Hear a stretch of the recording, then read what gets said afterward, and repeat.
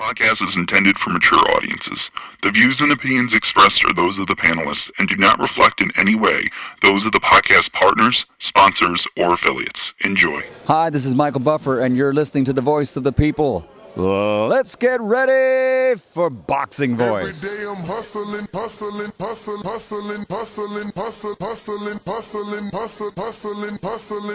Every day I'm hustling. Every day I'm hustling. Every day I'm hustling. Every day I'm hustling. Every day I'm hustling. Every day I'm hustling. Canelo, are you ready? ¿Está preparado? I was born ready. Considered by many to be, pound for pound, the best fighter in the world today. 4-division, 5-time world champion. Oh, look at this guy. He is now boxing's first ever undisputed super middleweight champion of the world. Damas y caballeros de Guadalajara, Jalisco, Mexico. ¡Viva México, cabrones! You know my level, and you will see, because I'm gonna fuck out everybody. You know, I mean, I would love to fight Canelo. I would love to show the world that I'm the best. I want to get Canelo out here to Houston. Oh, Canelo, where your cojones at? Let's get it. Payday, payday, you want payday. I know that. Man, you fight with nobody. TheBoxingVoice.com. Listos, pelos, chingazos. He smacked the shit out of Canelo in Get person. the fuck out of here, man. Please. I'm gonna knock out this guy.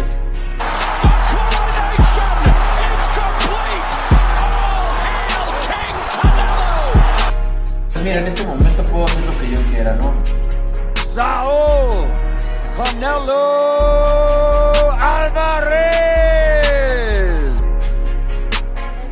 SDS Promotions. That's funny? You think that's funny?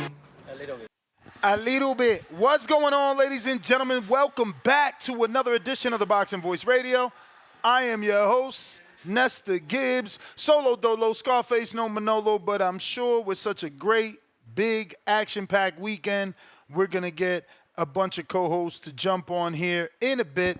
But if you're watching this on YouTube, don't waste any time. Go ahead and smash that thumbs up button, as it's going to help with the visibility of the show, putting this episode in the eyes of boxing fans that don't know we rock out every day, twice a day. We go live at 6 a.m. Pacific Standard Time, 9 a.m. Eastern, and 7 p.m. Eastern, 4 p.m. Pacific Standard Time. Today, we're here to discuss and recap the entire Canelo Alvarez weekend versus Edgar Berlanga.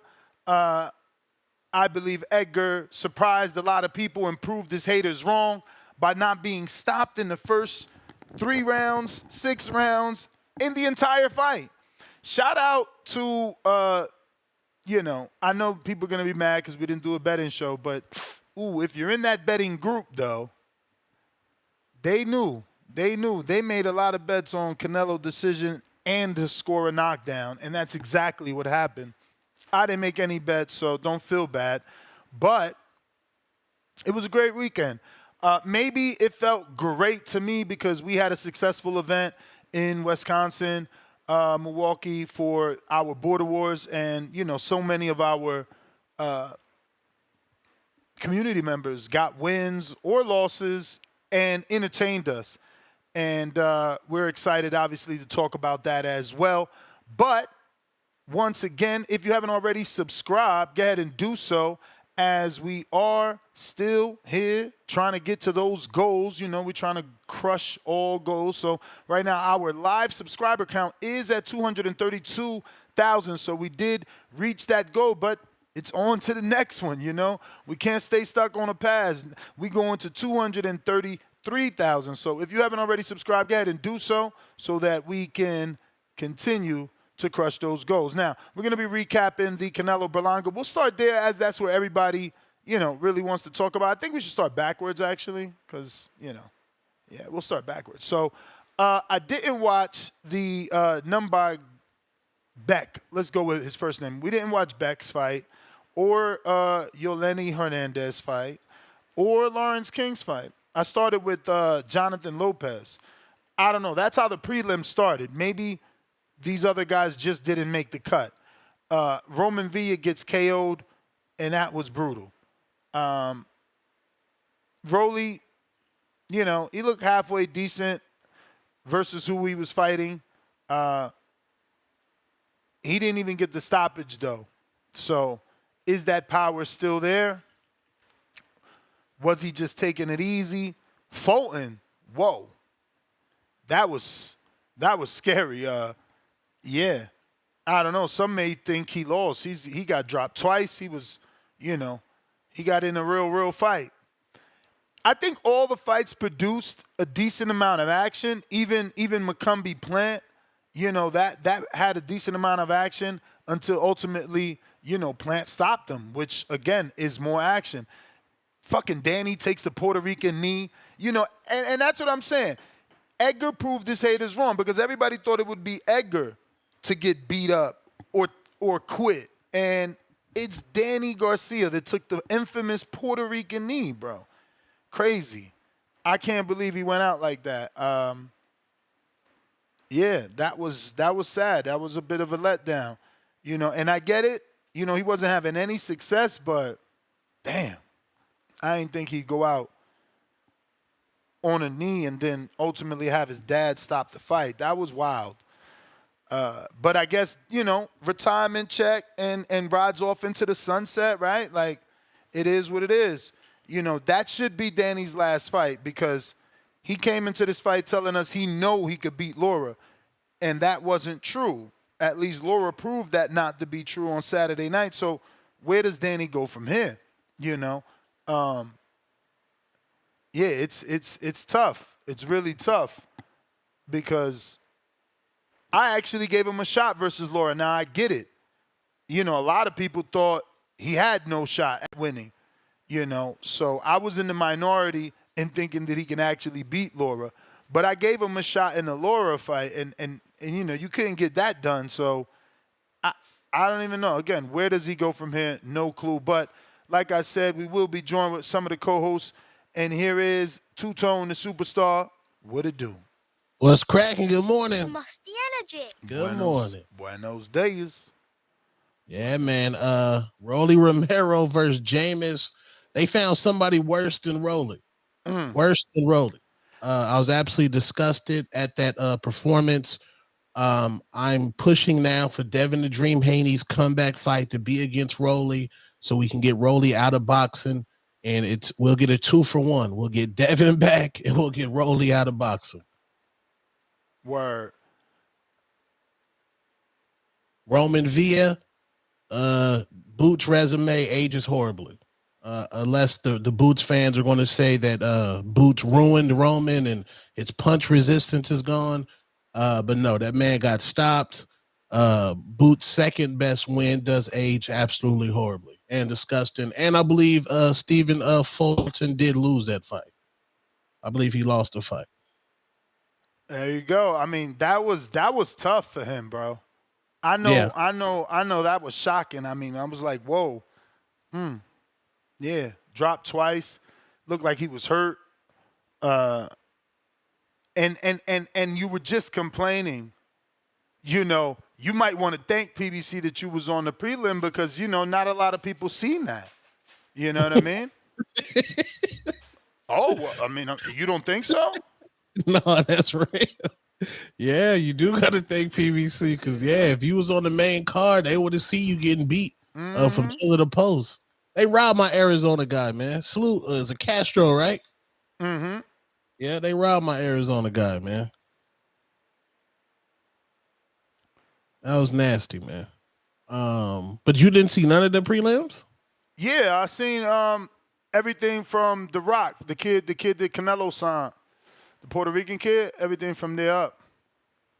I like that they put him in a tough fight. He was in a tough fight. You know, all I could think about was him and Abdullah Mason. Like, where's he at compared to Abdullah? Because Abdullah's, 35, and this kid is 30. And he looks certainly solid. But I don't know how real that power is, right? Like, he was blowing up, and his combinations were super accurate, and they were at minimum 3-punch combinations. So, you know, he had the speed and the skill over his opponent, but I didn't really see him hurt that dude like that. I don't know. And it was big shots that seemed to be landing. You know. So that's why, you know, Abdullah came to mind like, okay, he's fighting like he got that skill like Abdullah, but he's not getting him out of there. Well, he's fighting somebody his age. I remember when Carmel Moulton fought Cuba, which was around his age, and that was like a firefight. Like when these fighters fight people around their age, those fights look like that. I don't know if Abdullah, whatever, has fought anybody around his age. I don't know if he's fighting the mid journeyman.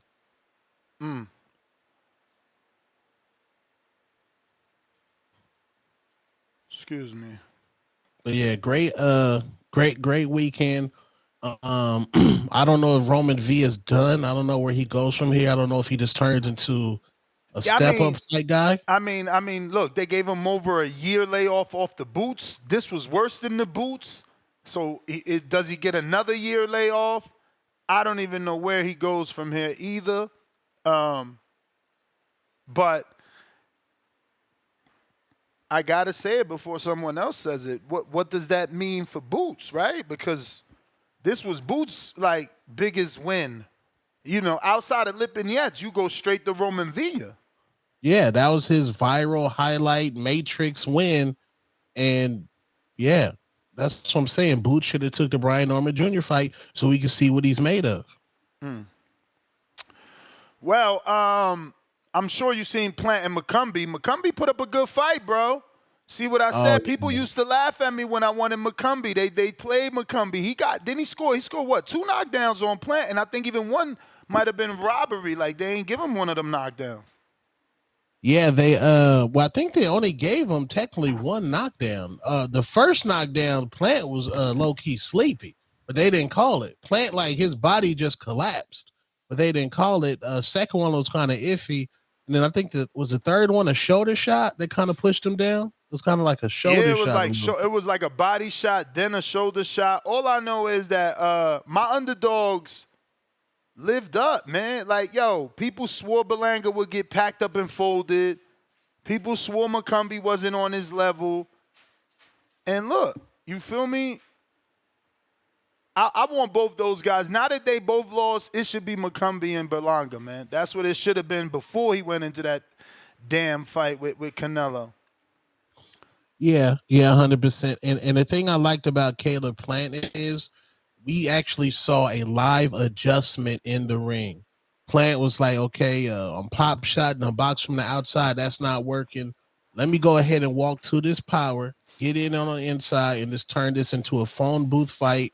Then we saw, if you are a casual fan and you saw the speed, the swag from Caleb, you became a Caleb Plant fan that night because that man was styling. That was like, yeah. Nah, he entertained. You know, he did the shimmy when he dropped him. You know, he was showboating, and that's entertainment, bro. It's entertainment value for sure. You did it on a Canelo undercard. You're a former Canelo opponent. Was it enough though? Does being dropped eliminate him from a potential rematch with Canelo? Because, you know, like Canelo, people expected Plant to pack up McCumbee, and he did. He did do that, but it was a little tougher than expected, right? He suffered a knockdown. He got hit more than we thought. We thought it would be a Feigenbutts, Subway commercial dude type of win, and this was a little tougher. You know, it was a little tougher. Yeah, it was. I think Canelo would give Plant the rematch. I wouldn't deny that. There's a lot of options right now. Berlanga, McCumbee in Puerto Rico. Eddie Hearn says he wants to take Berlanga to Puerto Rico for the first time. That's a no-brainer right there. Berlanga, just to give Berlanga a comeback fight, and because we got to get, before you get a Plant Berlanga fight, you want to showcase Berlanga getting a knockout. He's earned that right now. He's earned to get him a Puerto Rican fight and a knockout. He can't go back-to-back Canelo directly into a plant fight. Can't do that, bro. Yeah, nah, I think maybe if he would have smoked McCombie, without any mishaps, maybe, but even that way, I'm not sure that could happen. So where would the plan go from here? Charlo? That'd be nice. That's Charlo, a big fight. Yeah, big Charlo would be nice, but it would be nice for the general casual fan. I wouldn't want that fight because Charlo needs a tune-up. Okay. I mean, he's just been going through too much. Like, he needs a tune-up. Yeah, I don't know. I don't know who else.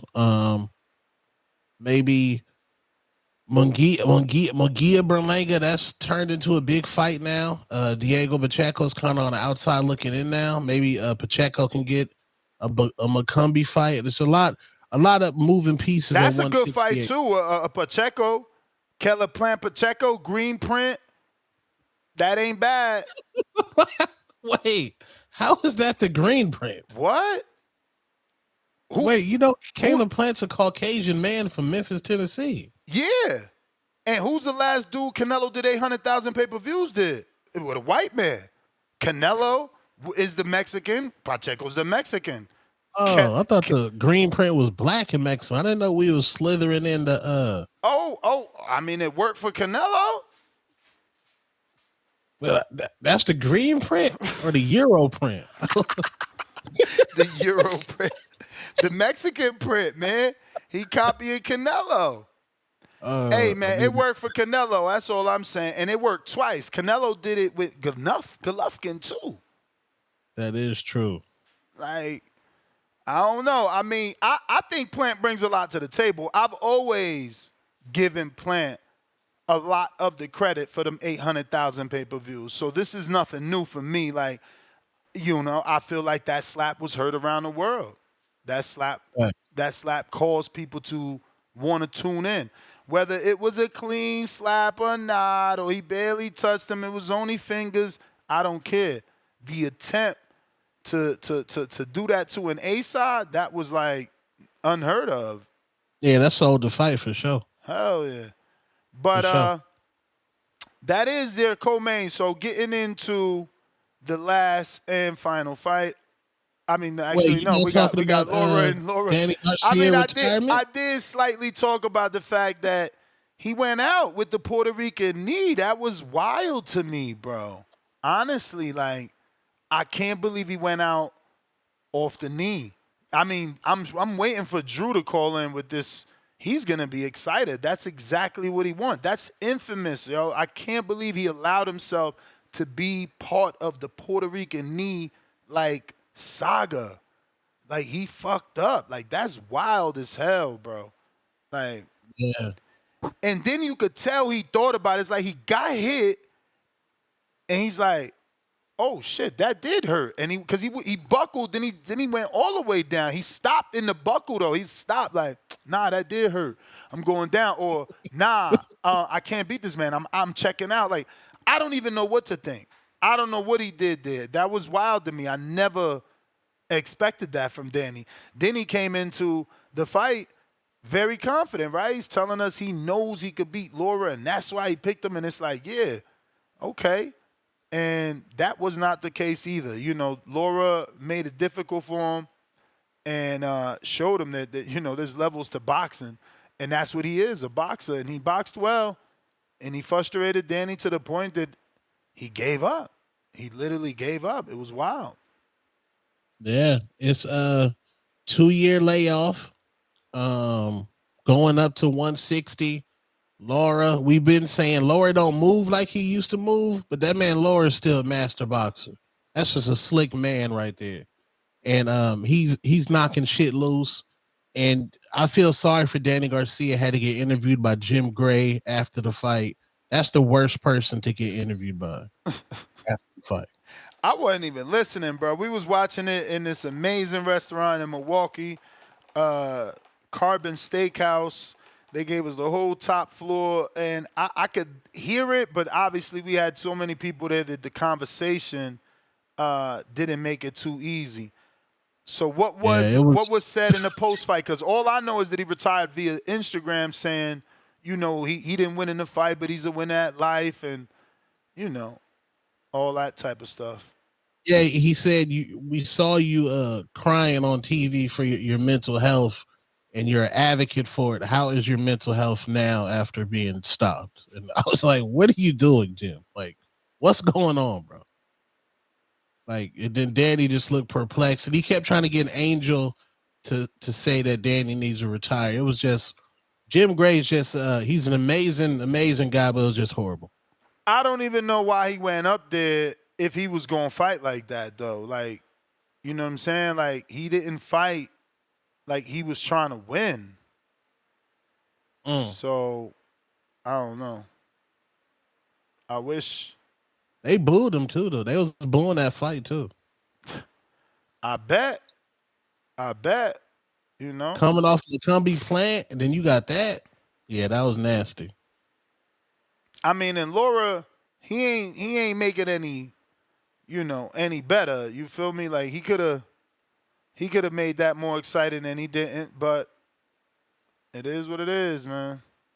It is what it is. Anything else you want to add? I mean, I'm just disappointed. There wasn't much for me to say. You know, it's shocking that, you know, he goes out in the 9th round via giving up. And the round before that, he took a knee. Is wild. Like that. You know, obviously you say things in the immediate like, oh, that could ruin his legacy, which it won't. He still will get in the books, and he'll still be, you know, one of the good Puerto Rican fighters. But in the immediate, that's a bad look. Yeah, I mean, it's the Bernard Hopkins knocked through the ring. The Mike Tyson sitting down on the ropes. It was just it for Danny Garcia, man. And it was crazy. It came to an older man, a bigger man in Lara. But Danny, he was in that era, that 140 era, then the 147 era with Keith, Sean Porter. Yeah, so Danny Garcia will forever be like one of those legends. He was the undercard to Floyd Canelo when he fought Matisse, which was epic at that time. So yeah, man, salute Danny Garcia, man. He ain't got that's definitely not going to hurt his legacy. That's why I wanted this win, though. You see, because that's what he's known for. Floyd Canelo fight, undercard, Matisse. You know, yes, you can spice it up and say he was unified. Spice it up and say he was lineal champ. Keep spicing and say, you know, he was the man at 140. But it's only 140. It's only 140. When you get to 47, people are very critical of the way that Danny, you know, moved and who he fought. So I thought he needed that win over Lara. It would have been great for his legacy. But, hey, you win some, you lose some, right? You win some, you lose some. Moving on, man. Canelo drops Berlanga in pure Canelo fashion. He does always get these knockdowns, the guy. He could not stop the big man. And I told y'all, this dude was bigger and longer than Bivol. And, you know, he proved it. He took Canelo shots. He was game. I just wish he would have let more right hands go. I feel like he was jabbing a lot. So he definitely copied that Bivol and even Golovkin game plan. But I feel that he proved his haters wrong. He did better than expected. He was expected to get dropped. He was expected to get stopped. He wasn't expected to make it this far. You know, people thought he was a bum. Now, they literally called him Bumlanga. Now, what I want to know is, are they going to give him credit, or is today going to turn into Canelo is losing a step? Because I don't believe that. He seems the same to me, getting the same stoppages, getting the same knockdowns and fighting the same way. I don't see any slowing down or anything to blame it on other than Berlanga is just a big dude that, you know, wasn't going to get knocked out on the big stage. And he kind of said that. He said he wasn't trying to get knocked out like Plant. I thought he was just a higher level punching bag than Jermell Charlo. I thought Berlanga. Yeah, I totally disagree. I mean, we were watching it with so many people, and that was kind of one of my talking points to make people upset was like, he's doing better than Charlo. I mean, what the fuck did Charlo do? Well, it was just 10 more punches.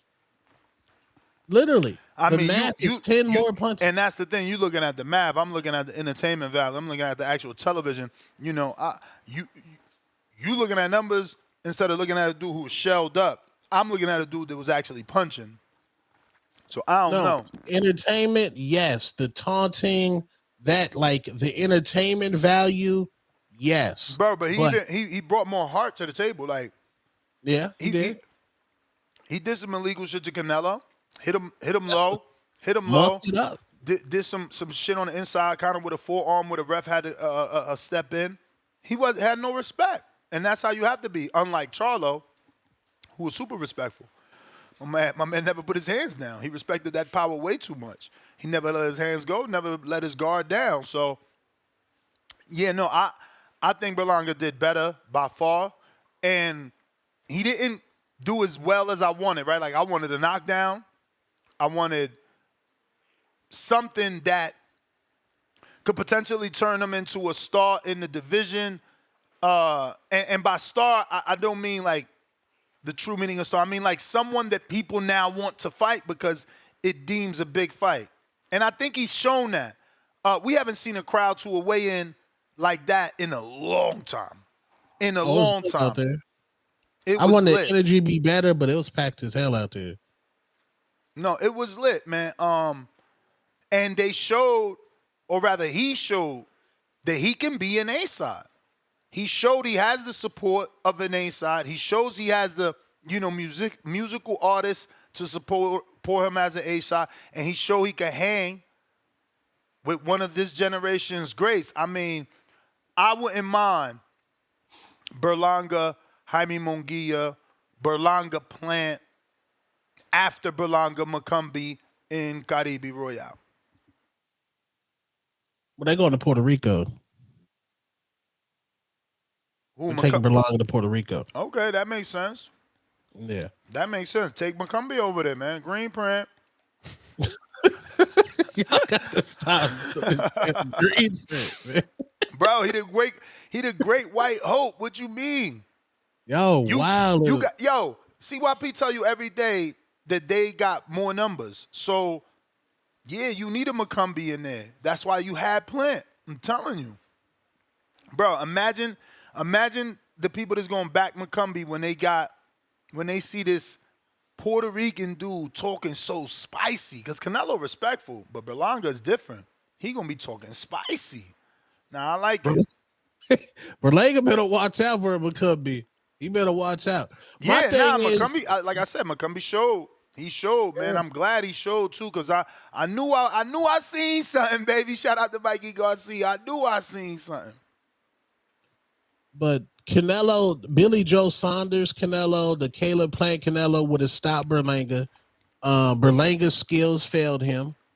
It felt like Berlanga was on the defensive. Thank you for reminding me. Canelo, Billy Joe, more green print, 70,000 they did in Texas. But that was a pandemic, right? So we was trying to be outside. Yeah, no. Green print. You get that white man in there with a Mexican hand, it's going down.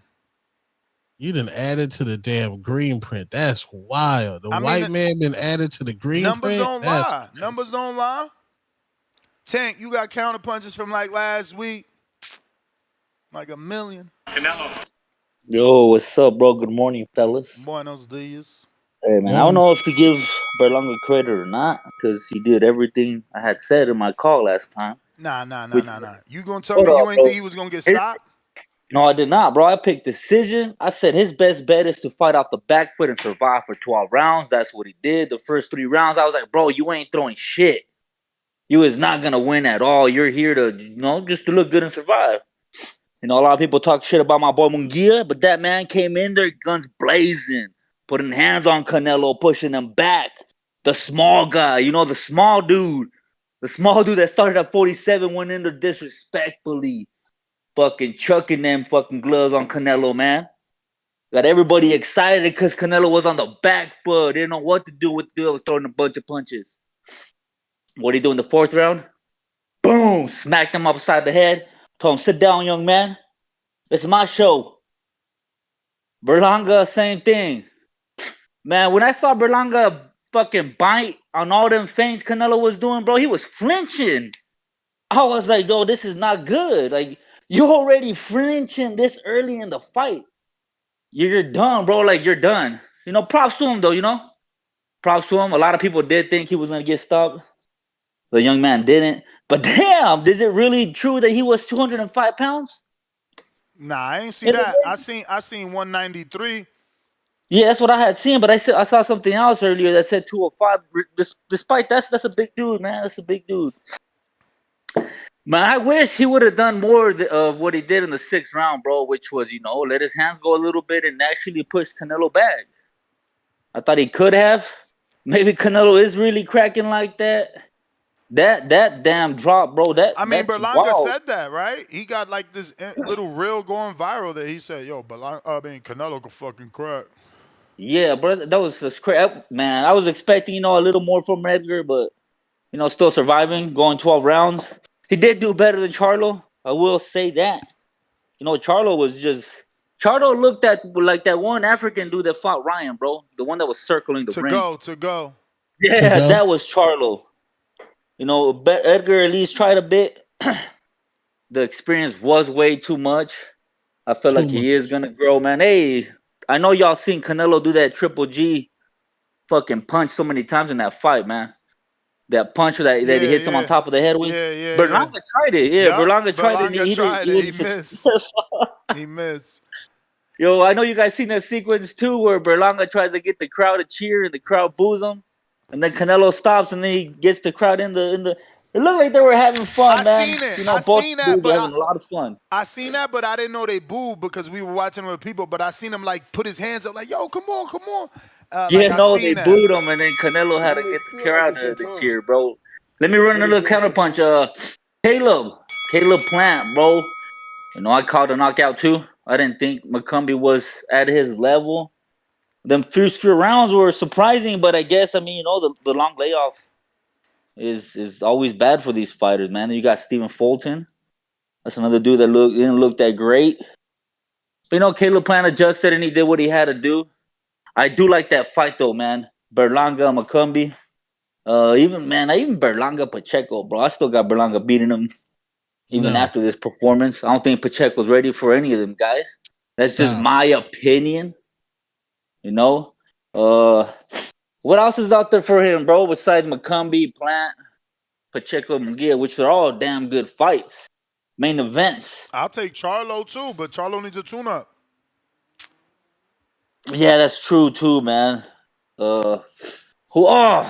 Danny, bro. I was kind of disappointed. Kind of? What the Yeah, because I thought that fight was actually more of a 50-50 fight, bro. Me too. I thought it was going to go 12 rounds, and I thought we were going to get a probably fight of the night. All week, Danny was getting retired. I told y'all. Damn, bro, that was. Hey, but is it true his father had a stroke during the camp or not too long ago? I don't know. I don't know about during the camp, but I did hear he had a stroke. Yeah, I heard that, and I heard something about him wanting to retire if he won the belt. When I hear stuff like that, bro, it's never good. You know, they're not really in it anymore. Shout out to Danny, though. He had a great career if he does not step back into the ring. It is what it is, man. He tried it. He couldn't do it. Landa, to me, is one of the best, if not the best, Cuban boxer of all time, bro. That dude's resume is stacked. I loved how he called out Terrence Crawford after the post-fight thingy. He said, you know, I saw Crawford in the crowd. He's looking for an opponent. Let's get it. Let's get it. If not, I'd like to fight Canelo again for the second time. Why not, man? We're complaining about Canelo not being able to stop guys, and you got this old 40-year-old fucking dropping mofos left and right. Wait, Lara called out Crawford?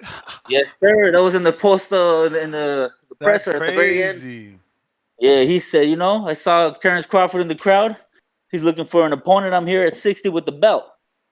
I want to see what the Crawford fan, because I want that fight, bro. That's a great fight. In my opinion, that's a damn great fight, you know? Lara is a fresh 40-year-old.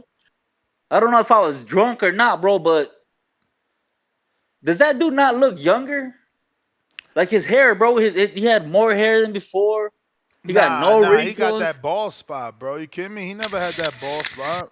Yo, man, I thought they went to Cuba, grabbed another dude that looked like him and brought him to the fight. Yeah, you never know. Hey, shout out Canelo, the walking economy, man. A walking damn economy, bro. Giving money, changing Edgar Berlanga's life and family's life, bro. Have a good one. All right, champ. We got a couple super chats we're going to get to here. First one of the day. Looks like Super Mex. Edgar turned me into a fan. Fought hard all the way to the end. Never stopped trying to win. And I hate it to end the way it's time for DSG to go. I hate that, man. I can't believe he did that, man. Because it's like I got no defense for him now. Like, there's nothing I can say. I just got to take people's criticism of poor Danny now. Sucks, bro. Lake County, $2. Ness was biased for Big Bay. Spider Rico, I had you winning. You see, this is another reason why I'm super happy that this is USA Boxing now. Because you guys always say that Ness is biased. There's judges for a reason. You know what I'm saying? USA Boxing judges. That judge, that ref that was in the ring actually was in the Olympics this year. So, you know, don't worry about my bias. Worry about what the fucking judges saw. And they saw Spider Rico lose like he deserved to lose. Y'all be capping, man. God K, $2. CYP owes me 100. Someone get him online. He's online. Matt Garcia, member for 18 months on that prospect level. Bud versus Lara is a fight I want. I seen that. Why they do that to my man Bud, bro? Like we was joking on Anthony Joshua getting called Johnson. How you American and they fucking your name up? And that's worse on a network. What network was that? Because I don't know. That's UFC Network, which is filled with casual fans. No, which is disrespectful. It shows that network is racist. All black men look the same now. What in the fuck is that? Nah, man, they didn't know who was next to Turkey Al-Sheikh. And so you just throw Kendrick Lamar? That's wild, bro. That's wild. They kind of do look alike. They kind of do. You the music podcast dude. You terrible at saying Bud look like Kendrick. Now you're going to make me do a screenshot of both of these guys. You're lying. Yeah, that's what I'm saying. Bud, that's Bud's fault. How? That's Bud's fault. Bro, that's the network fault. How you going to blame Bud? That's the UFC fault, man. I bet you. Listen, we blame PBC when they did fuck up graphic imagery like that. Come on, you can't blame. Hey, I bet you if Gervonta Tank Davis was sitting next to Turkey Al-Sheikh, they would have said, "Oh my God, Gervonta Tank Davis is in the house. Baltimore, stand up." Hey, that's levels. That's the network fault. Levels. JXV 88 $2. Berlanga performed like Charlo. He threw a little more. Negative. You can't perform like someone but do more than someone. Which one is it, bruh? Which one is it? Stop hating. Bro, Canelo fans, please pray y'all never fight David Benavidez. That would be just a massacre. Lord, child. I know y'all. That's why y'all don't want the fight, because y'all don't want to see Canelo beaten to a bloody fucking pulp. God, that version of Canelo versus David, come on, Ness. You know that gets ugly. That gets ugly. Jesus. Ugly. He did what he normally do to me, bro. He don't get stoppages since plant. He knocks you down. He walks you down. And he's controlling the tempo. What was different? If Berlanga decided to let his hands go, that fight looks totally different. Because Canelo was when Berlanga decided to let his hands go, Canelo was getting pieced up. I ain't never seen Canelo get pieced up like that. We just seen him get pieced up in the Jaime fight. No, but hey, that Berlanga's pieces might have been. Troll Bait, a member for 5 months on the prospect level. It was cool seeing Kendrick, and I'm not saying that. Y'all terrible, man. What the fuck? Robert B., welcome to the prospect level. Guy K, $2. Keller Plant was the fight of the night. I guess it was because it was the most back and forth 50-50, right? And then it ended in a stoppage maybe. DC3, $2. Running my Tip Bellis campaign all year. Shout out to PBC. James Benitez, $2. Shout out to James who fought at Border Wars. Came up short, but didn't disappear. Still here. You feel me? And looking to sign up to the second one. To another one, right? And he calling out Super Mex. Even though I don't want that fight. I want him to get a tune-up. I mean, another fight, build some experience. Mex has had a lot of fights. He put $2. He said, Berlanga and Matisse in PR, that's a big event. Oh, yeah. Berlanga, main event. Matisse, co-main event. I like it. JXV88, $2. Berlanga said he moving up to 175. He weighed 194. Hey, so he coming for all the monsters then. He want better be than Bivol. Adrian, $2. The game plan would have been interesting with David. Which game plan that is?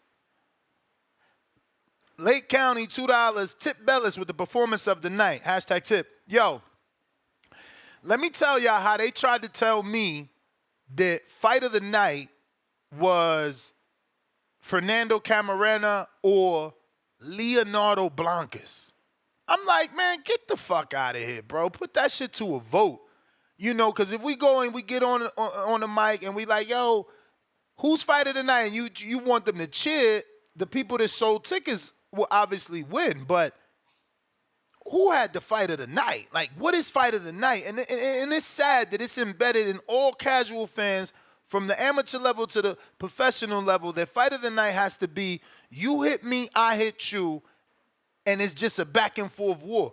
Why can't fight of the night not be the person like Tip Bellis that showed skill, patience, composure, discipline, no anxiety, no nerves?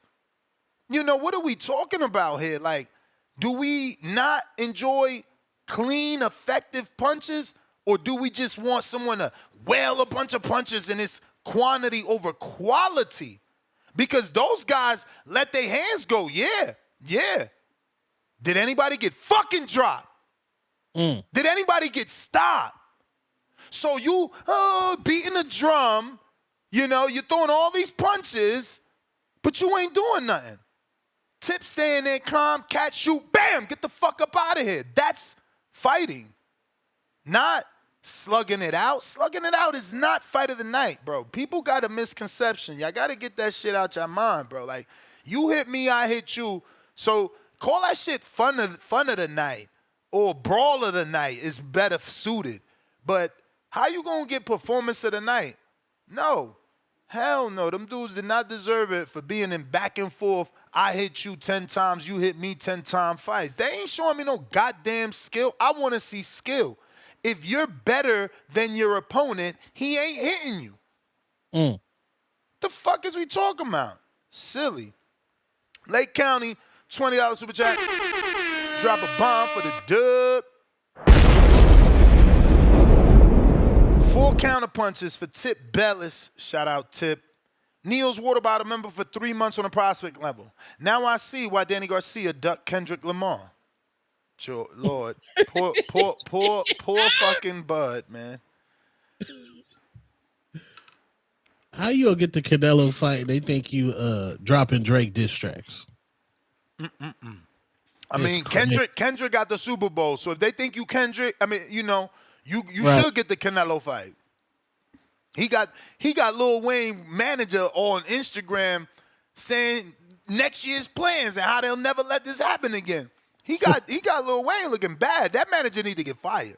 He's showing that Lil Wayne was affected by this too much. No, Lil Wayne has himself looking bad. Have you seen his Instagram live video of saying he got broken? Broken by what? By this? No, Jay-Z. Yeah, they broke me. I've been broken. Bro, you're Lil Wayne, a gang member. What is going on, bro? Yeah, but he probably talking about emotionally, like he probably was really looking forward to doing it. That's his city, B. You know what it is to get overlooked in your own fucking city? When They didn't say that. You've been putting 2013? on. They didn't say that then. He been putting on for how long, bro? Since Bling Bling? And you gonna fucking let Kendrick in his city? Give him the keys to his city? I be family broke music, too. man. It's family music. I'm not trying to be Listen, at the I'm Super broke Bowl too, hearing man. pussy and lean. Listen, I'm broke too. You think I'm broke too? Fuck that. I would be broke. It would hurt. It would hurt. I know it hurt. Castle Hill Gill, $5 from Castle Hill Gill. He says, Ness, please replay that tip KO. Give the man his flowers. Somebody send it to me, man. I need the timestamp, the exact timestamp. Ivan Mora, $2. Two-tone is, why is he calling you that? I haven't even heard you say anything. I mean, I guess because your favoritism, he's trying to say your favoritism to Mexicans makes you racist. This guy's weird. DC3, he says, McCumbee beats Berlanga. Facts. Looking emoji. Shh emoji. You tripping. That's a fight to see, though. We don't know. McCumbee did show power on a high level. I mean, shit. What was it? Just Benavidez didn't even get a drop. Did Benavidez drop Caleb? Oh, but nah. I mean, Kenny Bayless was hating, but he dropped. Oh no! Don't do that. You telling me David couldn't drop Plant and McCumbee did? This shit ain't looking Kenny right. Bayless. This shit ain't looking right. I mean, McCumbee ain't worried about refs. He just did what he had to do. New York Giants for like $5. Shout out to the Border Wars battles. Good work. Good production. Made my side. I won't say it was good production, and I do want to have that disclaimer out there. Obviously, we were going to have a professional company live streaming like we always do.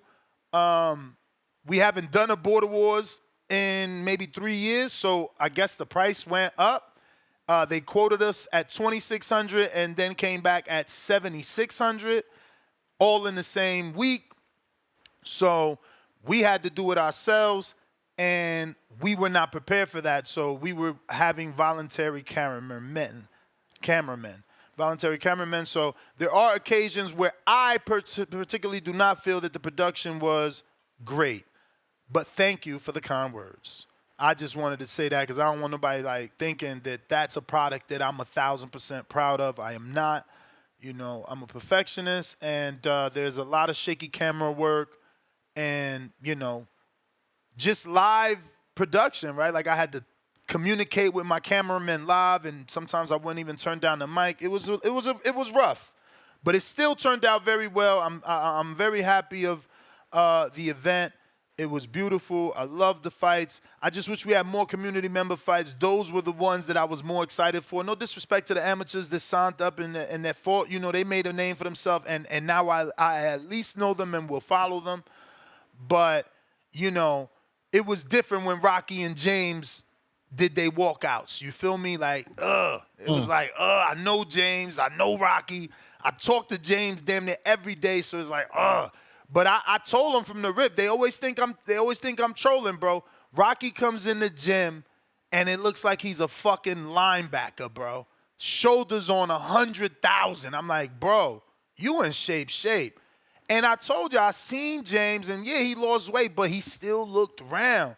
And that was in video, so seeing him in person, it's like, yeah, he ain't work enough. You got to work if you want to win a fight, bro. Like, you got to work because you're going to get tired. You're going to get tired in that ring. If you get tired in that ring, your opponent's going to take advantage. And, you know, that's what happened. But Hot Hands Boxing, $5. James versus Supermax. Vega versus Julian. Ness doesn't like Spider Rico. Call it what you want. Julian will never fight with us. I don't know what he did. You know, I ain't even trying to take shots, but I can't help myself. It's ironic that Julian pulls out the same way his financier, sponsor, G-Von pulled out. I don't think I'm dealing with them dudes on Border Wars ever again because it's disrespectful to have someone fly to Milwaukee expecting to fight you and you not even show up. I got no phone call from Julian or G-Von. I'm sure Adrian didn't get no phone call from Julian or Gvon that they was pulling out,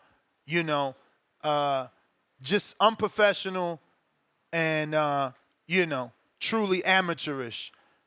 Optimus Prime, $5. That's what Bud get for going to the UFC fight. Laugh out loud. I can't even argue with that. He shouldn't have been there. How the fuck you want the Canelo fight? You not at the Canelo fight. He was at the Canelo fight. That's when he had that smoke with Tio. What? Yeah. Oh, so he went to both. Fight? He went to both. Yeah, he was in his Vegas bag. Oh, shout out to him then. He doing his thing. That's better. Yeah. He was getting both worlds. Big Bay Quinn, $2. Open the lines, Ness. I hear people talking crazy. Yeah, but it's not working today, bro. This is why I tried to leave this platform, but y'all requested me to come back. This shit works when it wants, man. They funny over there. That was Big Bay Quinn. You got to call in on Discord or Twitter Spaces. Let me put those links in the live chat for anybody that does want to call in. And in the meantime, we got Pistol Parkway Mozzie, $5. I ain't seen Benavidez hurt nobody since 2020. Cut it the F out. He talking to you, champ. Hey, wow. Y'all go in the ring then, bro. Fight that man. You won't. Y'all saw what Berlanga did. Imagine if that was David Benavidez. Canelo would have been destroyed. And Bud gives Canelo problems too. I can't see Bud losing to a flat-footed fighter. Just hating on Canelo. He just knocked down an undefeated contender and got the win on another undefeated fighter, and somehow he's a bum. No, he's not a bum, but Ness, Berlanga was underskilled, bro.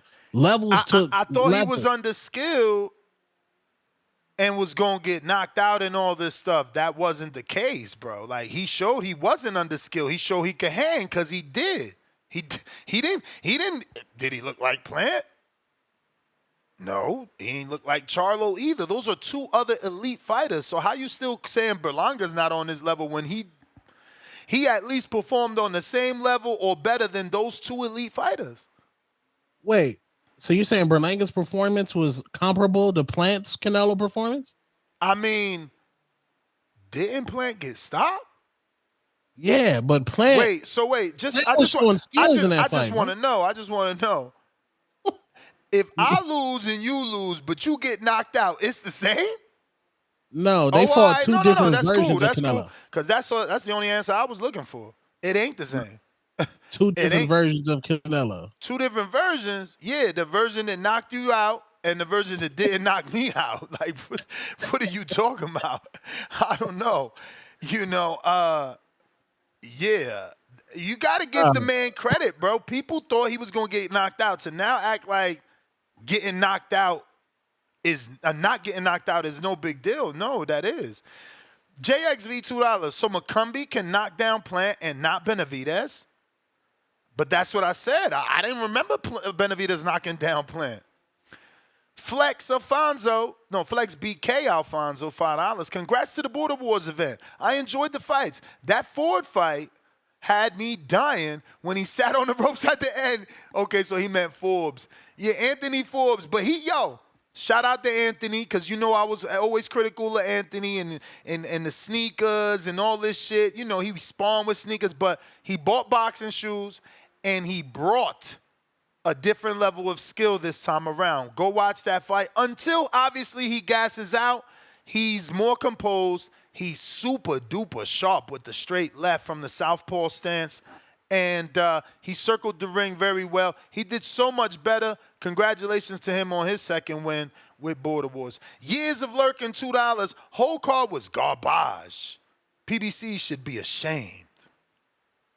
Supermax, Tip, Caller of the Year, and the new face of Border Wars. Stamp it. Shout out to Tip Barris. Damn, face of Border Wars? That's lit. Bro, Tip did his thing. And this is the thing. You got to give credit to Emperor King. He didn't call as much to build up the fight, but my dude showed up with 2 Mayweather-sized bodyguards dressed like Mayweather-sized bodyguards.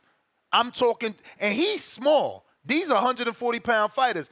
He had some big fellas with him, dressed like bodyguards. He comes out with the black robe with the fucking fur, music, had a crowd.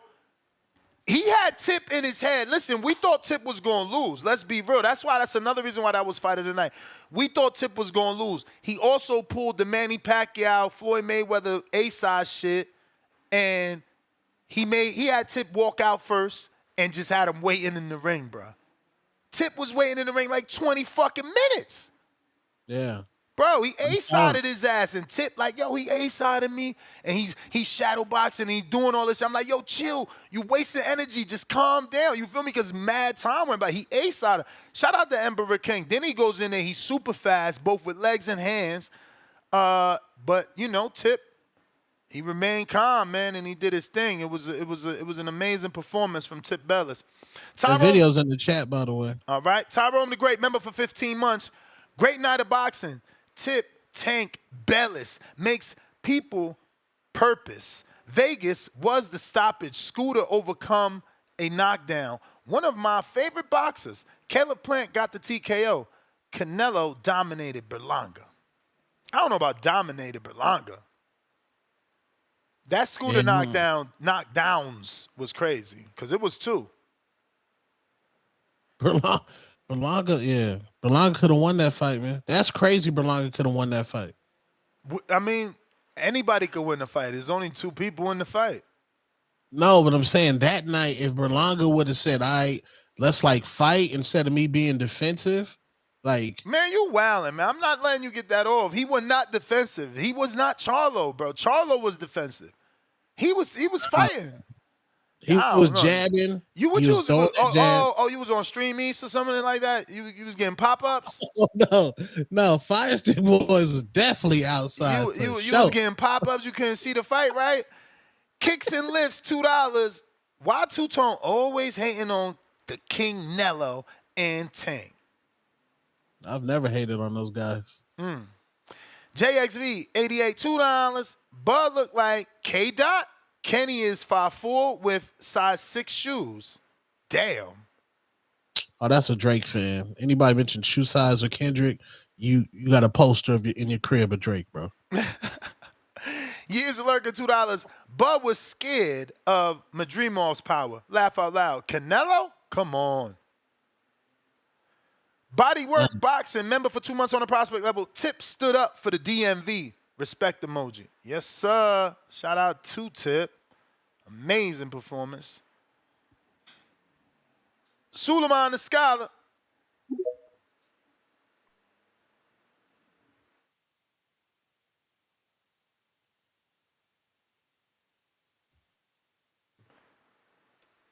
We got Demo. Dana White say they look alike. That's racism. Laugh out loud emoji. We got. Did Dana really say that? I don't know if he said that. I know Dana did apologize for that though, so he understood the magnitude of it. But everything ain't racist, bro. We gotta stop, bro. I mean, that's wild, bro. They gotta like. That's wild to do that. Mr. Perfect Counterpunch. Where the hell did you go? Oh, there you go.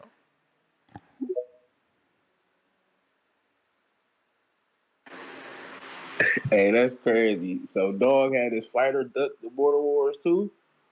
Yeah. Yeah, Julian ain't fucking show up. That's wild though, man. But yeah, man, I'm giving a couple shout outs, man. I'm gonna get a shout out to my nigga Tip, Big Fish, Bayless, man. Niggas looking like Spencer against Algeria out there. I'm like, okay. And I gotta get another shout out to you too, Ness. And Danny Swift Garcia. Shout out to that nigga. Earl would never take the motherfucking knee, man. Like, stop it, bro. Shout out to Berlanga, man. He was starting on, man. He didn't survive it. He went through the fire, got dropped. He came back, fought, went through the fire. But you can't. I know Charlo went the defensive route, but Charlo put on a defensive masterpiece, so you can't just stop shitting on my nigga Charlo. He said a defensive masterpiece. How you put on a masterpiece and get dropped? He got no. He got dropped. He got hit. No, he didn't get. He got hit, and then Canelo was about to smother him. So he was like, "All right, let me go ahead and get up out this little situation." He took a knee like Danny. No. Yeah. No. Yeah. Danny got popped. Look, Danny got popped. Bruh, it was like, oh, they both shit. took knees, bruh. And his shin shook like he was supposed to go down. Nah, his leg did buckle. His leg did buckle. That's why I didn't know if he was hurt or not. Shook like, oh, let me go ahead and go down, man. But that's what I'm saying. Didn't that moment make you feel like, is he really hurt or did he think about what was going on? That was a strange moment. He knew he couldn't win, bro. He knew he couldn't win. Like, I seen it in his face because, like, the ref asked him after his daddy was like, stop it. The ref was like, Danny, you done? He ain't even want to say. You know, fighters ain't going to say, like, yeah. You know what I'm saying? So his daddy had to say, like, yeah, stop that shit. It's over with. Somebody told me that the ref asked Danny 3 times. Yeah, because he ain't want that nigga to go out like that. How the ref disrespect the corner like that? If the corner stops the fight, the corner stops the fight. This shit is crazy, bro.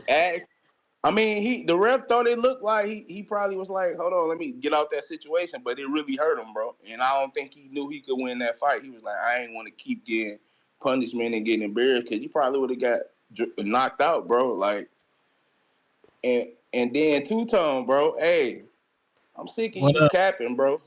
Say you was going to Clarissa fight, you ain't go to the Clarissa fight. You say you was going to Border Wars, you ain't go to Border Wars. After Crawford fight, you said Crawford fool for Canelo. After Canelo fight, you said Crawford can beat Canelo. Like, why you keep capping, bro? They got you. New information. It's new information. New information. Stop this shit, man. No, you keep saying the same thing after everybody fight, man. Stop that shit. Like, I can't get new information. No, you saying the same thing.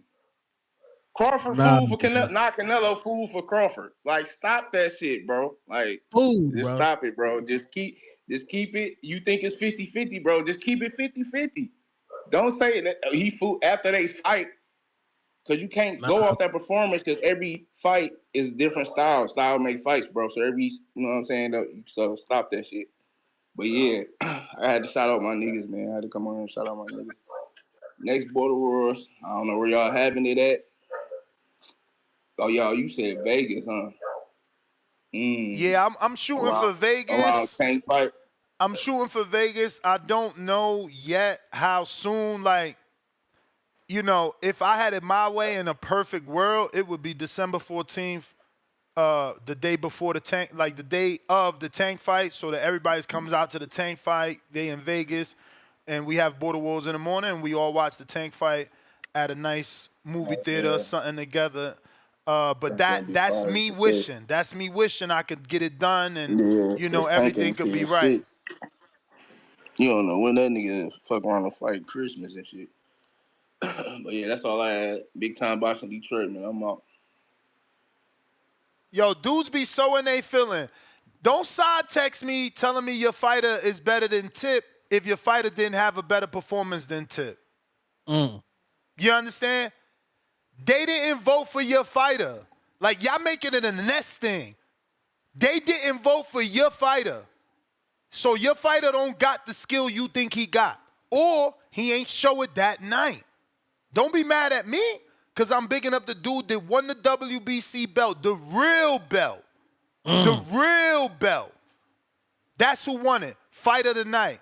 Like, y'all got to stop. Y'all got to stop. Now it's about Tip's opponent. Come on, man. The hate is real. Too, bro. The hate Soon is as real. the bell ring, Tip step 2. Let's say for starters, Tip fought someone from Milwaukee that he didn't know. Let's say for starters, Tip fought someone that called him out. Someone that seen him. Someone that heard him. Someone that watched all the footage I was uploading of Tip. That's balls. fighting the unknown, showing up to their backyard, enemy territory. But somehow I'm getting side texts that the son of the sponsor deserved the win. Man, get the fuck out of here, champ. Stop the BS, man. No bias will be allowed. We don't sell for dollars over here, man. I'm sure y'all watch me lose a friend over that. I don't sell out for dollars over here, man. We will not be giving out fight of the night because somebody sponsored. That's not how it works. How it works is who fucking performed the best. G-Von, counter. Damn. Yes, sir. Hey, man. Ness, first of all, please check your DM. Which one? Discord? Here on the Discord. Footage? Because, I mean, there's footage there, too. I mean, I have my whole little, because Ness keeps talking about blurry footage. No, but look, you see, that's 4 fights canceled, right? And none of them by Julian. So please put some respect on Julian's name and my name. Like some real shit, Ness. Yeah, I don't know anything about this. All I know is that your man didn't show up. That's all I know. That's all I know. I know there was an opponent there, and he didn't show up. I'll text Adrian right now, and if that's not true, I can apologize. But what I know is your man didn't show up. What I know is you called in here. You called in here a couple days before the fight and said your man was showing up. You never called back in to tell us he wasn't, did you? Did you? This all happened Friday. you? Yes or no? I had to tell the people that your man didn't show up, right? Right? Yes. Am I right or am I right? Because you want to say I'm lying. You want to say I'm lying. Tell everybody what I'm telling the truth about. But tell everybody what I'm telling the truth about, though. Fuck this internet persona you got going on, this. Okay, but I'm texting Adrian right now. What happened? And tell him when did this happen? Gio's fighter. And tell him when, because all this happened Friday after I called into the show. Spelled that wrong. You heard me, Ness? After I called into the show. Yeah, okay, and that's cool. And that's cool, but you called into the show. Why you ain't called back to tell us your man was pulling out? I mean, because I got busy. Oh, you got busy. You got busy. So fuck the fighter that was waiting on him, huh? I don't know nothing about no fighter waiting on him. All right, well, I'm texting. I got the 3 bubbles. We're about to find out. I'm going to either apologize to you or tell you what Adrian said. It's just that simple. Thank you. He said he pulled out a couple of days before the fight. So what are we talking about? A couple days before the fight. These texts are from Friday. My man, I text Adrian, what happened with Gio's fighter? I didn't say what happened to Gio's fighter's opponent. Your fighter pulled out, like I said. But again, do you want me to retext something else to be more specific? I will. I'm going to say, are you sure it was Julian or his opponent? Are you sure it was Julian or his opponent? Cool, champ. So I don't owe you an apology until he tells me that. If you want to finish your call, you're more than welcome. Damn. Yeah, I mean, of course. Look, man, because, you know, the internet's a funny place. It gives goofies, you know, some space to, like, feel safe and talk weird. I mean, it's funny you calling people goofy. You could have showed up and not been an internet goofy because we all real. We all seen each other. Ness, you have plenty of fight parties all the time, right? Yeah. I'll show up to one. Okay, that's it then. So then don't call people goofy. Just show up. You a goofy, though. No, but you need to show up. You the one that didn't show up. We showed up. Yeah, I got you. You could have at least came and met us. Could have had some drinks, watched the fight together. For what? What you mean? We talk every day. We not buddies? Not that buddy that I'm going to go to Wisconsin for some shit. Okay. I mean, you seem like you were buddy enough to pay for a fighter to come to Wisconsin for some shit. Yeah, sounds pretty hypocritical. Sounds hypocritical that you can invite and pay someone to go somewhere that you wouldn't go yourself. What kind of man does that? What kind of man does something that he won't do himself? Oh, like CYP? The nigga who fucking sends in his foot soldiers and ain't fight nobody. Remember when he said CYP wanted to fight you? CYP wanted to fight you, man. If you're upset, that Border Wars was great and you wish you would have fought CYP on it, that's understandable. But taking your energy out on me, calling in here saying I'm a liar when your fighter pulled out just like you, that's not acceptable. Look, I'm trying to get to the breakdown of the fights that happened over the weekend. So I'm going to restart your clock because I didn't know you was just going to talk boxing. You seem to be talking border wars. But you got it. I don't know if I can just send you counters right now. But look, the thing is, right, because at the end of the day, remember what I told you? And I said Adrian texted me again. He said Julian had an opponent. Opponent pull out. I set him up with a new fight, and Julian is the one that pulled out. But you could continue. Okay. I haven't talked to Julian since Friday, since these cancellations. But okay, look, man. What I will tell you is, like I said, man. Also, I want to say this. I'm going to restart the clock again because I told you no one can read a person better than me, and I'm a Gemini. We read people. I told you when you called in, Julian wasn't showing up. Let me talk. Let me talk. I told you he wasn't. Man that pulls off of horoscopes. That's whole shit. Let me talk. I told you he wasn't showing up, and he was going to pull out when you called in. You said no, he not. I said any man who doesn't have his travel arrangements done by now ain't showing up. And who the fuck was right? Nestor Gibbs again. So fuck you and your whole shit. You talking about whole shit. I guess I'm right. But you so manly talking about whole shit, but you wrong. I gotta go, G-Von. I gotta go. We wasting time with you, bro. That's what you've been. Jay Will, what up?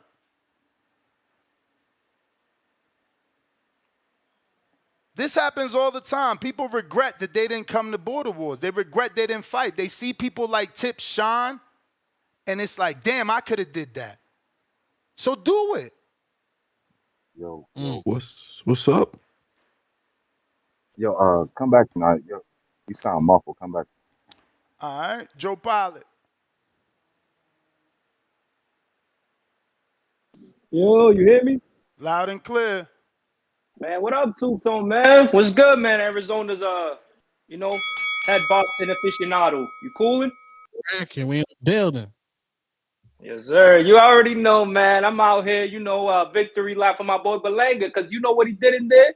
He showed he belonged. Yeah, I was with you. I was on the back call saying that Berlanga should have threw the right hand more. But, the thing is, Berlanga doesn't have incredible hand speed, especially like when he's throwing that over that straight right or overhand right.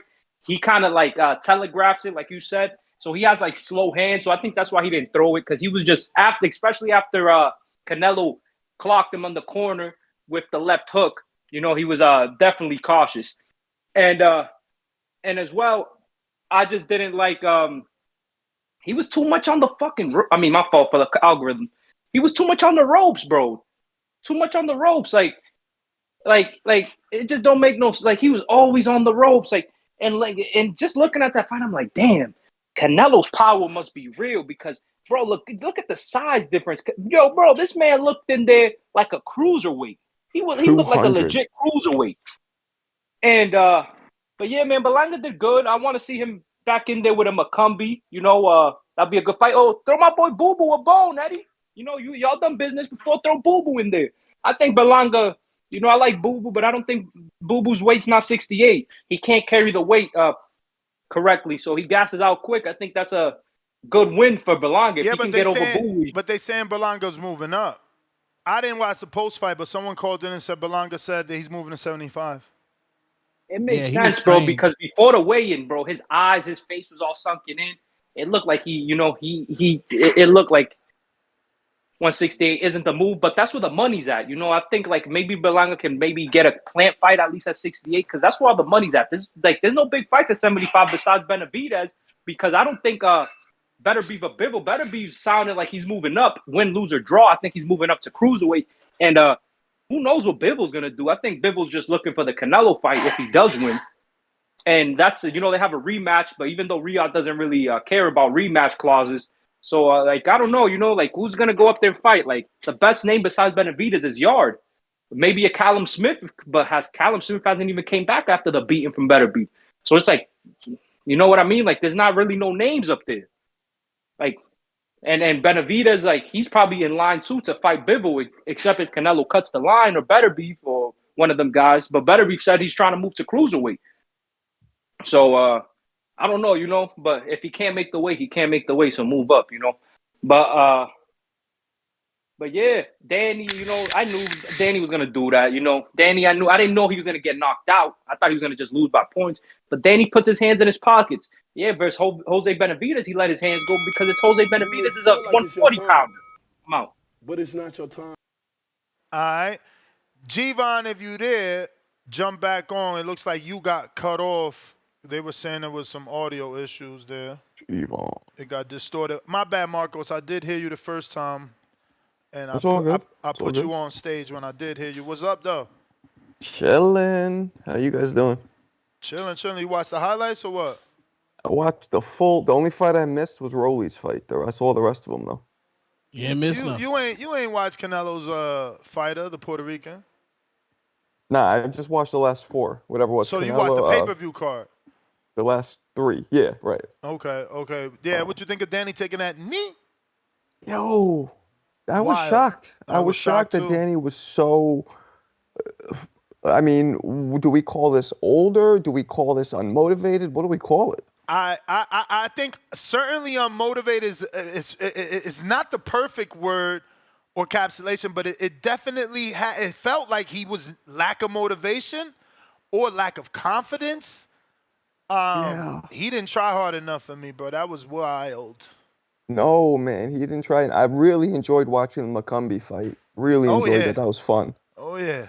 But it's amazing how a simple boxing simple. McCumbee was hitting him with wild shots where he needed space to throw his punches, right? McCumbee throws wide. He needs loop. So to throw that loop, you got to have, it's physics, distance. And all Plant did was just got in his chest. And now no more looping shots, and his power was gone. And he just broke him down. It's smart, real smart. That was great. And then, of course, the main event, I was looking at it. I'm like, yeah, of course he's not knocking him out. Money's like 250, like so much bigger than him. He's not knocking anybody out that much bigger than you. He was still whooping him, but Berlanga did show heart. Definitely, he showed way better skill than I thought he had. I'll tell you the truth, but that's right. I'm glad to hear you give him some credit. But I credit him not getting stopped more to the size discrepancy because he was so much bigger than him. But yeah, Berlanga's not bad. So he's not bad. Yeah, he might have a future. Beyond just this Canelo fight. So that's good. Yeah, I love it. I love it, man. One fight changes everything, And yeah, it does. And I liked, afterwards, that was my idol. You know what I'm saying? I remember saying. And they embraced, and Canelo really appreciated the promotion that Berlanga brought. I can see a rematch. I swear to you, man. Listen, at this level, Canelo is looking at business. Do the fight fans listening want to hear this shit? No, they want Benavidez, and that's cool. But if you ain't getting that, and Berlanga and Canelo continues to control his destiny, I can see a rematch, especially if you can get Berlanga to beat a Jaime or a Pacheco. Pacheco is easier since it's on his side of the street in terms of Matchroom, but Jaime is there in terms of the zone, being with Golden Boy, and he with Matchroom. I would look to make that Jaime fight and get right back in that situation because a Jaime fight is a baby Canelo fight, so to speak. Obviously it doesn't bring that type of money, but it's going to bring more money than the average fight and more attention than the average fight because of the, fan base. And this does throw Berlanga now in the talks, in my opinion, at 75. Like he could rumble with any of those guys, Yeah. Well, I don't know about 75. Who cool? I mean, oof. He can't make 168. I'll tell you this, man. I keep the same energy. Give him Yard. The biggest fight at 175 is not Better Beav and Bivol. It's Yard, man. It's Yard, man. Not those guys. Like, those guys are big because they are the significant belt holders. But, it's Yard. Yard is the fight, Yeah. For Berlanga and for Benavidez. I think with Benavidez as a performance versus Vazdek, he needs another fight. He needs another fight. And it shouldn't be Better Beaver Bivol immediately. And it's not. He's rumored to be fighting Jesse Hart, but Anthony Yard is a better fight than Jesse Hart. Right. But what I'm saying is now, after seeing what we saw, none of us poo-poo, so to speak, at the thought of him fighting one of the top guys. Because now we're like, oh, no, he can hang. This isn't a mismatch. You know what I mean? He proved that. You're saying Berlanga? Yeah. No, of course. Yeah. I mean, I want Berlanga Macumbi next, then Berlanga Plant. I'll Yo, take Macumbi Berlanga. could punch. Yeah, I'll take Berlanga Macumbi next in Florida, or then Berlanga Plant. If not Berlanga Plant, Berlanga Munguia. If not Berlanga Munguia, Berlanga Pacheco. For sure. All day. No, we get in a Bum of the Month club in Puerto Rico to solidify Edgar Berlanga as a possible sneak You could take in Macumbi face to, of you could take Macumbi to Puerto Rico. You could take Macumbi to Puerto Rico. Too dangerous fight. Too dangerous. It is. Tone, It is. Tone, But that's a good fight. You were on the same card. You were on the same page as me with Berlanga. Tone, what'd you think after seeing Berlanga? No, he's acting like Berlanga didn't do well. No, he was very, very defensive. He got outclassed for 12 rounds. I get it. It was some taunts in there, but we're not going to act like you didn't see Canelo look like he can get destroyed by David Benavidez. Like Canelo, he's on his back 9 right now. But Tone, that's why Canelo's want to fight David Benavidez, because you see the size difference. Benavidez is even bigger than fucking Berlanga. Right. So that's why he's like, nope. And Berlanga, they say he came in at 200. I don't know if that's true, but it looked like it. I seen reports of 193. I saw that, and then I saw 205. There's a video of Edgar telling Eddie Hearn, you could pull it up. He goes, yo, what about me and Anthony Joshua next? He's laughing. And then he goes, that's a little too big. And then Edgar goes, nah, I come in at 205, solid fight night. And then Eddie laughs and goes, well, that's still too small. So he said it himself, unless he was joking. Yeah, I mean, certainly too small for a AJ fight. Right. But the point is, he said he came in at 205. No, of course. I totally get your point. That's a lot of weight, man. That's 30 pounds putting on. Oof. Can the Canelo fans call up here today to defend Canelo fighting that bigger version of Berlanga, but when it's David, he brings an extra 25 pounds. Please call it here, defend it, show your fandom. Please come here and show that you wear Canelo draws. Please. That's a good point, Tom. Yeah. What? Berlanga came in, how many pounds? 20, he rehydrated more. What, 23? Yeah, 35, depending. They said it was more than 25. 25 to 35. But that's what I said in the chat to you, Tone. That it just shows that Canelo's, the duck. He's picking and choosing who that 25 pounds matters with, which is crazy. Right. He must see something that, we don't see. Because I don't see David destroying him like that. Like, I did feel that way after the Andre fight. And that's why I'm going to back you. My man called in, Mr. Perfect called in. He's like, oh, you say that after every fight, and you kept saying new information. And it's true. When I watched David beat up Andre, my Sunday show was Canelo needs to stay away from him. Mm-hmm. But look, then I watched this shit that David did the Vaz deck, and it's like, yo, Canelo just beat 2 undefeated fighters. You struggled with a retired fighter. Like, yeah. No, go to BoxRec. Bosdak was active that year. We have to stop that narrative that Bosdak was somewhere at Home Depot. Chilling. He was at Home Depot because the dudes he fought, he had to stop there first to pick him up. What the fuck? No, but you guys all saw it. I think Canelo's more likely to fight Bud next than anybody, because Bud is pushing for that fight hard. Him in Turkey, hard. We'll see. Yeah. Bud gonna be piecing that man up with precision. We'll see. You think Bud beats him? I can't wait for the numbers because I got Bud. I don't think Bud beats him. I got Bud, man. I can't see somebody with less skills as Berlanga. And Canelo going up in there against Terrence Bud Crawford. Yeah, but what you're not factoring in is that, Berlanga got less skill, and he still, with all that size that you are now excited about, he still couldn't do nothing. Nah, he couldn't do shit. And Bud couldn't hurt Canelo if he hit him flush. I don't think he could hurt him. All night he couldn't hurt him. Sleeping on Magical Bud.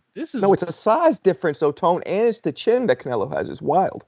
Yeah, that chin is crazy. It's come on, man. But I don't think he'll fight Bud, because I think he looks at it as too risky. Not because he'll lose, but that he's fighting a smaller guy, and he just does. I don't think he likes that. Let me get back to these super chats. Last stopped off at Bodywork Boxing. We got Swift in the 718, $2. Bud Kendrick, UFC Network is ESPN. There you go. Yeah, ESPN fault. ESPN fault. You know, you can't blame Bud. God K, $2. Ref asked Danny, and he said, it's up to my dad. Shaking my head. Whoa. I can't hear that. Counterpunch for Tip. That makes 5. DC3 sent 1, so that makes 5 for Tip Bellis. Ese Moro, member for 23 months on the champ level. 1 more month, 2 years, champ. Shout out to you. He said, shout out to all the Border Wars fighters for stepping in that ring. Salute emoji. Shout out to Tip for the fight of the night. Fire emoji, fire emoji. We need McCumbee back. Now, I just want to say, there's people paying to say Tip's fight of the night. Meanwhile, you got people side texting me trying to tell me it's someone else. It's crazy. They're paying to tell you it was Tip. Like, all the fights are there. Shout out to the most watched Border Wars ever. You know, the last one was 8,800 views, but this one is already, last we checked, over 9,000 views in 24 hours, man. Tip got busy? Whoa. Fight of the night. He won the real WBC. Son, you ain't do FYI. Have you ever won a WBC belt? Me? Yeah, you. Yeah. Yeah, right. Well, I would say I won it. I bought it. Ah, that don't count, man. Tip won it, bro. Mauricio Suleiman gave that to Tip. That's dope. Ese Moro. Remember, we read that. What the fuck is wrong with me? We got Emperor King. Shout out to Emperor King. I'm glad to see you back and not disappear, fade into black like Jay-Z. You know, we take our wins with our losses, even though I'm undefeated. But, you know, you got to lick your wounds and try again. You feel me? Dust yourself off and try it again, Aaliyah style. He says, thanks to the community and the respect to Tip. Most definitely fight of the night. Road to Border Wars 15 rematch. Put the titles up. I had a blast. That's right. He said titles because not only did Tip win the fight of the night WBC belt, but he also won the winners only belts that we had as well, and a WBC medal and WBC hat. So shout out to all our winners that picked up a strap and medal and a hat, and only Tip went home unified. Bob Saget. Go ahead. I was going to say, who's commentating with you? Me and good old Treese from Toledo, Ohio. What up, though? You know what the F going on. You know Tone, what you the didn't make F it? going. Nah, Tony, neither one of y'all. And listen, for the future, text me. Text me. We can make it happen. Y'all made it seem like y'all was coming regardless, so, you know. Damn. Y'all made it seem like y'all was coming. I'm like, all right, I'm good. I got 2 people. Yeah, now I need a new set of headphones, too. My fucking headset broke on the travel, bro. And TSA took my my grinder, bro. They took it? They took your grinder? Bro, Milwaukee. I ain't going to Milwaukee no more, bro. Sheriffs came to me and everything. And I'm like, I'm going to jail for a grinder? And she's like, nah, you ain't going to jail, but this is illegal. I'm like, what's illegal? You could buy this shit on Amazon. Like, you taking my cones and a rusty nail and my grinder. Like, what? She's like, it's paraphernalia. I was okay, so show me what's not illegal. You want me to pull up the QV code so you could buy it too? Like, what are you taking? You know what I'm saying? It's like, she ain't even used the word residue. I helped her. I'm like, what? Because it got residue? You want me to clean the grinder? They even kept I had a little smell proof. They even kept the case.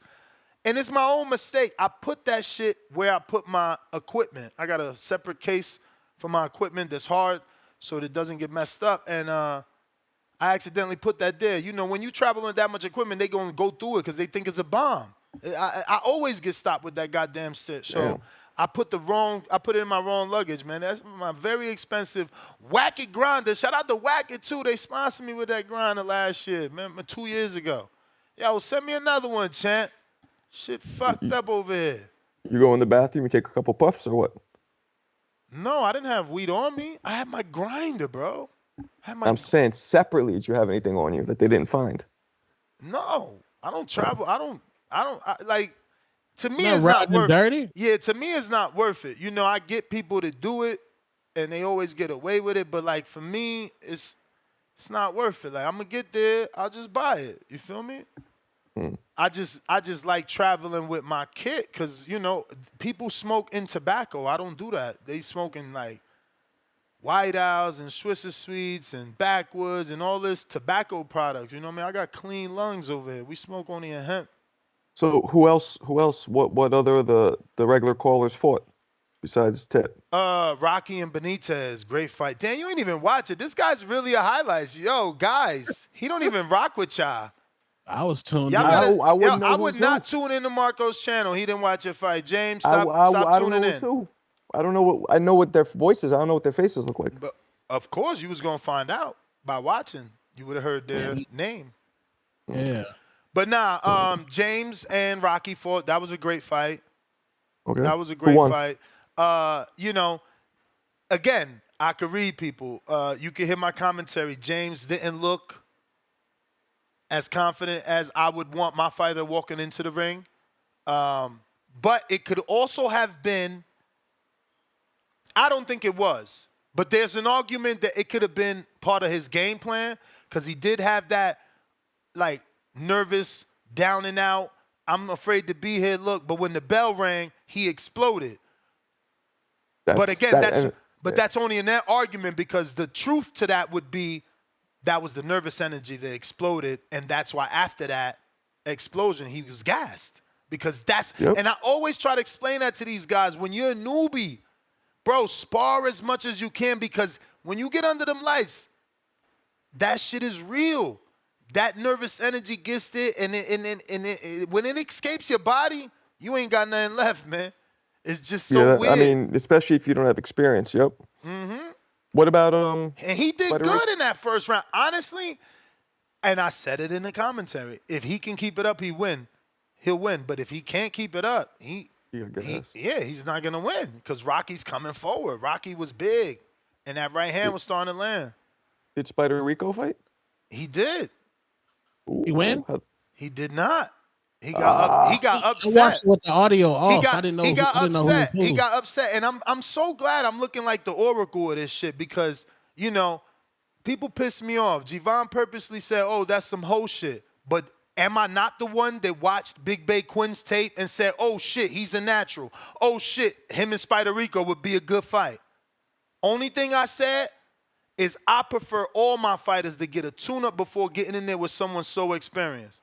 You know, Big Bay said he ain't want no tune-up, Earl Spence style, Big Fish style. He got in there and he did what he did and got the win. Now they calling me a hater. Oh, I hate Spider Rico. No, I just seen that Big Bay got natural talent and Spider Rico could be cracked. And he cracked in the ring. He came out in that first round way too soft and he gave Big Bay confidence. So then in the second round, he tried to assert his dominance and show I'm on that level, you not, and Big Bay responded. When he gave Big Bay everything he had, Big Bay said, nah, I'm here too. And that's when his mental cracked.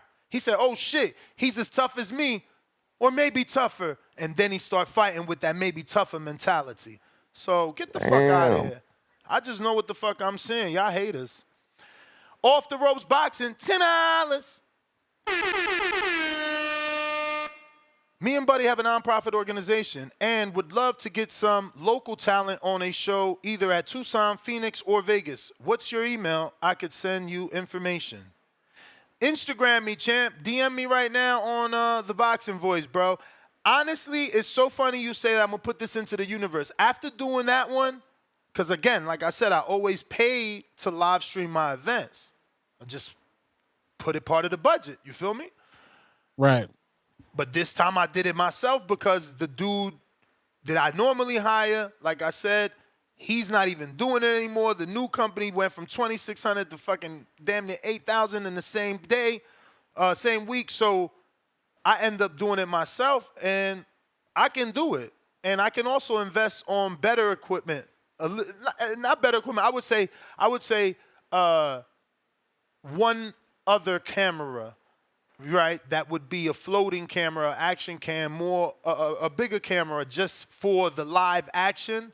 And I think other than that, I can do this routinely. and I actually want to do it. There's a lot of like fights that don't get live streamed. I wouldn't mind doing it after Saturday. It was pretty fun. It's a headache, but I told my wife, I said, I could start small, until eventually I can hire more people, because you do need cameramen to get a better production, and I'll need a producer so that he can relay things to the cameraman that I won't verbally have to do while I'm fucking being recorded on a live broadcast doing commentary. But those are just small hiccups that I'm sure I could fix and, get some attention. Like, look, imagine we did that for JT's son's fights, which I'm mad at you. Mad is probably the bad word, wrong word, like disappointed. Like, I'm disappointed in JT, none of his son's fault. Info Joe, none of his son's fault, but damn, shout out to Info Joe. We need everybody to pray for Info Joe. His wife is going through something right now. I don't want to put too much out there, but just put your prayers and love out for his family. I do take that back about being disappointed, because I didn't know until I found out that he's going through something personally which affected any way that he could get to be with us on that night. He had to, be with his wife. And, thoughts and prayers for a speedy recovery to Kim, and hope everything works out for Info Joe and Kim. But, yes, as a guy that has a son fighter, I would have loved his son to fight on my card. But go ahead, I'm sorry. I was going to say CYP Jivan, no? Didn't happen? Negativo a la base. Negativo a la base. Were they there, either of them? Negativo. Okay. Lake County, $2. Ness, how much I got to pay to cancel Jivan permanent? I don't want to do that. I actually like Jivan. I just don't get why he does certain things, but I don't have an issue with him. Michael Goodwin's 2-pounder. Pacheco versus McCumbee. Next. Nah, yo, stop stealing McCumbee. Everybody want to no. Berlanga McCumbee, man. We got to keep speaking it into existence. You're trying to get Berlanga beat. Oh. I'm giving you a good fight, man. I'm giving you a good fight. Exactly. Oh, man, all right. Yeah, but it's a good fight, and that's all I was saying. When I was saying it in the past, they laughed at me. Because the thing with McCumbee is you saw that he was, I don't want to say one-dimensional, but, he didn't adjust very well, so I don't know. Well, Caleb showed skill to make that adjustment, and I don't think Berlanga has that IQ to make that adjustment. Because if Caleb didn't make that adjustment, it's a long night. I disagree that he doesn't have that IQ, but that's your opinion, and I get it. But there was that moment in the fight where Berlanga kept using that stiff jab on Canelo. He copied Bivol a lot, so lack of IQ, I doubt it. I actually seen improvement and a higher level IQ because, again, he took little things from different fighters. He really was watching tape. God K, $2.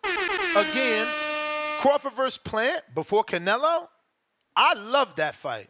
But I think they like boys, right? But you know what? I love that fight because they both competitive and they both could talk some shit.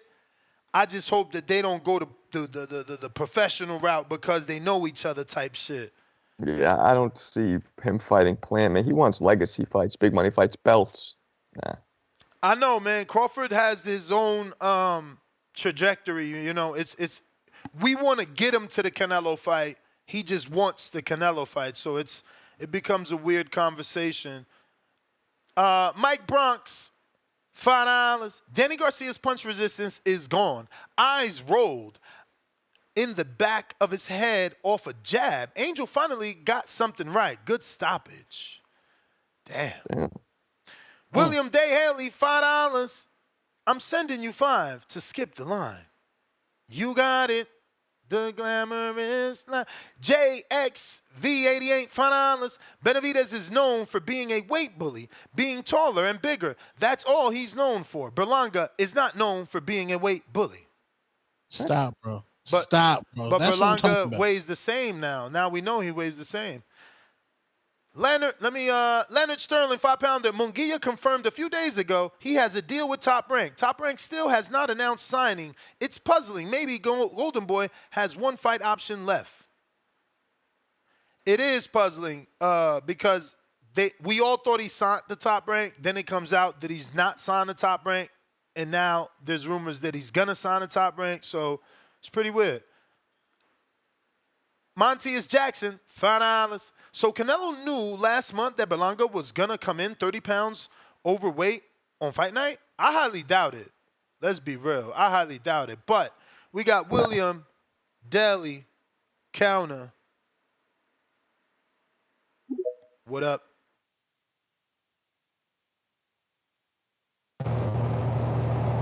Hey, can you hear me?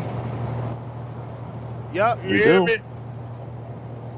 Hey, I'm finna go down the line on everything.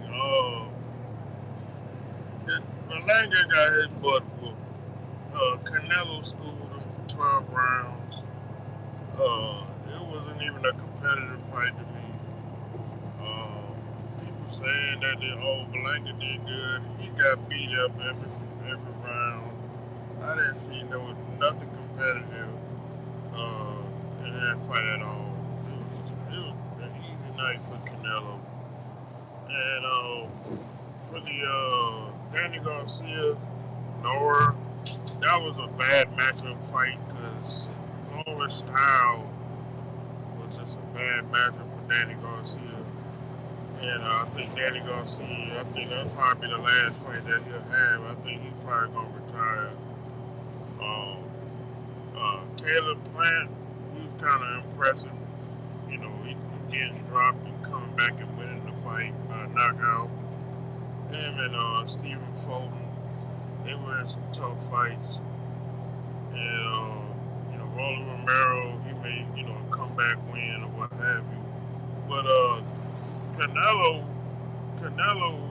they have the reports real close from sources.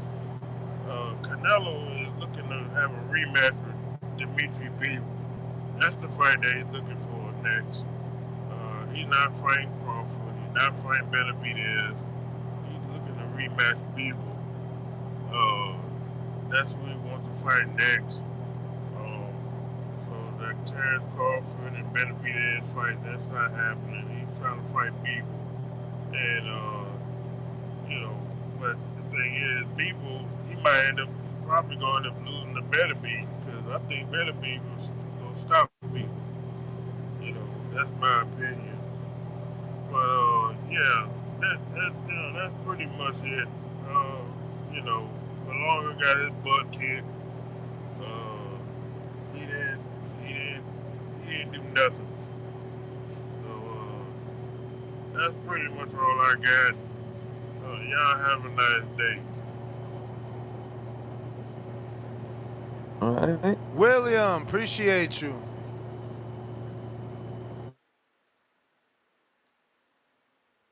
He was in a helicopter.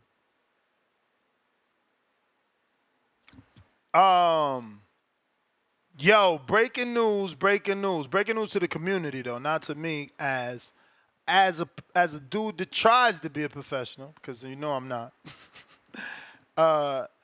Prior to the Border Wars matchups, I did pre-fight interviews just to get some good information on the fighters. There was a lot of people that I didn't know, find out what city they're from, how long they've been fighting, how many fights, etc. So I did a pre-fight interview with Rocky Rodriguez, who fought James. Comes to find out, Bama Bo didn't do a good job as a promoter and research and find out if Rocky was inexperienced. They looked at a guy, seen him chubby, and picked the victim. And it turns out that Rocky had about 7 unsanctioned fights.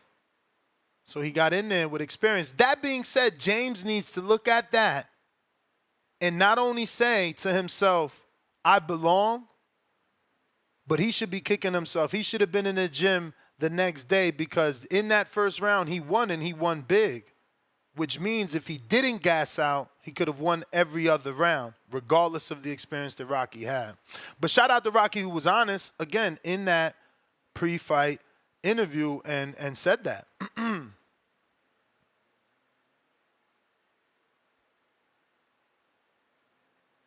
All right. So we got 5 counterpunches for Tip Bellis. Yep. Tip Bellis, 5 counterpunches for you, wherever you're at. We got Andres. TBV, let's get Don Cartagena to support TBV. I wish Fat Joe would, man. We need to get him on the show. D-Mo, $1 super chat. He said it in the press conference right after the apology. We got Alex Vega, who also got the big win. You know Alex Vega, right? He got the win. Yeah. First round knockout. What? First round knockout. Bro, 4 back-to-back right hands. So you could look at that as skill, or you could look at that as lack of skill. Why? Because he threw back-to-back right hands? Yep. There was never no left hook came.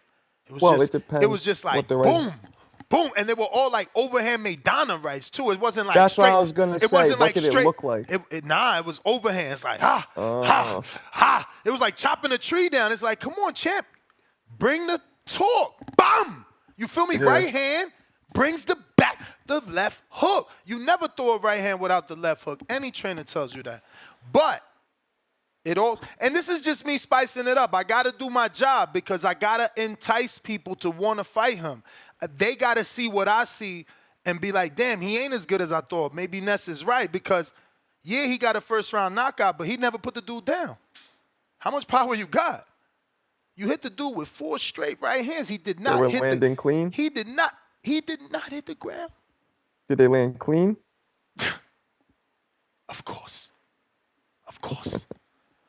So I don't know, Big Bay Quinn, you might want that dude.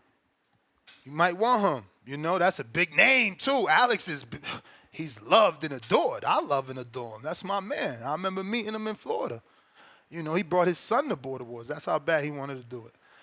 So just saying, where people see invincibility, others can see vulnerability. That's all I'm saying. We got Big Bay counterpunch and Brandon Cincinnati counterpunch. So we got to William. Big Bay, you next. What up?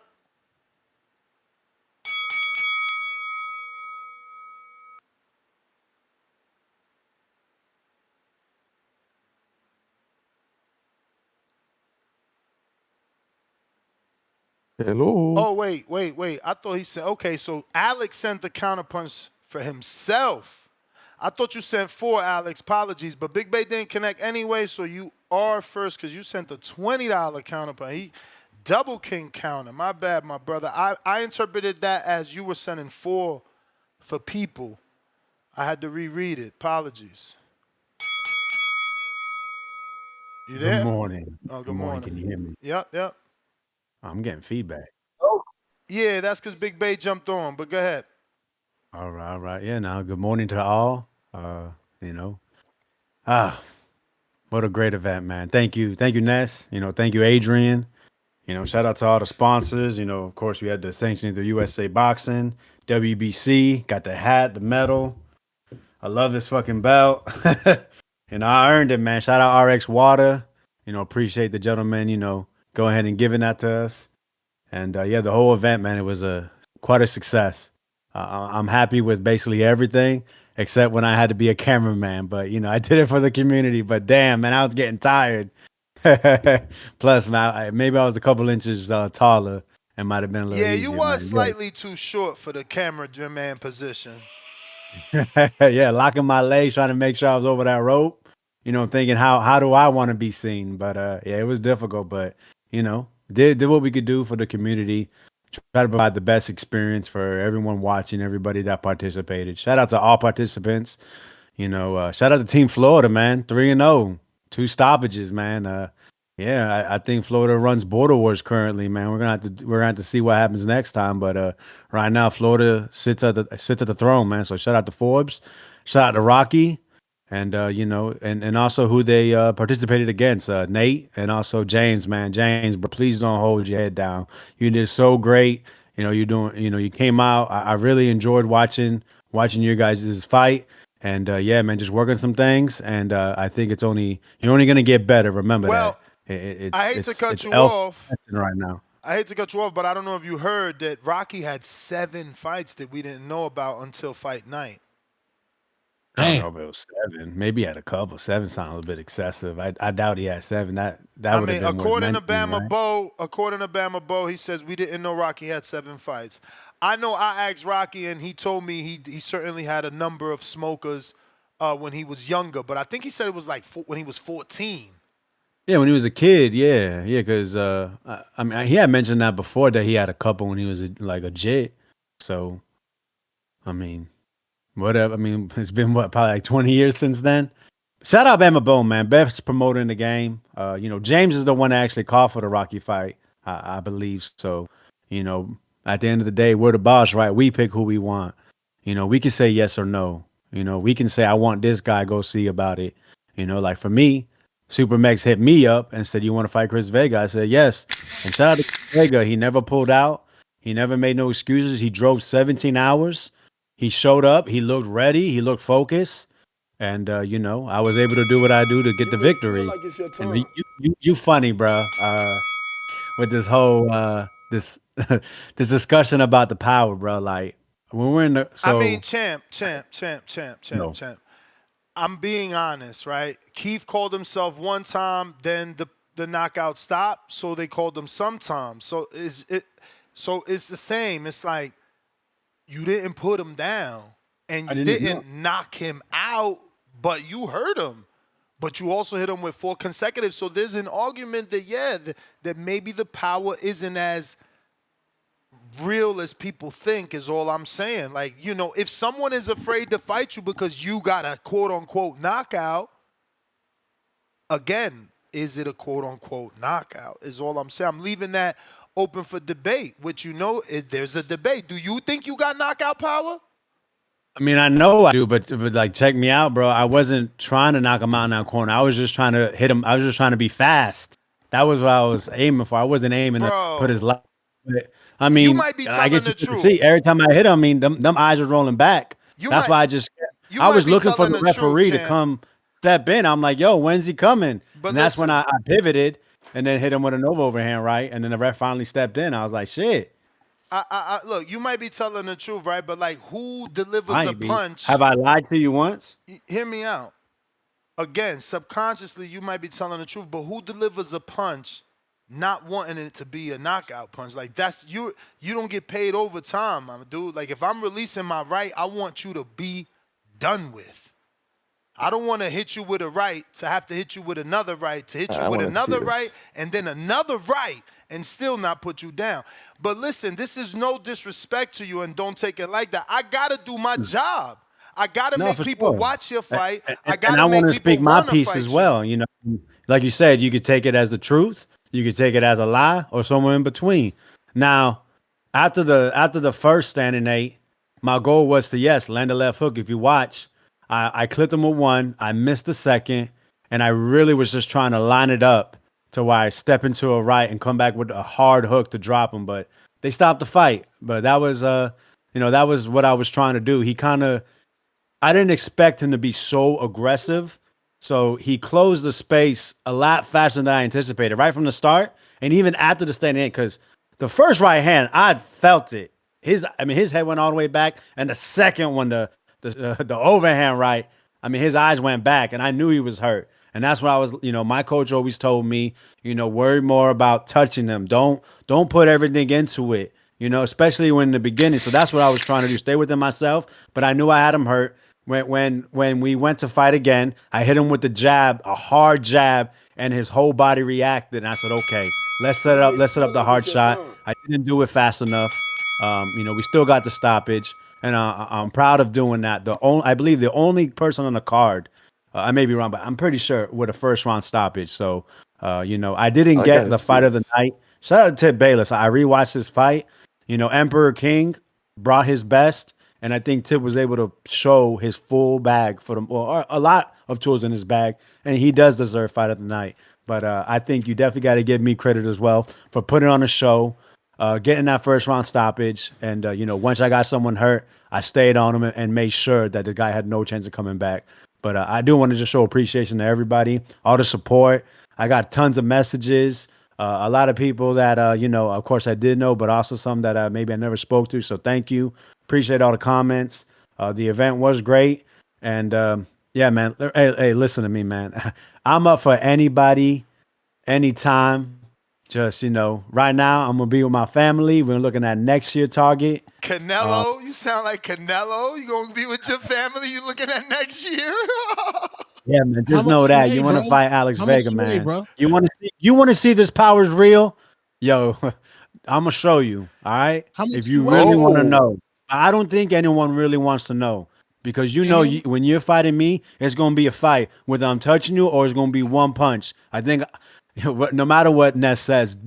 Listen, those are called narratives. The truth is the truth in the footage. I can do it with one shot, or I can just pour it on you, man. So if you really want to fight Alex Vega, just know it ain't gonna be no cakewalk. You better bring your A game. You better make sure you hydrate. You better make sure you bring a trainer. And like I said on the border, hold on. Like I said on the Border Wars show, man, to my last opponent, do not bring your wife. Do not bring your parents. Don't bring the kids. Do not let your coworkers know you're gonna be fighting when you're fighting Alex Vega, because most likely it's not going to end well for you. Alex, the one thing you said there is, one punch. That's what I'm saying. That's what you don't have. Tip demonstrated that. That's why he won, because it was one punch that put the dude down. And it was like a check. Tip got two rounds. It was like a check left hook, kind of uppercutty type of bop. You know what I'm saying? Some fucking, oh, shit type shit. But listen, I will say this, my brother. I respect the hell out of you. You looked better than 99% of any first Border Wars fighter ever. Like, you can tell you took it serious. Your debut didn't look like your debut. But I knew that because I seen how hard you was working. And, I always wanted a little bit better of an opponent for you because, I knew Vega, But you're certainly good, my brother, and you certainly put in the work. I seen that. I can tell, and that's why I'm hard on you. Because no, hey, man, I appreciate that, Ness. That's the first time you ever complimented me, actually. First time, I guess voice here. to voice or whatever you want to call it. No, I do appreciate. Listen, with my previous experience with Border Wars, I had a lot of guys pull out for various reasons. So when Chris was offered, bro, I was like, yo, take it. If he pulls out, then we'll move on to the next one. But give Chris Vega credit. He took those punches. And even when he was hurt, because he was hurt, he kept coming forward, kept trying to make it a fight. And a lot of people don't have that in them. So say what you want about Chris Vega. And he also proved last time he got stopped, he came back and got a win. So, I hope he keeps his head up. I hope he does come back because we need people like Chris Vega, a guy that will show up, a guy that he did train. He shows footage, like I said, he showed up and he came to fight. And a lot of you guys come up with different excuses. And I'm sure he could have made many. I could have made many to pull out. And we didn't because we're fighters. So don't put down anyone that went in there. Big ups to everybody. I look forward to the next one, whether I can participate or be a spectator or part of the production team, man. Border Wars is a great thing for this community. This is the best community around for boxing, man. And that's all I got to say, man. Florida, stand up, baby. We got this. Now, Florida's definitely putting on. You forgot to mention Keem. Shit. I could be considered a Floridian. Still got my house over there. There's a lot of fighters in Florida that actually won. So, again, just to back myself, because I know they're going to call me an Alex Vega hater, Chris was knocked out before. You feel me? So it's like we knew there was a possibility of lack of punch resistance. After the knockout, he did come back and get a win, and a decent win. A good win, hard-fought win. I believe it was in Texas. But we knew that there was possibly some punch resistance issues there. You know what I'm saying? So that's where the question of lack of power for Alex Vega comes in.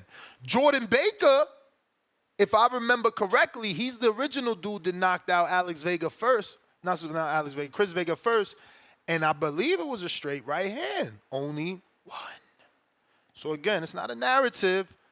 It's food for thought, man. It's my job. It's my job to make y'all think, right? We got Brandon, Cincinnati counter. Yeah, I just what? Oh, my bad. How much Vega weigh? He was 176. That's another thing. He got to get down, but he understands that, and he said he will get down. I just saw the Vega fight. He was 176. That's Andre Ward's weight. You can't be up there at that height. I think he like 5'8", maybe 5'9", maybe. How tall he look to you, Marcos? 5'8", maybe. He was about to hit him with the 6. Oh, Nah. snappy. But I just saw his fight. So. What you think? You a former fighter? Does he got power? I think, and there's no disrespect to him, but his opponent was head up. Like his opponent was very, very unexperienced. So when the opponent's out unexperienced, it gasses you up, and you have a lot more courage, and you come out, and you know. But in terms of Alex's offense, he looked good. The power didn't look crazy, no.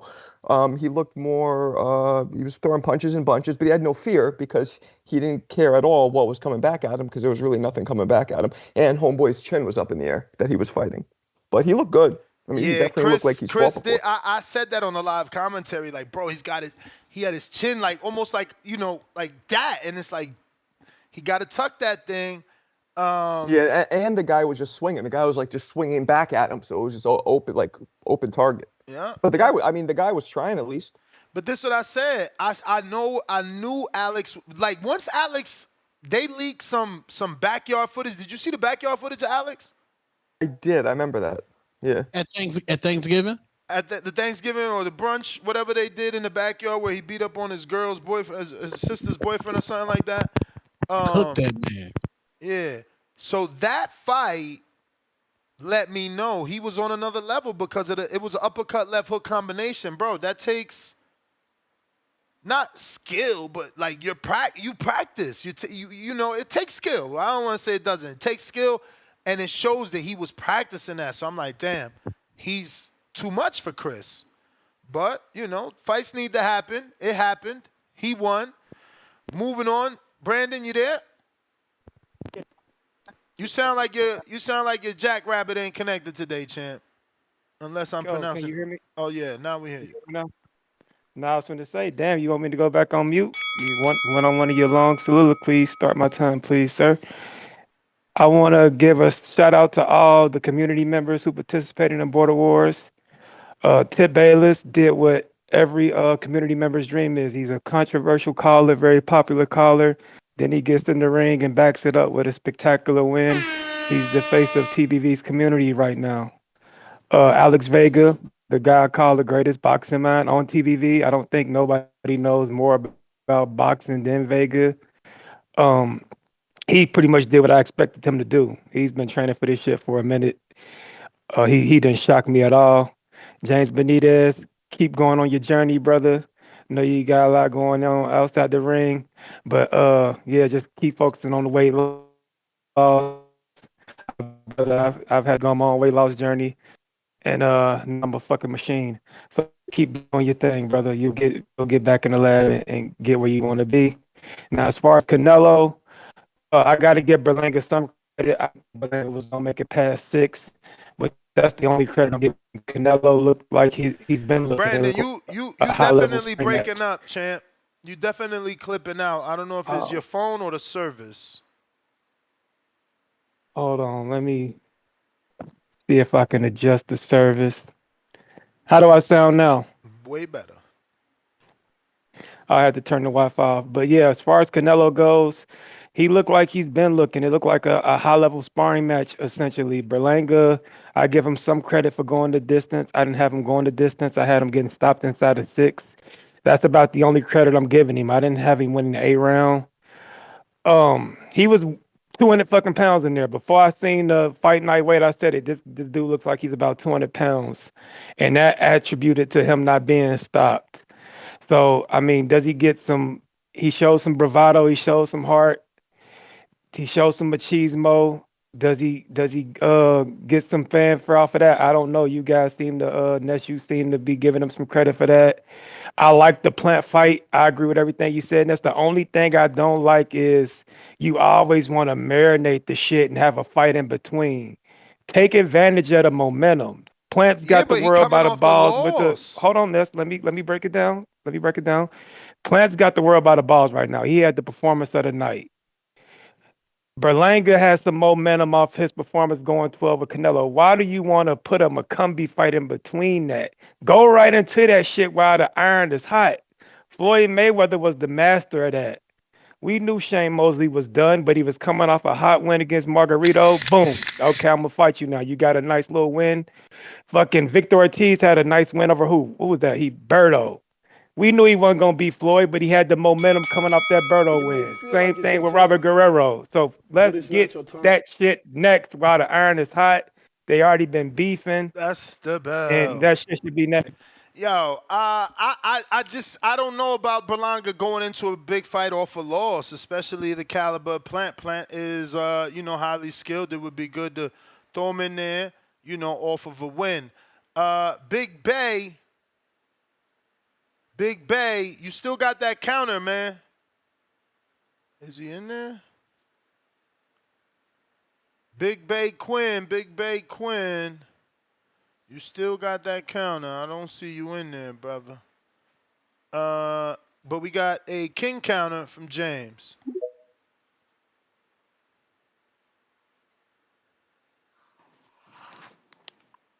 Yo, what's up, Ness? You hear me? Loud and clear. Yo, what's up, Two-Tone? What's up, Marco, man? Good morning, TVV community, man. Shout out to everybody that, ain't nothing, man. Shout out to everybody that pulled up in Milwaukee. It was a good event. Like, I'm glad I was able to be a part of it. I just wish it could have went the other way. Hey, Ness, man, Bo did his job, man. You can't fault him for that. I took the fight. I didn't know about the experience, but it is what it is. I raised my hand, took the fight, and you're absolutely right. I should have ran more, should have probably did some more things. But it is what it is. I tried, man. I did more than what most people would have did, man, was actually get my ass off the couch and just, go in there and just fight somebody who I didn't know from off the streets or anything like that and just, just test my will.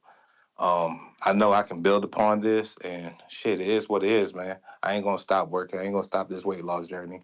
And, man, but shout out to Big Bay Quinn. That was hella impressive what he did. Shout out to Emperor King.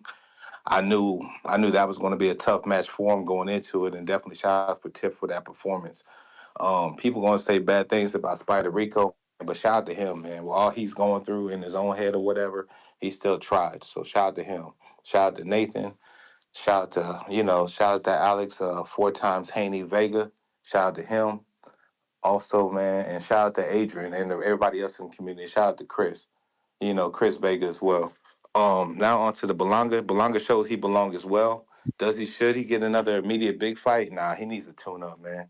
Also, and Ness, you're right. I need a tune-up as well. I mean, I know I shouldn't be fucking around with these heavyweights. That shit was made clear, by my opponent. So, man, if I don't lose my weight by the next time, man, give me that drawn wolf fight, man. I need to get my shine on.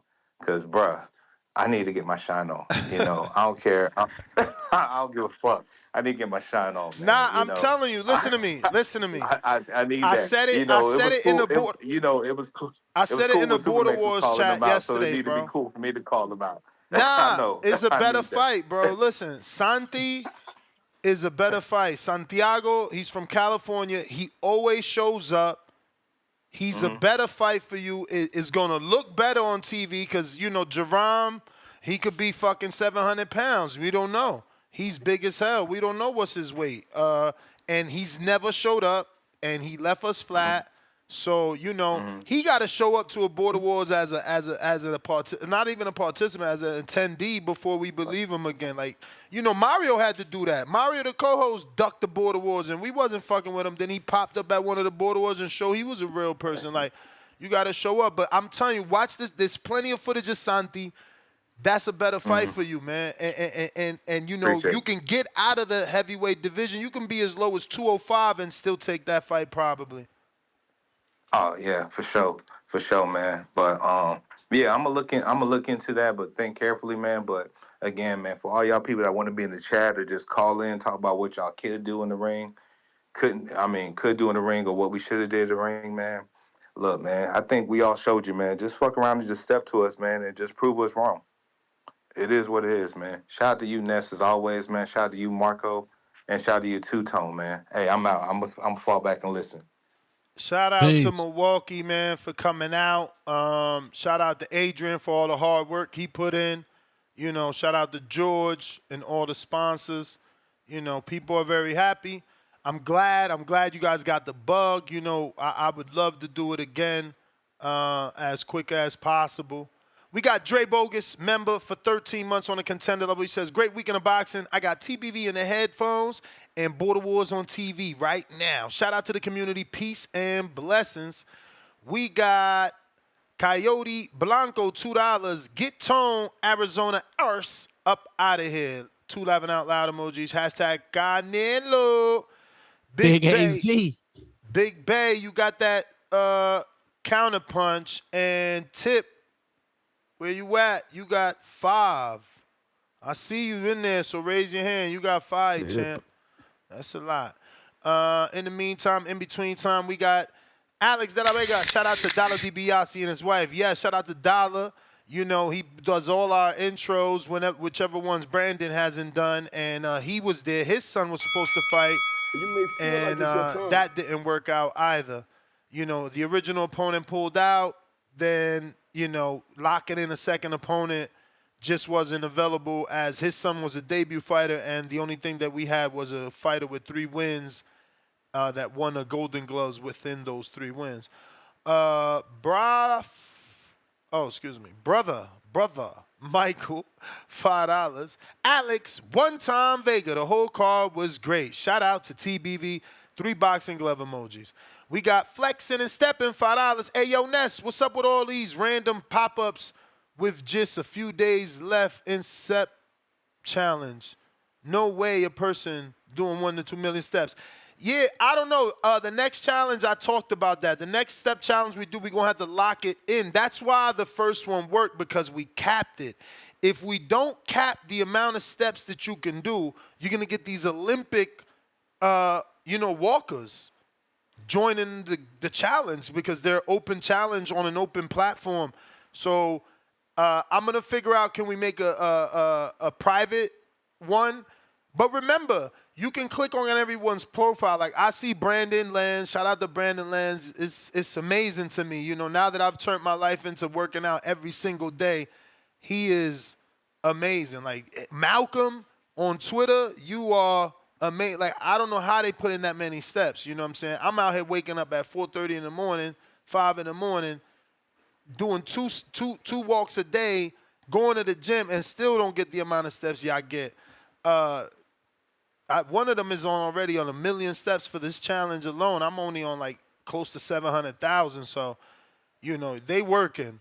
Shout out to y'all. But we going to figure out a way to keep it amongst us, because, yes, we are getting these international Olympic walkers, too. It's like people from everywhere joining the shit.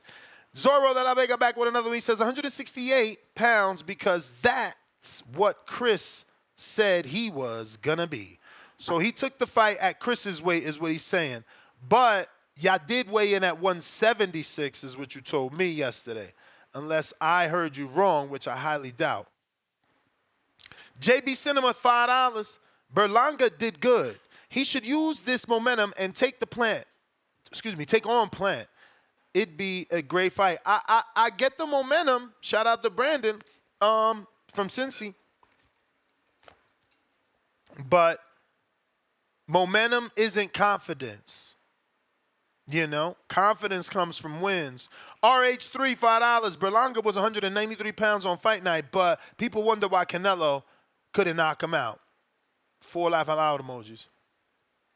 Heavy hitters, $2. What happened to Ringwalk Danny? He is with Alicia Bumgarner. Y'all about to see him on TV in a few days. Believe that.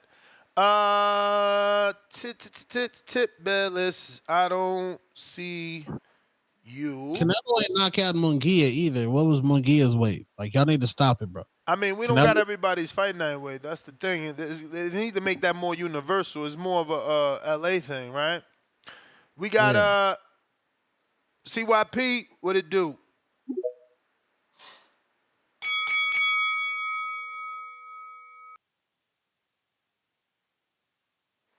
Gotta unmute.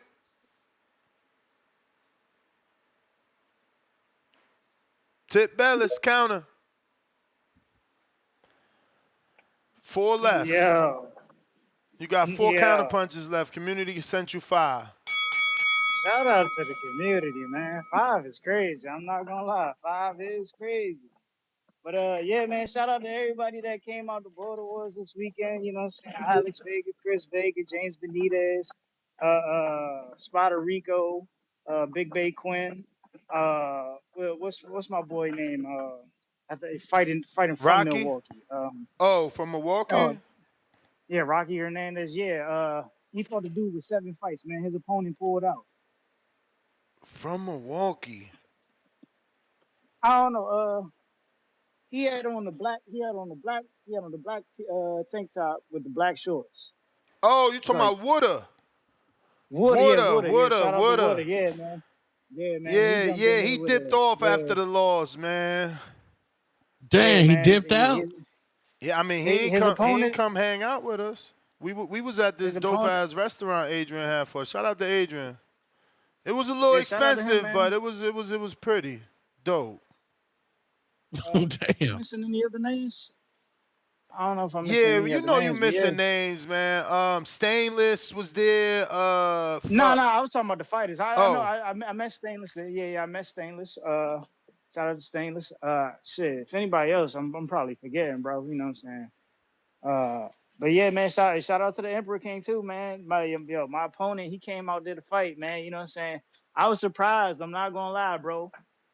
First round, man, he came out guns blazing. His speed did surprise me at the very beginning of that fight, bro. You know what I'm saying? Like that shit was that was unexpected. You know what I'm saying? I didn't know.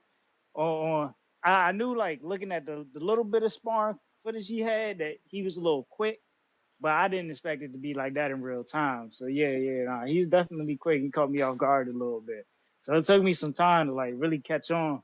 Like, I think that's like in the second round, that's when I started to pick it up and I got a little bit of his timing down. You know what I'm saying? Because the first round, when I did see the speed, I felt like I had to start making him work. You know what I'm saying? Tire him out. I don't think, because like I said, it's all about the training, man. I like me personally, I don't feel like he trained with the level of competition that I was training with leading up to this camp. Like, I had some great sparring, you know what I'm saying, leading up to this fight, you know what I'm saying, with like dudes who was turning professional and, you know what I'm saying, amateurs and stuff. I had a lot of different sparring leading up to this fight, you know what I'm saying. That really played a part, you know what I'm saying, and going into this bout, man. So yeah, that first round, he came out guns blazing. I felt like I just had to settle down, because he was on me, and you know what I'm saying. I started out kind of quick, then I realized with his speed, I had to start timing him. So you know what I'm saying, I had to get in my zone and start settling down. It's your time. Pressing forward, pressing the action, but you know what I'm saying, just timing the shots, you know what I'm saying, landed them when they needed to be landed, and that's kind of like how the big punches came at the end of the round. You know what I'm saying? I felt like I got him tired. You know what I'm saying? And I landed a good hook. You know what I'm saying? I landed a good hook, and it caught him flesh on the ropes. And you know what I'm saying? Coming into the second round, I seen I drew blood. I did see I drew blood. But you know what I'm saying? Oh, drawing blood, it don't always mean anything, y'all. It don't mean anything. You know what I'm saying? Your opponent is still there, man.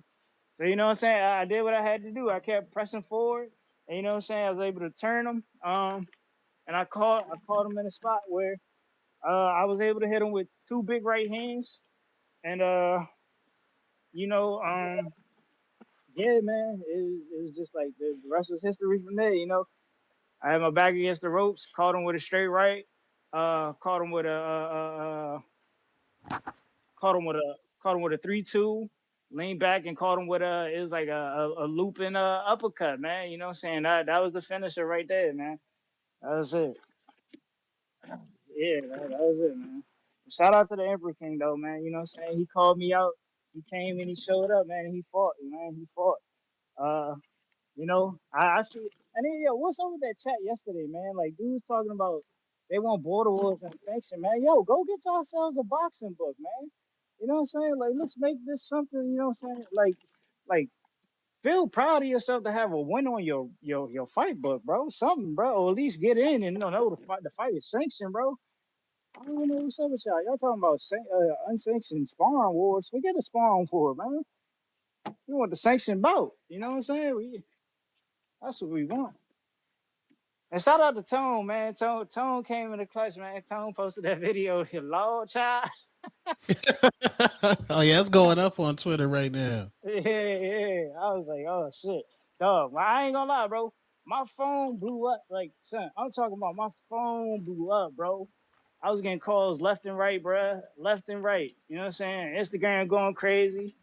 Everything, bro. Like it was wild. That was a wild day, bro. That was definitely a wild day, man. It was a fun event though.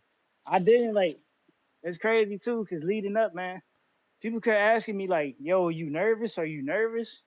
And I'm like, "Nah." You know what I'm saying? I don't feel any type of nerves, man. You know what I'm saying? On my Edgar Berlangas, you know what I'm saying? I was made for this, man. You know what I'm saying? I was made for this type of moment. You know what I'm saying? Big moment. This is what I wanted. You know what I'm saying? I didn't feel any type of nerves. I was a little bit anxious though, as y'all see in the ring, man. That's Yo, he normal. pulled an A-side tactic. He pulled an A-side tactic on me, Marco. You may feel like it's your Marco, he had me waiting. He had me waiting in the ring for about 10 minutes, man. I ain't gonna lie. I Oh, was getting word? close. Yeah. My boy put an A-side. He I got was that like, off. damn. He got that off. That shit was crazy. I ain't know what was Damn. going on. I He was knew it was probably gonna be throwing something up. wild, bro. Cause I asked the kid who was doing the pulling everybody up for the ring walks. I was like, yo, Little I was Adrian. like, is there is there a time limit on when we could walk to the ring? And he was like, nah. But then I realized I was walking first. I was like, oh shit. You know what I'm saying?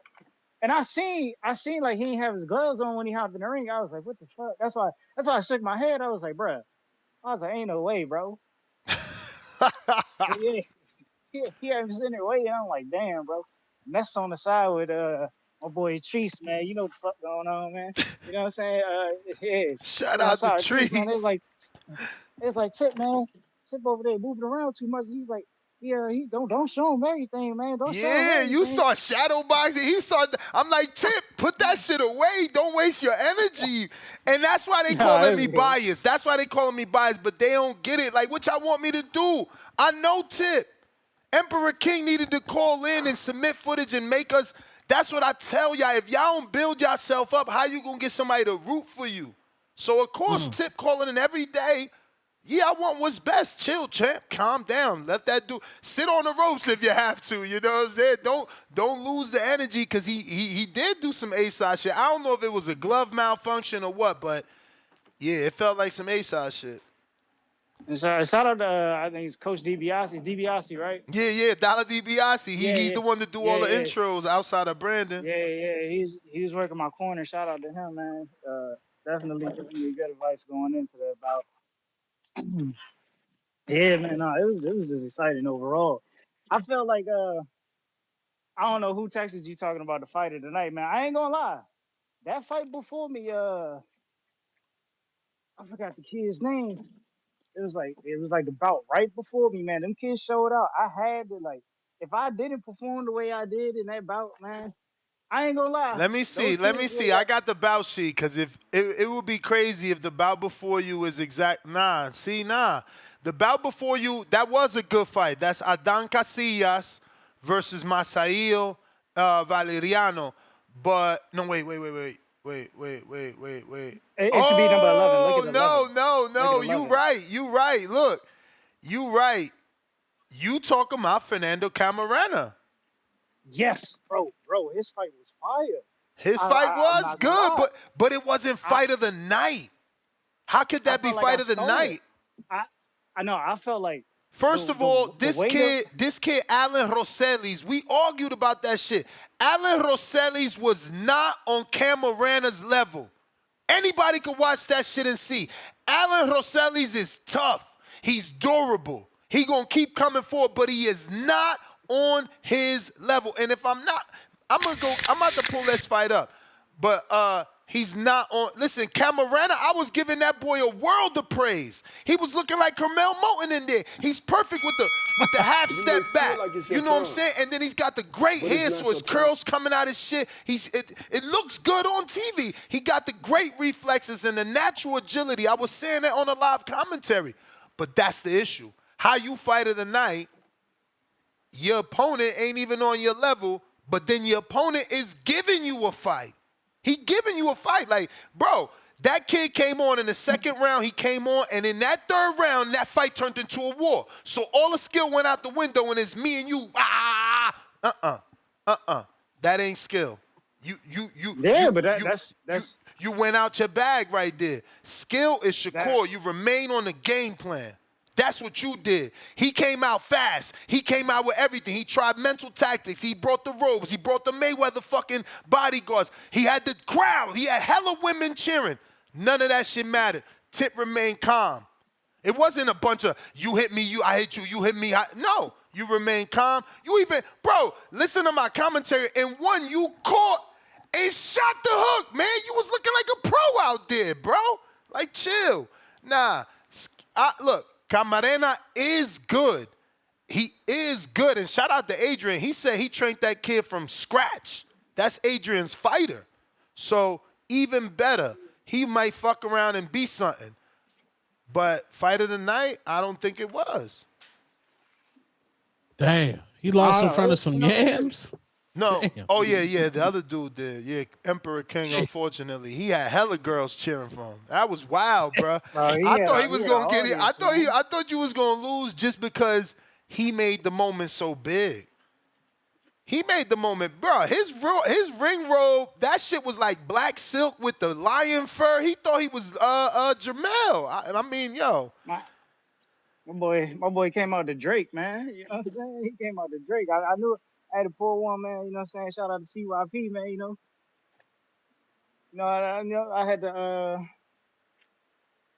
I had to whoop feet, man. You know what I'm saying? Like Bud, man. I had to go in there and whoop feet like Terrence Crawford, man. You know what I'm saying? It's crazy, bro. Yeah, man. Shout out to Vega, man. Vega, you know what I'm saying? He was on the dark match. You know what I'm saying? Hey, This fight wasn't broadcasted.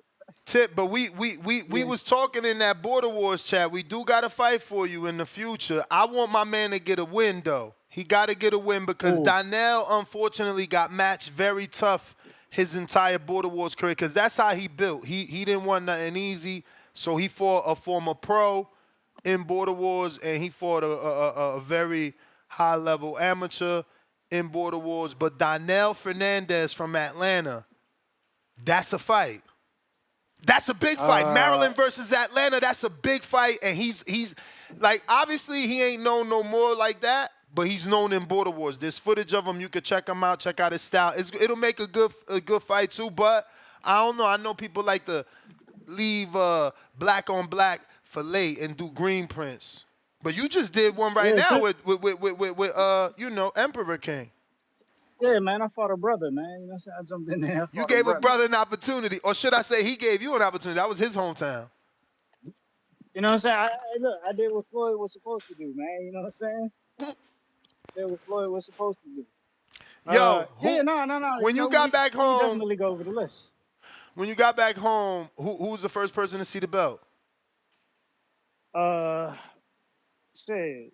But before Mom Dukes, everybody at the airport. You know what I'm saying? Everybody. Wait, there was people waiting for you at the airport? Or you talking about just randoms? No, just randoms. Oh, because you had it on your shoulder. Step at the airport, man. Yeah. Yeah, let's fucking go. Yo. One dude stopped me. He was like, yo, that's real? I was like, yeah, man, it's real. He was like, real? Of course it's real. Tell him Mauricio Sulaiman himself gave you that, bruh. Fuck. Yes, sir. You tell him your man had his man call his man and have it sent up. What? But it's not Shout your out to time. Mauricio Suleiman and the WBC. Shout out to Jill Diamond, always showing that the WBC cares, man. That's what's up. Yeah, Miles Dukes is definitely the first person to see the belt. Then you know what I'm saying, I got to work this morning. They had the red carpet rolled out for me. Literally, they had the red carpet rolled out for me. Bro, they watched it? Yeah, bro. I had Oh so many my people God, watch it, that's so much pressure. Yo, wow. Did you know they was gonna watch it? Bro, I told everybody back home. Holy shit. Like I said, bro, you should see my last post. I got friends that's in the NFL. John Johnson, my boy John Johnson, my boy Darius Victor. A lot of people, you know what I'm saying? I had a lot of people watching, man. That's what's up. Now listen, I believe you, man. This is the most watched Border Wars. Like the last one had 8,000, but you got to figure that shit was 2001. This in 24 hours, this shit is already at 10,000. Nah, my coworker, he was like, yeah, he was like, the viewership was at it was like 1,500 at one point. Yo, we had like 1,500 people live at one point. I cannot believe it. I can't believe it. Was lit. That shit was lit. And I'm just like, damn, I need a cameraman because all my cameramen was short. It was either Adrian's son, Tip Bellis, or Alex Vega. They all like 5'4". Adrian taller than both of them. It was killing my arms to try to hold that shit over the ropes, dog. I ain't gonna lie. Yeah, yo, it's funny because Alex just said the same thing. Yeah, I started trying to hit angles from like the bottom of the mat. You know what I'm saying? Like, you did. I seen it I was too. at an actual fight, bro. Like I was doing real camera work. That was crazy. That shit was lit, bro. That shit was lit. You was watching it live? Yeah, I watched it live. I was watching it live at the crib on the big screen. I was like, damn, this shit crazy. Oh shit! What was your initial reaction?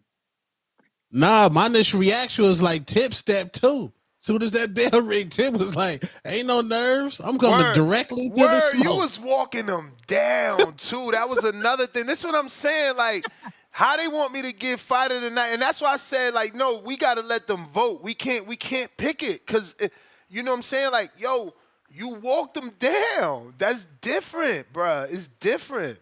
It's different. And then you walked them down and you drew blood. Like, you did everything TV wanted. You was made for TV. That fight was made for TV. Emperor King was the perfect opponent because he brought everything you needed. It was his house. He had the fans. He had the excellent ring walk. He played A-side. He came out with skill and speed using the ring. But, you know, you prevailed. That shit was perfect. Movie. It was a movie. It was a movie. Hey, look, people were calling me. They was like, bro. They say you and Treese, bro. They say you and Treese was made for commentary, bro. Like y'all made some of the fights, bro, with the commentary, especially with the way y'all popped off. Oh, that's crazy. Because I'm afraid some people ain't like it because, you know, we a little too real, and also, you know, it's just difficult. But I'm glad they liked it. I'm glad. It's hard, you know, because again, I don't have a full team, so I'm trying to do other things. I could never just talk. I always got to be checking super chats, all this shit, reading super chats, talking to the cameraman. It's always something. So yeah, I'm glad it came off that way because I am afraid that the commentary's bad. Because I asked Adrian, I said, yo, what's the feedback? And he sent like a text message like, what you mean? Like attendance, commentary, feedback. Like, and I'm like, damn, why he put commentary? So I've been in my head since yesterday. Well, you know, when people want to see a fight, you know, they love to hear the oohs and ahs reaction. You know what I'm saying? That's going to... Oh, yeah, we gave y'all oohs and ahs, bro. I'm sure Treese probably ain't calling today because he hurting because I was jumping on Tree's shoulder like, oh, shit. Bro, throughout that whole night, it was so many moments of amazing excitement and shots. I mean, people landed some great shots. It was. I mean, again, Alex. Alex. It was like he was trying to chop a fucking tree down, bro. I'm like, oh my god. Some of the fights was crazy. I had to look back. I look back when I threw that combination off the ropes. Ness was like, oh shit. I was like, was like, oh. Nah, bro, I'm telling you, you was sharp, man. Cause again, I seen what you brought on the sparring, but you know, we questioned were you gonna let your hands go, cause in the sparring you was tentative, but I get it. You making it clear you was sparring higher level. These were pros, so I'm gonna throw less punches with a pro too. So you got in there with someone that's not a pro, and you did what you needed to do, and it just looked good. You put it together, you know. Shout out to Emperor King. I ain't trying to dog you, champ. You know, but Tip put it together. Shout out to him. He want the rematch in Maryland. Let that be known. He came up to the table. He said, look, I'll take the rematch even in his hometown. I just want the opportunity. I love this shit. I ain't even wiping off this blood. He ain't care. He loves it. So shout out to him. He's not a quitter. That's what it's about, man. And you know, more people need to get in the ring. I had some people earlier.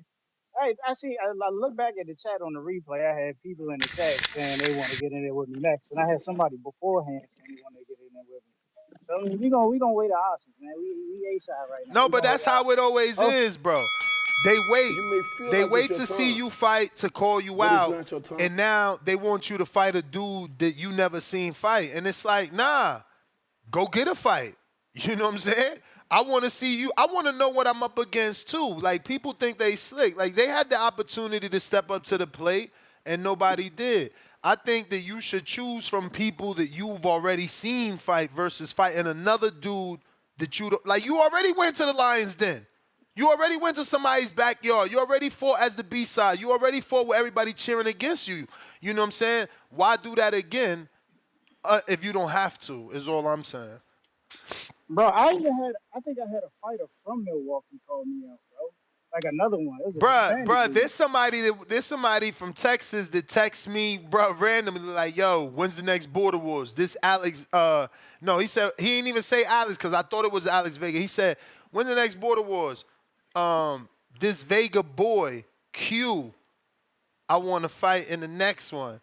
And I automatically had assumed it was Alex Vega's boy because he got the win. And I text Alex Vega and I sent him the screenshot. Like, that ain't my boy. I don't know no cues. So that means Vega, who lost, his friend got inspired. He want to come get that get back for Texas. So, yo, I love this shit. I love this shit. Yeah, it was a fun time, man. It was definitely a fun time out there, bro. We got to get one in Vegas, though. Yeah, Nah, listen, I already talked to Big Bay Quinn's Jim, the owner, yesterday on the flight, and I sent them the link, and you know, he's all for it. That's a bet. Yeah. But hey, no, look, y'all. No, I just want to say, when we got there, right? I asked Ness before the fight. Cause you know what I'm saying, I was supposed to have my shorts coming in the mail. These joints still ain't come. I was like, Ness, man, I was like, can you give me some shorts, bro? He was like, sure, I got you. Ness bring me the shorts, bro. These look like some old school Muhammad Ali joints. FYI, because this story's playing out a little bit, like it could be interpreted wrong. Tip sent me the size, the shorts, and the store to get them from. So he picked them. It wasn't like I bought him some small shorts by mistake. Then he was like, man, he fighting in sneakers? Yo, you killed me with that. I said, yo, Tip came out on his Amanda Serrano shit. What was he wearing? Was he had some LeBrons on? I had some Adidas. Bruh, why somebody came to the table and said them Instagram black-owned shoes, they really had me crying.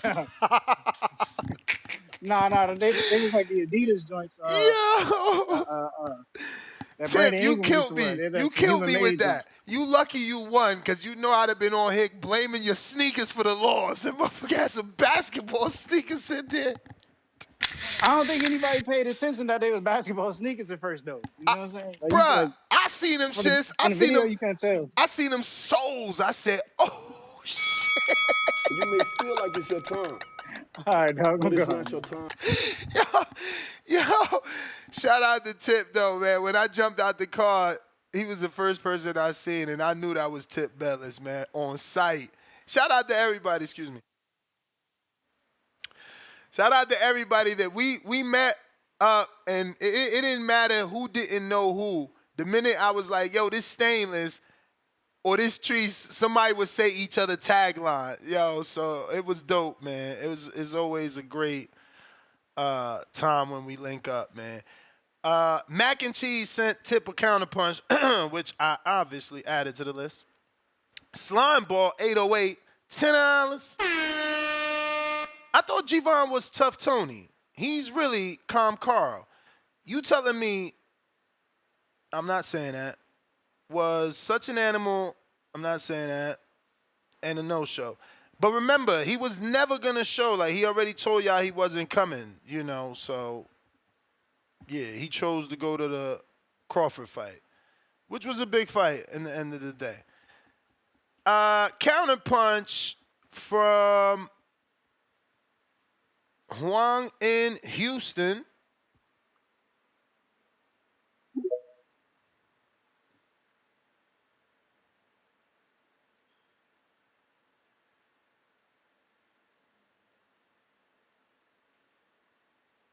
Huang out of Houston. Stainless King Counter. Shout out to Stain. Yo, I gotta say this because I don't want to interrupt him. First of all, I'm super mad. Okay, Tone.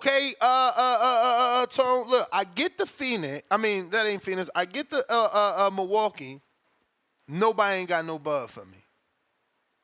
FYI, I ain't even gonna say that. Just know I found something. So I get there. Adrian has nothing. Cool. Time goes by. Stainless and Ant. We ain't say Ant name all day. My bad, Ant. Salute to Ant. Salute to Ant Anthony Edwards. Queen City Cobra, former Border Wars fighter. I ain't seen him in so long. My man got dreads and they stupid long. Like shoulder length. It's crazy, bro. 4 years is so long. And it goes by so fast. But Ant don't got no weed. This motherfucker grows weed. He ain't got no weed. Stainless comes and you already know, man. Stainless. He got it. But I'm thinking he's sticking around. You know, we all linking up. It's the first night. Bruh, I go help Adrian, you know, to set up. This is Friday night. I'm helping him set up for the night, the morning before. I go outside. Stainless is gone, man. I'm like, Adrian, I need some bud. He like, bro, I can't do nothing at this time. I'm like, it's 11:30. Nothing.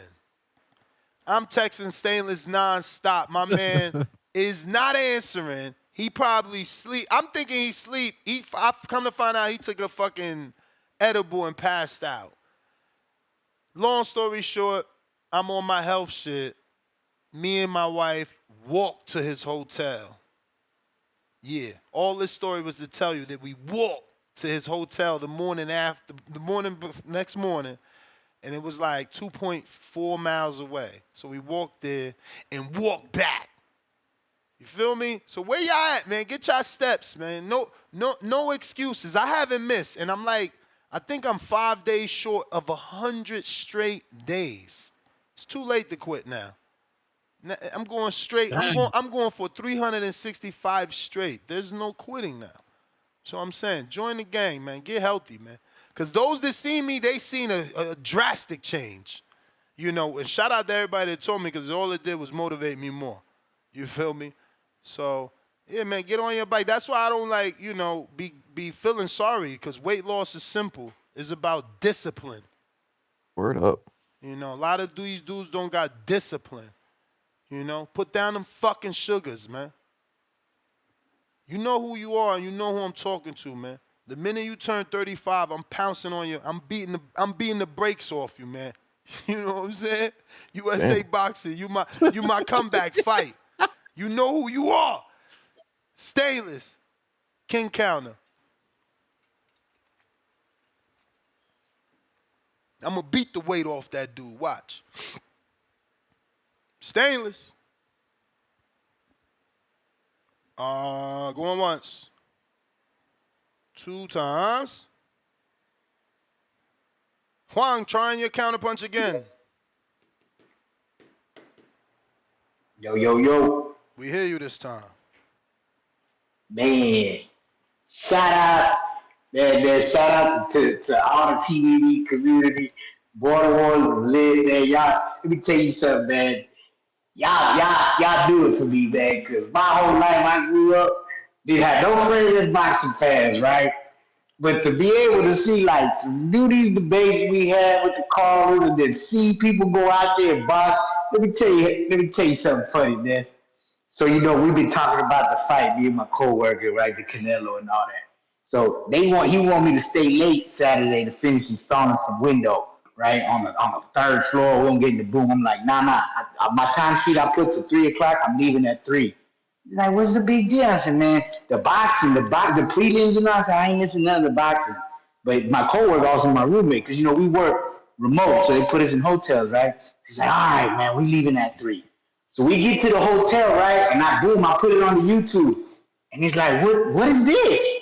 I said, well, there's some fights I want to see. He goes, man, this don't look like the Canelo. This not where Canelo's gonna fight. I was like, nah, this is the show I be listening to.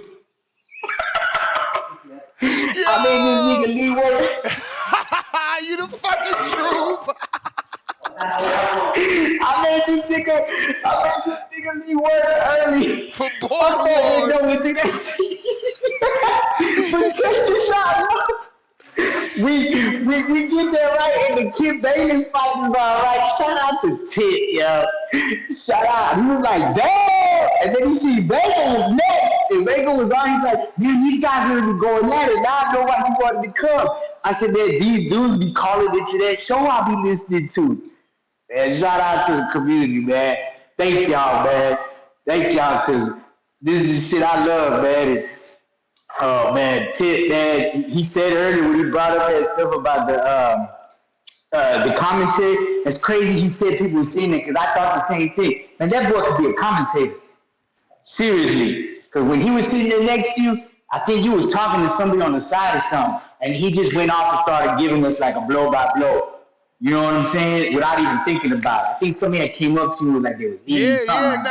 There was hella times I'm like, Treese, hold me down. Because I had to do so much. Yo, shout out to Treese. We was a 2-man team, man. Yeah, Treese, but I'm saying Tip, when Tip was next to you, Tip could be a commentator. Yeah, no, Tip was natural. You right. I was supposed to be interviewing Tip. That shit went from Tip interviewing to him being my commentator. Yeah. Nah, he's good. Because somebody came up to you. Got your attention, and then Tip just went in like natural, play by blow type shit. And I was like, damn, this young man got some talent in that commentary shit. He need to seriously think about that. Hell yeah. But, man, that's why, you know what, with Border Wars, I think that's going to make people respect. Because that's why when I call in and I got a different view, I don't like to be talking about y'all broke ass motherfuckers, y'all ain't shit types. Because, man, all that, man, that don't mean nothing, man. People going to come over here and have different views and talk shit to each other. But all that downing people, man, shout out to everybody, man. I want to thank y'all, man. As a boxing fan, happy to have something like this. Thank y'all. Matter of fact, if I go over, hey, that's why I want to ask you about the counterpunch.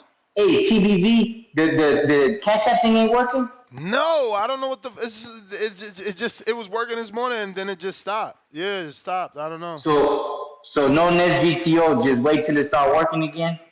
Yeah, man. Just use the Zelle that's on the screen or use the YouTube. I don't know why Cash App. Oh, there's a Zelle? Yeah, it's on the screen. Okay, if I go over, give me one more because I wanted to talk about the Border Wars and then I want to talk about the fight. My bad. I only sent 1,010, but I didn't know where to send it. No worries. Because I know YouTube be taking. All right, but yeah, man. Thank TVV community, man. Hey, Vega, man. I like Vega too, man. But I had to vote for Tip because Tip hurt that boy. That boy got hurt with that shot. But man, let me talk about the card too, the Canelo card. Because man, Berlanga, I just want to say, man, I know we trying to not curse, but F Berlanga. Berlanga is a beast. Okay, I'm gonna tell you why. Yeah, man, because here's the thing, man. I don't like all you trying to sell me that. Okay, Romy, I'm gonna sell you that 5. I don't like you trying to sell me like I'm gonna come in here, I'm gonna destroy this dude, da da da. And then afterwards, But it's not your time. Afterwards, you riding his nuts. You might as well tell him, hey, I'm about to open up and take you. Because, man, this dude right here talking about, you my idol. You my idol, Canelo. I'm so happy. I always wanted to. I always needed it. And I was like, man, you got me. I thought you had a hunger. You know what I'm saying? It's like, to me, that's fake. You know, you selling me something. In your mind, you didn't think you was gonna beat him. That ain't fake, bro. Because I'm 1,000% sure Crawford has called Floyd his idol, and he said he would love to fight him. Like, idols become rivals, bro, and that's what happened. His idol became a rival. That phrase was in life before us. Like, ain't nothing wrong for you to tell your idol he's your idol. You still fought him. That's everyone's dream. You could have told us that, man. I feel what you're saying. I feel that. But you could have been like, Canelo's my idol, but I'm still coming out there to, because for me, it's like you took away some of that tenacity, authentic tenacity, I feel like. I feel like your tenacity was all that you were trying to tell us, I'm going to knock him out. Nah, man. But let me go back first. I just want to throw that in there. Though you might be right, I may be wrong. This is a different perspective, so I'm going to take that into account. I just didn't like that. It really ran me hot. But, man, that Roman Villa, that boot swing, come on, man. Roman did all that, stood in the paint with you. You didn't knock him out. And then, man, I ain't never seen that dude fight before. That other guy, what's the guy Villa fought? Lopez or something? Was it Lopez? Let me pull up. I got the bout sheet here somewhere. That was Rodriguez. Ricardo Sanchez. Lopez was the smaller kid with the little baby fro. That's right. Okay. And so Boots, I mean, you Avanesian, you got him out faster than Avanesian came. He was a replacement, wasn't he? Didn't he only have like a month or something? Facts. So hey, yeah, Boots, you ain't looking too hot. I'm a Boots hater like Tipper, a Bud hater, right? So anyway, what was after that? There was something else I wanted to comment. What was the fight after that? Oh, McCumbee. I'm gonna tell you what happened with McCumbee that I ain't like, man. He gassed out trying to do all the power shots early, but he put up a good fight. I do want to see Berlanga and Caleb. I don't want to see Berlanga. Once you jumped into that level, we don't need you going back down. It's my opinion to do some other ish. Okay, you jump into Canelo. All right, now two people that lost Canelo right there. Whoa. Come on. Back down to what level? McCumbee did all right, bro. He showed y'all he on that level. I think both of the B-sides. No, he's not on that level. Nah, he got two knockdowns over Plant, bro. They took one away, remember? Like, he got one legit knockdown. Like, fucking David Benavidez didn't knock Plant down, bro. Yeah, man, he was doing those, but those knockdowns, he was doing like some super Street Fighter type moves, like lunging in, and you got to think about that. If I'm getting momentum from my body lunging in to hit you, that's going to knock you down, but that's all I got. TBV, like and subscribe, baby. Appreciate y'all to the community. All right.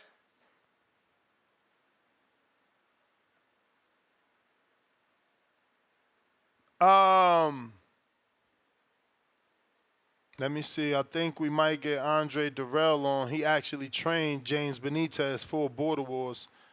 I don't know if he's available at the moment. Bro, we already trained him? Yeah. I always get Andre and Anthony confused. I don't think they're actual twins, right? But they sure look like it. Who? Durrell and Durrell? Yeah, they're not twins, right? No. Andre and Anthony? No way, Jose. They look a lot alike to me. I guess, though, you could certainly see the resemblance. James Benitez, $2. Yo, Ness, do you got time to do an interview? Always. Counterpunch, CYP. Wait. Think there might be Uno. No, that's right.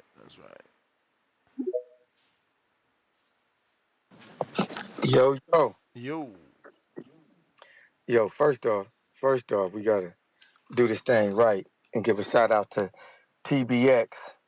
It was a, look, I'm getting tired of this shit. When Tip first came on the scene, CYP told y'all, This man is up next. CYP told y'all, if I'm voting for Call of Duty, I'm giving it to Tip, and y'all shun me down. Y'all talk shit about Tip. Y'all put dirt on his name. And TBX was created just for all you hating mother you-know-whaters. Right? Shout out, man. You did a great job. I was trying to tell these dudes, you're not just a caller. You actually are in the boxing community for real without the show. Like, if this show existed or didn't exist, Tip is actually into boxing. Some of y'all don't know that. Y'all just be running your mouths. I knew he was going to do dude dirty. Like, some of us just don't be talking just because we like to talk. Some of us talk because we done some shit before. Like, for real, for real. CYP ain't never said I'm a great boxer. I said I'm a great fighter. And ain't none of you going to do shit about that. That's why you need big-ass gloves, and you still don't show up. Don't show up. Don't be mad at me because I know how to pick them. You know what I'm saying? You pick Julian, and I think it's Julian. I don't want to get the name wrong because he's a nobody, but I think it's Julian. You picked somebody who didn't show up, and you mad that my dude did. Like, Tip got his own name. Tip got his own brand, but the TBS community is doing this goddamn thing. I got to say a shout out to Tip, Jonathan Sims, D. Lincoln, SDX Renzi, AZ The Foot, and St. Knows Best. We 7 deep up in here, man. I'm opening up membership today. I'm opening up membership today. So you want let me know. Let me know. That's how we are. We support each other always.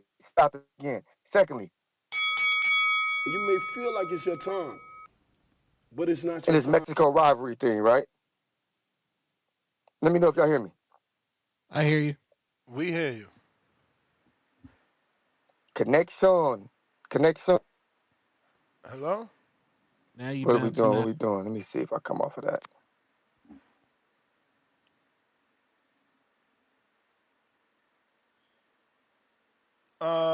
Stainless King Counter.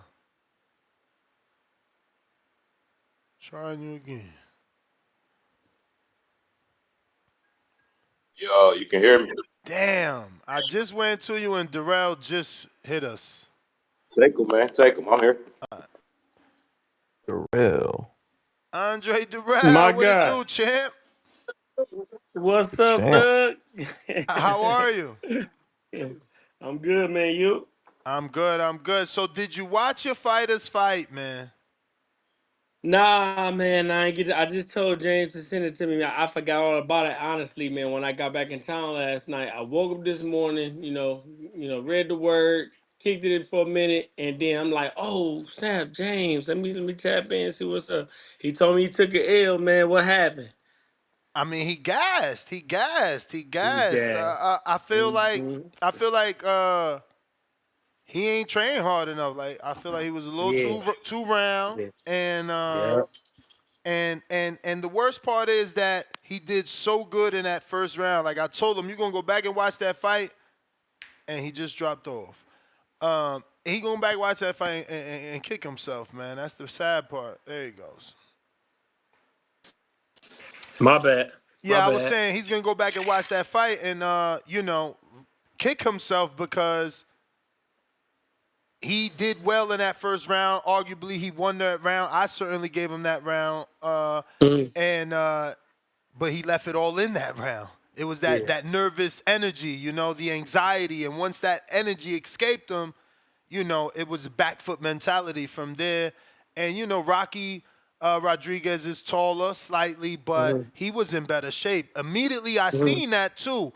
And he was a Mexican, Puerto Rican. Puerto Rican. He looked black. I guess, but he's certainly Puerto Rican. He came out to Mark Anthony and the Puerto Rican hoodie flag on for sure. No, he told me. How tall was he? Not that much taller, man. I This don't probably is know. the same guy he showed me. I don't think it's the same guy he showed me. He showed me a real tall dude sparring inside of like a fitness in the yoga studio with some dude kind of scenario sparring. But let me say this, man. When I was working with him, the last day I worked with him, right? Because we only work twice a week, right? And the sparring we did was just scenario based. I want him to get used to punches coming his way, right? He was turning his head when I would punch at him, lose positioning with his feet. And so I'm trying whatever I can to get him to understand how you need to carry yourself in the ring, you know what I'm saying, when it comes to actually fighting and not hitting the miss. Like I tell you in 2 seconds flat, bro, 80% of the stuff you need to know in boxing, you got to learn through sparring, bro. You ain't gonna learn on no mitts and no bag work, man. You might think you can, but you can't. And I was telling him this right here, based on what you telling me, man. I said, listen. Don't go in there and punch yourself out, man. I don't want you throwing no more than 3 or 4 punches, making your exit, and then find another way to execute. Because he told me he wasn't sparring. So if you ain't sparring, you don't really know what it's like in that ring. You know what I'm saying? So you telling me right now he punched himself out in the first round. He told me he got stopped in the second. Man, I'm just like, yeah. I'm sure what And the happened is stoppage exactly was what I thought. the stoppage. It was more fatigue. Like I know he has to, and I'm saying it because I know he's listening. I want him to feel bad because it's like you let your tank decide your Yeah. win. It wasn't the Yeah. skill because Yep. in that first I knew it round, too. it's even enough, you know. And again, I gave him the first round, but you know Yeah. after that, he just lost Yeah, his. it dwindled. There's no Yeah, gas. man, I don't care what that. Like I said, man, we putting in an hour and a half days. I was doing hours and a half with him, trying to get him prepared because I knew there wasn't much I could do for him in 1 month. I had wished he worked with me for 2. You know what I'm saying? We worked a little over 1 month, man, and I pushed him, man. He was in the grass throwing up. You know what I'm saying? You know, at times I did what I could for him, but this the thing though, man. I told him today on the phone, man. It wasn't so much of a loss, you know. It was more of a lesson. You For know what I'm saying? sure. That's the L you took. So the courage he has to have is the courage to get back in there. This don't mean nothing. This wasn't nothing but a learning experience. You Not know what I'm only saying? that, Now you though. know. Not only that, you know, it's like I told him myself. We found out on fight night. I didn't know, and that's why I'm glad this is in the hands of the commission. USA Boxing Yeah. handles that. But I'm doing my job as a commentator, and I do a pre-fight interview with Rocky, his opponent, and he had a couple smokers. I don't know if James knew Yeah, that. So, James told me. He told me. He said oh, he has like 7 fights. so that's experience. So you know, Rocky Experience. knew not to Yeah. drain himself, and he let James. Yeah, I'll give you that Yeah. first round because Yeah. I'm gonna Yeah. do my thing. You know. Yeah. So Yup. Exactly. James needs to Exactly, man. That's the understand. key. He still needs to understand. Like I was in there with someone that was more experienced with me, and I hung in Yeah. there for as long as I could. Like you Yeah. know, you just got to Yeah. work on that tank, in my opinion. But Man, listen, obviously, he it was adapts so well. yeah. He adapts really well, man. He listens very well, man. He follows instruction really good. You know what I'm saying? So that's it. It's just at this point, it's all about the experience, man. You got to get in there. Mm-hmm. Yeah, no better experience than actually getting in there, man. There's no way you're going to get rid of that anxiety. But I do want to get your thoughts on Edgar Berlanga. From Yeah. my title, I feel like he's proved the haters wrong. He did better than expected. I don't Absolutely. know how much credit you give him, but he Yeah. did make it the distance. He didn't get, Mhm. you know, knocked out. Plant got knocked out Right. when he fought him. Right. And that was Right. actually Canelo's last knockout. You know, some people felt like Jaime Munguia did better than Berlanga because he let his hands go more. So I don't know. Right. How do you assess it? He was more defensive than he should have been, right? He was more durable than I thought, right? He held himself pretty well, man. I knew once he got knocked down in the 3rd round, I knew if he could have lasted the next 2 rounds, his brain would adapt. So I don't know if you know, but if you get dropped, bro, I've been dropped a couple of times. And once you get up and you just and go a couple rounds, it's like your brain just kind of registers, and it's hard for you to go down, you know, again, unless you gas, right? But I'm gonna be honest, man. He did a much better job than I thought. You know, I'm gonna still give him a lot of credit, even though I felt like he was more defensive than he should have been. You know, it was a pretty decent performance in my book, coming from Berlanga. What's your thoughts on Danny, man? Yeah, Taking the knee and then his yeah, father, you know, yeah, basically yeah. pulling the plug on the fight. Man, kudos to his father, bro. I'm not one of those cats, especially today. And I've been in this situation. My last fight with Uzgatagi, man. Not my last fight, my second to last fight with Uzgatagi. You know, they was talking about. I just saw a stitch at the fight. You know what I'm saying? Gave that man a lot of love. I almost loved him like as if he was a father, because I know he cared about me that much. him and Verge made the call to stop the fight, man. I'm just like, give me one more round. He's like, nah, that's it. And after it was all said and done, like, of course I was kind of pissed about it earlier, and I'm not blaming them. I'm just saying, like, man, I could have tried one more, but that's his father, bro. Like, we love the sport of boxing, but you can't love the sport of boxing more than you love your son, right? Danny is in a great position, man. Like, Danny jumped in the ring, I'm sure, to see himself if he still has it, man. The biggest problem with that fight for me was you didn't pressure Lara like you should have. You know what I'm saying? Lara was too comfortable the whole time. There was no pressure. You allow him to fight his fight. Yeah, you Like can't go outbox Islandri Lara. yeah. He's a boxer. No, man, absolutely not. That was the first thing. He's 41. You know what I'm saying? And that's telling you he's going to fight patiently, and he's a boxer, right? So even when Lara was pressing Danny, it was to keep Danny at bay. It wasn't necessarily to force action. It was just to let him know that I'm there. But if Danny would have pressed him more, Danny would have posed more of a threat, and it would have been a huge threat to Lara's conditioning because he's 41, man. He didn't put on the gas, man, and his daddy stepping in saying, no, I saw him in the corner saying, no, we're going to stop. We're going to stop. I can tell that was clearly his father's decision. I love it. I loved it. I loved his father for what he did, man. Like, I don't love this sport more than I love my kids, man. That's a fact. Yeah, man. So you have any sons? Yeah, man, I got 4. Whoa! Yeah, Wow! Andre Wow! Jr. Yeah, I got 4. I got Andre Jr. Bro, that is Yeah. so not common, man. You are the man, bro. I'm lucky I got one, bro. I got 1 and 3 girls. Wow. Yeah, man, I got my daughter, she the oldest, she 18.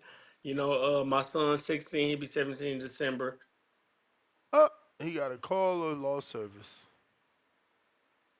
What happened? I don't know. Damn. Come on, Darrell. Oh, I think he muted himself. I don't know. All right. We'll see if he calls back. And damn, we lost King Counter Stainless. Uh-oh. He muted himself? He's back. He's back. Man, my bad. I was getting the call, bro. I don't know if that. No worries. Yeah, it knocked you What did off, I but say it's all last? good. Did you hear me? I did What did I not. say last? I can't remember. Okay, so yeah. So I told you I got 4 boys, right? Yes. You were 16, telling me that 16 your oldest daughter was 18, and then you were Yeah, saying your 16-year-old son, and you stopped there. yeah. I got a 12-year-old. I got a 12-year-old boy as well. He's an athlete to the fullest, man. He can box. He can play baseball. He can play basketball. You know what I'm saying? I got a 3-year-old and I got a 1-year-old as well, man. So, Wow. Yeah, Bless, all them man. boys. Yeah, the girl leads the pack. So that leads me No to: doubt. are you going to let any of them actually fight, or are you just letting them box for self-defense? That's up to them. It's their life, man. Like now, both of them said they wanted to do it. As my 16-year-old got older, he realized he didn't. He loved basketball more than he loved, like boxing. Boxing is a difficult sport, man. And it's not a road I want to go down again. But I never stop my kids from stopping, from doing what they want to do, man. So I'm not going to inflict none of my troubles or my past on their future. If that's something you want to do, then that's a career I'm gonna have to bind myself to again. You know what I'm saying? I For don't sure. want to, but yes, that's totally up to them.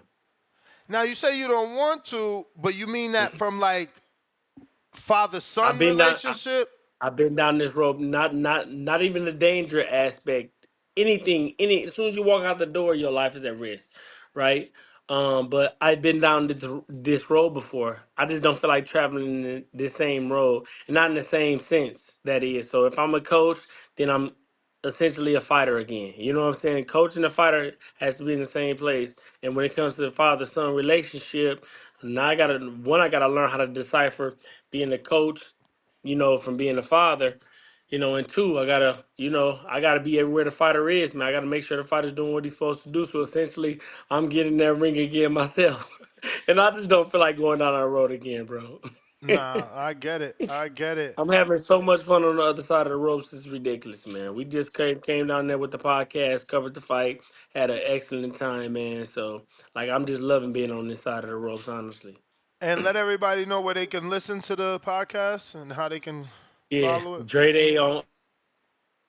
He got another call. Dre Day blowing up. I hear you, champ. He bothering me, man. I hear Yo, you. can you hear me? Yeah, yeah. I hear you. I don't think he hears us. Yeah, jump back in. I guess so. I'm going to wrap it up in just a bit, so if he jumps back, we'll get to that.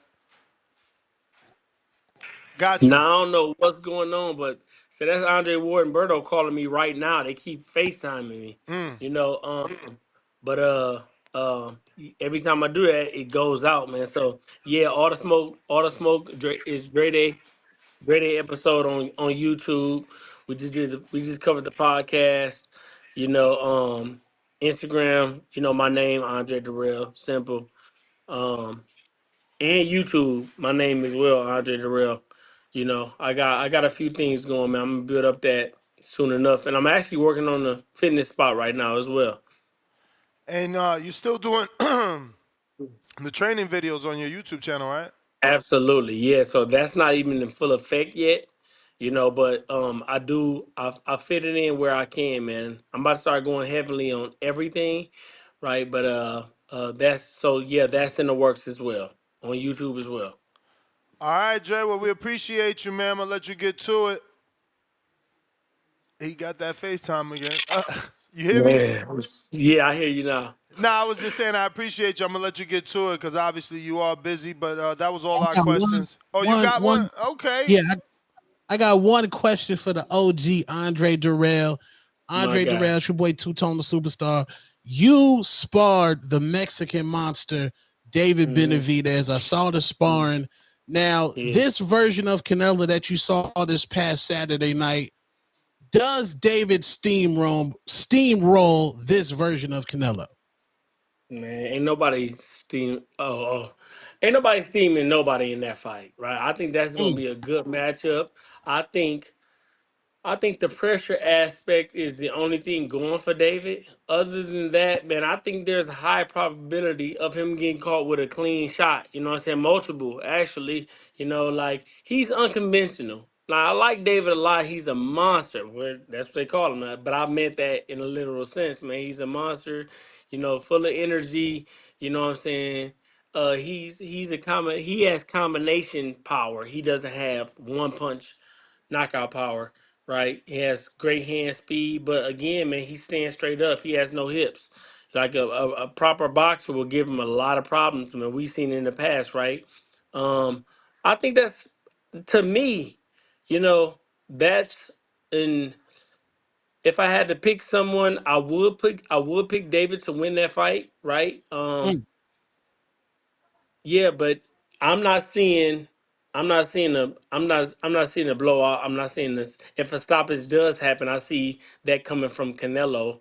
You know what I'm saying? And but anything's possible in that fight. Anything's possible. You know, like he's not stopping Canelo. He's going to get cracked by Canelo. I think there's a bigger chance that he might get caught by Canelo than it would be for him to gas Canelo out and then stop him. You know what I'm saying? So if there's a stoppage, David's getting stopped. If there's if it's a decision, I can see David winning as well. You know what I'm saying? So that's like 50-50 in that aspect. You know? Okay. All right. Got you, champ. Appreciate it, man. No doubt, man. I appreciate you always, brother. All right. There you have it, ladies and gentlemen.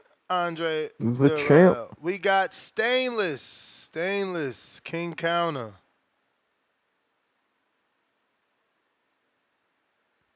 Yo, you can hear me? Yes, sir. Yo, what up, Ness? Chilling. Yo, shout out to the. You made it shout home out to safe? the real. You say what? Made it back safe, or you still out there? No, we got back last night, man. You know what I'm saying? Yo, first off, shout out to the real Marco and the real Two-Tone Treese and Tip for holding it down over there, man. I actually listened to it with the commentary yesterday. Y'all did a good job. Damn. Played me You know out. what I'm saying? But good to see y'all though. Oh Big man, I must Steve. have hurt they feelings. But yo, Ness, I don't know what you're talking about, man. You forgot the part where I had already smoked like 3 blunts while you were standing out there. Yeah, but I was working. I ain't get the fucking smoke. When I went out there, remember you was like, yo, we just smoked too. I don't feel like rolling. I'm like, Jesus. And I had left my cones and grind at the hotel, so yeah. I needed to help Adrian. I didn't want to leave that all on him. It was all them chairs and it was a lot, bro. And I set all my equipment up the day before so that there wasn't no, so that I don't be holding anybody back or be the reason that they fight and get recorded. You could have just had to roll up. That's all I would. Yeah, I don't know how to do them swisher sweets you be doing your thing in. Yo, but shout out to Ness. He talking about he walked 2 miles there and back. Him and his gal.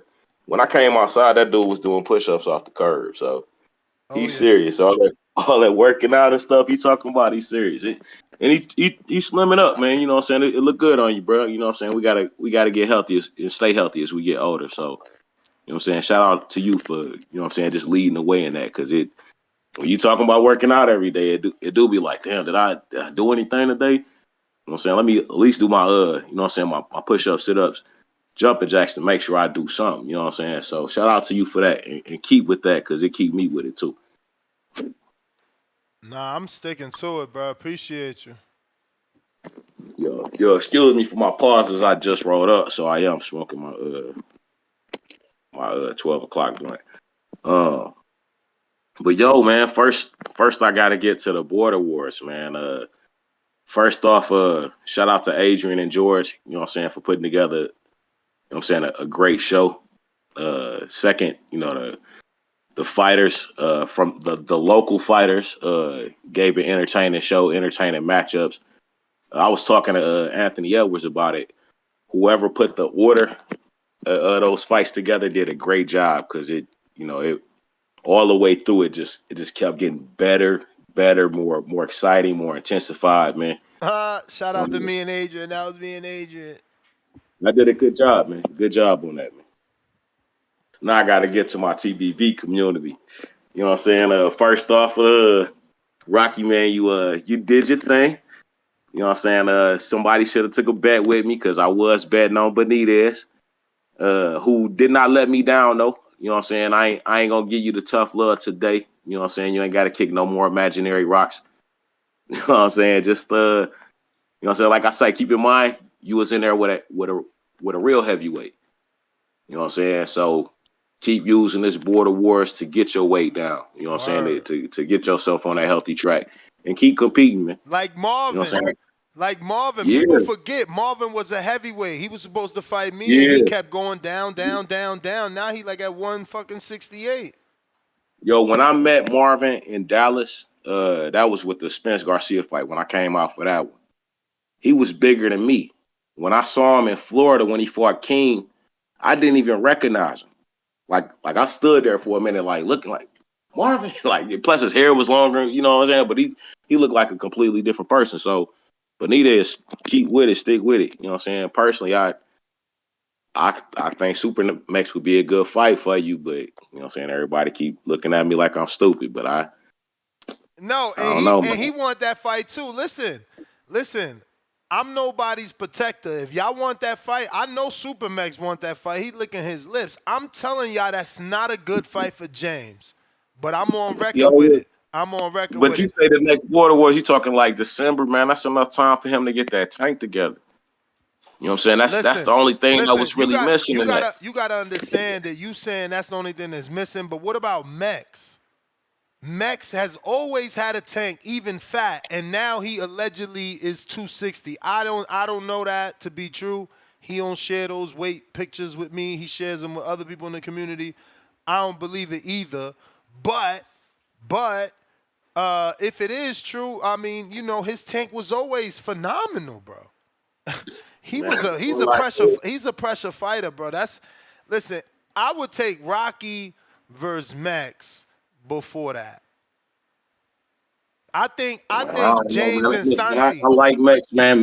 Max definitely keep his hands moving the whole time. I agree with you. He got a super tank. You know what I'm saying? Like you wouldn't expect it, but he got a hell of a tank. But he don't move.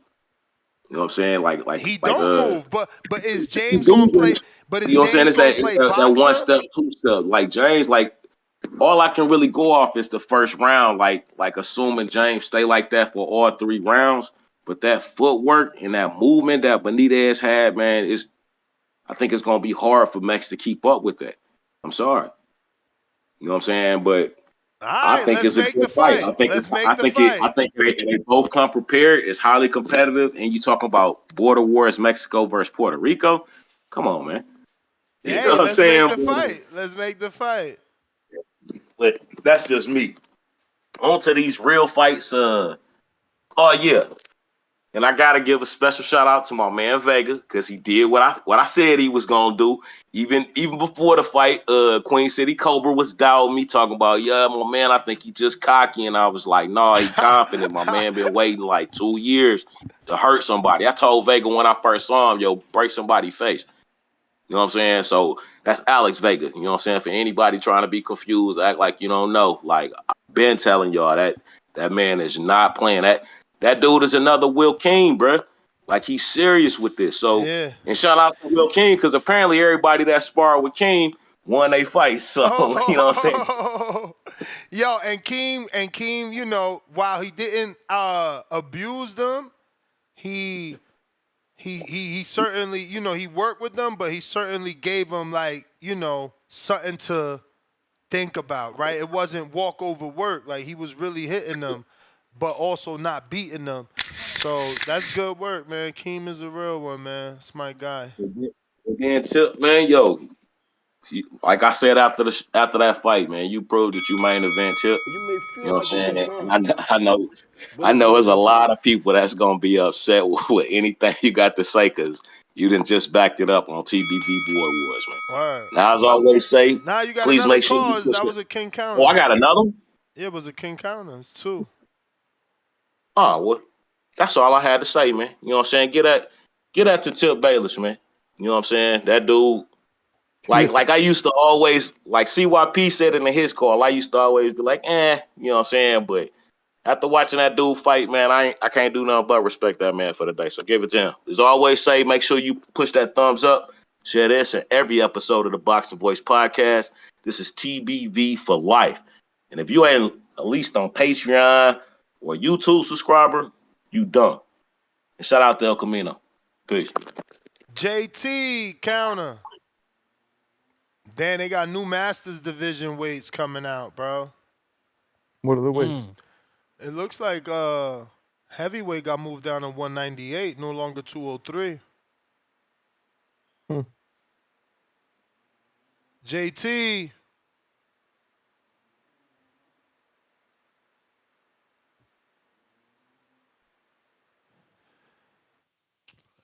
JT.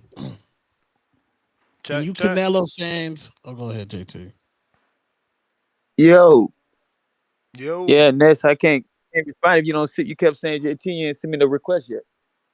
Hey, look, Ness, what you just sent me, bro. I think it's always different for like national events compared to like the show y'all just did. Yeah. So weights might always be different, and I don't think Okay. it changed from no 203 because you go on a national event, it still say 203 and up. So that's what I tried to show you. You know, if you said y'all wanted to be like close to a national, I remember you and Adrian saying that. So, you know, I just showed y'all the weights for the national events and shit.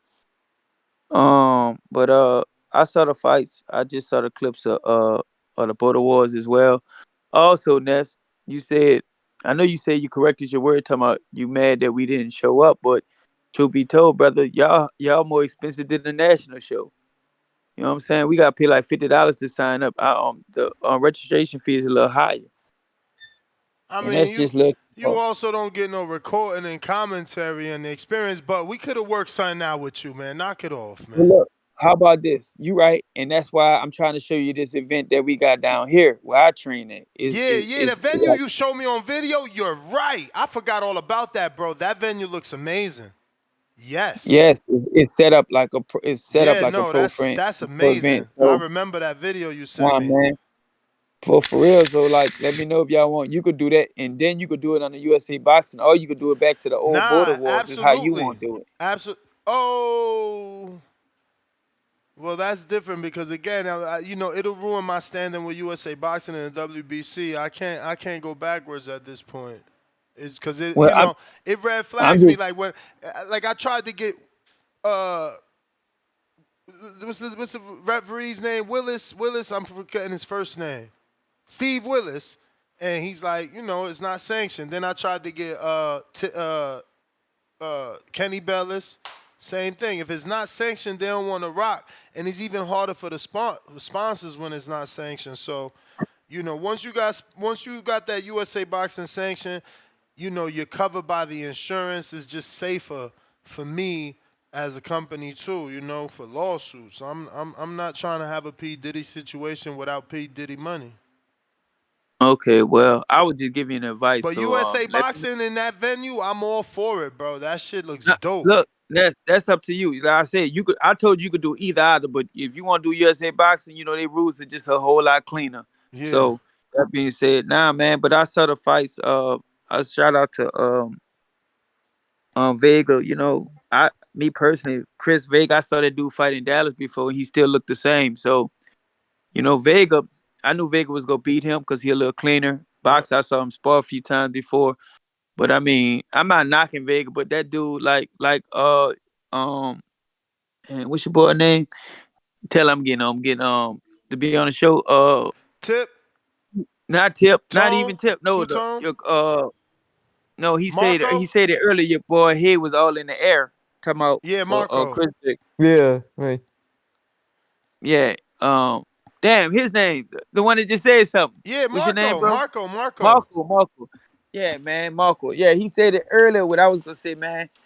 So I knew Vega was the more experienced fighter in there. I saw James Benitez and the other guy. Rocky Once Rodriguez. Rocky. Come Rocky on, looked the we more gotta learn his experienced. name now. He got the win over the back call favorite James Benitez. That's Rocky Rodriguez, the Puerto Rican legend. Nah, James showed heart, man, but Rocky had a little more experience so in the ring. So James showed heart. He went out on his shell. Tip Ellis opponent looked at athletic. I mean, no knock on Tip, but I mean, I'm just saying, keep doing your thing, Tip. Uh, what's the other dude name? Oh, Rico, Spider Rico. Yeah, dude was game though, man. Spider Rico looked like he was just pulling You may back feel like against a it's your longer time, dude. To but it's me, I not your mean, time. he should have put that chin down a little in and start fighting in the inside, keeping it forward. But as far as the boxing Canelo and I saw all that, I got more time there. So what? Nah, that was the bell. All I'm right, I'm damn, that's caught up. cool, bro. We was talking about getting you a venue. You cut me off, boy. I tell you, What you mean? that's I cool. restarted the clock. Don't act like you ain't hear that crazy. No, you said, nigga, you just said that was the bell, but Bruh, if you gonna I let me talk, let me talk. restarted it before this bell. Go back and Okay. listen. What the hell? All right, well, you saying that's the time? I mean, I gave you 2 calls. All right, bro. All right, gotcha. I know y'all heard me restart the clock, right? Y'all heard the bell ring in the middle of his call and me literally restart it. And then it rang again, and I let it go by because I got caught up reading this masters group. You know what I'm saying? I posted my information here trying to get sparring, still ain't get a hit. You see, this the issue, bro. It's like people wouldn't believe you that you in Vegas and can't get sparring, but it's either spar pros or nothing. Yeah, it's crazy out here, bro. Shit is Spar unfair. pros or nothing? It's Damn. unfair, bro. I mean, I had to spar Michael Hunter, Johnny Rice, fucking Dennis Douglas was the only dude short. Lonnie B. Come on, man, that shit ain't fair to me. And out here they ain't like Jersey. At least the pros in Jersey was working with me.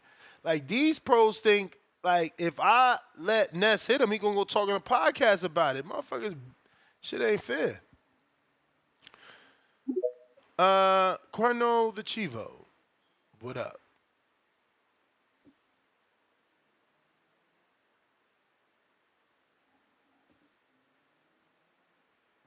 Detroit. Sorry, my bad. My John wouldn't let me unmute it. It wouldn't let me unmute it. I ain't these niggas, Ness. Don't do that. Don't do it. You here? Hey, I love listen, you. Ness.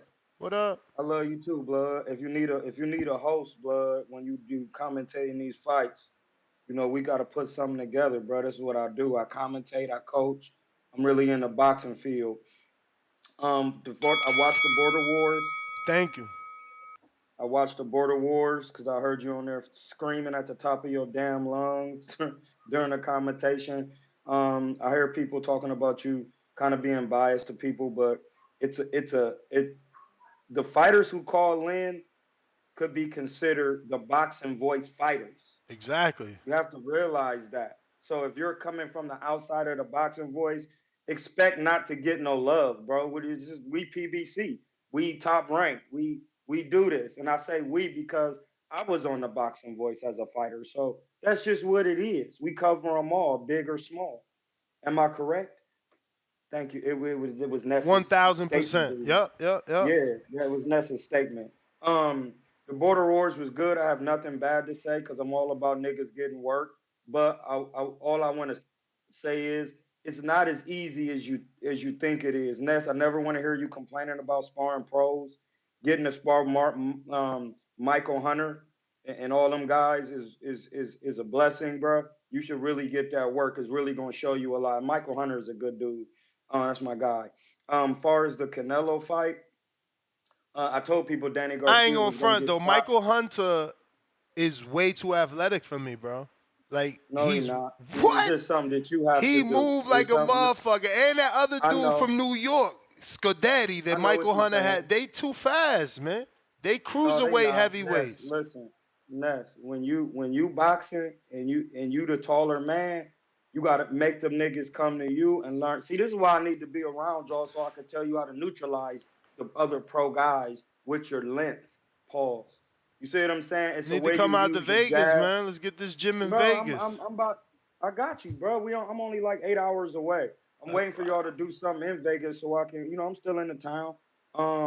But just to make it quick on the Canelo John, Amir Khan.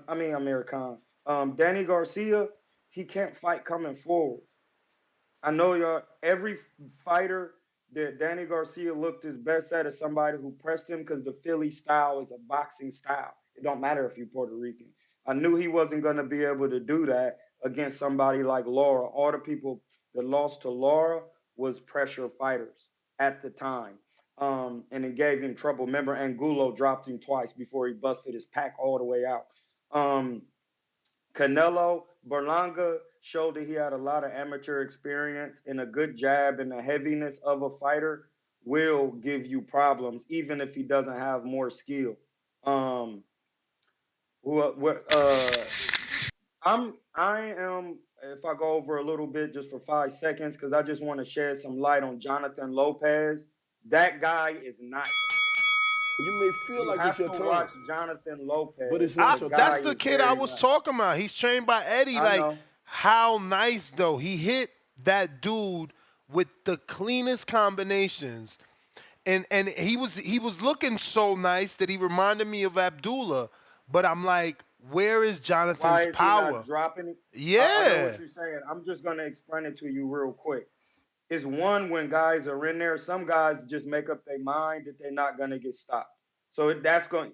But in your way of trying to change their mind physically, you have to have a game plan to break them down.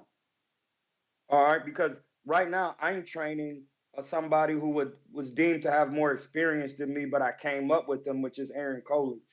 And I'm trying to explain to my man that when you're boxing professionally, I'll make it quick. You don't just get in there and do what you want. Even in the amateurs, you have to break the fight down to segments. The first 4 rounds of the fight with Stephen Fulton, I knew he was going to give Fulton problems because his trainer was saying everything is set up off the jab. Then when I go to Bosey's corner, all I hear is, man, you got to let your hands go. I hear fighters, coaches, daddies say that, and that's like a red flag. Like, that doesn't tell anybody anything. And when he catching and countering, he only throwing 3-4, 3-4, which is a double hook. You got to put your combinations together, but you have to have a plan to break the man down. which is the jab to the body. And Canelo was trying to do that in the fight. But everything else, bro, I just want to say congratulations on your success.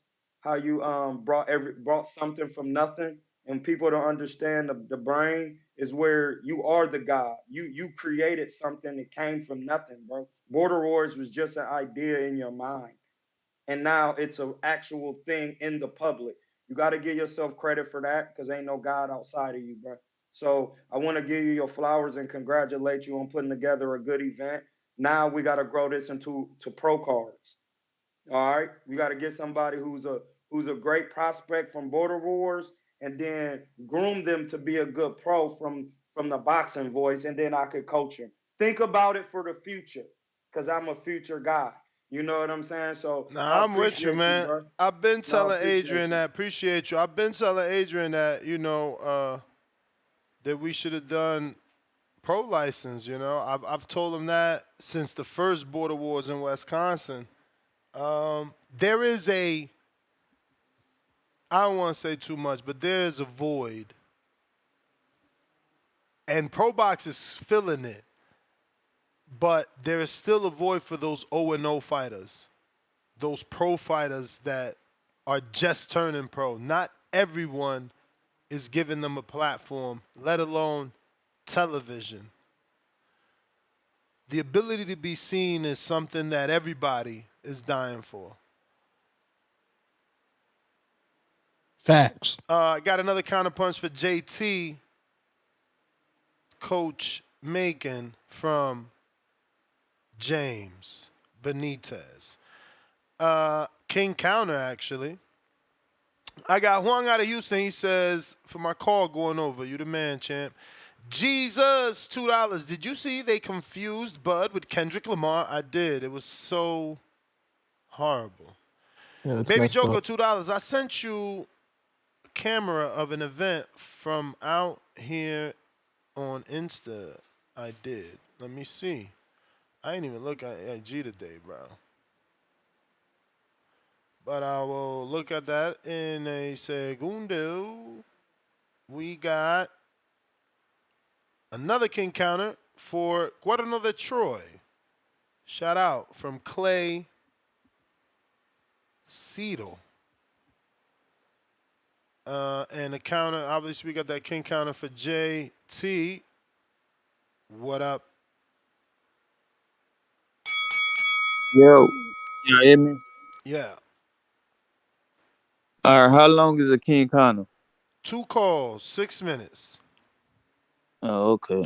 Nah, man. Like I said, bro, just let me know if you want to try that event. Y'all I'll get you in touch with the owner and stuff like that, and y'all can negotiate y'all stuff. So as far as that. But like I said, man, I saw the fights, good fights. You got G-Von back there, keep chatting on, man. I don't know why you let that little snake back on. He keep trying to prove some videos that validation that's him and all that. We don't believe you, G-Von. Man, your videos have been so blurry and shit like that and stuff. So, as far as the Canelo fight though, I saw the Canelo playing fight. That was the fight of the night. To me, dude was strong. You could tell Birdman worked on his inside game. I like how Kelly was stepping to him and smothering dude. And then I think I heard one time when Birdman yelled, "Don't press him yet. It's too soon." So Birdman is a very knowledgeable, respectable coach. It's Bradman. You keep saying Birdman. Oh yeah, my bad, Breadman, man.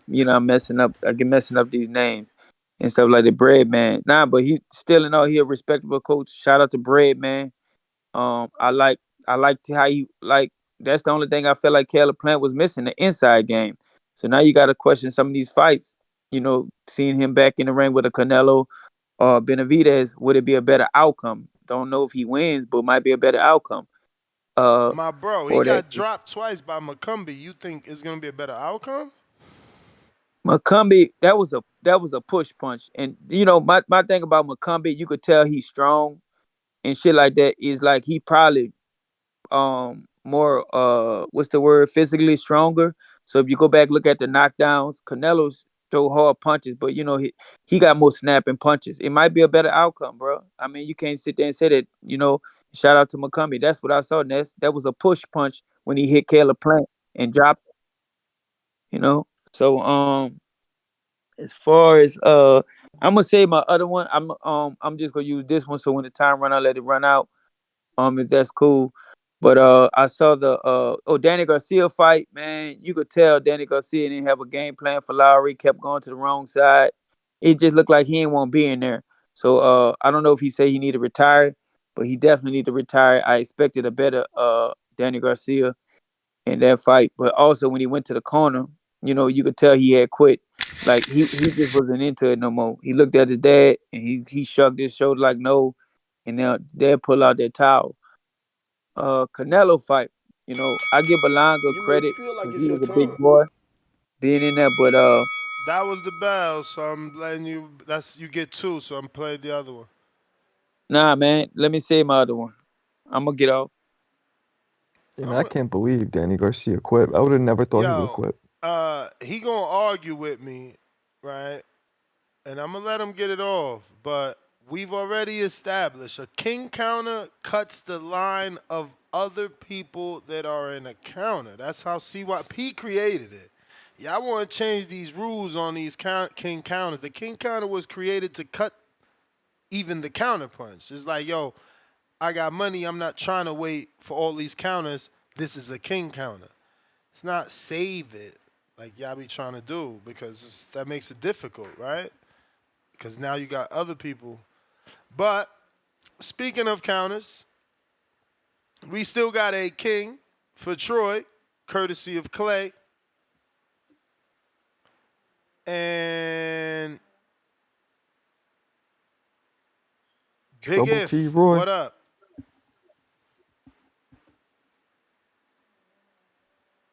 Yo, salute you. Salute. Yo, salute, man. Salute to you, Ness. Ness, the dude that's bringing Tip the 1980 basketball boy shorts. Yo, wide boy, Ness. Salute Bruh, he to picked them Marco. shits. He sent me to the store and everything, bruh. He said, yo, go to Fight Shop. And when I go into that shit full Muay Thai, I'm like, yo, Tip wildin'. That's why them shorts was Daisy Dukes. He said he went to an MMA shop. Yo, yo, salute to Two Tone, man. The first person to fire stick a free Border Wars event, man. Salute to Marco. Yo, Nick, I gotta congratulate you, man. That was a dope event, man. That was my Saturday was full. I was just watching. Luckily, I was off that day, and I was watching all the fights, man. Great event, man. But Ness, I gotta tell you, man. I know exactly what you mean when you say, you know, we here for the Border Wars cats, but don't sleep on the amateurs, son. Like you could be what pro box is to the pros, you could be that to the amateurs, man. You could be the farming system, and you got the platform that all the managers watching, all the people looking for the next best thing. That could be you, son. You know what I mean? And the production was nice. We understand, like, you know, you was doing a dolly, you got no cameraman, but think about that, man. Don't sleep on the amateurs. I enjoyed some of the amateur fights, man. Some of them were like, they were pretty cool. I said that earlier. I don't know if you jumped on. I wouldn't mind doing it again, and I would invest in an action camera and, you know, hopefully grow it to the point where I could hire a cameraman. But I would do it again for more amateur fights. It was fun, bro. I actually had fun. Like, it was dope.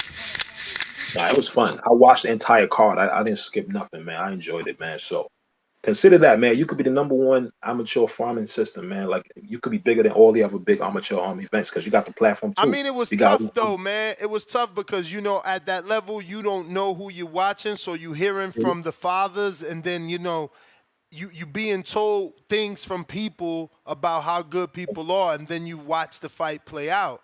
Like some of them fights ain't play out the way they were supposed to play out. True. Nah, that's true. But speaking of Nets and being biased, man, this to me was a reminder of like familiarity and fan bases. Because keep it a buck, I don't jack most of what Big Tip be calling in and talking about.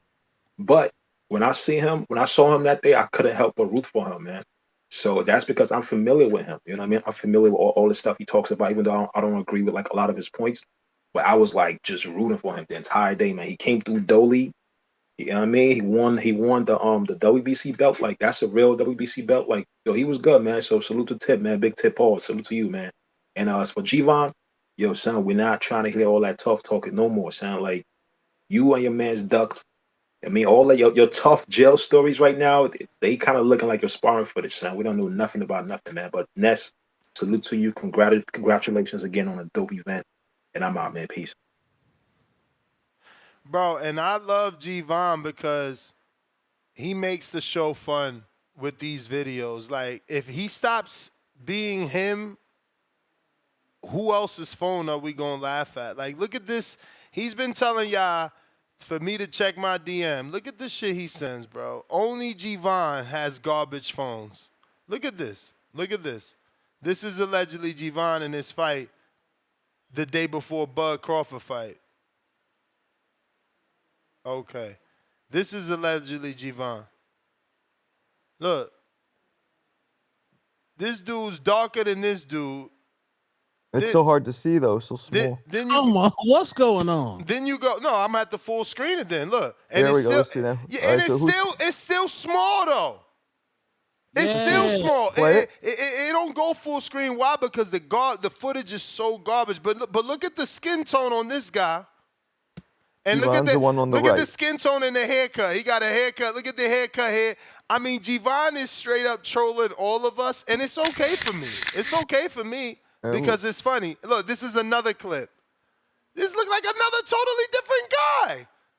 Not really. What? The hair looks.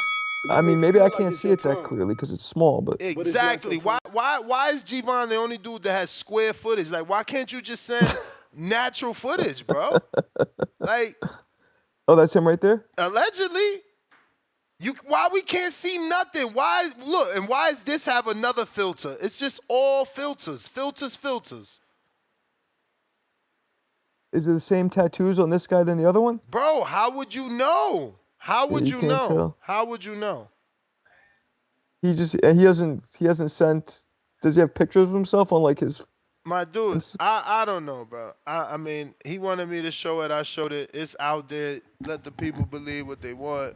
It's just sad. You know what I'm saying? Like, I don't have any footage on my phone that will pull up a little ass box like that. Like, how the fuck don't you got 1080p? Like, you know what I'm saying? Crazy. That's on the Obama phone. Bro, that ain't no Obama phone, man. That dude using a flip. That's a flip Motorola right there. Back in the day joint. Mm-hmm. He down with Eagle Eye with Will Smith. That's the only logical explanation for that shit, bro. Eagle Eye with Will Smith? Yeah, I thought that was the dude from Transformers. Yeah, you right. I'm wrong. What was the one with Will Smith in the no, wait. What's the one with Will Smith though? It's just like Eagle Eye, where he got the white dude helping him, and his wife is I can't remember the wife's name, but you know. Hancock. No, not Hancock. What the fuck? What? I love Hancock. Yeah, Hancock's but that's not the movie that's a we're good talking movie. about. Great movie though. Yeah. Now, which one you talking about? It's like a secret agent type of movie. Enemy of the State. Enemy of the State. Yeah. There you go, That's a dope Marco. movie. Get your shine on. That is a great movie. Shout out to Will. You know, I can't wait. I mean, you know, I really cannot wait for Will Smith and Michael B. Jordan's I Am Legend. They making that movie. Like, I don't know if it's over or part 2, but like, I'm excited. They better do right.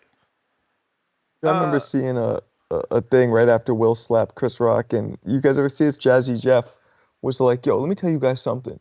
People say Will wouldn't have slapped The Rock. Let me tell you something. I've known Will forever, and if when he's at that level, even if it was Mike Tyson, Will would have slapped him. I'm like, yeah, okay, man, Jazzy Jeff. Will could box, man. Y'all seen Muhammad He's not Ali? slapping Mike Tyson. You Come seen on. that movie he did with Muhammad Ali, bruh? Like, nobody You did think if that Muhammad was Ali Tyson, like him. You think if Tyson's like, oh, the G.I. Jane, you think he'd go up and slap him? No. I mean, I don't know. No way. That was a narcissist breakdown we'll have, but that was a narcissist breakdown. That's exactly what that was. Yeah, that's what that was. Canelo fans, why y'all so mad? I asked a question like, y'all that much of fans were like, oh my God, don't ask nobody about my fighter and who can beat him. Just, oh my God. Y'all need to wake up, bro. I cannot wait till Canelo get his ass whooped, pillar the post. But first, he got to step into the ring and stop asking for food stamp wages. Oh, shit. Well, what'd you say about him? I asked Andre Durrell, and then they just, oh my God, what a casual question. As soon as it's the other side of the coin, they be like, casual. And y'all don't understand. I love being called a casual. Love it. Yeah, I don't even pay attention. Man. Love it. Salute Enrique Church, man. He on? Enrique Church. No, I'm just saying, salute the casual, the OG casual. Word. He in Croatia. Casual's in Croatia, Nah, man. he ain't go back. He back Croatia. already? Damn. The good life on and no play. We going out to DC3. Croatia borders Bulgaria, baby.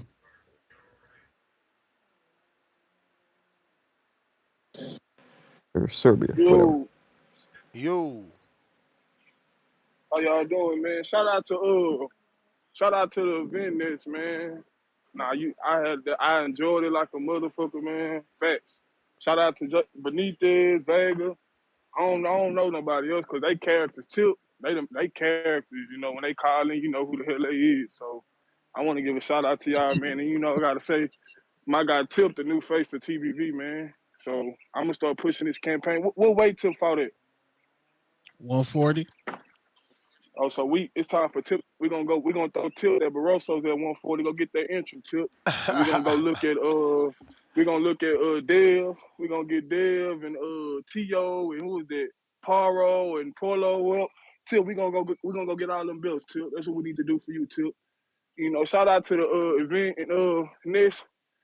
They better keep McCumbee away from y'all favorite fighters. He dangerous, Ness. McCumbee is dangerous. And Ness, I'm gonna say this, Ness, he dangerous. And Javon, he a damn renegade and shit, but he was saying that shit. He was like, man, McCumbee look like, man, Ness, he beats Berlanga. Ness, McCumbee will beat Berlanga, Ness. I'm serious, Ness. McCumbee, I'm watching that shit. I'm like, man, what the? Shout out to Caleb coaches though, man, cause his coaches, man, Caleb put on a performance, man. So, but yeah, I enjoyed the event, man. And look, man, McCumbee is dangerous, bro. That shit, I'm like, man, he had Caleb looking weak in the bitch out there for a minute, man. I ain't gonna like punching him on the arm, making a foul. I'm like, then he got dropped, and Caleb tried to act like, nah, he dropped your ass. Bro got dropped. I thought Caleb was out of there, but man, he changed, man. Shout out to his coaches, dog. Facts, because he got saved. Y'all can keep saying, man, y'all better keep Berlanga away from McCumbee. If Eddie and them trying to build Berlanga, they better keep him away. McCumbee will beat the shit out of Berlanga, Nitch. I don't know, man. He's a little small. My life on it. McCumbee, man. Who's small? McCumbie's a little small. Who's small, Monko? McCumbie's a little small for Berlanga, I feel like. What? But Berlanga's coming in almost 200 on fight night. He's 6'1". He like 6'1". He ain't small. How much McCumbee weighed? Like how much he weighed? What was his fight night weight? Y'all don't know? Well, he fought as super middle, but I feel like I don't know his fight night weight.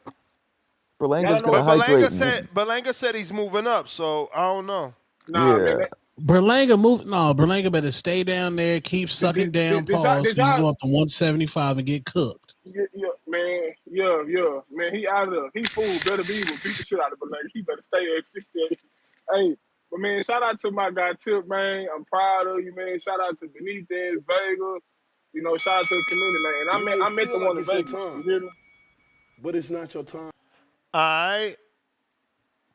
CYP, did I not get to your counter? Because I thought I got to your counter.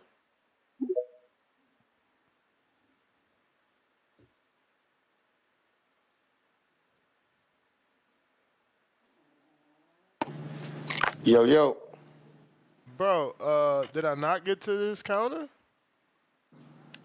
No. You went to my counter. You didn't go to my call, though.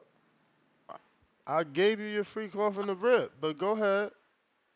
No, I paid for one earlier. I only talked once. No, but if you need the $5, just ask me. No. If I'm confused, I'm confused. Yeah, I only talked once. Never. I paid for that. Oh, I paid for that, but You got it. yeah, I say shout out to Tip again, dog. You got skill. I definitely want to say that. Shout out to Stainless keeping it real, because Stainless always honest. That's one thing I can say about me, honest. And y'all was shitting on Tip a long time, and now I'm saying y'all give him that love. So remember that. Keep that love going all the way till the votes come, and then vote for him. Don't look for a reason not to vote for him. Keep that love up. Keep the love up. Straight up.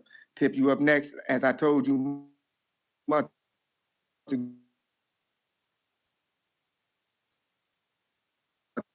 there is in TBX and TBV for real, because you out there in the streets in this boxing shit for real. Cutting out a lot. See what? The thing that bothered me. Oh, two things. One, if there's one thing that y'all forgetting, is that Kendrick Lamar said he's Terrence Crawford. He said it in the song. So when they show Terrence Crawford and say that's Kendrick Lamar, a lot of the community is like, holy shit. The fact that they would call Terrence Crawford Kendrick Lamar when Kendrick Lamar said, I'm Terrence Crawford. The shit is fucking crazy. It's a crazy coincidence that they got him confused. And I'm gonna be honest with you, they do look similar with the braid style. With the way Terrence wears his hair in them braids, he does look similar to a picture of Kendrick. I ain't gonna lie to you. They do. And so I'm gonna pull that away from the racial tape. I think that my wife said they do not. She ain't agree with me, but I agree that in certain pictures of Kendrick, Bud did look like him with the side braids. Dead. But I do love the reference. He put people on to who Bud Crawford was. And then when they show Bud Crawford, they say that's Kendrick Lamar. That boosted his profile. He even got more Instagram followers after that. So all of y'all clowning, Bud just got more popular with that mishaps. Now, this is the shit I really want to talk about, man. It bothers me. We was led to believe that this Mexico-Puerto Rico rivalry thing was so real. I ain't never heard a motherfucking Puerto Rican say the dude he fought was his fucking idol in my life. That to me was like my guy. You don't fight the dude if you got your country on your back and then tell him you're my idol. To say you're a legend, it was a pleasure fighting you, that's one thing. But homie, I can't be your fucking idol. You hate me, remember? It's country versus country. That's how we built this up. Don't say that publicly. Tell me that behind the closed doors. Don't say that, because your country looking like your country ain't looking good right now. I say that's why he's not a top 12 Puerto Rican fighter, because none of them dudes on the top 12, in my opinion, would have ever told the Mexican dude they was fighting, you're my fucking idol. Could y'all imagine if me and G-Von fought, and then after I whooped his ass, he said, man, you my idol, man. I love the way you call it, man. You know what I'm saying? Like, for real. You may feel like it's We're all your look up to time, you. but it's not your time. We don't need that. We don't need that. See what I beat out. I hear you. I'm sure there's Mexicans that idolize Miguel Cotto or Tito Trinidad. Why not? I don't think there's anything wrong with it. He did it after the fight. I don't see what's the issues. Yeah. He wasn't mad enough that he lost. I know he just got $1 million plus a big bag of money, but I at least wanted him to like leave the ring like frustrated, like, damn, I just lost to this dude. Well, I mean, let's be real. He really came off like he was satisfied with just going 12 and looking decent. Yeah. I mean, right? Yeah, and that's what Canelo they did this. Anytime you do good against Shakur Stevenson, that opponent becomes a top 10 lightweight of all time.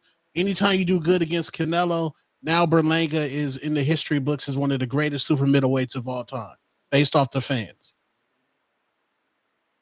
Now they got him better than Bivol, better Biev, Andre Ward, Andre Durrell. It's just, oh my God, no. Your man look old and he's scared to fight David Benavidez, period. He's asking for $200 million in food stamps. Stop. Truth. CYP, you are also Stainless's caller of the year, so you get, not caller of the year, excuse me, pound for pound for the month. So you get a free call courtesy of Stainless every show for 1 month, for this month. So there's 14 days left, maybe 15. Who knows? LJ, what up? Nash. You?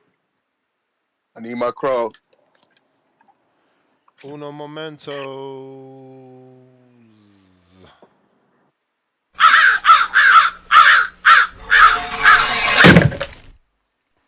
I said Picked Berlanga. Berlanga.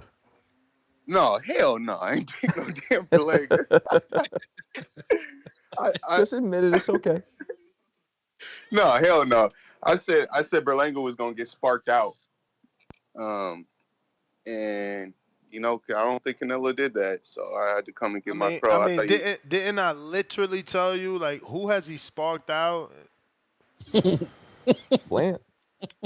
But to me, Berlanga's not very good. I thought Canelo would be a little better. And he did. Breaking news. PBC does it again. Shits the bed. Instead of Barrios unifying with Brian Norman Jr. or Jaron Ennis to actually sent an offer, he's going to defend his title against Abel Ramos on Netflix. Oh, that's actually good. I ain't even finished reading. That's okay. He's on the MVP card too. Oh shit. Oh. Okay, Barrios. Hey, side Barrios. Barrios raising the profile. He on the fucking MVP Netflix card. That's crazy. Oh wow. I guess now we know why that Eddie offer wasn't good enough. That's the Tyson. Damn, he went from Boots to Pacquiao to Abel Ramos. Yeah, but Abel Ramos on the Jake Paul Mike Tyson card. It don't matter. Yo. You still mad? I mean, I don't That's think A-side in the division now. I don't think no one really checking for Barrios, especially people tuning in to watch Jake Paul versus Mike Tyson. It's good for his name and shit, but I don't know.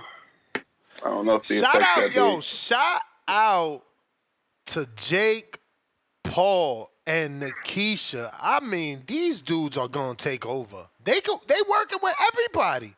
They got Barrios, bro. That's a PBC face. Like, Barrios has been on 2 pay-per-views. They put him back in another title shot opportunity. Got him another belt. Like, wow. That's lit. And it's in Texas, right? Everything lit. Oh, yeah, we lit, man. Barry, man. Bro, Barrios from San Barrios' Antonio, and shout out to Nikisha and Jake. This is what I'm saying.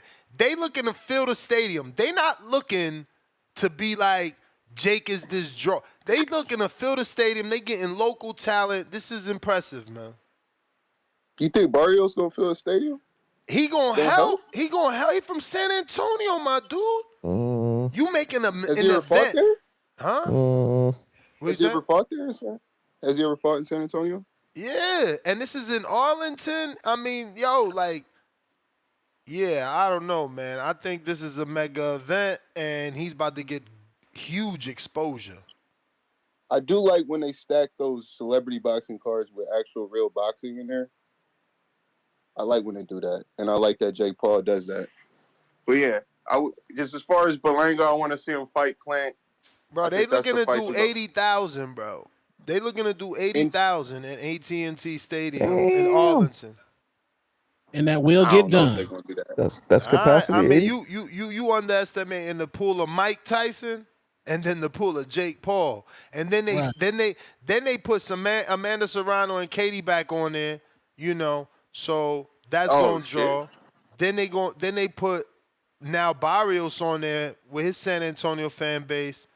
I mean, and don't forget Floyd Schofield locked in the contract. Every time we interview him, he still say he got a contract with MVP. He's supposed to be fighting on his card. They waiting for the opponent to be announced. So hopefully they announce some big shit for him too. Yeah, well, shit. Shout out Jake Paul. Appreciate the call. I'm out of here. All right. Let me double check. Malcolm, what up? Yo, shout out to Malcolm. First and foremost, just the fact that you like a USA boxing official and you listen to the show on a daily is dope in itself. But shout out to him because he's actually in shape, in great shape, and he's continuing to get in better shape. He's actually gonna fight as well as already be a USA boxing official. So You know, hopefully he fights on one of our cards. But it was a pleasure meeting you, champ. What up?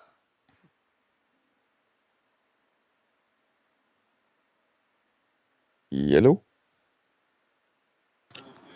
Yo, Mr. Gibbs. What up? Yo, don't let that Mr. Gibbs fool you. The man's 34, yo. I thought he was old with the whole Mr. Gibbs. Yo, what's Hey going man, on? don't be snitching. I'm trying to throw out some bait. I'm trying to catch somebody slipping. You feel me? Nah, because they gonna ask for footage. They gonna see your biceps. It's too late. Yeah, all right. That footage ain't gonna mean nothing. That ain't gonna stop the inevitable. You feel me? For sure. But I'm gonna bury that because I want to keep all that. I want to keep all that a secret. You know what I mean? But I just wanted to call in and shout out to Tony and Marco. I know y'all on the panel. I mean, I am a little disappointed neither one of y'all came to the Border Wars, but you know, it is what it is. Next time. I wanted to shout out you, Ness. That was a great event. I had a great time, man. It was good to visit Milwaukee, kind of touch the city a little bit. That was a place I'd never been, so a new experience for me. Shout out to Adrian, man. Adrian was wearing a lot of hats that night. Wait a minute. You said that was your first time in Milwaukee? Yes, sir. What? So I thought, I'm telling my wife, like, yeah, I met Malcolm and this, that, and the third. Like, I'm thinking you from there. I did see your picture in Twitter today, which looked like you was maybe at the airport. So that's why so where'd you fly in from? I'm from Colorado, man. Oh wow, I didn't put that together. Maybe you said it. It never clicked and I didn't hear it. But how the hell did you get on the commission for this? That's crazy. That's dope. How'd you do that? You know, I just I hit up Adrian and let him know, hey man, I'm with USA Boxing. I'm trying to come out there and work the show. He said he did the middleman. He talked to the people. He just said, bring my uniform and I'll be all right. So I brought my shit and you know, I even pulled up early to help with the weigh-in. So I was there for everybody weighing in, man. That's dope. That's dope. I Yeah. had no clue. I thought you, and the way y'all all acted, I thought you already knew the commission and everything. That was dope. Shout out to you. Yeah. Yeah, absolutely. No problem, man. Like I said, it was a good experience for me, you know, and I was, you know, like I said, I'm getting in the ring to referee this next week. So I was studying Angel like a hawk, man, because he does it on the Olympic level. So it was a great experience for me as well. It wasn't, it was all fun and games, but it was work too, and I learned a lot. So I do appreciate you, man. Of course, I got to shout out Tip. You know what I'm saying? Tip came through and did his thing. Vega came through and did exactly what he said he was gonna do. I got a chance to meet Benitez and Rocky. You know, Benitez was hanging his head a little bit, but he took an L. It's a normal human reaction, but he gonna be all right. Spider Rico, Big Bay Quinn, everybody, man. Everybody was cool to meet. I got to send this apology out to Berlanga because I believe I referred to him as You a may dead feel like man it's your walking. time, So my but bad, it's not your Berlanga. I time. wasn't familiar with your game, bro. All night this guy was talking about Berlanga wasn't going to make it, and we made it. Yeah. Yeah, we ain't going to say the shit you was saying because you was wild. But Nah. What was he it was saying? cool. What was he saying? What you say about Danny? Tell him what you were saying about Danny. He took the Puerto Rican knee. You were slandering him? Took that Puerto Rican knee. I couldn't believe it, man. I couldn't Well, that's believe that that shit. Dominican-Puerto Rican He rivalry. was talking about we gonna beat Lara, then we got Canelo next. Oh Danny. yeah, That's what he was but I said that on the show, but I didn't know he was gonna perform like that. But listen, the fact that you can't see that if he would have beat Laura, he would have got a Canelo fight is crazy to me. Definitely would have got that Canelo bag. What? He would have got that Canelo fight in a heartbeat. Listen, man, big fight, y'all easy funny. check. Oh yeah, Canelo doing that. All right, but I just wanted to touch the TBV streets real quick. Shout out to everybody I met this weekend. Y'all have a good morning, man. You the man, Malcolm. Much respect, my brother. Much respect. I had no clue that you went and did all that. That was amazing of you, man. You are the man. I'm just flattered, really. That's fucking dope, bro. I'm glad that you got that experience with us. and that you made it out. Yo, he even came to the fight party. He was dope all night, man. Salute. Nobody hit the strip club out there. Well, like what happened? Nah, I had an Damn. early flight, bro. I got up out of there quick. We flew out like 5 in the morning, so I had to Oh, be there okay. early. Sean always has yams on the mind. Yeah, he got Yeah. that. He in that single life, man. He got to have them yams in his mind. We got Keem the Dream. What up?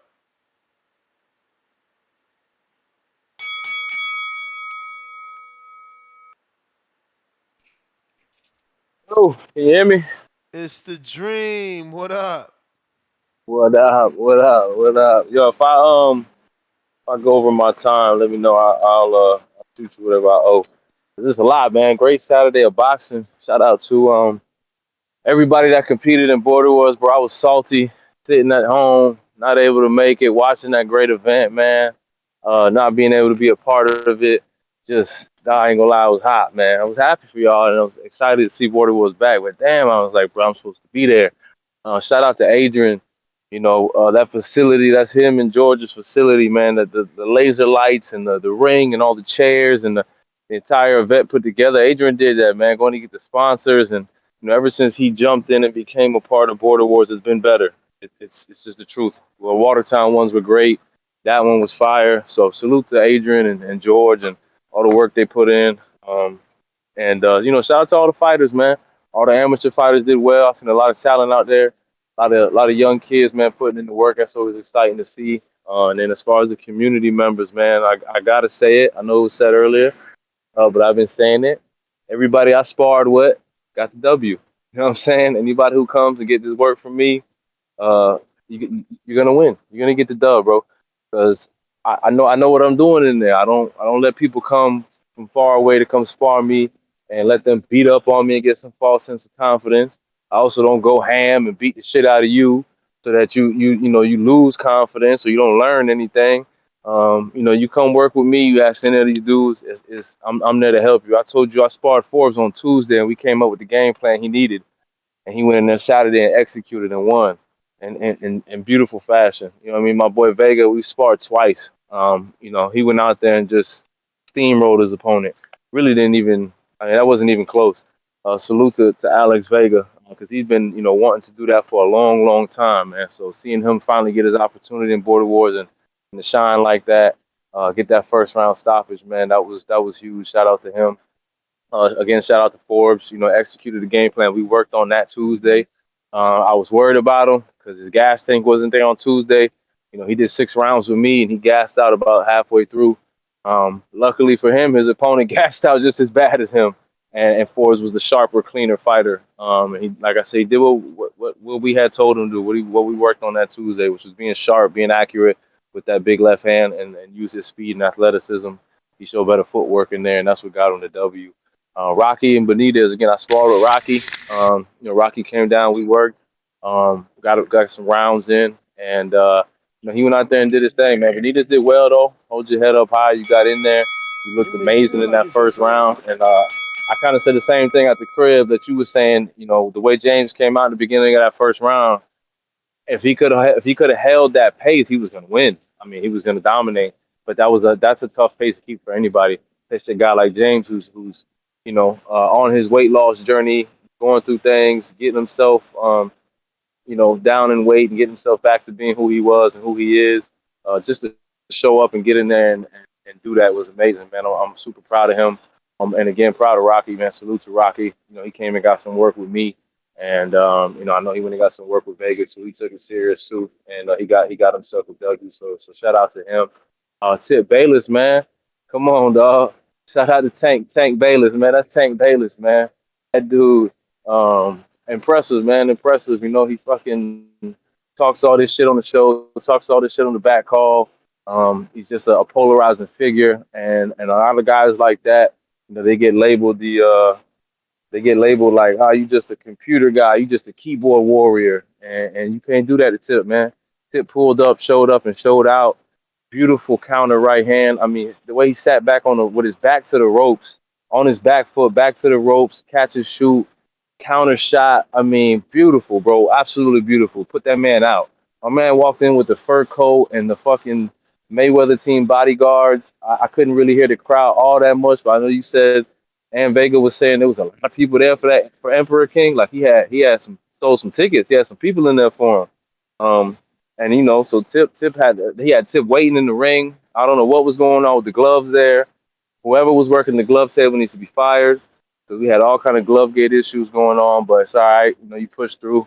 She got situated, but Tip was up against a lot. He's up against his own personality, against everybody. Imagine if he would have got knocked out. And that's what it would have been like for him on this show. It would have been destroying Tip because of who he Nah, is. he So would have all the disappeared. pressure that was on him, yeah, that's what I'm saying. The people would have wanted him to disappear or expected him to disappear if he would have lost. He had a lot of pressure on him, bro. You're not in your hometown.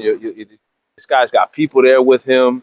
He's got, coming to the ring with a belt and a fur coat and the bodyguard, all that, man. That's impressive, yo. Salute to Tip. He really deserves all the credit in the world today, man, because, he talks a lot of shit, but he backed it all the way up to the maximum level with the big Bro, knockout and bro, got the he got the showed up. WBC strap. He showed up alone too. Nobody, I just know, I know. He was himself. telling us. He was telling us on the back call, like Crazy. Dolo for real. He was going out there. It was like, damn. I mean, I did that in Pittsburgh. You know what I'm saying? When we fought at Steve Cunningham's gym. Shout out to the legend Steve.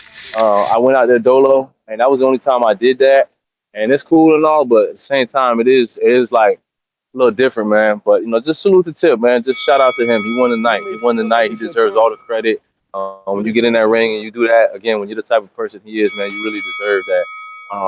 I got you. Like I said, just give me my whatever it is towards at the end, and I'll send it to you. Now on to the but yeah, just salute the border war. Salute to everybody. A lot of good amateur fighters. Again, salute to Adrian.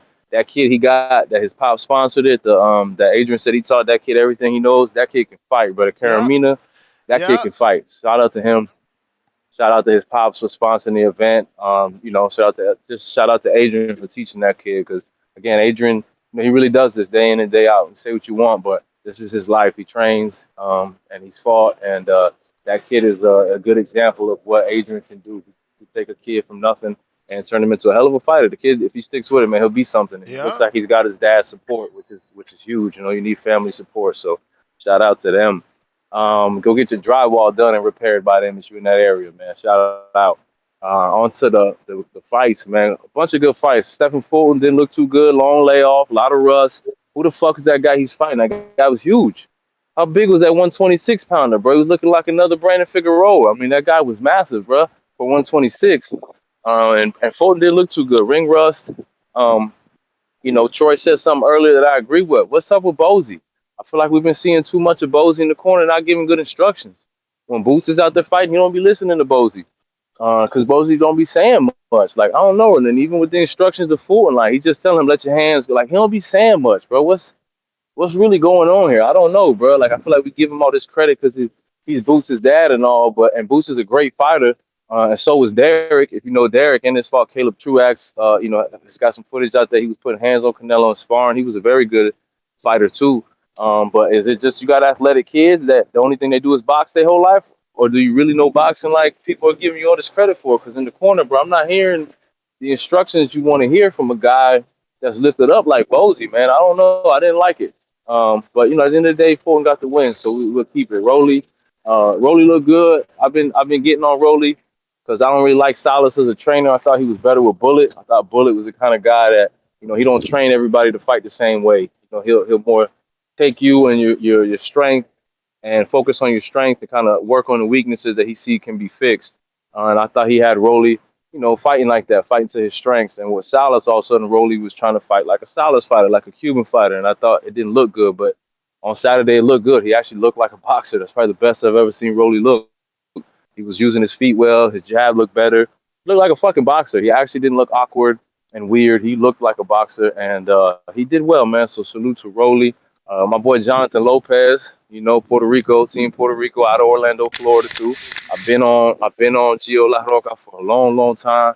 Me and Vega been talking about him for years. He's starting to get his shine because he's coming up with Team Canelo. He looked great as he always I does. I saw mean, But power, it's your Ness. I saw. time. Did he he score a ain't knockdown in that But fight? it's he not your ain't time. look as good as I wanted, bro.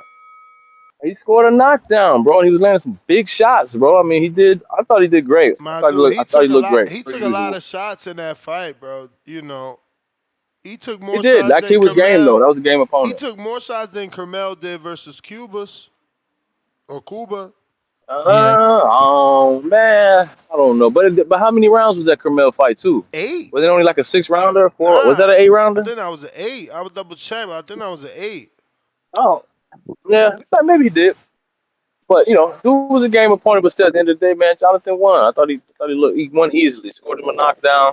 Was landing some heavy shots in combination. Great jab. He's a big kid too for 135. I met him before years ago. I That ran into was an him in 8. Publix, and a big kid, very tall kid, strong. So salute to him.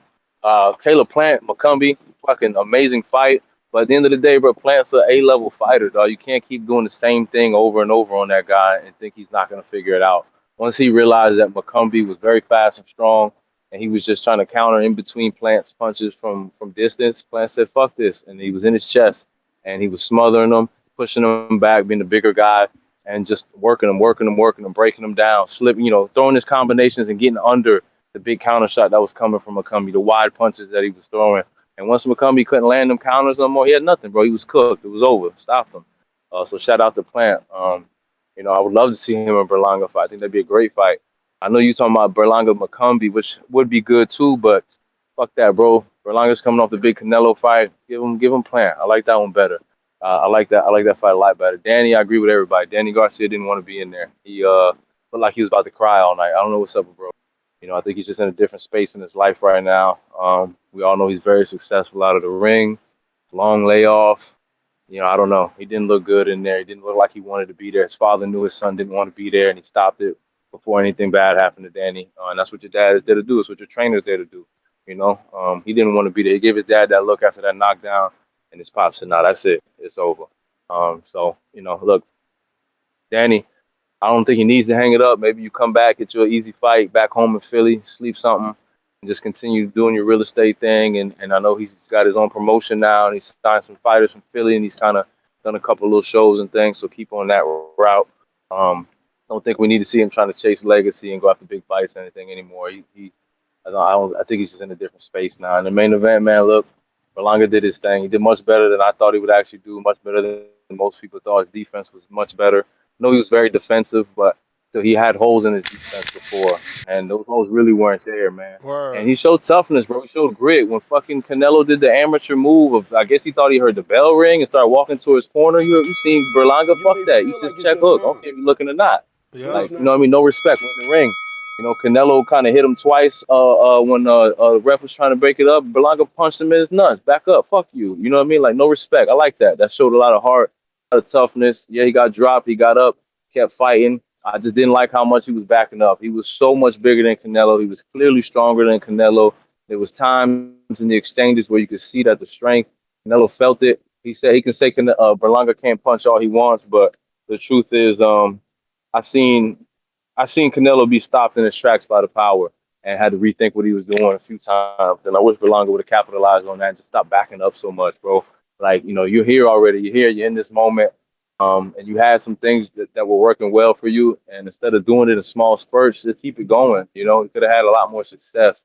But it is what it is, man. He won the hearts of a lot of people. He won the respect of a lot of people because everybody just wrote him off as if he was going to get walked down and knocked out.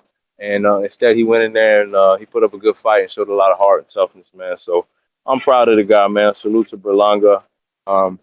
That's pretty much it, man. That was a long call. It was a lot to get through. Again, salute to Border Wars. I hope I gave everybody the credit that they deserve, the respect that they deserve for getting in the ring. And I'll definitely be at the next one, man. And again, if you want to win, man, come holler at King, baby. Come get some of this work. I got the sparring for you. I got the high level eye for you, man. Come get this. I feel like I won tonight. You know what I mean? Because respectfully, man, y'all ain't fucking with me, bro. I'm gonna get back in there though to prove it. But I'm telling you, what I seen, y'all ain't fucking with me, man. It's all love though. Appreciate y'all, man. And let me know what I owe you. Next, I got you. But that being said, who do you want? Like, or because I mean, look, bro. Like I said before, I want the best, bro. I had asked for CYP. We did some negotiations. He told me he wanted the G-Von fight instead because G-Von was a bigger guy. I'm smaller than CYP. He wanted to fight a bigger guy. But he did tell me if he couldn't get the G-Von fight, he'll give me the fight. So maybe we could still make that happen. I would enjoy that. I asked for Spider Rico. I would still like to fight Spider Rico even though he lost. Shout out to Big Bay Quinn. I don't think I talked about that because I did think he was going to be overmatched because he didn't have the experience. You could tell he was a natural. He's a tall, long guy, and that's what definitely helped him win was the fact that he was very tall, very long. And like you said, he matched Spider Rico's energy. He just showed I'm just as tough as you and I'm here to fight. And he kind of broke Spider Rico's will in there, I think. You could tell, Esteban was the more skilled fighter. He just kind of I don't know, he started complaining. He just didn't seem to be all there in the head in the fight. And that's why I thought he lost that fight. But I would still fight Spider Rico because he's a very skilled, talented guy. He might come with issues, not coming with his book, not wanting to walk out to the ring. It's always something with him. But at the end of the day, he's always showed up. He's always fought. He's going to always be skilled. He's a very good fighter. So I'll still take that fight. I talked to Marvin, bro. Talked to Marvin, hit me up. He was watching Border Wars. Marvin's going through some things, some surgeries, things in life, but he's back to it. He's back boxing. I would love my rematch with Marvin. I think I'll wipe the floor with Marvin. Now I'm 10 times better than when we fought. Hey, I would love that rematch. I ain't gonna let you get off the phone and say this behind your back. I ain't even hit the bell. This one's on me. Like you sound like you cherry picking, B. Cherry picking. So you want. And again, I'm just doing my job. I got to put thought-provoking thoughts in the minds of the people. So you telling us you don't want Big Bay Quinn, who beat the dude you've been calling out. I will absolutely fight Big Bay. You kidding me? Nah, you can't fix it now. You the one calling out the dude I'm just that lost. Okay, all right, I didn't say his name just now. I'll say this. I will absolutely fight Big Bay Quinn. I would love the opportunity to get in the ring and show y'all why these dudes can't fuck with me. Big Bay Quinn, absolutely. Congratulations on your win. You deserve that win. You ain't fucking with me, bro, at all. I ain't Spider Rico. You ain't breaking my will in the ring.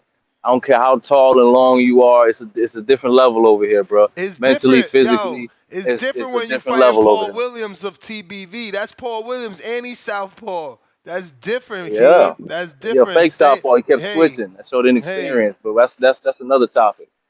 I mean, he switched from Tank. We know that was Tank. And you heard the post-fight interview. We know what we did wrong. We got to work on letting that left hand go. But, that right hook, something serious. No, that right hook from the southpaw stance won him that fight, bro. Exactly. I think at one point he should have got a knockdown. It looked to me like Spider Rico's gloves hit the canvas. Hell he got hit with that right hook, and I thought his glove touched. That should have been a standing 8 count. It is what it is. That referee was an Olympic referee, so he's used to high He let them work a lot, too, though. I noticed that. He's a good ref. I give him that. He was not breaking a lot of stuff up. He was letting guys work. If you had a free hand, you better use it. Because he was not stepping in to stop it. Word. It felt like a pro fight. Yo, he was reffing like a pro ref. I loved it. He was. He was definitely letting guys work. He wasn't overly. Some refs, in the amateurs could be very quick to jump in there and not let any action. Or, like I said, if people know if you ever fought, if you have a free hand, you use that free hand, bro. The ref's not supposed to come in there and break it up. And you don't want him to. Like they say, no silent agreements. It's not we're in the clinch. Okay, let's both just wait for the ref. No, fuck that. It's a fight. I got a free hand, work my free hand. I'm going to hit you with uppercuts. I'm going to punch you in your ribs, whatever it takes. You know what I'm saying? We in here boxing until the ref says stop. But salute to him. But no, listen, man, whoever, throw out the names. Who you want? Be careful who you say because I might have already sparred him. I had to take it easy on him. So, Big Bay Quinn, look, again, congrats. But come get this work. Listen. What was the other name you said? Oh, let me finish. No, I got it. Let me finish my narrative because you cut me off. You say you ain't cherry picking, but you picking a dude coming off a loss. I had to tell you about the winner. Didn't you picking Marvin off of surgeries? Hey, yo, you out here doing, give me man, he undefeated, man. What's too many undefeated champion, bro? Come on. Tone, give me the musty energy soundbite, man. He out here wilding, man.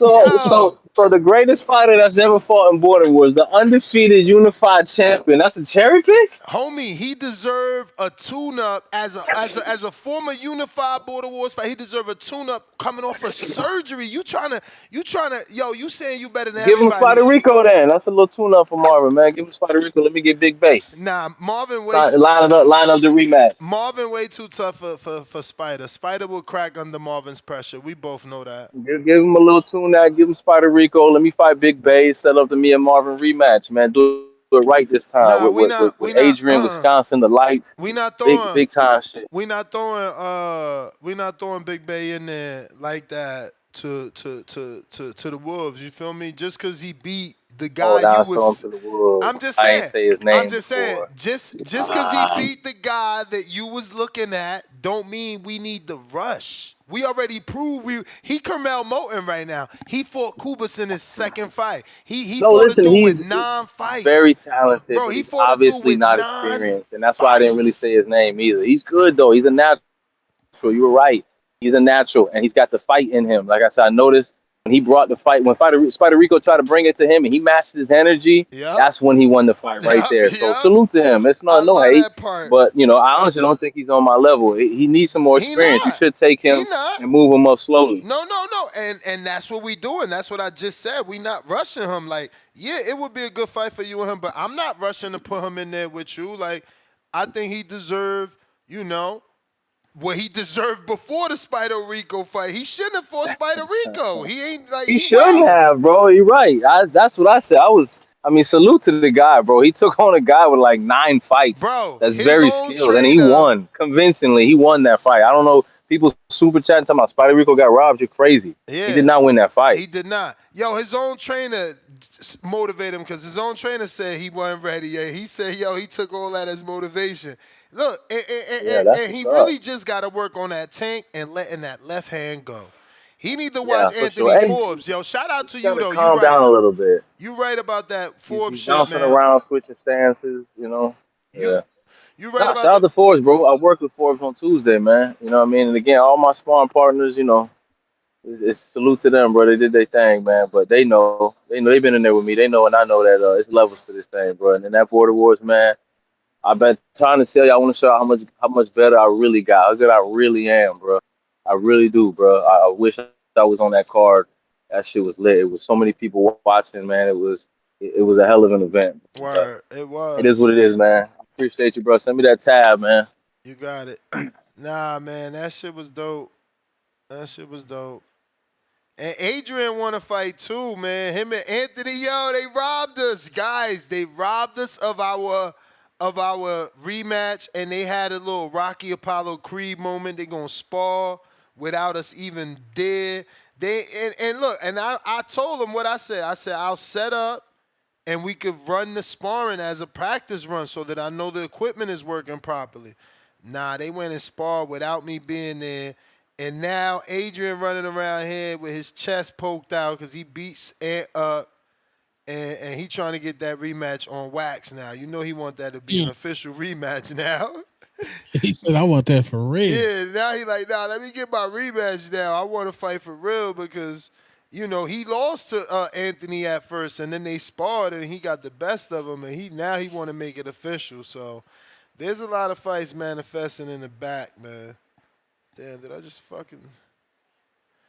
But moving on, we got H-Town, salute Tip, the real TBX leader. PBC Kingpin, salute emoji. Damn. DC3, $2. Ness need to hire Treese, Tip, and Treese a natural. H-Town, $2. King Nello, dub.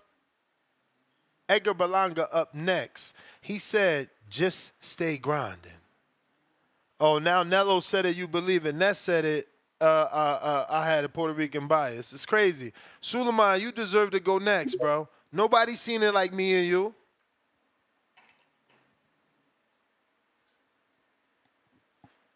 Suleiman, the scholar.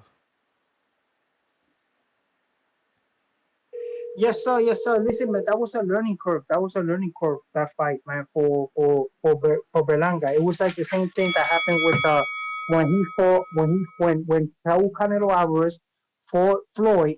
He learned things from Floyd, right? Floyd pushed him back. He got a loss, right? He got a loss early on in his career, right? So this man went the distance and he was jabbing, man. He won 4 or 5 rounds too. He was jabbing. He won the, in my opinion, he was jabbing. At one time, 6, 7, and 8, they were trading jabs, man. He went on the defensive. He improvised. He knew he can put. He learned that he can't put everybody away. He was cracking. He was tapping that chin. You know what I'm saying? But he was learning. And then the difference between that is exactly what everybody's saying. The boxing IQ. The guy has a lot of champions rounds on his ledger, and that showed. You know what I'm saying? But even in the 12th round, he was still dangerous. He was tagging Canelo with shots. You know what I'm saying? You know what I mean? But he was qualified to be there. He was a number one contender for the WB. He was qualified to be there. The one that was not qualified to be in the ring where it was down the level was Danny Garcia. That he fought one fight at 154 and then got the opportunity to fight at 160. So he was not qualified to be there. So all his accomplishments were at a lower weight class, and he was inactive for almost 2 years. So this gentleman, but if I was him, I'll go right into the IBF, the winner of the IBF fight belt and become a champion. The same format they're doing with AJ, they got to do with Berlanga. Matchroom got to do the same format they're doing with AJ with Berlanga. Berlanga is going to be a future champion, guaranteed. You know what I'm saying? And that performance showed it. You know what I'm saying? So thank you for having me on. I've been listening to your show. Fantastic show. And you have a great day, sir. Thank you. Appreciate you, Suleiman. CYP pound for pound, courtesy of Stainless. Yo. Yo. I want to give a special celebration for the newest faction created today on TBV. We got the NLD, that stands for No Lock Doors, with your man G-Von, the captain, Mini-Me, Julian, and they Clown Prince, H-Town. Those three teaming up to try to take down the biggest, most baddest brand in the land. Huh? You don't love us? You ain't got no love for CYP and Tip? You ain't got no love for TBX? Huh? And I want to say, God K, welcome to Death Row. Our newest member just signed up. We 8 strong right now. Me, Tip, Sims, D. Lincoln, XDX Renzi, AZ the Foot, St. Knows Best, and now God K. We are taking members. You see, there's a difference. Dudes recognize who loyal, who keep their word, who real back here. See, they recognize that, so they want to rock with us because they know if you rock with us, we got your back. If somebody say something, we get the strap. If you need cash and you strap, we gonna pay it up. That's how we do over here at TBX. That's how we do. Shout out, No Lock Doors. Now, on some serious shit, I actually think that me and Keem would be an actual fight they would want to see. Keem is actually getting better and better at boxing. I have the size advantage. He really has the experience advantage. I think that makes it closer to fair, even though I know once it happens, they're going to say, he was just too big for him, because I come at you and I'm not backing the fuck up. That's just how I get down. I'm not going nowhere, Keem, at all. So if you want that fight, we could plan that to be the main event for the next Border Wars, because I know you going to show up. I'm going to show up. You ain't going to pull out talking no shit. You ain't going to get locked up. None of that shit's going to happen to you. You going to be there because you represent the community real. You represent that shit right, and you don't duck no fades. I'm down with that if the community down with that. We ain't got to talk about it, because I know King. I know what he about. I mean, only thing I would like to talk about is the possibility of doing it in your gym. Because, I mean, it's perfect. California, you got the big space. All we got to do is get the chairs and everything. I mean, I could work the details. But, I mean, you got the space, and why not bring the attention to your own business? Your space is huge, Yeah, we could definitely talk about that. I got camera people. Adrian was having a pissing contest. He was like he was telling me how he told CYP specifically, like, yo, I know you got a big gym, but I got one too. And he certainly, that gym Adrian has is huge. It's amazing. That shit got offices and everything. There was even a spot I told him, my man, if this was in the right state, I would rent that room right there. There was a spot I could have did my show. It was so big. That spot is nice. But Chip, you got a gym, we might as well, do it there. No, we definitely can do that. Yeah, we got to talk that through, and it got to be serious. You know what I'm saying? To You may feel like it's your the time, city I'm in, it's a but it's serious not your city. So time. if it's serious, we down with it. If it's serious, we are definitely down. And the main event could definitely be held. We got camera people, so the angle's gonna be good. You know, I got professional camera people that I work with. We can get that shit popping. On a serious note, when it comes to real business, I don't play no games. It's strictly by the books, and let's get this shit done. We don't want to waste time and nobody's money, and we don't want no duck sauce. No duck sauce. But we will have a special section for the NLD. Y'all can have a special section outside of the window because you can't get in. CYP out. And shout out to Tip again. God K, welcome to the crew. All right, because I don't want to make the same mistake, and I'll just say that out loud. Like, we had the Pro Box venue. Many may not know that, but before Pro Box started doing any pro fights, they let me do a Border Wars there as a test run of their venue, and we didn't get the 800 people that they have a full capacity of now. 800 is a lot to ask for, I know, but no one wants to not sell out, right? That being said, what I did learn is that you do need a ticket seller. You need a main event, right? So it's like if CYP and Keem are gonna fight, does it make sense for both of them to fight in Vegas when one guy lives so close to Vegas, right there in LA? It's like, or go back to Florida where Keem lives and do it in his gym. His trainer has a huge gym. His gym is big. It could be done there as well. Just to ensure the tickets that it's sold out. Like, you can't. Nobody is a pay-per-view draw, right? So like, you can't expect dudes to sell tickets in the coastal, right? If that's even the way you say it, from region to region. Like, Keem going to Florida to fight in Vegas, how many tickets is he gonna sell? How many people really are gonna come to see Keem? And vice versa for CYP, if he's got to fight in Florida, how many's gonna go down there? So, it just all depends on who's the draw, because we don't want to have an empty venue. Right. But Jay Will in Ohio, what up?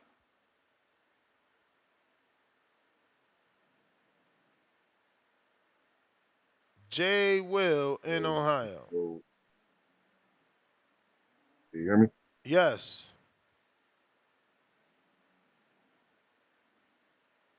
Yo. Yeah, man, that Border War shit was dope, bro. Um,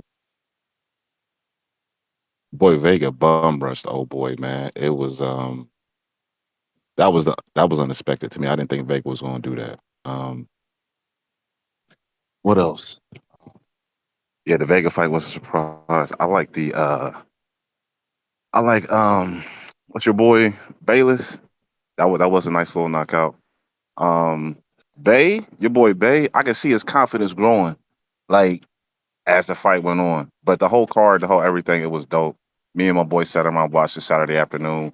We killed some, kind of killed some time, and it was entertaining as fuck though. So good shit, Ness. On to the fight Saturday night.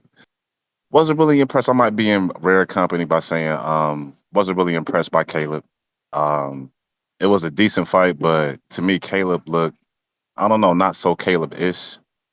Um, I really ain't commenting on other fights. The Danny Garcia, well, I will touch on Danny, man. Danny, I don't know if y'all could hear it where y'all was watching it at Nest with the fight party, but yo, they was getting booed a lot. Lara and Danny, I mean, the boos was crazy. And I think the fact that Danny wasn't touching him at all, and the fact that, Lara was kind of getting off on him, I think he just quit.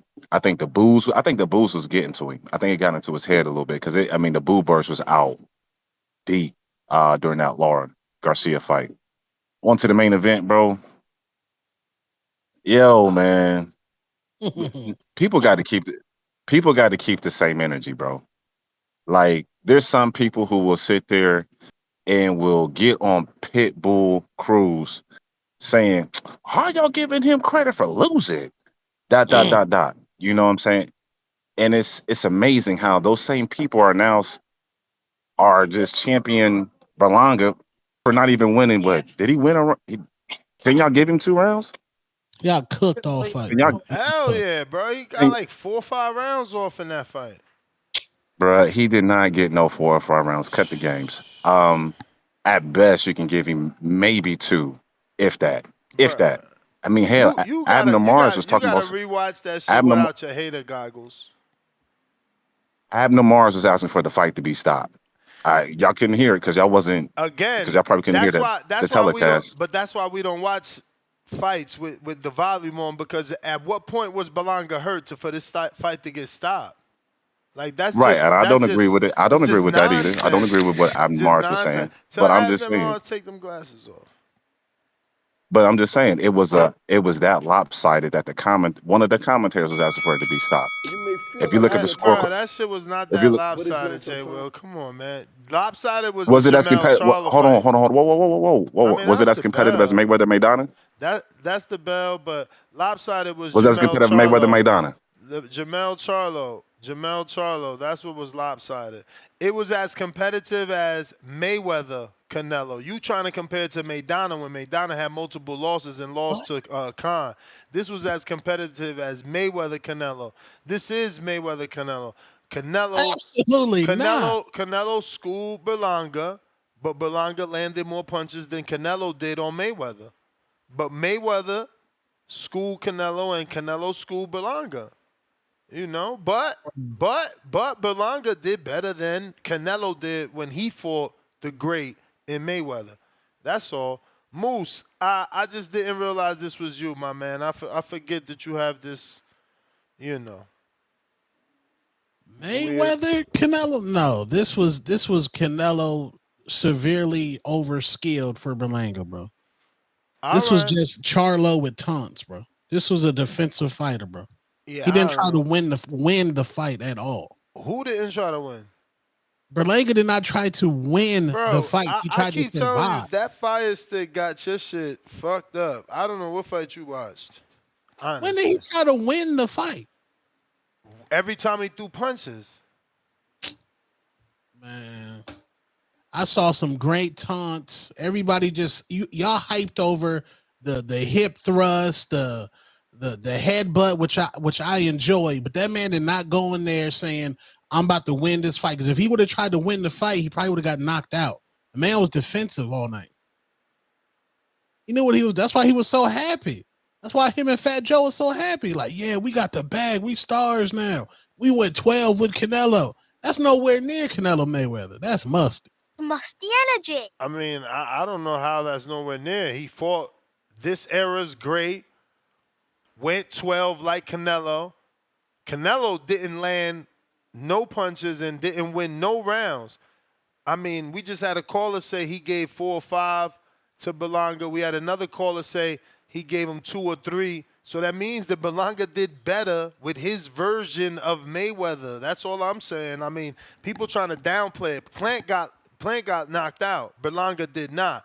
But the last caller tried to downplay and say that we're trying to give Berlanga a win off a loss. No. You thought he was going to get knocked out. You called him Berlanga. Now you over here trying to flip the script on the host. No. Ask for your crow. You called him Berlanga. Ask for your crow.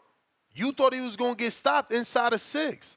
Ask for your crow. You understand what I'm saying? Nah, they want to flip it on the host. Oh, but the host trying to make it seem like he won. He ain't win the fuck up. Nah, you said he didn't belong. He showed you he belonged.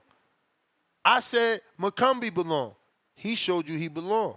Y'all don't be saying shit. G-Von, what up? Yo, you able to hear me? We hear you. Yeah, man. Hey, Ness, man. I'm gonna need some counters. I don't know. Hey, cause we just gonna keep it boxing. And shout out to you, Ness. But you tripping, man. At the end of the day, I didn't even have to send anything else because I already said I wasn't doing border wars, right? So that footage is just footage because if you pay attention, the guy holding the mitts and every video, and the guy walking me out, and the guy that was in my corner, that was my brother. It's the same guy every time. And if you pay attention, the guy is the same guy. There's different lighting. You know what I mean? People ain't in the same lighting all the time. There's the same guy boxing, same gym. If you look at the background, everything's the same. You know what I mean? But you know, whatever narrative people want to spin, that's fine. Why you don't You know look the same? Why don't I send you a link and you jump on the show right now and we see that you got the same mohawk? Fuck it, just jump on. Jump on right now with me and Tone right now. Pull over. Pull over. You got 3 minutes to talk. You got 3 minutes to pull over. Who else? This is the corny shit I'm talking about though. Are you guys scared? No, or like, we want to believe you. We want to believe you. We just want to believe you. I don't care if you believe me. We want to believe you. I don't care if you believe me or not. Well, you asking us to believe you by sending bullshit footage. I'm not asking. So why are you sending bullshit footage and telling me on the show to check it? Because I didn't ask you to check it. You told me to check it, so I checked it and I screen shared it. So now I'm saying it's bullshit footage. Take this link and jump on live. I'm telling you, you wanted clear footage. That's what you get, man. And the reason, bro, I screen shared that. No one is saying it's clear. I screen shared it. I showed all the videos at once on this episode. All right, look, man. If nobody wants to believe it, that's fine. Look, man. All right. That's look. I'm just trying to talk, man, because you let everybody call in and drag my name through the dirt, which is fine because this is Discord. You know what I mean, people so worried about respect on here and whatever the fuck. It's weird. I mean, like I said, in real life, I give respect. I get respect. I have no issues in real life. You get what I'm saying? Like, it's weird that the internet is the only place that I have issues, and that's I don't have an IG. That video that I sent you was like a little compilation all put together that was on my wife's IG. You get what I'm saying? On her private IG on top of that. Like, it's weird. Like, I'm not on social media. You can look at my name. I'm not on Facebook. I'm not nowhere. I have a YouTube account, a Discord account. Like, social media people are weird. You know what I'm saying? Fine, whatever, man. I got a link for you whenever you want, man. Whenever you want, I got a link. Yeah, I got you, man. I got you, Ness. But you know what I mean? Right here with me and Tone. To me, you already know, Ness. Hey, look, man, I gotta get some counters and shit because I do want to get to the actual boxing. But look, man, so just let me know what I owe you at the end.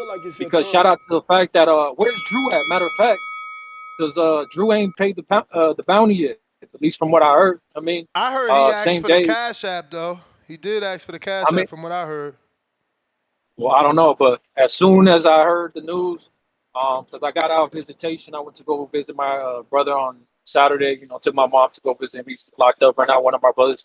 And once I got out, I seen all the taggings, and everybody's like, "Hey, yo, knockout! Hey, yo, this." And I'm like, right away, "Hey, send me the Cash App." Vega got his within, what 2 minutes of sending me his on the Puerto Ricans. Yeah, but how much? $300 was paid out. So $300 for one knockout? Hey man, shout out to them. They got paid. Is it per knockout or was it $300 each, like total? No. 150. Okay. I mean, that's what they got. So, damn, you being generous, $300. Hey man, at the end of the day, these guys put in hard work. You know what I mean? People think that like I'm here to troll. Like I get it, Ness. Like it's funnier to like make it seem like I'm some kind of troll. Like in real life, I mean, it is what it is. Like I said, if you want to shake hands, I want to believe you, G-Von. I want to believe you. It's just, I'm 45 years old. I never met a friend that had a phone that bad, ever. Yeah, I mean, well, I'm 33 that's good on spending money. That's why I'm able to have a home in California that's valued over $1 million. You know what I'm saying? Well, at least now it is. I'm able to drive a Cybertruck. People have seen me in my fucking Cybertruck. People have seen the Cadillac, the Escalade, the V Edition. You know what I'm saying? And people have seen the whole Wait a minute. What V Edition? Not the one that dropped this year. Not the 150,000 one. Yes, it was a 2022. I mean, that ain't come out in 2022. Stop capping. It's 2024. Nah, man. Yeah, V Edition. We must not be talking about the same truck then. I mean, look, I don't know. I got the price tag on my truck. It's over 100. Salute to you, man. Salute to you. You and CYP super successful. That's what's up. That's why we wanted to see that big ass fight. We wanted to see that big ass fight. But you ain't give us that. You ain't give us that. But you know what's funny about that, Ness? is that when you pay attention to the second video, everybody telling me like, wait, is that CYP holding the mitts? Because people don't understand CYP is also a Blaxican. You get what I'm saying? And at the end of the day, at first I did have a lot of respect for dude as a man. You get what I'm saying? Because regardless of all the shit that I talk a lot of shit to a lot of dudes. Like earlier this morning, I was going off on Stick Talk, right? Because of some stupid ass bud talk. But at the end of the day, I have a lot of respect for Stick. I might say a lot of things that later on I regret. You get what I'm saying? But there's certain people I respect as a man, and I just say certain shit in the moment. But CYP is one of those dudes that we've said a lot of things, and I don't know. Like at this point in time, I can't respect dude as a man. You know what I mean? You may feel Because like it's your time, you already know that's but whatever I it's always not your let me time. know at the end. Because at the end of the day, like the reason why I wanted you to check that DM was because that's the little video of Julian shit. So I'm confused about what Adrian's saying because you see the Elijah fight was canceled, right? Then the Chaparro fight was canceled, and then there was another fight that was set up, and then it says canceled by his team. And that was the last thing that Julian sent me. And he said, and this guy's 200 pounds, has 9 fights, and they want me to fight him with 0 fights. But then, he was going to accept because I told him, man, it is what it is, a few pounds. You know what I mean? And then he got the other text or whatever the message from that app is saying that it was canceled by his team, not our team. You know what I'm saying? So I'm confused. And then you even spin the narrative about the transportation. What I was trying to say, because you started speaking over me, was the fact that he was already scheduled to head out Saturday morning early. All I was saying was that I was telling him head out Friday. But that's Saturday my morning, point, my brother. That's my point. Somebody he that was gonna tell be there. listen to No, but he me. was gonna be Somebody there that regardless. tells you that You're they're making gonna it. leave on Saturday to fight on Saturday, he can't be trusted. Like until he shows He's up. And 4 guess hours what? He didn't away. show up. He's 4 hours away. So was Treese, and he showed up. I mean, yeah, but why would he show up if he didn't have a fight? And look, and this is another thing that's right with the whole CYP thing. When Julian, you already know Julian, he wasn't even gonna be in Border Wars at all. But once I said, yeah, it's official, I'm not gonna fight. Julian said, man, I might as well fight. And I said, look, bro, you could use my fucking entry fee, and it is what it is. And at the same time, I sent him a snack pack. You know what I mean, I sent him that out of my own pocket. You know what I mean, and it is what it is. And we got him training. And I told Bo, I said, hey, let's get a CYP fight because by the time he cuts down in weight, they're gonna be at the same weight. Bo said, no, we're not trying to do that. We trying to get somebody from Wisconsin so we can sell tickets because we trying to help out Adrian, right? And then that's when you and Adrian brought up the OC fight. And then OC's too old. He can't fight OC because he's too old. And then once we heard that fight was off, we're like, all right, well, whatever. CYP's not gonna fight nobody. But then the Elijah fight came off because supposedly he got a torn Achilles or whatever the fuck. You know what I mean? And then I hit up Bo again. I said, hey, can we get CYP now?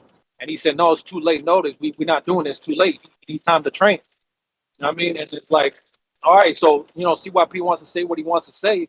But at the end of the day, they turned down the fight. You gotta remember, in his defense, he did give y'all a deadline. He said, I'm gonna have my fight and I'm gonna start my training camp. I don't remember the exact date, but I know he called in at least 2 times and announced that his training camp was gonna start on a certain date.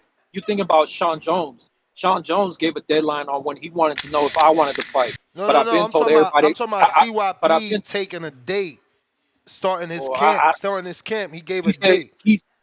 But all that shit don't matter because allegedly he had an Feel like it's injury, your time, but yeah, he never that's showed true. a. That's true. Keep running me, and and the thing is, everybody's on Elijah's case, telling him where's the doctor's report, where's the doctor's report. We never got a doctor's report for CYP, and a torn bicep that takes months to heal, not 2 weeks like he said, but whatever. Like at the end of the day, I feel like dude just wanted all the excuses in his favor, and I just wasn't with it. Like I lost all my fucking motivation for the fight, and I lost all respect for him as a man. Like, you know what I mean? He has a successful life. He has I'm sure, a beautiful family.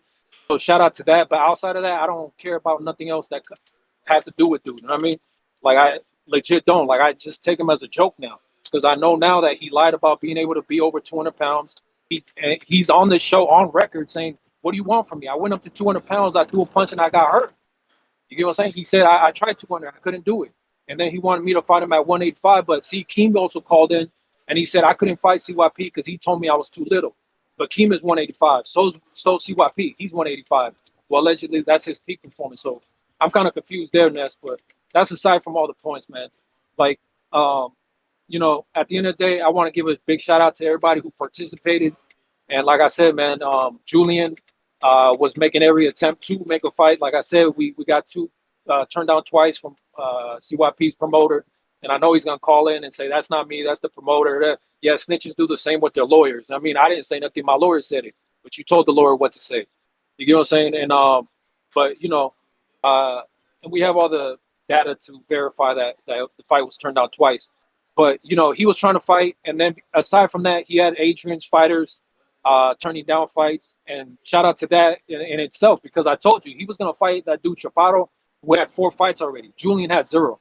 You get what I'm saying? He's a 23-year-old guy. He's a young guy. You know what I mean? And he has 0 fights, and he was going to fight that guy with 4 fights. That fell through. He was going to fight another guy who was at 200 pounds who had 9 fights. Adrian can verify that. You get what I'm saying? And he was going to take the fight, but it said canceled by their team. So, I mean, whatever. But shout out to Julian because he was trying to get in the ring, trying to get that done. Big shout out to Alex Vega because he did exactly what the fuck he said he was going to do. And, you know, paid him out handsomely for it because he put in the time, the effort, and I feel like he deserved to be rewarded for his time. You know what I mean? The travel, the time, a lot of things you can't get back. And he got in the ring and did what the fuck he did. Chris, I would say shout out, but I don't even know, dude. But still, I'm saying shout out to everybody who got in the fucking ring. You know what I'm saying? Big shout out to Rocky because he got the job done. He got his money. He can verify that. You know, and shout out to Jay Benitez because, you know what I mean? He was trying to cut some weight. I know he was working hard, and he feels like he could have done more.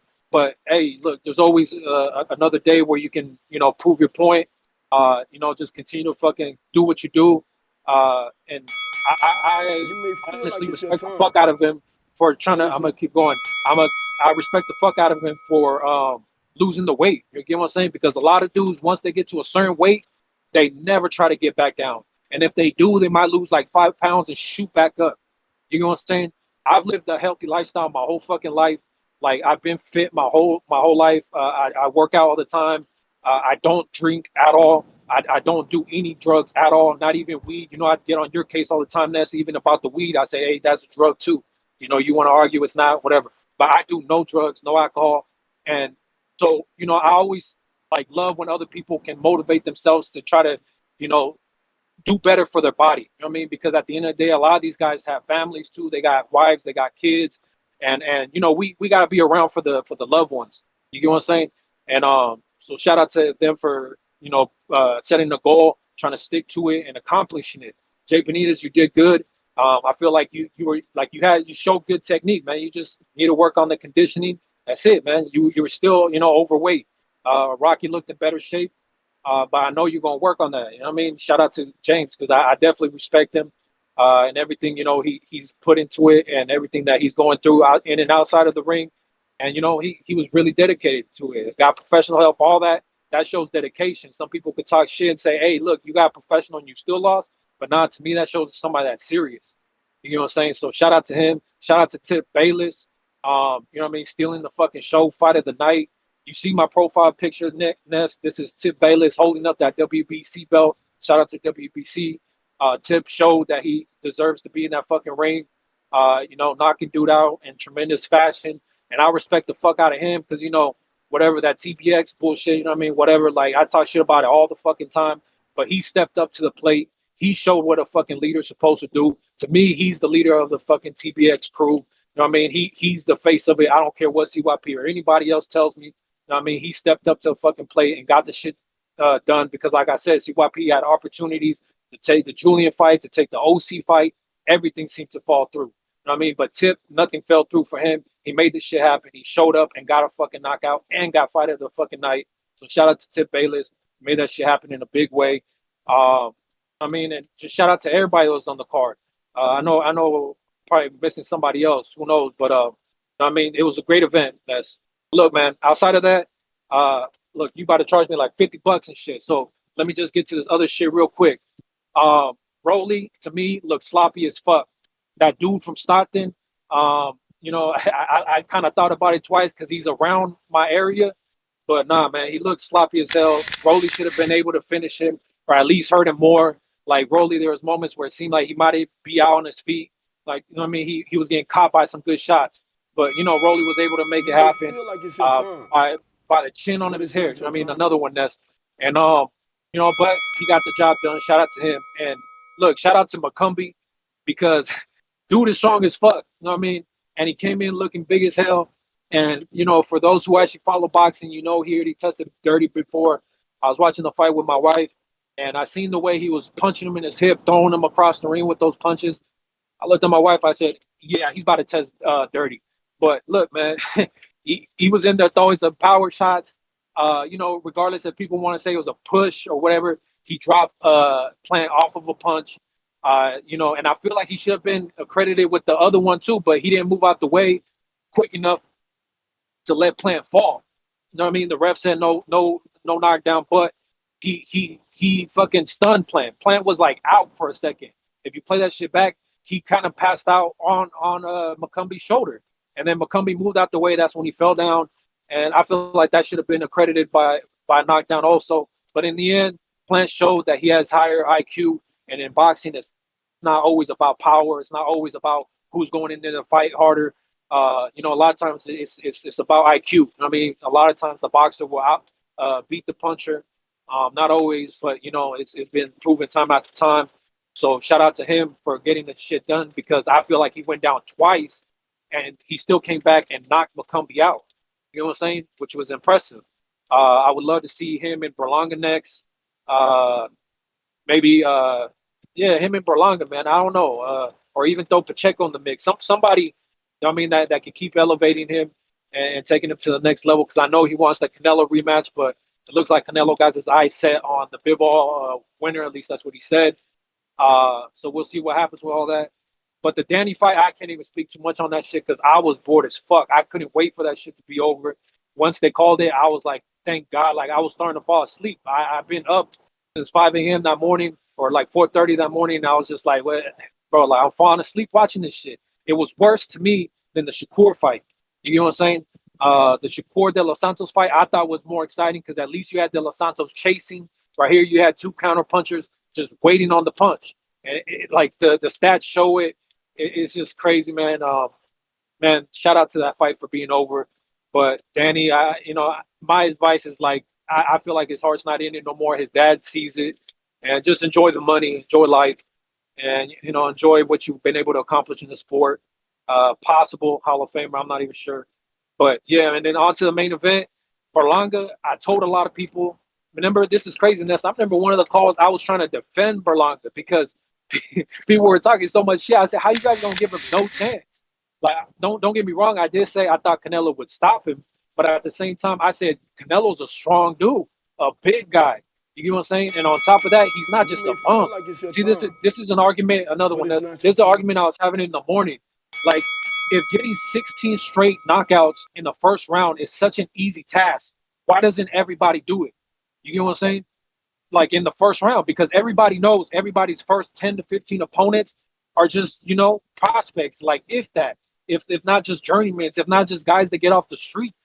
You get what I'm saying? So people want to say, well, who did he get those knockouts over? But at the same time, if it was that easy, why isn't everybody else doing it? You got to put some respect on Berlanga's name. And the fact that, he got beat the way he did, and at the end was still able to show respect and say that he was his idol, I respect the fuck out of it. I'm on the same page as you, Ness. A lot of these dudes kind of act weird because they say it's weird to show respect like that and say you idolize a man, but if he idolizes him, let him show his fucking respect. You know how people say get your flowers while you can still smell them. He's letting Canelo know, like, I watched you like since the amateur. You know what I mean? You're a big motivation on why I do what I do, and I hope one day to be as great as you. And I mean, what the fuck? This is what happens in every sport. Basketball, boxing, football, baseball, all these sports have somebody that they grow up idolizing, somebody that they want to at least try to, if not mimic, they want to try to achieve the same things they've been able to achieve, if not more. You get what I'm saying? That's just motivation for the fighters. And shout out to Berlanga for being man enough to tell Canelo face to face, "Hey, look, man, I'm sorry, I actually idolized you. I just said what I had to say to sell the fight." Because at the same time, too, Berlanga's trying to get his money. You know what I'm saying? And I see that him having a bright future. But Canelo just had to school him and show him how it's done. But to all those people that still question Canelo's chin because they say I was getting a phone call, but to the people To people who say all he does is roll punches, we all seen Canelo do a real rookie mistake. Real rookie mistake. He heard the bell or he heard the clapper. He thought it was the end of the round. He turned, and Berlanga was able to get off a shot where Canelo's hands were completely down. You know what I'm saying? And Canelo was letting him know, hey, even with my hands down, you still can't hurt me, because it still didn't rock him. It still didn't phase him. Nothing. And you're talking about a 200-pound, 6-foot man, and they're in that ring with a 5'7" Mexican. Like, man, shout out to the motherfucker for Berlanga for lasting the 12 rounds. Tough dude. But at the same time, shout out to Canelo for showing why he's the fucking greatest currently. You know what I'm saying? Not greatest ever. I mean, I remember the other day I got cut off before I got to correct that, and everybody's like, damn, greatest ever? Like, nah, man. Like, you know, there's arguments to be made about the actual when it comes to skill, and then there's arguments to be made about personal favorites. My personal favorite is Mike Tyson. Shout out to him, because I still believe he can knock out Jake Paul. I know you want Jake Paul to knock him out for the sport of boxing, but nah, I think Mike could still get it done even at his age. But maybe I'm just delusional, just like these Bud fans, thinking that he's gonna go up there and knock out Canelo, man. That's because I idolize fucking Mike, and I'm not ashamed to say that shit. You Shout out may to Mike, feel like it's your because it is time, what it is, man. Shout out to you, but Ness. it's Let me not know your how much I time. owe you. I think that's 30 for 6 calls. Gotcha. All right. We got a king counter for Troy, courtesy of Clay, which was a long time ago. What's my man? What's my man? What's my man? Somebody hit me with a counter or something. Yes, sir. It's something that I left off there, and it's one of the reasons why Danny Garcia should not retire. And that's because he should get a real coach, even though his dad got him to this point, his health isn't good. But at the same time, his dad told him something in the corner that made no sense when you're fighting a left-hand fighter. And that is, Danny Garcia is right-handed. He said, Danny, when Lara throws the left, you have to slip to your left. I was like, wait a minute. No, you do not. Because you're slipping into the power lane of a left-hand fighter. I'm a left-hand fighter. If I'm fighting a right-hand fighter and he slips to his left, that's why it's called a cross. As soon as he slip over there, I'm gonna crack his ass and knock him out. And when Danny was literally walking towards his left, Lara was stepping right through the left hand, ran him straight into it. I've done that move before. And I'm like, oh no. And Lara had hurt him in the round before that with a double jab left hand. And then Danny kind of like spent around and fell on the ground. He was hurt. You know what I mean? Lara has a very sharp left hand. So it's just like Danny should get a new trainer and really learn boxing the correct way. Because even when he fought Sean Porter, his dad was telling him to throw an overhand right on a shorter fighter. That's not a thing. The overhand right is for a taller man when you're short. So those are the things that I've seen like during the fight. With the Edgar Berlanga fight, he has to get better defense so he can weather the storm of the punches. He did take some things from Bivol that you did say that I've seen, and I thought he would take the high guard defense and really try to master that being 200 pounds, because Bivol doesn't normally fight in the high guard, but when he fought Canelo, he fought in a high guard, and that let me know, oh, he was willing to switch it up because the Eastern Europeans fight jumping back and forth because they train on the pendulum style.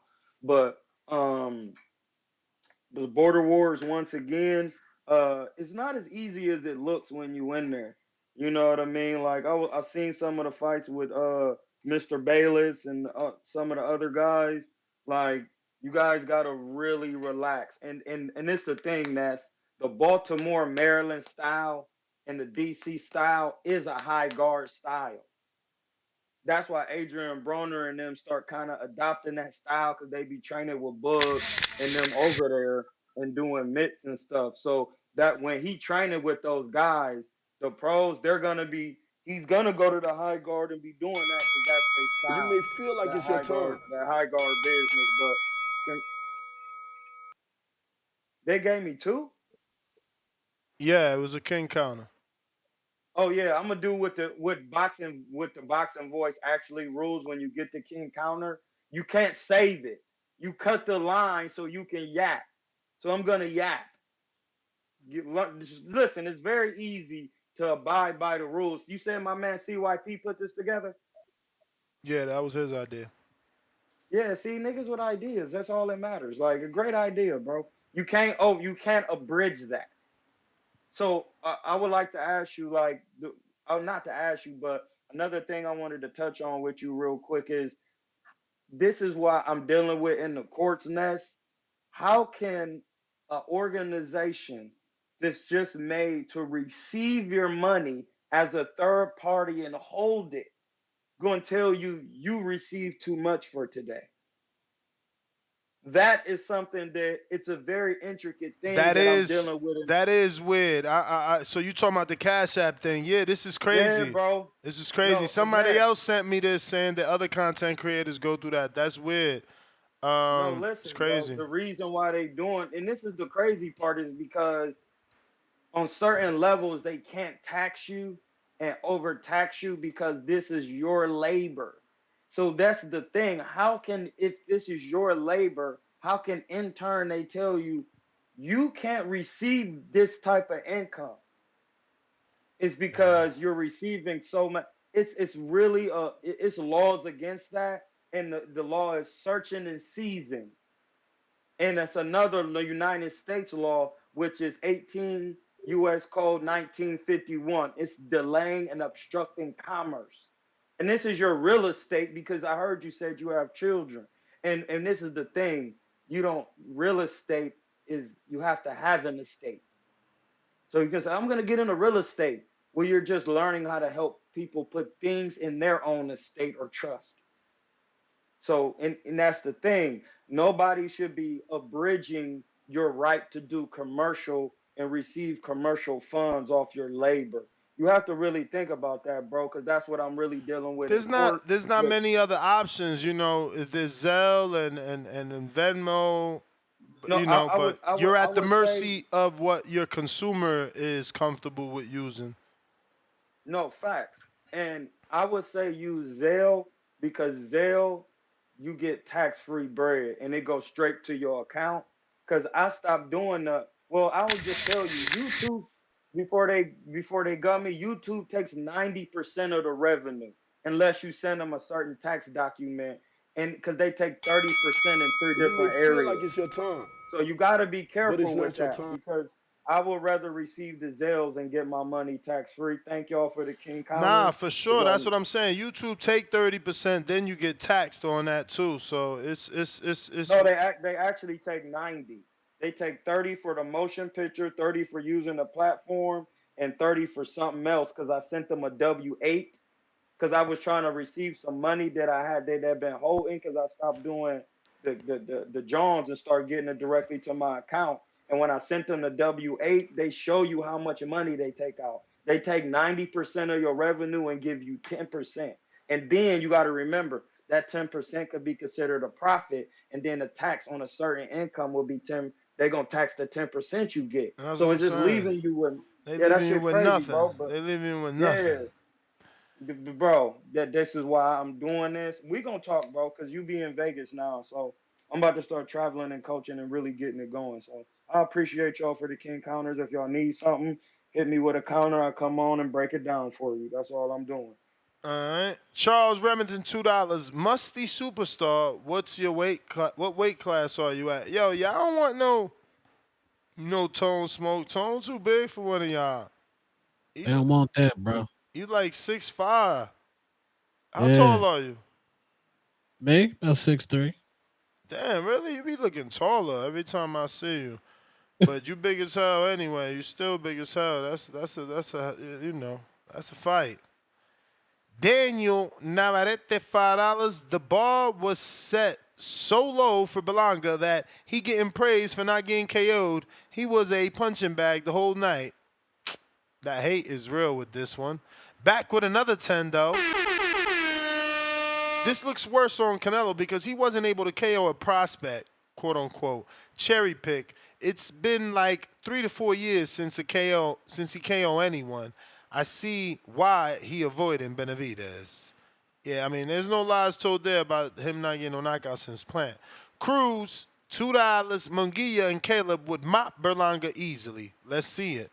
Pistol Parkway Mozzie, $2. Call up the show live from the Cybertruck. Yeah, I forgot to say that. Listen, if he really has a Cybertruck, shout out to him. He's actually got 2 of the trucks that I really want. Like, I really want a Cybertruck. Them joints look fire. And if he's talking about the right Cadillac, you know, Bo know which one I'm talking about. Bo, send me the one that I'm talking about. Then, you know, I really like that. So shout out to him for, you know, having amazing vehicles. But speaking of Bo, G-Von gets his credit for, you know, paying the bounty, but his bounty was only $150 per knockout. Bo has officially set the bar at $250, and he paid out Saturday, the day of the knockout, right after the knockout, 1 hour after it. So, you know, Bo sent $250 to Alex Vega for the knockout. But now I wonder, does that mean, did Rocky get anything? Because you didn't promote Rocky. You was James Benitez promoter, and he beat your fighter. So did you send Benitez a bonus? I mean, not Benitez, but Rocky a bonus for winning? Or was it only knockout? Because that's the thing too, right? Only knockout. Let's see here. CYP with another counter. Hot Hands Boxing, $5. Now I see why Bama Bo don't respond to G-Von. The stories don't even sound true. 4 laughing out loud emojis. CYP, counter.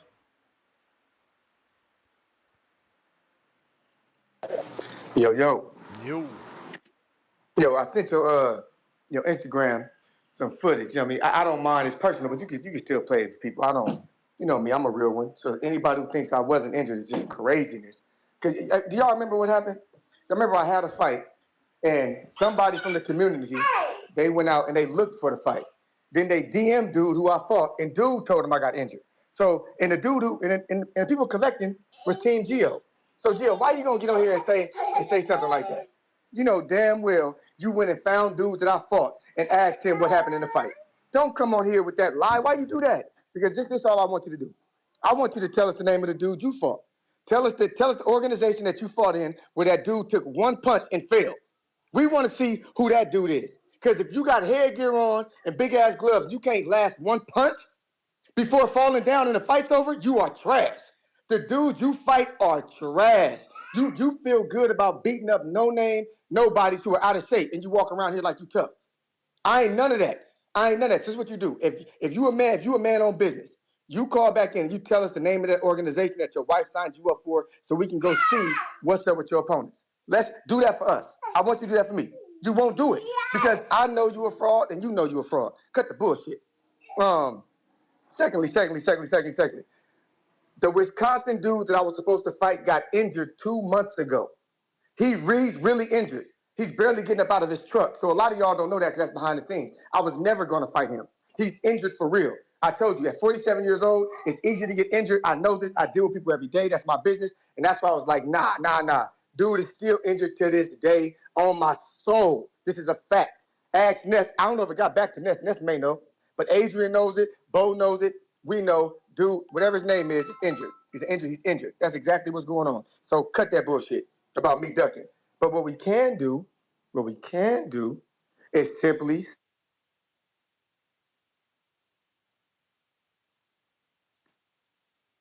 and he got a phone call. Cut out. Yo.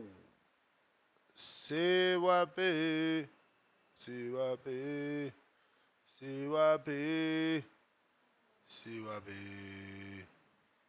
Big Bay Quinn with the counter, my bad, Big Bay. To this day, I went to you immediately, but you jumped off, man. I'm just saying. Yo. Yeah. So yeah, I was on my way to work earlier, and I was tapping in.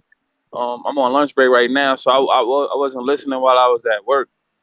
Cause you know I'm a teacher, so. Yo, that's crazy. Someone just super chatted Quindell Evans is my. I don't know if they super chat or they put in the comments that, but they said Quindell Evans is my teacher. That's crazy. So your teacher even watched the fight. I Yeah. mean, your student watched the I fight. have my students. I told my students tap in. I'm bringing the belt home. I told them what's up. Hey, yo, High that's key. crazy. Yo, that's crazy. You told him to tap in. Yeah, so some of my students was watching. They was like, "You better not get knocked out, Mister." So, cause they, the students, if I get knocked out, to be all over the internet. They gonna be violating me. They gonna be over the school. Everybody gonna be chatting about it. So Nah, I for had to win, bro. real. For real. That's crazy. That's official of you, bro. High key though. Earlier, I saw people super chat talk about they had Spider Rico winning a fight. Like, what's up, bro? Like, give me my win. This is my first fight, first of all. So I know I ain't looked the best. When I was in the Southpaw, I ain't let my left hand go as much as I should have. I trained the whole camp in Orthodox. That's why. So I got stuff to work on. But I just want my respect. You feel me? Like, I really train hard for this. You feel me? I challenge somebody who technically is better than me. And I did my thing. I want my respect. I don't want people out here playing with my name like I ain't deserve that win. I know I did. Each round, I felt like I put my all in it. You feel me? I might have gave him round 1, but I felt like round 2 I stood my ground, and round 3 I solidified it. Had him falling over the ring, acting scared. So high key, like, next up, I'm gonna do some research on Alex Vega, show my coaches his film, and see if I feel like I'm ready for him. I prefer a tune-up, though. I'm not trying to call Vega out. I prefer a tune-up before I get Vega. But at the same time, if my coaches feel like I'm ready for him, we're going to take that fight. I love it. You heard? Hell yeah, I heard. I'm just not trying to talk over you. No doubt, no doubt. But yeah, like, all due respect to Vega, you feel me? I ain't calling him out. I ain't trying, you feel me, make him feel disrespected or nothing. Like, I appreciate the talent. I appreciate every time y'all put my name in the mix with somebody, like, oh, I would love to see that. I'm with it. Like, I'm not ducking no smoke. So high key, like, I'm gonna go to the drawing board, work on what I gotta work on. Want to get better each fight. Feel me? So I prefer a tune-up. If I could get something a little more easier than what's his name, Spider Rico, I prefer that. I don't feel like Alex is that. But at the same time, if that's what it is, if that's what the people want, if Wait, that's you what y'all want, confusing me. You we confuse can get what it you up. wait, you confuse me. Wait, you saying you want another tune-up, like, because first of all, tune-up mean an easy fight. Then you saying like Spider Rico, then you saying you want your respect, but then you saying Alex is not Spider Rico, so you lost me. I'm saying I want a tune-up. I don't feel like Esteban was no fucking tune-up, nigga. Me neither, I'm but saying, you saying you yeah, also saying that Alex is not Esteban, so then you don't need yeah. a tune-up. I'm saying Alex is no. I'm not saying Alex is not Esteban. I'm saying Alex is not a tune-up. Nah, for sure he not a tune-up. He take that shit Yeah, serious. I'm saying Alex is But not a Alex, tune-up. I feel like but be clear that if you want Alex, he won't be ready till April. He's not coming back till April. He made that clear. I'm trying to fight the next Border Wars. So, Exactly. like, So if the next one is in April, then you good. But if we happen to do it before April, then Alex is not on the table. I don't know that it could be done in April. I actually am not even going to be in Vegas by mid-December, but I've been talking to my wife. Like, I would rather change that. If I could have it my way and it could be done perfectly, yeah, I would rather have it on the Tank December 14th fight, undercard, Like, shit. Yeah. Vegas going to be lit, and we just do that in the... able to do that? Huh? You don't know if you're gonna be able to do December either. But that's what I'm telling you. That I would love to in the perfect world, but that's bro. We talking about less than 90. That's what 80, 88 days away now. It's right around the corner. I need immediate like people to be like, yeah, I'm down, and it's got to, because everything got to move. It got to move. It's immediate. It's 90 Off the days. momentum, It's less than off the 90 days. momentum of this shit, you off the momentum of this shit, you might as well start putting out the signups, bro. Before the momentum got I in. gotta go talk to the owner of your gym, Nate. He hit me up. Oh, when I was on a plane. Yeah. He hit me up. I sent him the footage, and he was saying he listen. I ghosted him. I showed my Border Wars chat. I ghosted him for like a year because I wasn't ready to do it out here. But yeah, and I just don't think honestly, y'all gym is not big enough, man. But it's also safe because it's like I don't got an Adrian out here. You know what I'm saying? And we don't have a main event, a Las Vegas main event. Like you would be that. Hypothetically, because you live in Vegas, so that's putting a lot of pressure on you to sell tickets. So, you know what I mean? I got my students gonna come out, student parents gonna come out, my side bitches gonna come out, all different types of shit. He said my you feel me? side Like, bitch, you about to get fired. nah, they know what's up with the what's up, bro. Nah, Like, but your my bitch gym, know I what's mean, up. I don't know. We gotta ask Nate because Nate does do shows there, so we gotta see what Nate has put that capacity at. Type, yeah, that gym is small. It used to be big when they had the other side. It's but small, they, bro. It's small. yeah, it's small. I ain't look. If I we ain't could find even a know. venue, then I we ain't could even probably. know they lost the other side. I got another one though. Silver State is my boy too. I gotta see how that work out though, cause we do other business together. That shit gotta work out before I move into this. But Yeah. he was originally the gym I was gonna do Border Wars at until fucking USA Boxing cut us off. Type, yeah, that's different. I don't know, like, I don't know. High key, like, I might even like holler at my school, see if we could we could use the gym. I don't know though.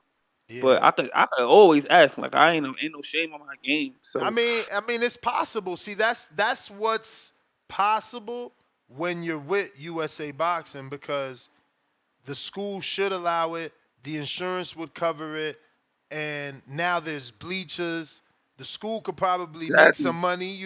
They could do something on the concession side where we could cut them in.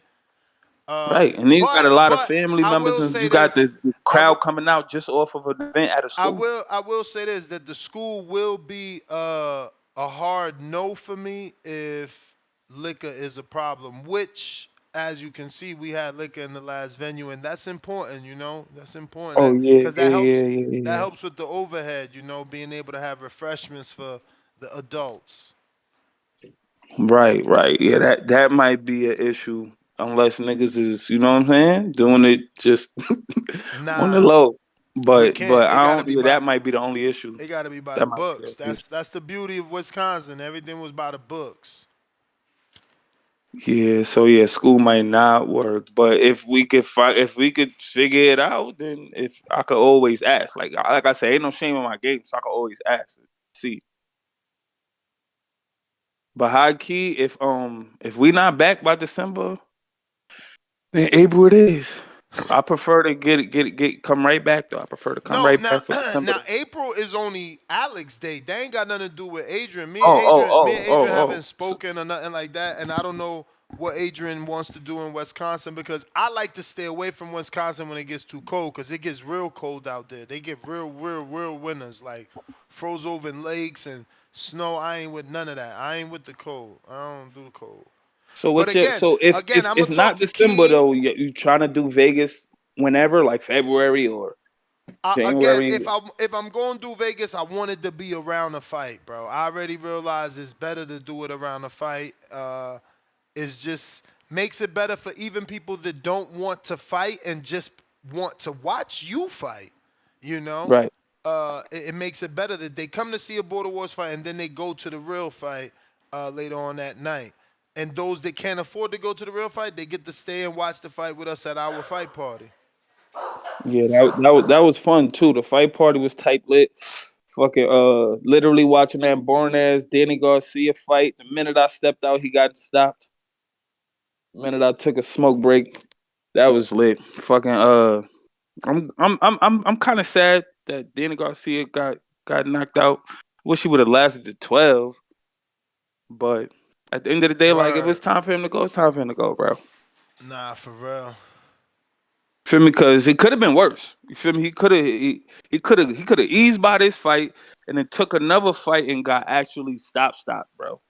Thinking that he's supposed I to mean stay. that was the plan. That was the plan to win this fight with Lara and then get stopped by Canelo. You know. Yeah. Yeah, he would have got demolished. He would have got really, really hurt bad by Canelo. So I'm not sure niggas needed to see that. If he'd have took that left hook that Berlanga ate, I don't think he would have got up. I don't think he would have got up. So it is what it is, and I'm proud of Berlanga for making it through. He did his thing. He all right. I kind of got him over everybody at 168 now. I ain't gonna lie to you. Wow, you off that big time Berlanga right now.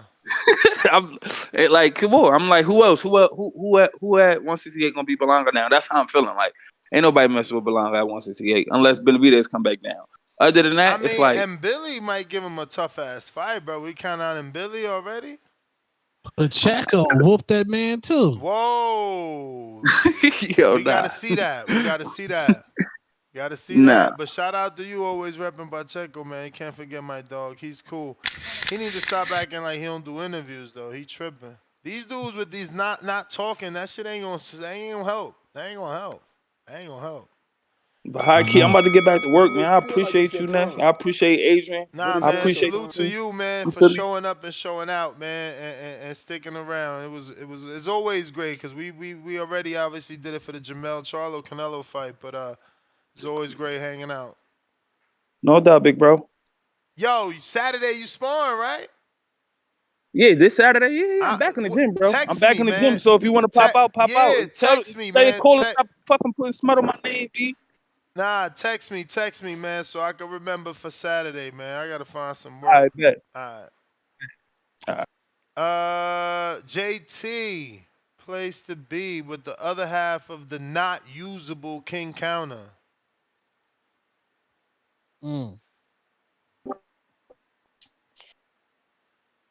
Yo, can you hear me? I hear Yo, you. Ness, can you hear me? I hear you. Yeah, man. I know you and your little twin brother, the one with the messed up eye. That's your little twin brother. Brought it up. Dang. You don't gotta bring it up. But shout out to Troy, man. He's doing this thing. With his coaching now. Hopefully, we meet each other one day. Look, Ness. Javon did about 30 minutes, right? Oh, they still ain't seen that picture you asked of him, huh? You got a lot of footage of Nah. that dude He said going. he don't gotta prove nothing to us. But he don't gotta prove nothing, but he's sending fake ass videos trying to prove something. Bald head, mohawk, I don't know, man. I remember seeing dude one time. I thought he was bald head. I could be wrong, but the dude be lying so much, so that's just fucking weird. Then he want to get in here and have people playing violins to feel sorry for his ass and shit like that. You don't gotta prove nothing, but you keep showing fake ass footage. Troy, man, if you want to come on and say put a name on it, man. You made that comment. I was gonna pick the rest of my half King Counterpunch to come and dress you, and stuff like that. But nah, but look, I got respect for you, Troy. And your how you used to box and all that. You think you're a coach now. I know I do my coaching thing. I believe in the product that I'm producing. You maybe got some fighters close around their age to see what's happening. But let me get back on the topic of the fights though. I was impressed with Canelo. I can sit here and say, I'm retiring my Canelo hate, and I'm giving Canelo finally his respect, man. So I do want to see, if he do take on Bud, I definitely want to see that fight. I still pick Bud to win that fight. No knock to him. I got a lot of respect for Canelo now, though, man. So you just definitely want to see him fight against him, Bud Benavidez. I still think that's two tough fights for him. But you know what, bro? I'm gonna be honest. If Canelo don't take them fights no more, man, just like I said with the other fighters, let Canelo retire doing what he doing, bro, because he proved himself, right? So as far as Caleb Plant, I want to see Caleb Plant in there because that was an excellent fight. Like I was saying, that's Bread Man improved his boxing skills. He now Caleb planning on the fight coming forward. So I definitely want to see Caleb planning some of the rematches again with those guys. Oh, against Berlanga, I definitely got him beating Berlanga.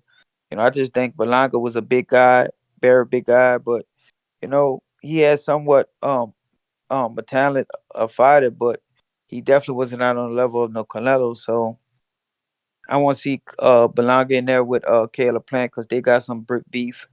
I definitely want to see Caleb Plant get in there with a Benavidez again, even another Canelo. I think Canelo might try to do another Caleb Plant fight. To play it safe.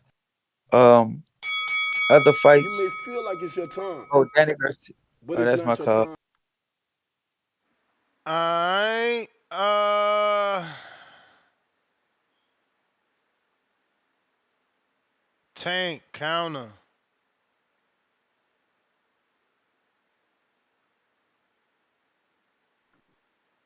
Yo, what up, bro? Can you hear me? Loud in. I think I have 3 left after this, but hey, man. So you're saying Julian, Javon's fighter, pulled out the event himself as well? Yep. Nah, I heard Javon's call making excuses for his fighter, bro. It's not like that dude is a brand new dude to the boxing game. He's been doing that shit for a minute. I mean, he didn't have a problem picking on that white boy the first fight. That dude had no skills, But he want to fucking baby him and put the fucking huggies on him. Talking about my fighter is 0-0. Man, on Friday, bro, I linked up with someone from the community, Mike from West Texas. He pulled up over here. We had a little boxing event as well. Man, his boy literally has no experience at the age of 8. First sparring, they put him in there with a kid that was way advanced. The little dude gets dropped, gets back up, and still wants to throw hands. Then they put him in there again with another bigger kid. Mind you, these 2 kids are about 10 pounds heavier. They're older as well. The little kid got 2 sparring sessions on Friday, and on Saturday still went in there and fought another bigger kid. Y'all need to stop making excuses, Javon. Your fighter is just like you, bro. That's why you picked him. You talk that rah, rah, rah, rah, rah, and don't do a goddamn thing, bro. Talking all that shit about CYP, you still didn't step in there. You said you felt, that you felt that he was too small, you were gonna fuck him up, but that's just worse because you didn't fuck him up. You too scared to go in there and fight CYP because he was he's a Canelo in a sense. You're a short, stocky motherfucker that's probably gonna rock your shit when he hits you. Julian, it's kind of embarrassing. You want to call yourself a Mexican and then pull out a fight because the other dude might have more fights than you. That's whack.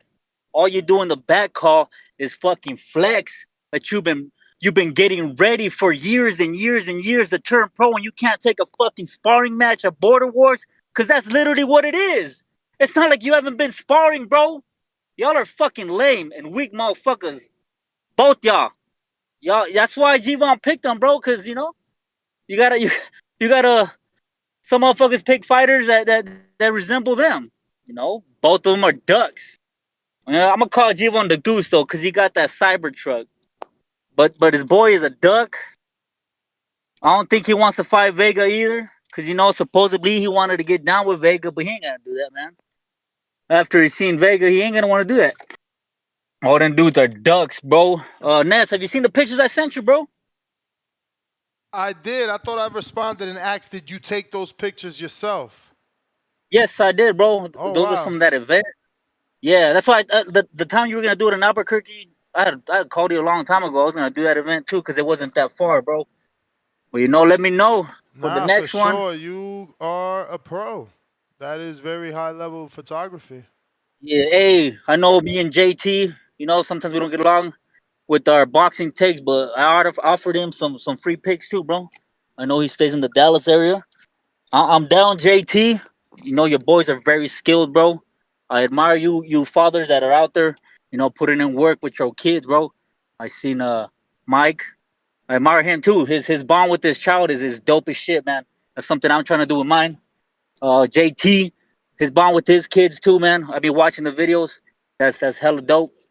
All you fathers out there pushing your kids. Salute, super salute, man. So JT, let me wait, know, one of bro. these are your sons, or these are just random kids?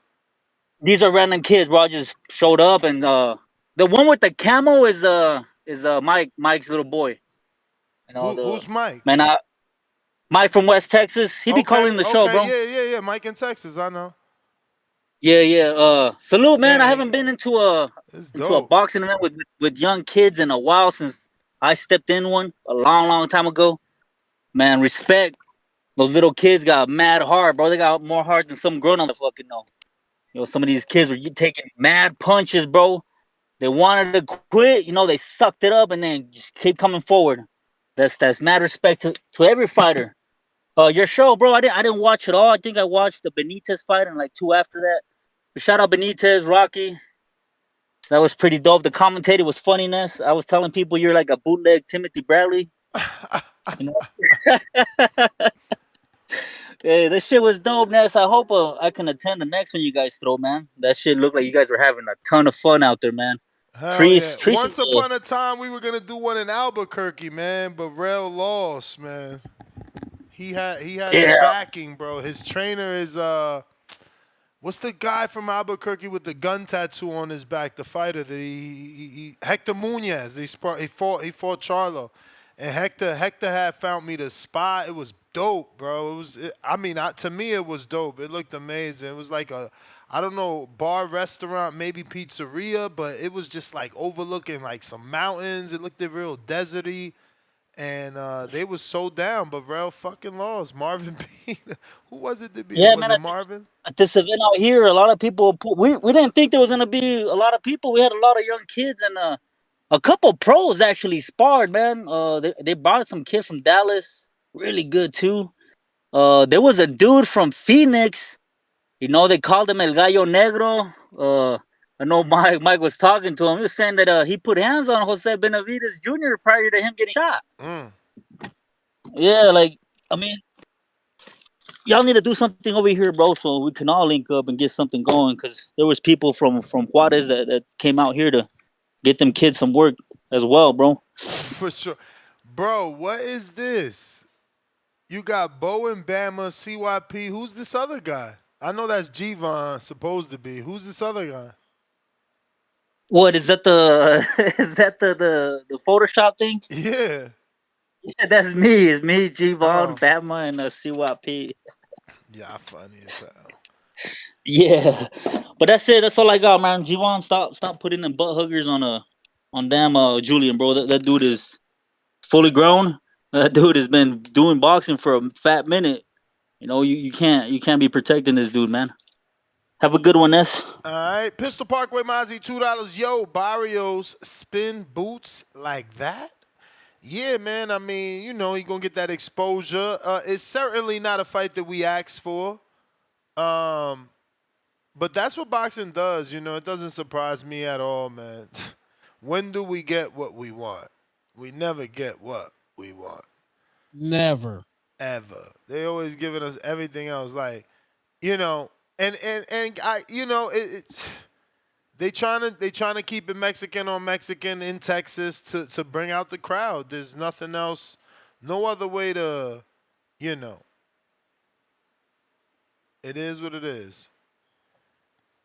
We got who next? Counterpunch Tim Bosque and Tavon Burns, $5. Chilaquiles. Yeah. Who are you? Oh, not that one.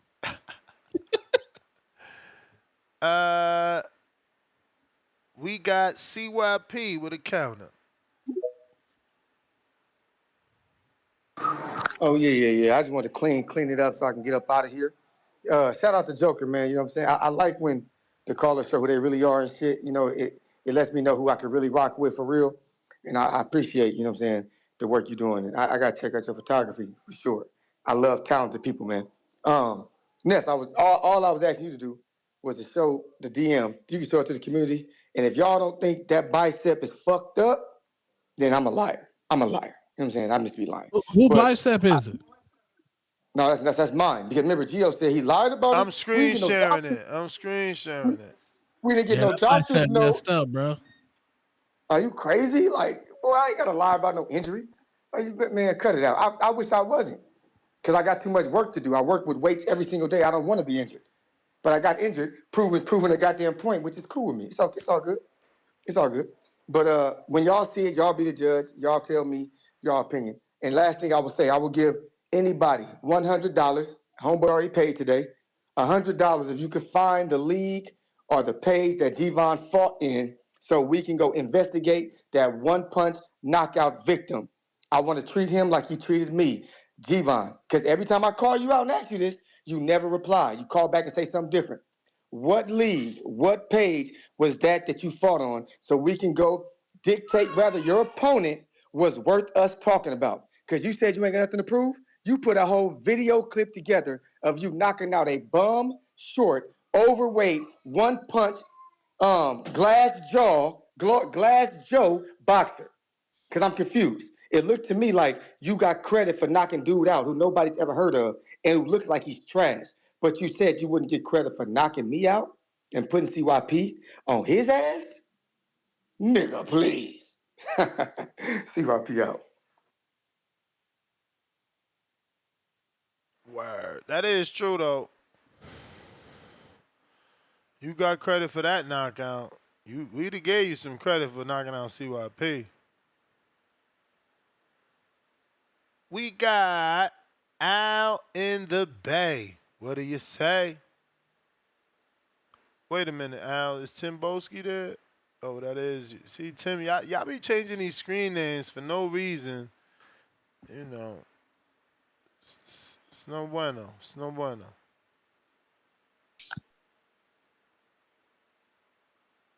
Yo.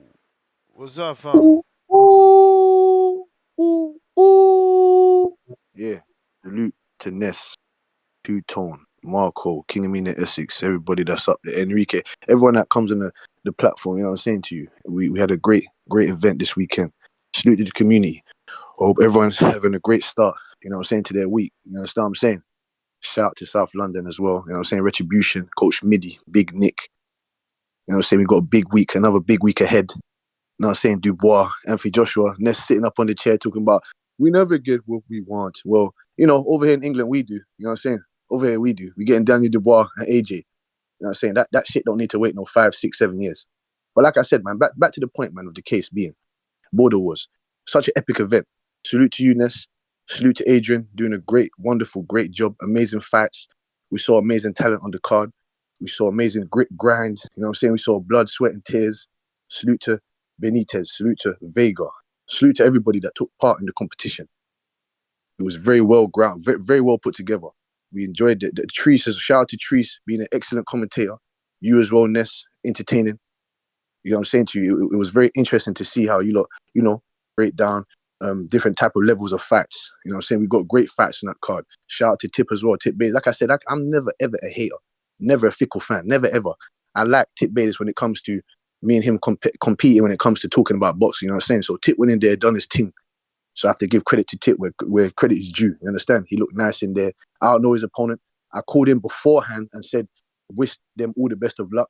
Wish Tip the best of luck. He hasn't responded to me where he said, I appreciate that, whatever, but I don't need that. You know what I'm saying to you? Because I'm a real G. It is what it is. I'm a real deal Holyfield. You understand? So I appreciate everyone that took part and gave the community what we wanted. You know what I'm saying to you? Them belts look spectacular. You know what I'm saying? The atmosphere looks spectacular. Again, Adrian, thank you for putting in that work. We want Border Wars to be all over the place. Over here in the UK, you heard Joker calling and said he wants something over there. Albuquerque, El Paso, wherever he resides. You know what I'm saying? We need to get this Border Wars going all over the place, because we do have our own type of Border Wars over here in England, but it's not a platform. It's just a whole type of, it's just a Border Wars, but without no real channel, whatever. You know what I'm saying? So there is bits and pieces going over here in London, England. So yeah. But yeah, man, like I said, I just called in. There's so much to say, you know, with too little.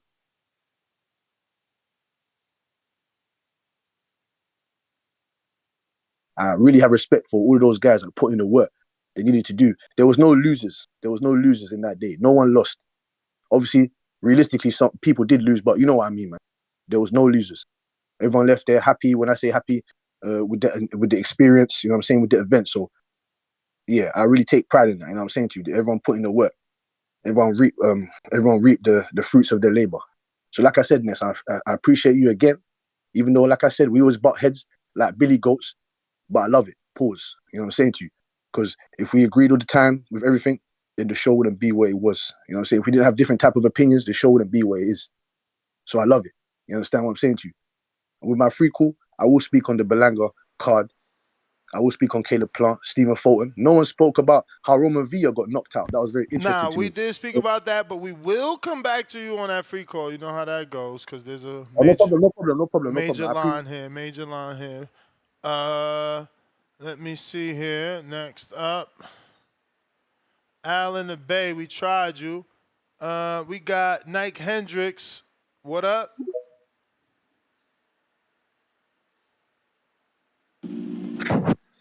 Y'all got me? Yeah. Shouts out to the boxing voice, man. I'm gonna be quick, man, because I'm about to get back to work. But, man, Canelo beat the shit out that man. Like, how old Berlanga, though? Like 20, 23, 24? I think he's 27. Oh, 27. I mean, he's still young, though. I mean, I ain't really hear about him taking too much damage in 27 his on career BoxRec. or having too many miles on his career. So, yeah, man, it wasn't like Danny need to retire, man. That's about it. His dad stopped the fight, but I ain't like the commentator in the Berlanga fight talking about, oh, they need to stop it. They need to stop it. Like, it's a championship bout. I mean, Danny dad stopped it because shit. Danny a little older, took in more punishment in his career. Like, I can understand that by Angel Garcia stopping that fight. But that Berlanga fight, Berlanga is a young bull. Shit. He was tough in there. But Canelo worked his ass on that body all fucking night, man. And these, for the Canelo haters, you know what I'm saying? Just stop hating on the man. Like the man said, Canelo was popping his shit. He said, I fight younger guys, they have something to say. They say, oh, you was fighting older guys. Now I fight younger guys. Now it's, oh, you fight nobody. He's inexperienced. Like, come on, damn. But you gonna get Canelo, man. Because y'all gonna miss that shit when he gone, man. So, it is what it is, man. Shouts out to King Nello, though, for putting on that show. That's my call. All right, all right. Cliff, Connecticut.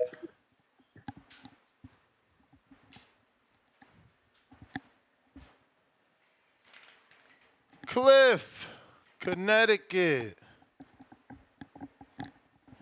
Damn.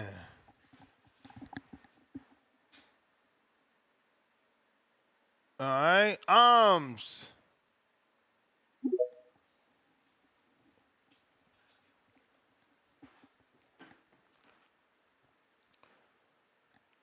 All right. Capicu, what it do?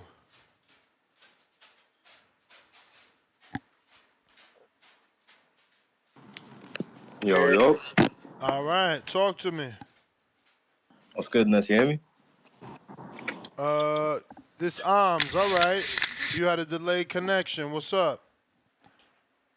What's good, my guy? Nah, I just want to make it quick. You may Shout out feel to like it's your time. TVV, you already know.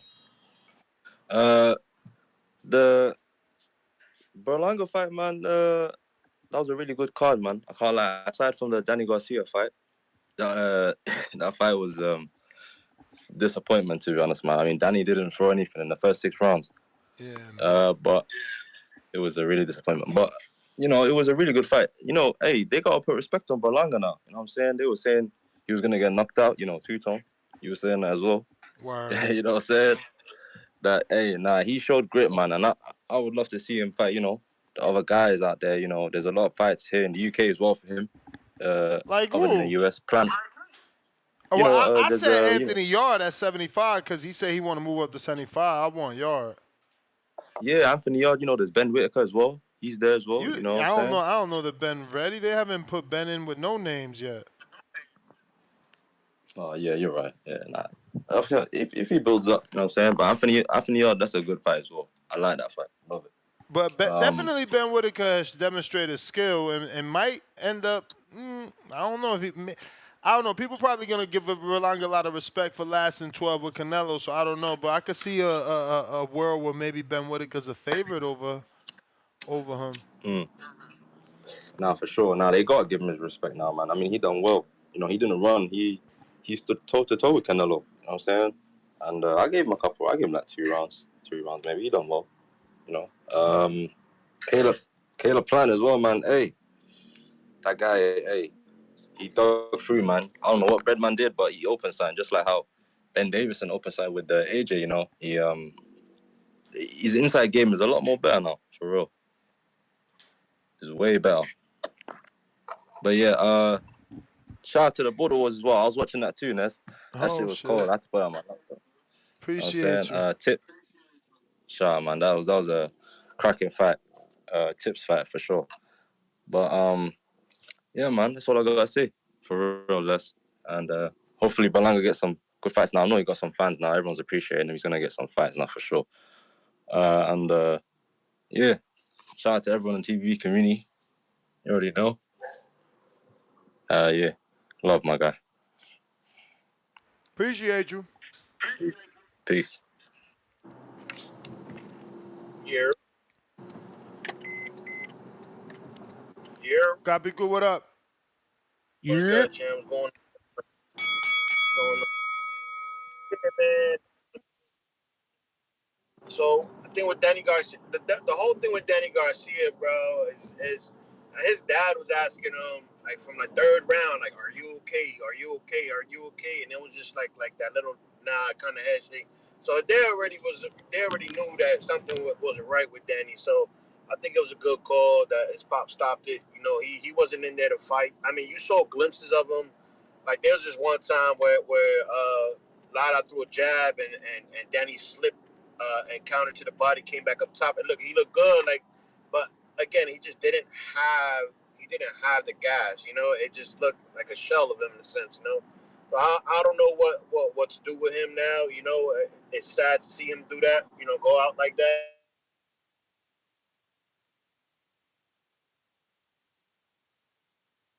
And call it a day. As far as the Berlanga, I think that Berlanga's gonna have the Pitbull effect. You know, he looked good against Pitbull looked good against Gervonta Davis for 12, lasted 12, and everybody was on the shit. And I think the same thing is going on with Berlanga. You know, he looked good against Canelo for 12 rounds, and they just it brings up his what you call it. So I mean, let's see what happens. I would love to see him get in there with Plant. You know. Uh, he looked good. He had spurts where he was throwing out that jab. You know, he looked good, but I just think it was a lot of it had to do with Canelo, just the way he was fighting. Canelo was fighting him. Um, so let's see what the future holds for the kid. You know, as far as Plant and McCumbee, shout out to the two fighters that McCumbee was fighting, the corner rope and Plant that saved Plant from getting hit with that overhand right. Cause that shit, man, if that rope would have never hold McCumbie's right hand, I swear Plant would have been over for Plant, bro. But McCumbee showed he was a tough guy. I never saw him before this, so I didn't know what Plant was getting into. You know, he had Plant hurt really bad in the third round in that corner. So it was to see the adjustments that Plant did. You know, take away his outside game coming. You know, because that's what Plant was happening with Plant was he was staying on the outside, getting caught, getting countered. So the fact that he made the adjustment, put it into a bar burner fight, fought him in the inside, changed it up. It was a hell of a fight. Made it into a hell of a fight. You know, it made it into an entertaining fight. I don't got much to say about the Rolly fight. The Rolly fight was mediocre. It was lackluster. He did what he was supposed to do. You know, he hurt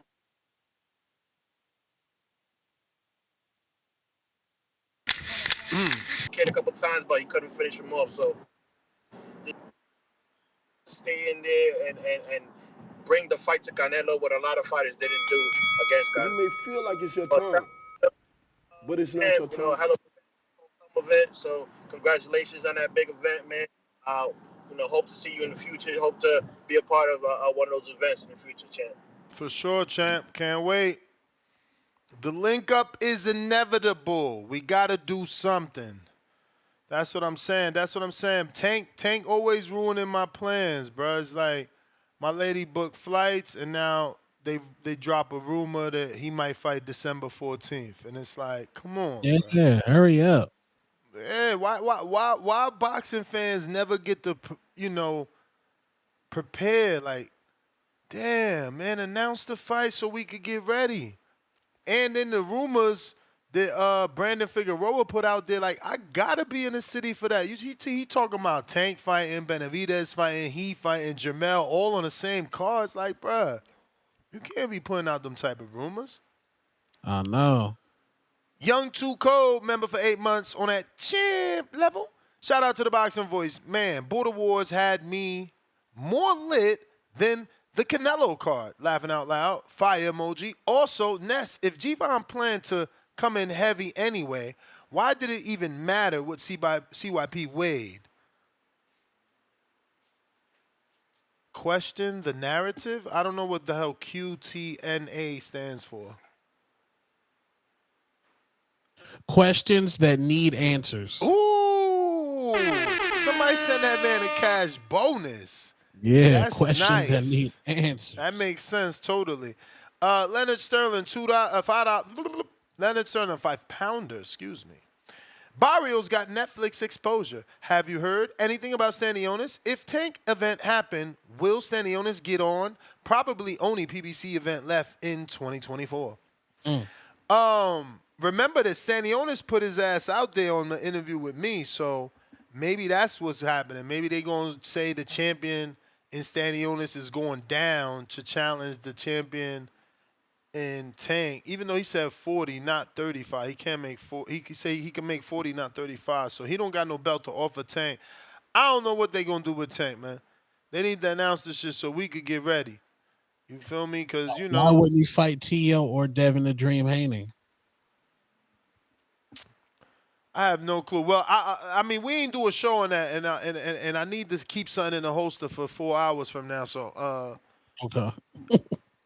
Cause that shit was out there. We ain't talk about it because of Border Wars, but that whole Devin angle is out there from a different standpoint, though.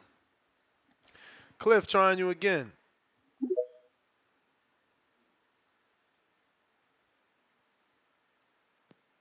Yo, could you hear me? Yeah. I tried to stay in this area part two for an extra couple minutes because I know I'm about to be in the no service area. Yo, man, I'm glad you keep it real though, cause Giovanni it's crazy. You always pressing niggas that be bullshitting. So I respect that about you, nuts. Like you don't let niggas get away with the funny shit. Like you will put their feet to the fire. But I ain't gonna give him his 2 minutes of fame. I'm gonna go right to the Border Wars because that's is the highlight for me of the Saturday. Benitez, bro. Mad respect, man. I you gotta come back. I feel like in your voice, like I could hear the low energy, bro. You just gotta get your confidence up, and you should know yourself that if you even been into a real fight in the streets, you should understand how breathing and wind is big factor. So you only could be mad at yourself. They gave you the right critiques. Ness and all of them. They was absolutely right, bro. You only fought as long as your wind was lasted. So that's on you. Spider Rico, keep pushing, man. Come back. Dude, Spider Rico fought. Yeah, that was good for your first fight. I was impressed. Alex Vega, you a savage. The only reason why you don't get the fight of the night is because you didn't have to go through no adversity or resistance. Like it was too easy for them to give you the fight of the night. Understand you was like the most dominant of the night, but it just wasn't enough. Like coming back for you to be the fight of the night. Tip you to go because the kid had an audience. That was his hometown. What I mean, he looked like he was experienced. I don't know if he was or not, but he took this shit serious, and you overcame everything, and you got the knockout off the ropes. Like that shit was tough. You knocked him down twice. That was the best part of the show. Like you stole the show. lived up to your name. You can't debate and talk boxing for shit, PBC ass nigga. But you're a decent boxer, and I got mad respect for your performance. Before I lose service, I'm gonna talk about the real boxing. Like, we'll go straight to the Canelo fight. Yo, Ness, I agree with you. I feel like Berlanga did better than Canelo did versus Floyd. I don't know what I'm talking about. Berlanga definitely did better than Floyd, but for some reason, Floyd wasn't that like a split decision? Like, it was a weird score. Wait. I didn't say Berlanga did better than Floyd. I said Berlanga did better than Did better than Canelo. Canelo. Yeah. Yeah. Well, you should understand what I meant because Floyd won the fight. So how could I say that? Yeah, Berlanga did better than Canelo did when Canelo fought Floyd. I don't know why that Canelo fight, if I remember correctly, the Canelo Floyd was a split decision. That was crazy. But Berlanga did better, yo. Berlanga did well. I didn't give him 5 rounds. I think that's a little stretch. But he got 2 or 3, maybe 4, being generous, and he did good. Like, he was disciplined. He fought well. I You don't may know why. feel like it's your time, That's my but call, it's though. not your time. That man got All right. cooked. Shout out Cliff. Al in the Bay. Al in the Bay.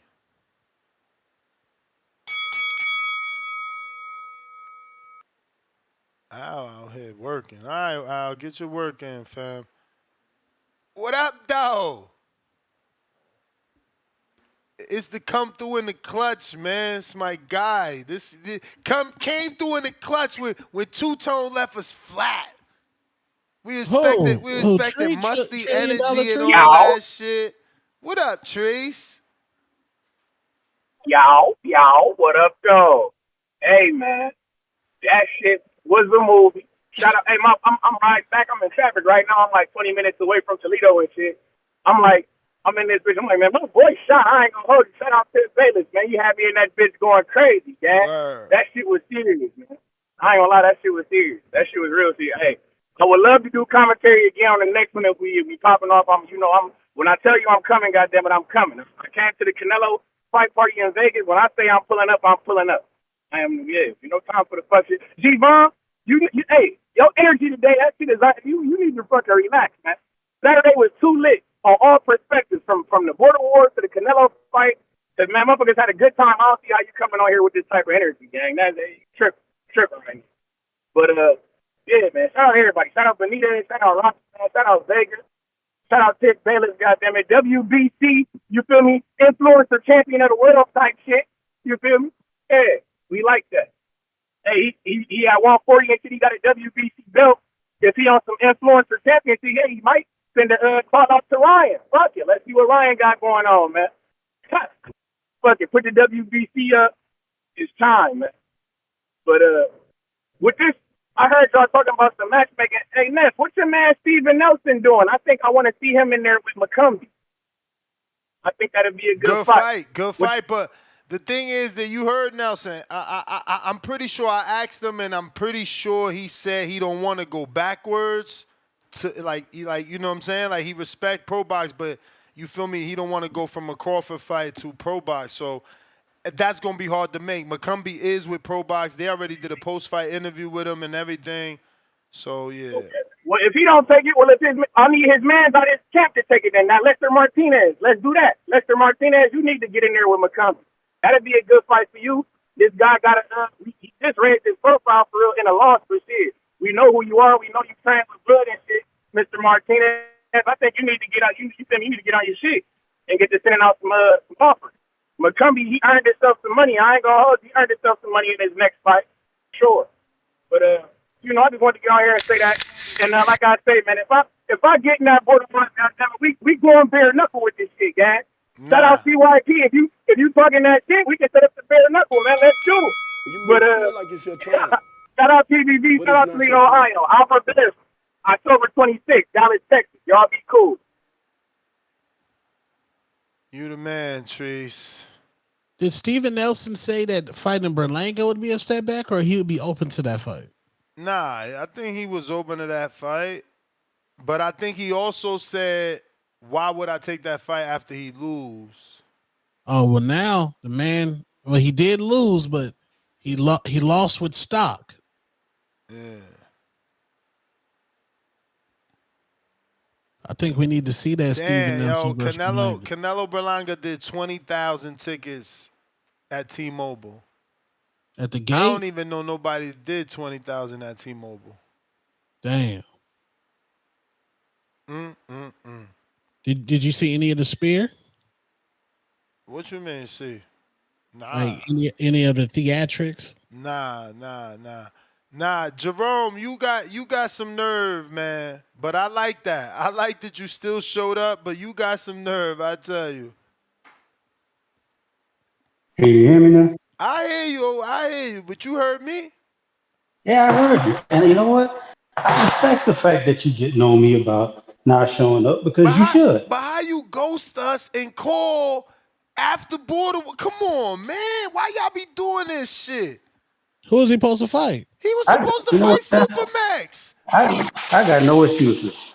Life be life, but I got no excuses. That's on me as a grown man to handle my business. That Like nigga you said, said, I ain't about to be taking them punches. Nigga, I'm at you the know what I'm saying? And shout out to all the people that did compete, hip 2 belts, putting on the show. That's just crashing out. That's just crashing out. That's just crashing out. That's actually said what I was thinking as far as Canelo. Because just like Canelo lost to Mayweather early in his career, now Berlanga lost to Canelo. So we have to see how Berlanga comes back and how he bounces back. But yeah, I'm trying to get my stuff together.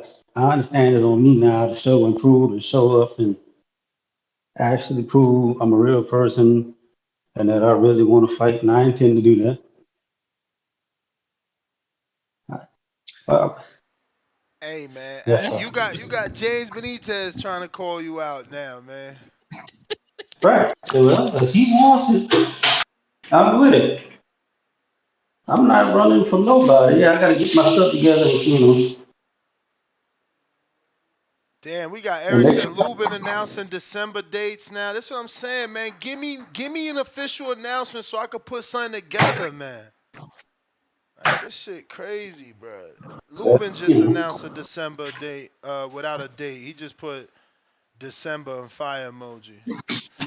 Prelims. Let's get Lubin on the prelim. Hey, yo, he ain't on no limbs. You think he on the limbs? If he gonna be on that tank card, he going on a limb. Yo, Stephen Fulton had the most expensive ring outfit for a prelim ever. I know. That jacket looked like it need to be reworn. That can't be a one-off. That was. Can you repeat outfits? I don't think so. You can't. You know you can't. I ain't never seen nobody repeat an outfit. I mean, on a lower level, yeah, but like once you up there, you can't be repeating outfits. Floyd ain't never. Tyson, he had the towel. Tank ain't never. Canelo never. You can never. Only dude that repeated outfits and got away with it, old dirty, was Golovkin. He the only dude come in with the same robe every fight, and it's okay. What? Profound Dreamer with the $5 super chat. Fight Hype reporting that Teofimo Lopez signing to Matchroom. Hey, that's official takeover now. Now we talking. But that's the thing. It's impossible. It's impossible. But he said Fight Hype. We gotta believe it. But didn't Teo just sign an extension after the Kambosos fight? Yeah. That's I don't know. Who over there? Oh, Devin? Who you gonna fight? Devin over there? Devin not officially over there, man. Devin not officially over there. H-Town. What up, Ness? Can you hear me? Loud and clear. H-Town, baby. Hey, shout out to CYP for trying to shame the guy that got hit with the punch and got out of the fight. And big up in himself for throwing a punch and getting out of a fight. I don't know how the world works these days. You know? How we forgetting that the man that said he was fighting Brandon Lynch that weighed 265, that weight was no issue. He's 200 pounds of pure supreme athlete, better than everybody. I am not like y'all. I am not like y'all. I repeat, I am not like y'all. But, we're going to forget that to shame my boy Devon, because y'all don't like the political take. But it's all good. Hey, shout out to Edgar Berlanga. My man proved me wrong. I thought he wasn't going to make it past round 8. The weight cut looked hard. He was a raspy voice, soft spoken 2 days before the fight. And it's only natural for him to move to 175. I mean, he's a big kid. And he's a kid still. People are forgetting he's a kid. He just went against the pound for pound, probably number 1, even though people don't want to admit it. Everybody gives it to my boy Bud. It's arguable that it's a new way or Bud right now. There's arguments. You know what I'm saying? Like those guys are beating champions, and Canelo is beating undefeated, contenders. Yeah, legitimate. I know there's legitimate arguments. I'm not taking that, but I'm just saying that you could flip them around 1, 2, or 3. Canelo's up there, and and Edgar Berlanga just win, 12 or 1, 2, or 3 pound for pound. So we got to give him his props. I got to give Suleiman his props. I wasn't seeing what he was seeing. I was seeing a kid that was just over his head, and he was going to get in and get stopped. But hey, man, we live and we learn, don't we, Ness? Wow. So yeah, man, my boy Caleb Plant, he's a dog. He did what he had to do. Tip Bayless, dog. Hey, Tip, man, I keep telling you, Tip, man. I don't know why you want to be Rocksteady and Bebop when you the shredder. You give the orders, big dog. You're supposed to give the orders. You're out there taking heads and everything, bro. You got P. Diddy telling you what to do, bro. Come on, you Mace, baby. You the star, Mace. You writing the song. You don't need no other shiny suit, man. You murdered Tip. You know what I mean? You out there in the streets handling up. I got to salute, Tip Bayless, man, out there putting in that work. And Priest, my boy Priest out there putting in that work, giving Ness a helping hand. Hey, Ness, shout out to you for all the little backhanded comments you're throwing in at everybody.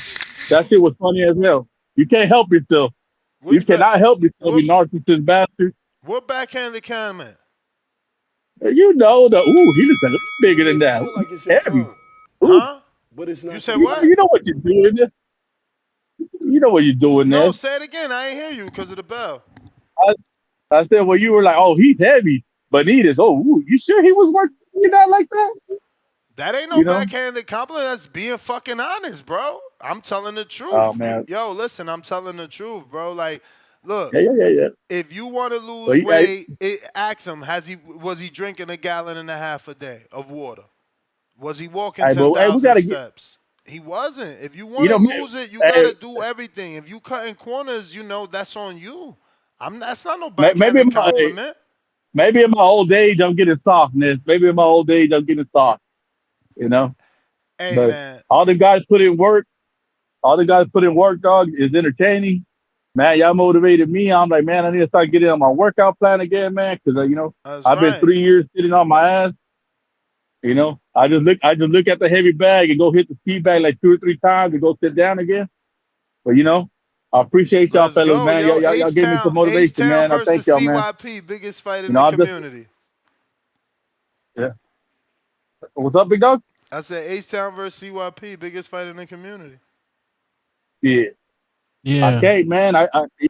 I'll be too overweight, bro. Ballers I could get 230. Oh, you a heavyweight. How tall are you? Yeah. 6'1". Whoa. Oh, you big. I still carry a lot of muscle even though I'm fat because all them years lifting weight. Oh. I can't drop. So you lift weights? Nah, I'm good. Yeah. I'm looking for Cherry Zoni, man. What was it? You heard Big Bay Quinn? He said he couldn't lose because his school would destroy him. Imagine if I lose. Yeah. Oh, that's what we want, man. Nah, that's exactly. That's why I gotta be strategic. Bro. I need guys the size of Tip Bellis. I want Tip Bellis. I want Keem the Dream. I want short guys. Hey, you were on my mind. I'm like, I'm 6'1", 145. How big is Ness? I'm like, man, I can get down to 230. I was thinking to myself. Yo, shit. I seen Rocky and I was licking my lips. I'm like, damn, the comeback could be right here. I gotta go. Yeah, man. Let me get some callers, bro. Yeah, but much love, man, to everybody, man. I'm out. Appreciate you. Adrian, the man, the myth, the Can you hear legend. me? We hear you. Hello? Man, what's up, man? I just want to give a shout out to everybody who came out for Border Wars. You know what I'm saying? We know that most of the community hating on Wisconsin, don't want to come here. It's lame. There's nothing but cows and cheese and beer. But shout out to y'all that came. Enjoyed a fire-ass fight party. You know, I mean, we shut that shit down. That restaurant was closed for like an hour and a half. You know what I'm saying? And when you know the right people and you connected like that, you get to watch your fights till the end. But yeah, shout out to the fighters that came out to fight. You know, it's probably the least, since it's the first USA boxing, it was the least amount of community members fighting. But man, they showed up and showed out, man. Shout out to them for coming out and getting this experience and making it one of the best border wars yet. I mean, I see we got the highest numbers as far as watching. You know, so shout out to you guys for doing that and coming through and making it the event that it was. It was a lot of work. I'm just trying to find time to call in because I'm gonna be honest with y'all, I'm still cleaning up from Saturday night, and I got a lot of hours to get the gym back right. But yeah, just shout out to the community for everybody making it happen. You know, hey, but I am gonna say, man, I'm looking for the next me. I want to come enjoy a Border Wars. I want to come commentate one like I did in Florida, or fight again, or something. We need someone to pick up this flame, man, and bring it to their hometown and put the work in, man. I know y'all want to see it in Vegas, want to see it somewhere else. I want to see it somewhere else too. But yeah, shout out to all y'all for coming, having a good time. The fights was fire, all of them, whether they were local kids or community. And to you, Ness, man, one of your callers called in. I was listening in between training some fighters. Yeah, man, I would say the only thing is, like, you got an opportunity to really build something big with what we've done here, especially through USA Boxing. You can use your platform to uplift these amateurs. And unfortunately, there were a few fights that fell through. These are kids who are going to be pro in the next year or so. So you have the opportunity with your platform, no matter where you do this, to build your brand, to build up boxing. You know, so doing the research and getting to know these amateur kids as they rise up, what you've been doing, right? Like, look how many people you've seen their careers through at this point, right? I don't know if you remember him. Was it Colbert, right? Didn't you know Colbert before he went pro? Mm-hmm. Right. You know what I'm saying? Like, you got to realize, bro, you really actually have the platform and have put in the work and the opportunity to see all these amateurs come up and build those relationships and just build your brand. You know what I'm saying? So definitely, you know, in the future through USA Boxing, the world's your oyster, man. They ain't doing it like this. I mean, we did a lot of great things. Shout out to you for hooking us up with the WBC.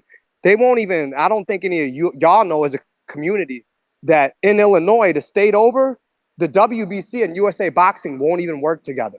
Other places, like, they literally won't even work with the WBC. The fact that, like, we made history working with the WBC and USA Boxing, the way it was done is the first time it's ever been done that way.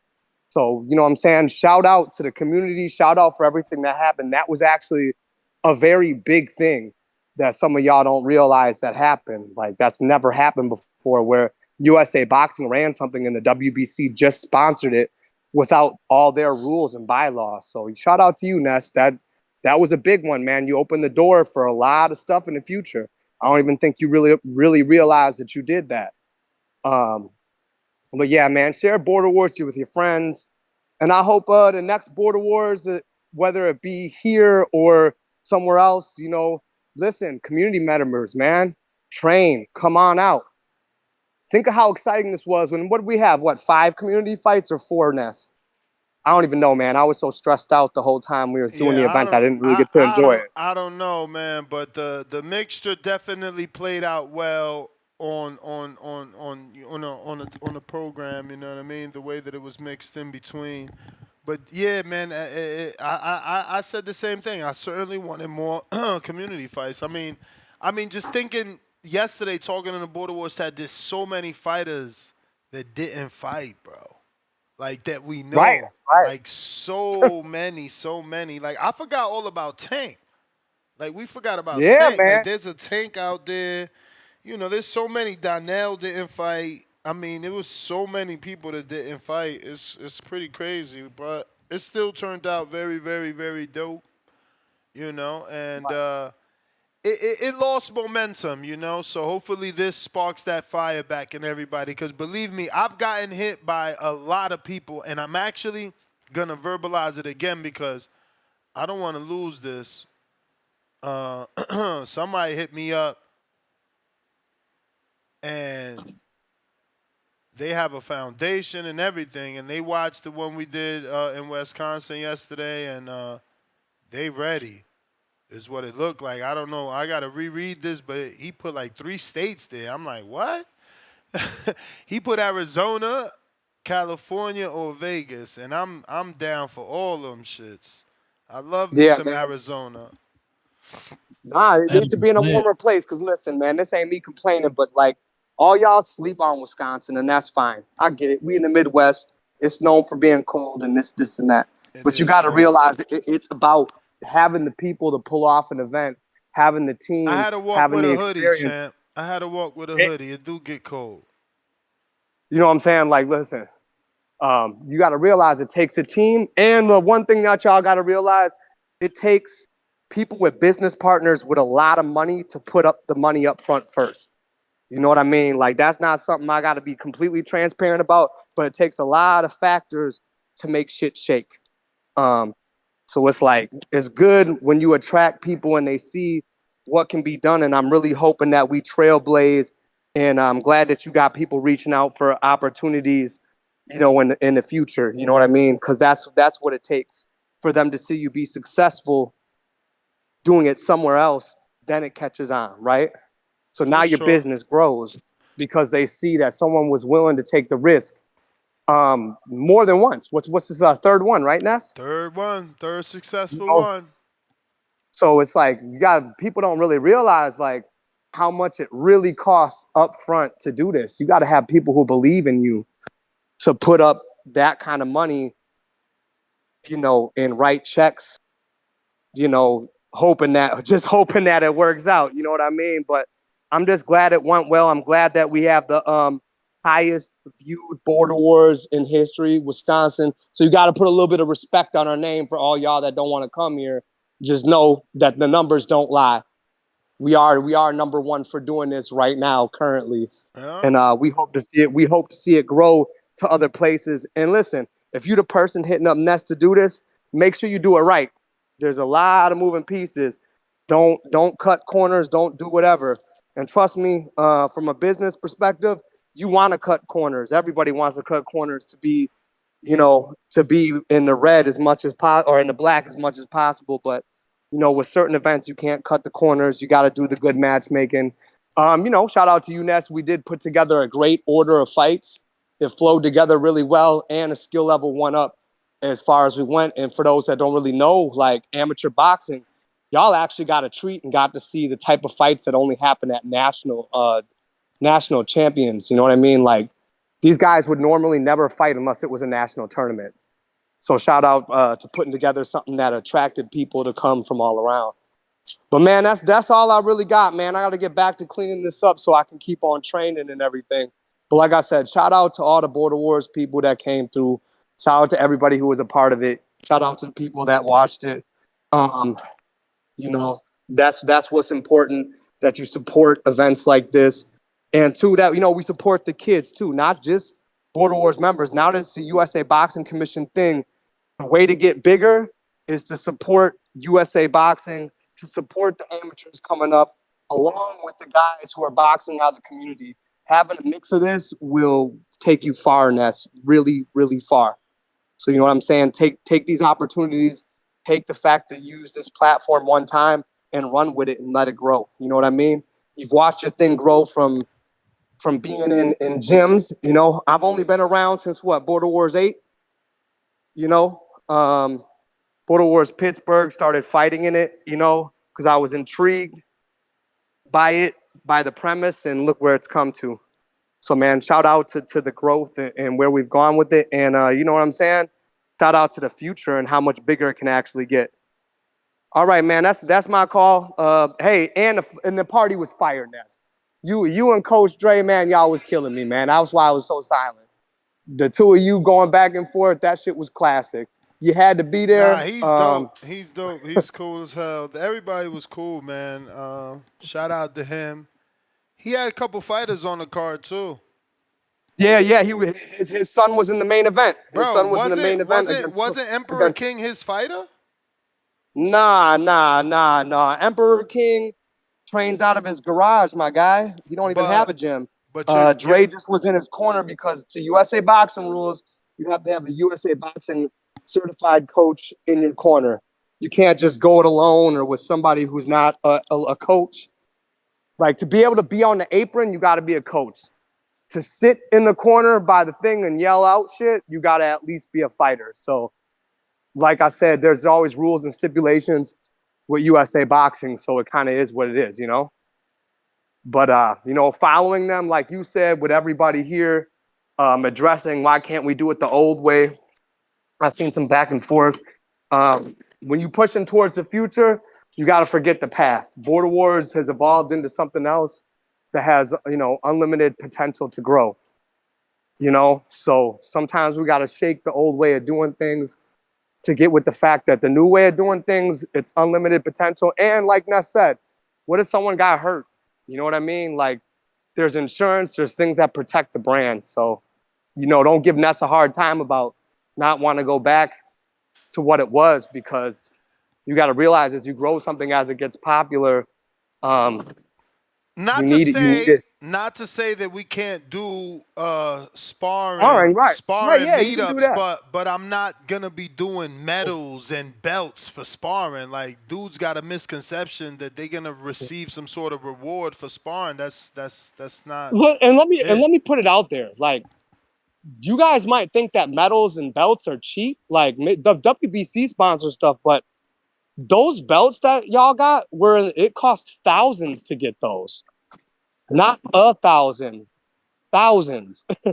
Like, so people got to understand, when you do a show like that, ain't no one trying to do nothing and lose money. Yep. So at the end of the day, when y'all asking and you guys want belts and you want all the stuff that happened at this past Border Wars, know that every single bit of that costs money. So it's like, you guys got to understand, we can spar, we can get together, shit. Me and Ant did, just not on camera. You know what I'm saying? But it's like, what'd you say? Yeah, but you know what? You seen the look in his eye. You know what happened.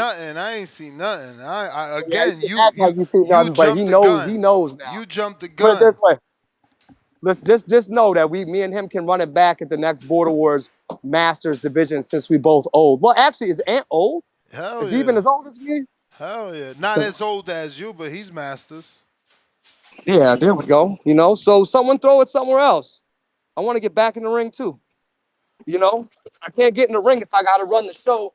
And a lot of y'all, if you see what I was doing, if you wasn't there, there's a reason you don't see me on camera, because I'm too busy running things, making sure that things go right, But yeah. But that's why you can't do it. I know some people was coming at you, Ness, so I want to defend you there and say, hey, you guys, that shit costs money. It takes sponsors to get stuff like that to happen. So, if you're looking for that type of experience, you just got to do it through USA Boxing. And otherwise, it's what I said. It's like, it's harder to get sponsors for a non-sanctioned event. People don't get that. You just can't. Like, you got to realize, like, USA Boxing runs a lot of stuff, and if you try to cut corners and you try to cut them out and you try to do certain things, it is going to block you from sponsorship immediately. Nobody wants to be a part of anything that you can get sued over. And trust me, somebody getting hurt in a non-sanctioned event, y'all can call Border Wars dead for real if we ever did that. So it is what it is. It's nothing against that. Was just keep it moving, going forward in the future. It sounds like you got a lot of exciting opportunities coming your way, Ness. So, just holler at your boy. Let me come out and announce or fight or whatever it is. You know what I mean? You know, we like being a part of this. So, but yeah, shout out to y'all. But as far as the Berlanga fight, I got to give Berlanga his credit. I just want to speak on this quick. I know I took a lot of time up and I got to get back to doing stuff, but I got to give him his credit. I thought he was getting knocked out in 4 rounds. He stood in there. I mean, I'm not going to say he did great, but he exceeded expectations by a lot and deserves to get some decent fights. I do think, yeah, he probably has a pretty bright future in the sport based on what I've seen. You know, he's just not at Canelo's level. Canelo showed that very easily, but at the same time, he didn't go out like a lot of other Canelo fights went out. So it is what it is. Damn, Danny Garcia, that fucking hurt. You know, I was a Danny Garcia fan. To see him go out like that fucking was that shitty. Was wild. I mean, I didn't want to see him go out with his dad stopping it in the corner. I'm not saying I want to see him go out on his ass, but, you know, throwing one shot at a time at a good boxer, just, yeah, it's not going to work. The Caleb Plant fight, I enjoyed that, but I didn't even get to the after party till 3 rounds into that fight. So I didn't even see the knockdowns, but shout out to White Chocolate. He did his thing. But yeah, I ain't got nothing, man. Congratulations to all you guys who showed up. Got the beautiful belts. You got those straps. You know, so be proud. Put them in a mantle somewhere. Enjoy those wins because that's an experience you get forever. And 2, for all you who didn't show up or pulled out or didn't whatever, just know there's something about winning at a Border Wars, getting something, a belt, a medal, or whatever that just sticks with you forever. It's a great experience. There's not one person who would tell you that it was a bad experience because you learn a lot about yourself. And if you win, you get that glory for the rest of your life. You know what I mean? So for the next one, man, all of y'all who were on the fence, shit, make sure you join the next one and go get your glory. All right, brother, I got to get back to cleaning this gym up. Y'all have a good one. Peace. All right. Ahmed, what up?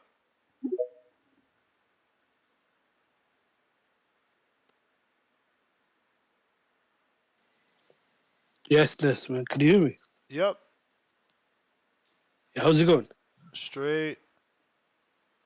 Yo, I was just going to talk briefly about the Berlanga fight and that card. I was going to ask you, what do you guys think of Canelo's recent opponents? Like, I know Berlanga did better than a lot of people thought. I thought Canelo was either going to stop him late or win on points, so I wasn't that surprised at the fact that he was much bigger. But would you say David Benavidez, his last 3 opponents, if you exclude Hart, because he hasn't fought him at the moment, would you say they're better than Canelo's last 3 opponents?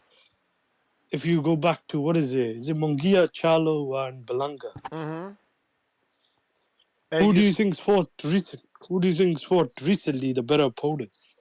I'm not saying that's gonna make a difference, but David fought Plant, Andrade, and now Vazdek. Those are all like higher level fighters than Munguia and Berlanga. And who was the other guy? Was the Charlo. Not Charlo. Charlo's decent, right? Like he's undisputed, but he was moving up. 68. He was moving up, so he was at a disadvantage because of that. Yeah, and Andrade had fought 68, and he was a champion 60 and 54. So I think Canelo's next fight gotta be a big fight, which it probably will. I'm not sure though which direction he'll go. He said he wants to fight the winner of Bivol Beterbiev. I don't know if Beterbiev wins. I don't know what he does then. Does he fight David? Because for me, it looks like David is taking a lesser touch. I still think Hart is not a bad stay busy fight, if that's what people want to call it. But after that, I think David's gonna obviously have to fight either the winner of Bivol Beterbiev if they're available, or if it's not Canelo, then David Morrell. I would say, because you were saying yesterday, or was it the day before, you would rather David moves back down. I don't know if that's. He wasting his time Canelo, up there, bro. Who he fighting up there? The only interesting fight is Yard. No. What I'm saying is, if he can't fight Canelo at 68, what else is there? Bro, Maybe Munguia, but there's Berlanga, there's he can fight at Munguia, 75. there's He can fight at fucking Mbili. Like, there's plenty of names. Hold on. I get what you're saying, but Berlanga and David are both big guys, and Berlanga was 190 something. I think David's killing himself to make that weight. I think Benavidez and Berlanga could fight to 75, so that would probably erase that option. Munguia and Canelo are the only two. Munguia and Canelo are the only two names, but I don't know if Canelo and Benavidez will ever fight. I think Canelo's at this stage of his career where he's gonna do what he wants to You do. may feel like it's your time. But That's the bell, champ. That's the bell. I mean, I don't know, man. That's where the big names are. I don't know why he moved up, but hopefully it works out for him, man. Jonathan Sims, what up?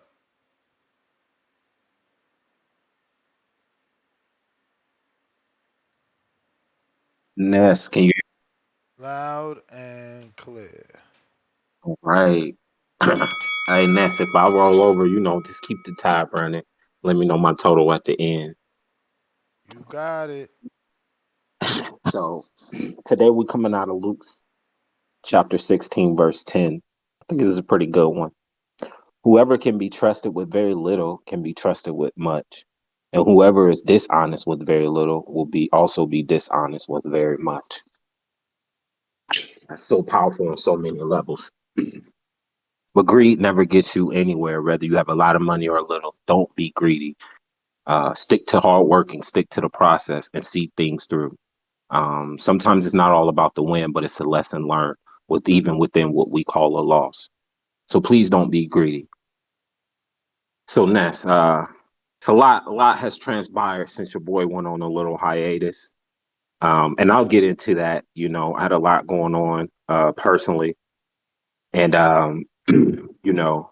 like I said, I'll touch on it. But first I want to start out by saying welcome to one of our newest member of TBX. God K, welcome to the organization, brother. Happy to have you. Look forward to you hearing your calls, your support, and welcome to the team, man. You joined the good organization, TBX. You don't have to arrive when you're already there. Ness, you mentioned earlier in the show about putting down the sugar. I would agree with you if you're not active, but if you're working out and lifting and stuff, sugar is actually good. So if you're not burning calories and whatnot, put the sugar down. I don't add, sugar. Like, there's already sugar in almost everything, and I try not to eat that either. But fruits have sugar. I don't eat added sugar is what I'm saying. I don't use a tablespoon of sugar in coffee or lemonade or nothing like that. If you stay away from that, if you stay away from high sugar products, you will lose weight rapidly. You have to check the labels. You have to check the label. Bro, 1 can of soda has 39 grams of sugar. Yeah, that's fair, but that also can help push weight. protein through your body if you want to put on muscle. But you are right as far as losing. You don't need added sugar to push protein to your body. You don't need added sugar. And if you want added sugar, if you're like a poor researcher, most whey proteins come with a small amount of grams of added sugar. But you can be like me and find whey protein that also doesn't have added sugar or those fake sucralose and glucose sugars either. So cut the sugar and watch your weight go down. I mean, he is right about your weight going down. He is right about the sugar in regards to wanting to build muscle. Sugar does help. And I got that from a bodybuilder, John Brown, Mr. World and Mr. Universe. But he is right as far as the losing the weight aspect in regards to sugar. Jonathan Sims, how about you post your bicep and I post mine? We'll see who's really right. You got it, champ. We know yours is bigger. And more defined. And more defined. And more defined because again, you got hold on. You got wait, what did he say? What did he say? He young. He's still not even 40. Oh, okay. Go ahead. Nah, I no, thought I'm it just was I saying. thought it was a grown man making a comment. When you eating enough protein, you gonna get that muscle gain and that definition. Yeah, you're right about that. Protein, most important. So you are right about that, and that is bigger than me, y'all. So he got a point there. He got a point there. Border Wars. Shout out to George and Adrian for your location. Adrian, I thought you put on a great show. I think you're a stand-up guy, a great guy, and the community is lucky to have you. And not just your hard work, but your time that you put into the show and to the to TBV, the community. Like it's people like you that are inspiration to men like me to continue to do my part in life because you don't have to donate your time and you do for people who like you, don't like you, or for whatever reason, but you still do that. And I respect that. So, please continue to be the person you are because we need people like you in the community. Tip Bayless, you said you went back and looked at your fight. Hopefully you saw that, your TBX brother was one of the ones who sent the super chat before your fight, there to promote you, support you, and you did exactly what I expected you to do. So hats off to you. Like CYP say, you next, but shout out to the El Capillon who created this. We're also lucky to have him. And CYP, I hope everything's going well with you and your son, man. He's lucky to have a father like you. And shout out to Vega too. Always liked Vega. Always like his energy, and he fought exactly the way I expected him. He fought like his attitude, controlled aggression. It's going to be really hard to beat that dude because he just got balls, man. So even if somebody who got more skills than him, you're gonna have to bang and move. If you stand still, he's gonna take you out. You got to be able to have legs. So one thing I wanted to touch on before we play for TBV Border Wars is my situation. So for y'all that don't know, I got called out by two people. One, I found out I couldn't fight because of the age. He was like 26, I'm 36, I'm an old man. And then another brother called me out. And brother, if you listening, I hope all is well with you. And hopefully, after this call and You you may hear what feel I'm like about it's to your say, time. I'm not about to try. I'm not about to try to tear you down, and I'm not about to try to talk bad about you. But hopefully, inspires you because Ness, the one of the border war calls you did, and you came on the show and you was furious, right? Typical Ness, and you called me out. Jonathan Sims, what the you at? Dave called you out, and you was like, now you did respond and say you accept the fight, and you was going ham. And I'm thinking in my head, like, dang, why he attacking me? I've been loyal to the show since 2012. Since 2012. But then I thought about, like you said, it motivated me, Ness. Instead of running on the treadmill at 8 miles, 9 miles per hour, I upped the incline to 8, 9, right? 30 minutes, 4 minutes straight, 1 minute break. Then hitting the bags, 5-minute rounds, 4 bags, 3 different rounds, 1,000 jabs a day, 10,000 jabs a week. That's what you did to me when that show happened. It motivated me. Now, the thing that I will have to say to you, Days, is it seemed like you were more interested in winning lip wars than border. And hopefully this situation taught you a lesson. And hopefully you come back bigger, better than ever. Ness, promoted my video and it seemed to have ran you off. But bro, you don't know what challenge you was gonna get. But what it sounded like you was looking for was an easy lick, and then you found out that wasn't the case. So I just hope that is a lesson learned. You know what I mean? And accept challenges in life, bro. That's how you learn from it. So hopefully all is well with you. You take this call as motivation, and maybe we can get down the next Border Wars, or you fight somebody else. But bro, be true to yourself and don't try to look for the easy way out of stuff because that's what it looked like. You went to the back call, calling me out my name. And then when you got put in the hot seat, you start diverting. You asking me to call in and call you out. Like, what kind of sense do that make? You said my name. Then when Ness asks you about your stuff, your paperwork and all that, you telling me to show mine. And it's like, come on, bro. You just made yourself look bad. And I felt bad for you because the more you talk, the worse you look. And I'm sure you're better than that. And I'm sure you're a great guy. But just hopefully this is a lesson learned not only to you, but everybody else, man. Respect people because you just never know what's on the other side. right? Man calling me a bitch and all this. I ain't never disrespect him, and I won't disrespect him because for one, I don't know him like that. So hope all is well. And in the future, if it's meant to be, we can get down, my G. But that being said, Ness, in regards to the fight training, one thing I will say is Anthony came, and I do agree that sparring is critical. But the other part is it's how you train. And that's what I learned in the process of preparing for Border Wars. I went You to may some feel gyms, like it's your time, got a but it's and not what your I time. realized I wasn't training hard enough. Your heart rate should be at a certain beats per minute. The effort and output that you put out should be at a certain level. If not, you're just lying to yourself. So it's also about the intensity and the level that you're training that is also critical Very true. because, like we say, it's about your cardio.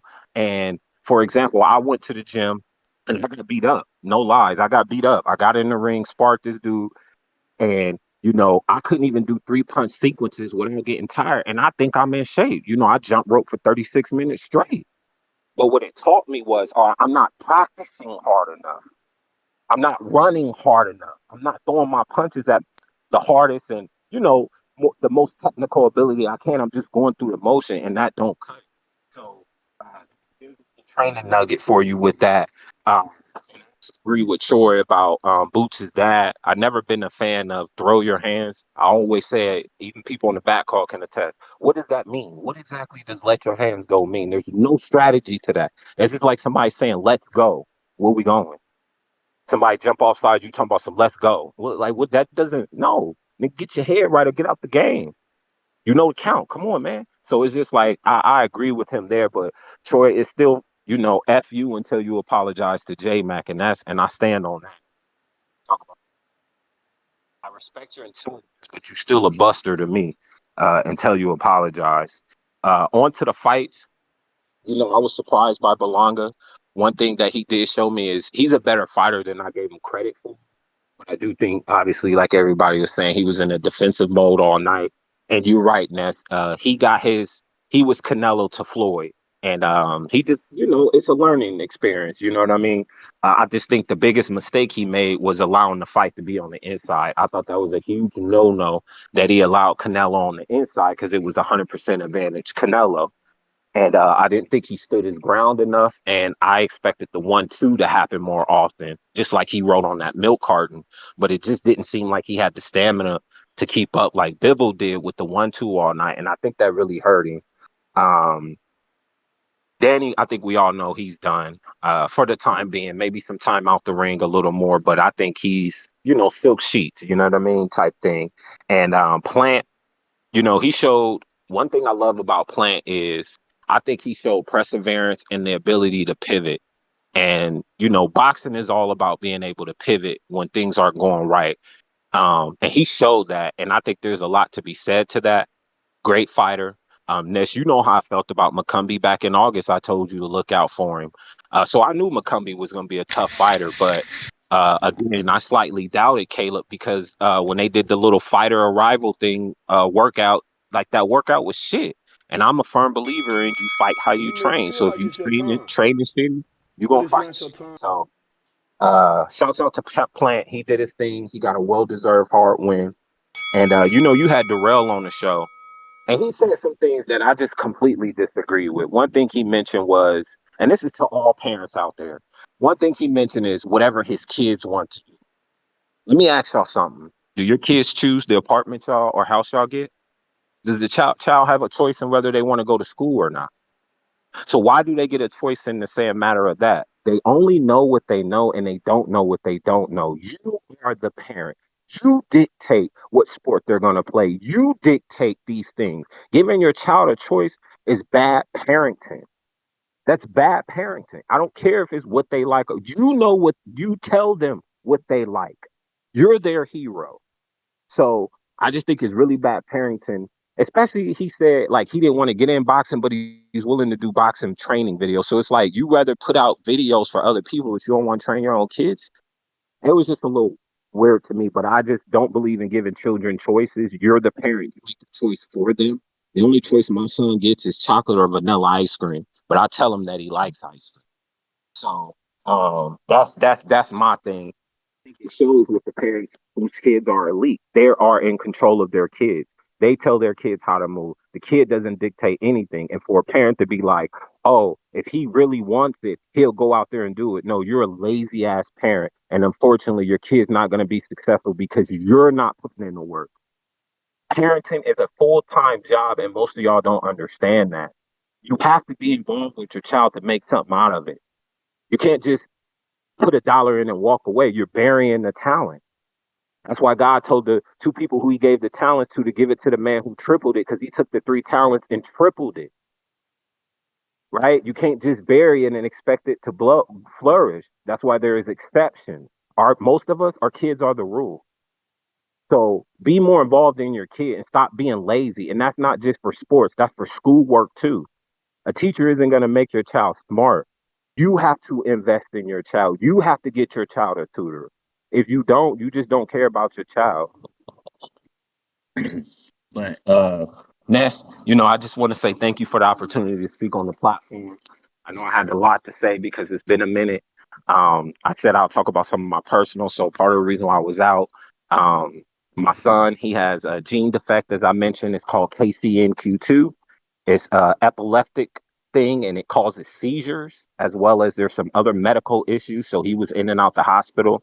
So I had to attend to that. I know that's an excuse, but that's what happened. And then I had my nieces and nephew visiting. So I was still going to try to make it if they really wanted it, as you saw. And that's with the video I sent and the paperwork I did. But I had some things going on. That's part of the reason why I didn't call in. And the other part was I didn't want to steal the shine from people who was actually fighting. I didn't think I had a place to call, and I wasn't fighting. But that's my call, and that's how much I owe you. That's 3. Hawk, Maryland.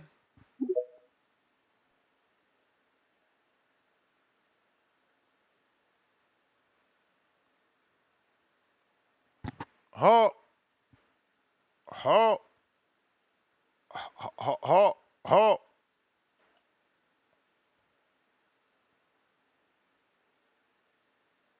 All right. J. Billy.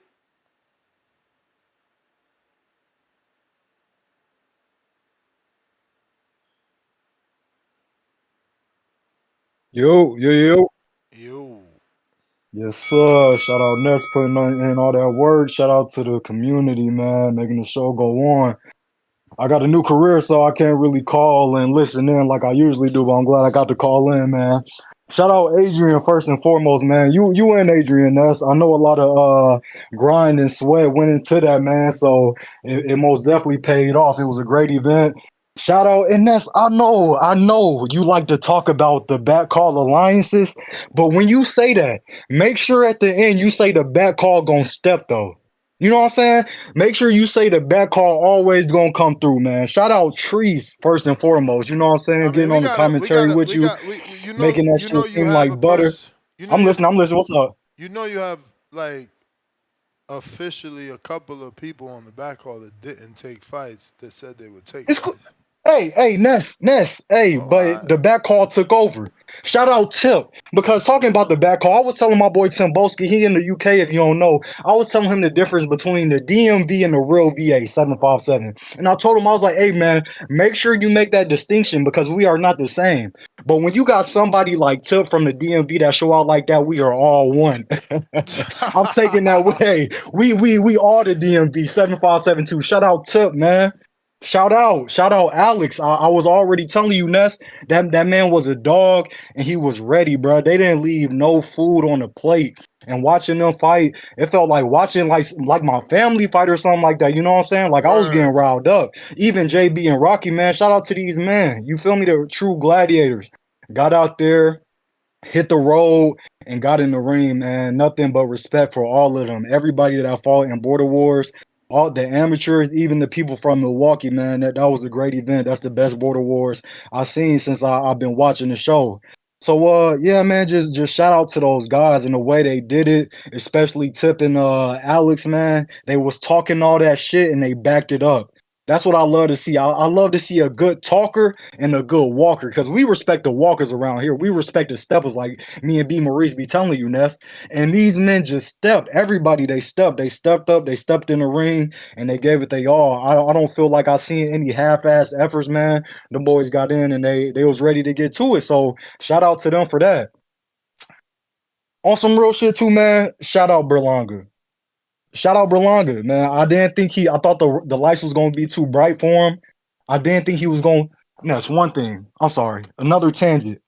Shout out Berlanga first, but Ness, we gonna talk about something. It's not gonna be today because I don't wanna like hamper anything with the Berlanga and Canelo fight. But as soon as you bring up Nick Ball, me and you, we gonna have a conversation. You know what I'm saying? When you want to talk about your dirty fighters, we gonna talk about some dirty fighters. You know, including your fighter who was dirty. But yeah, shout out Berlanga, shout out Canelo. Man, I'm gonna tap back in if somebody say something, man. Shout out Border Wars. I mean, Berlanga was just matching his energy. You heard Keem. I don't know what you mean.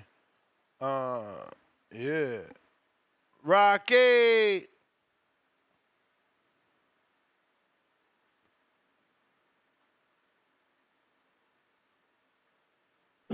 Yo, you hear me? Yes, sir.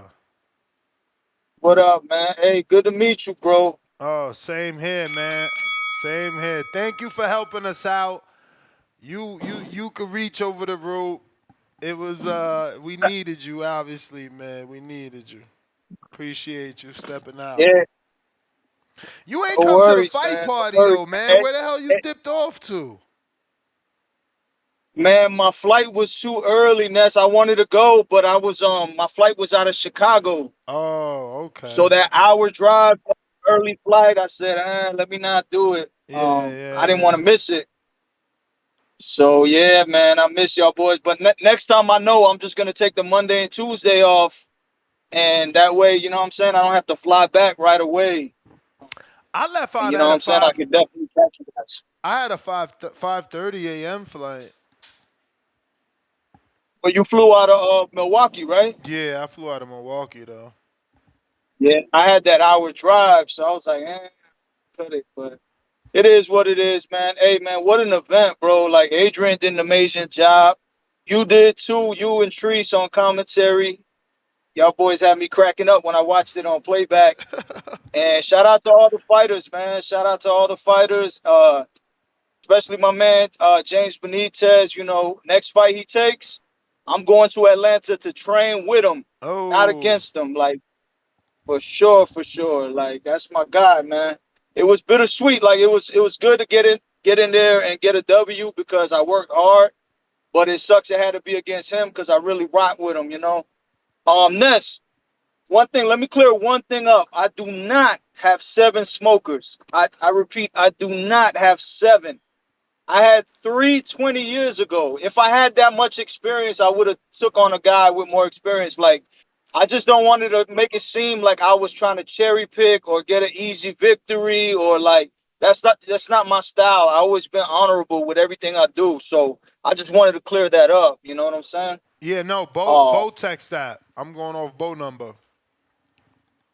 I got you. Well, you know, it might be some confusion. When I was 15, around 14, 15 years old, I was in a boxing gym learning the sport, and I did take a few smokers. But for this fight, I came up off the couch, you know?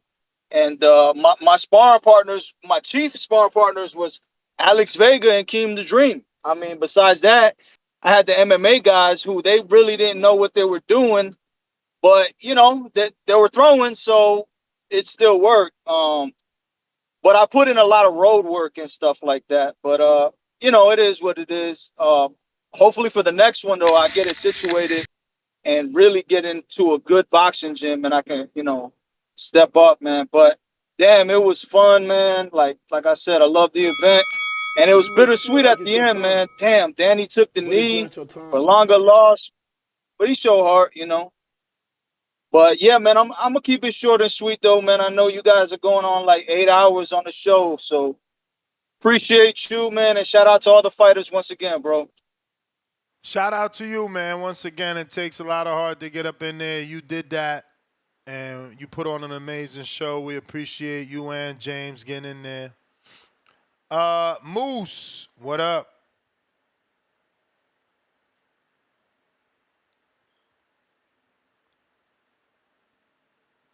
Moose.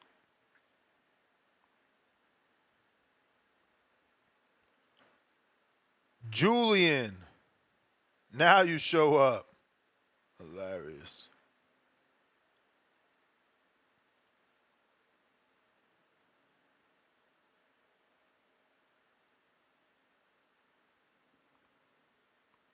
Moose.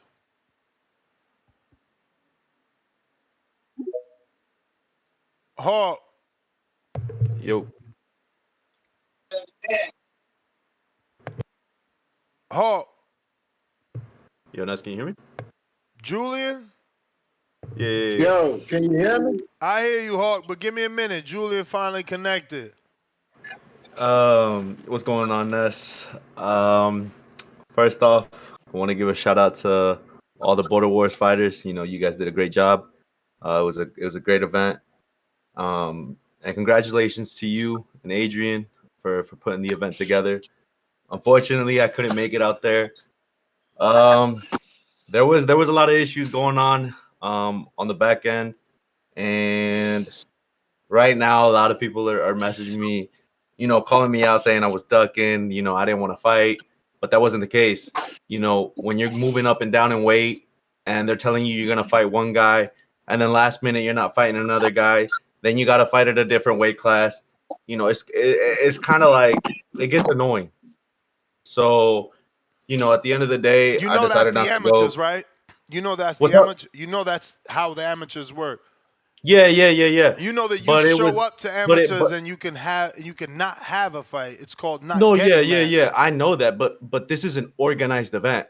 You get what I'm saying? And All USA boxing events are organized and everyone goes through the same thing because people but pull originally out. I was supposed to fight a community member. That didn't happen, and We people don't were know still that dude. pressuring Listen to me. me. Listen to me. Listen to me.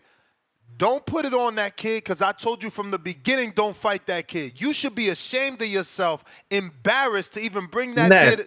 I'm dead ass, Hey, bro. weren't you just talking about picking cherries, and you were the same guy listen to that me. talk about you want to fight Hey, Rocky or this guy or that guy? Come on, man. Hear me Come out. on. Hear me out. Hear me out. What? So All you? right, So all you? right, No, all right. just hear Let's me hear you out. out. Just hear me out. So you get this one thing correct. Me being a show host and making a joke is different from Nesta Gibbs' resume. Nesta Gibbs fought a 28-year-old, a 23-year-old, a 31-year-old, and another fucking 20-something-year-old, okay? I don't fight no fucking cherries. You fight cherries. My last fight was my last fighter had 5 amateur fights with winning record, okay? And Supermex fought him after me and fucking lost, okay? So, you, and I ain't disrespecting nobody who's got, you know, this, you tried to fight someone that obviously looks like they have some sort of issue. I don't even want to use the words because now they're considered words you can't use. You know what the fuck you was trying to do. I mean, okay. No, don't You cut say me not to off. put, Don't cut me off. you say I not to would put the never blame on fight the him. kid, I would never fight right? him. I told you not to fight him. So You hear me out. insisted. So No, hear me out, though. tell the So community. then, Tell the community. okay. But You what want about the me to next hear guy? you out. What's the You excuse want for the me to next hear guy? you out. You want me to hear you out, but you ain't letting me finish. Did I or did I not tell you not to fight that kid?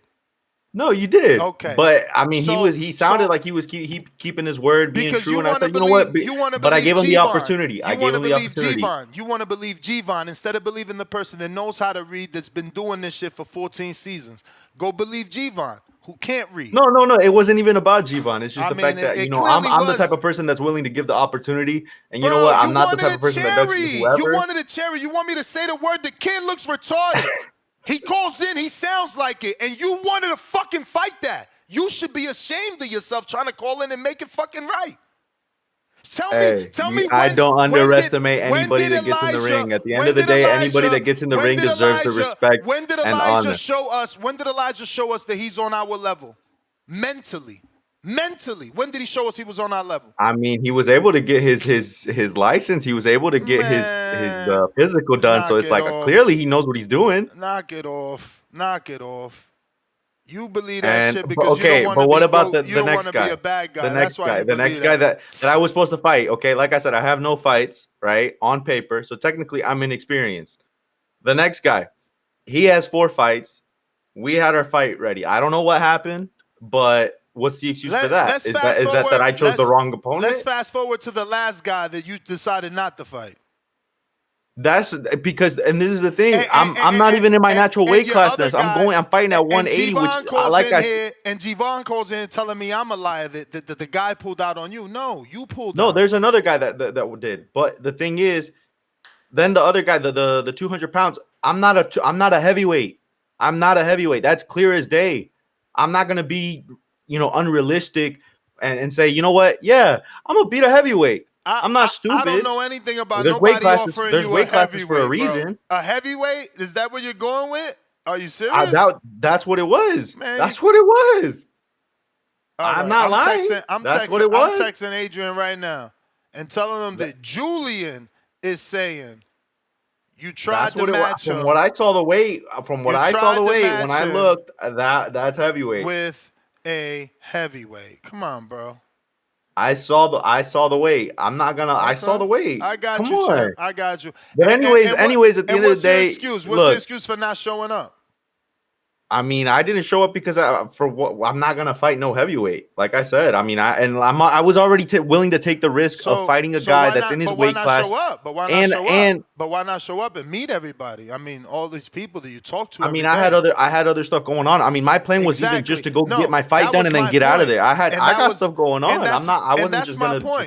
And that's the point I made to Javon. Nobody who says they drive into an amateur fight the day of the fight is serious. And you were never serious. I am serious. Man, I was willing to wake up at 4 or 5 in the morning like I do when I go on a run. Like I said, I was weighing around 235 on the weekend of my birthday in February. Right now, I've been walking around 180, 190. So if I'm not serious, I wouldn't be weighing at this weight. And I've been holding it down for a while. And I said, you know what? Just because I'm a fight at this weight class, a weight class that's not even in my weight region, I shouldn't even be fighting at 180. I should be fighting at around 160. So the next time I show up to the next Border Wars, and I'm being serious, I'm staying on my word on showing up to the next Border Wars. But I want to fight, someone out of the community, preferably.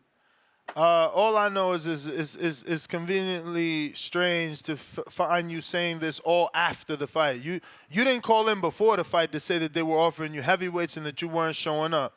But I mean, all of this happened last minute, Ness. This didn't just happen, Champ, all of a sudden with time. It is what it is. Like I said, it was last minute. Listen to me. It is what it is. Bigger names in the community have not showed up. A co-host didn't show up to his own fight. He didn't show up. He let someone fly all the way from, I think, Cincinnati and not fight. He didn't even show up. So you ain't nothing new here, brother. Nothing new.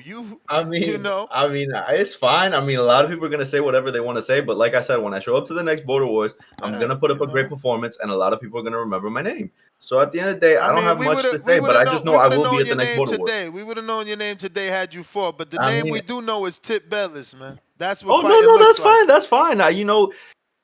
Tip can have his shine. He did his thing. I'm not gonna bash him because I have no bad blood with him. He did what he needed to do. So what is your put up weight an excellent class? Performance.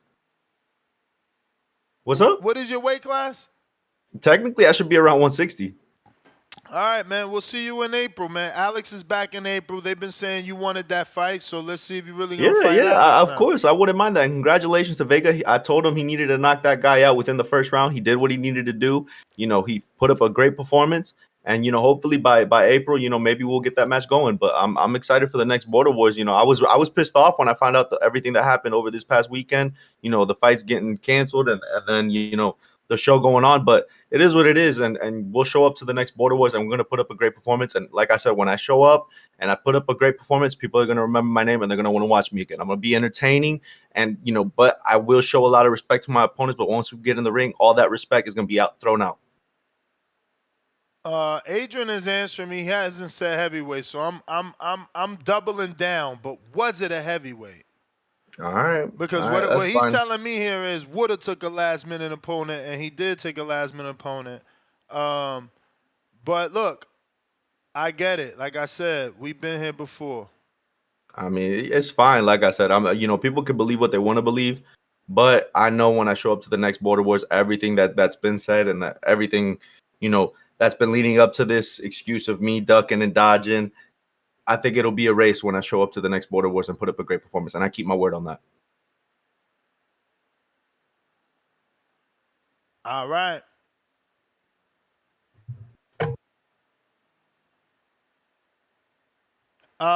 From what my response from Adrian is the guy was was next in line, the same weight range on Conquer Club app. So Moose trying you for the third time, and he had one more fight. So you had 0 fights, he had 1 fight. Check 1 2, check 1 2. Done. Yeah, man. When last time you came to me, my ass was knocked out. I was asleep. But yeah, Discord. I'm having a little trouble with Discord, but I'm in this thing now. You know what I'm saying? Yeah. Shout out 661, formerly known as 805, Bakersfield, California. This Moose, aka it's Mustafa, aka Moose. But yeah, man. It sound like I got notes too, so I gotta make sure I got my notes. You know. But when you was at the event, man, I thought the dude next to you, I thought that was two-tone off that Ozempic. You know what I'm saying? Come to find out, it was actually Treese. Shout out to Treese from Toledo, king of the Midwest Mafia. He'll get you fried like some tilapia. You know, Al Heyman from the Midwest. Al advises the Midwest Mafia. You know, but yeah, man. They'll drop a bag on. Oh, hold up. Let me see. Hold up. Okay. I'm gonna get to the meat and potatoes. Like I said, I wrote it down. You know what I'm saying? So 168 weigh-in and 193 on fight night is what I heard. That's a 25-pound difference. Canelo said all David offers is 25 pounds. That's a coincidence. Devin Haney got shitted on for doing that. Devin Haney came in 25 pounds heavier on fight night against Regis. And I don't hear nobody shitting on Berlanga about it. If I go over, just run me. I'm sleepy right now. But yeah, let me see. Yeah, and skip anybody who gave Haney a hard time, but they ain't giving Berlanga a hard time on that weight discrepancy. You know what I'm saying? I'm on your ass like you passed gas. You know, Berlanga came to survive, and he fought in spurts. But what I will say is Berlanga got dropped with the left hook, and he made the adjustment that Devin Haney didn't make. You know, Haney came forward while not holding the phone for the left hook with the hook king. Berlanga was on the back foot while holding the phone, and he didn't get dropped again. You know, he took some good shots. Plant outboxed Canelo because he actually has the skills to pay the bills. Berlanga never outboxed Canelo in any round, but he did look good in certain times. You may feel like it's your time, but it's not your time. I'm gonna go again, but he so Berlanga never outboxed Canelo in any round or outdid Canelo in any round, but he did look good at certain times during certain parts of the fight. So it's fair to say that he does not have the skills of a Plant, nor does he have the skills to win rounds at that level, and that's okay. But Berlanga came out on the back foot without jabbing. He was letting Canelo walk right through the front door without giving him something to think about for most of the fight. Berlanga had boxing footwork, but he didn't have the punches to match with his footwork, like the jab. He extended his arm and Canelo would jab the hell out of him with authority. A grown man jab. You can see the difference. Berlanga left hand needs much improvement in my opinion. But shout out to Berlanga for making it 12 rounds while giving Canelo some work in spurts. I got Munguia and Plant over Berlanga, but Berlanga showed some intelligence in that fight. I don't want to see Crawford versus Lara. I do not want to see Crawford versus Lara. I want Crawford to undisputed or fight Canelo. I'd rather him undisputed over fighting Canelo. Him being a 5-division champ is a category that already has plenty company. We need a nigga that occupies space that no one else currently occupies. I want us to be the first to be three-time undisputed. Monster Inoue is on his way.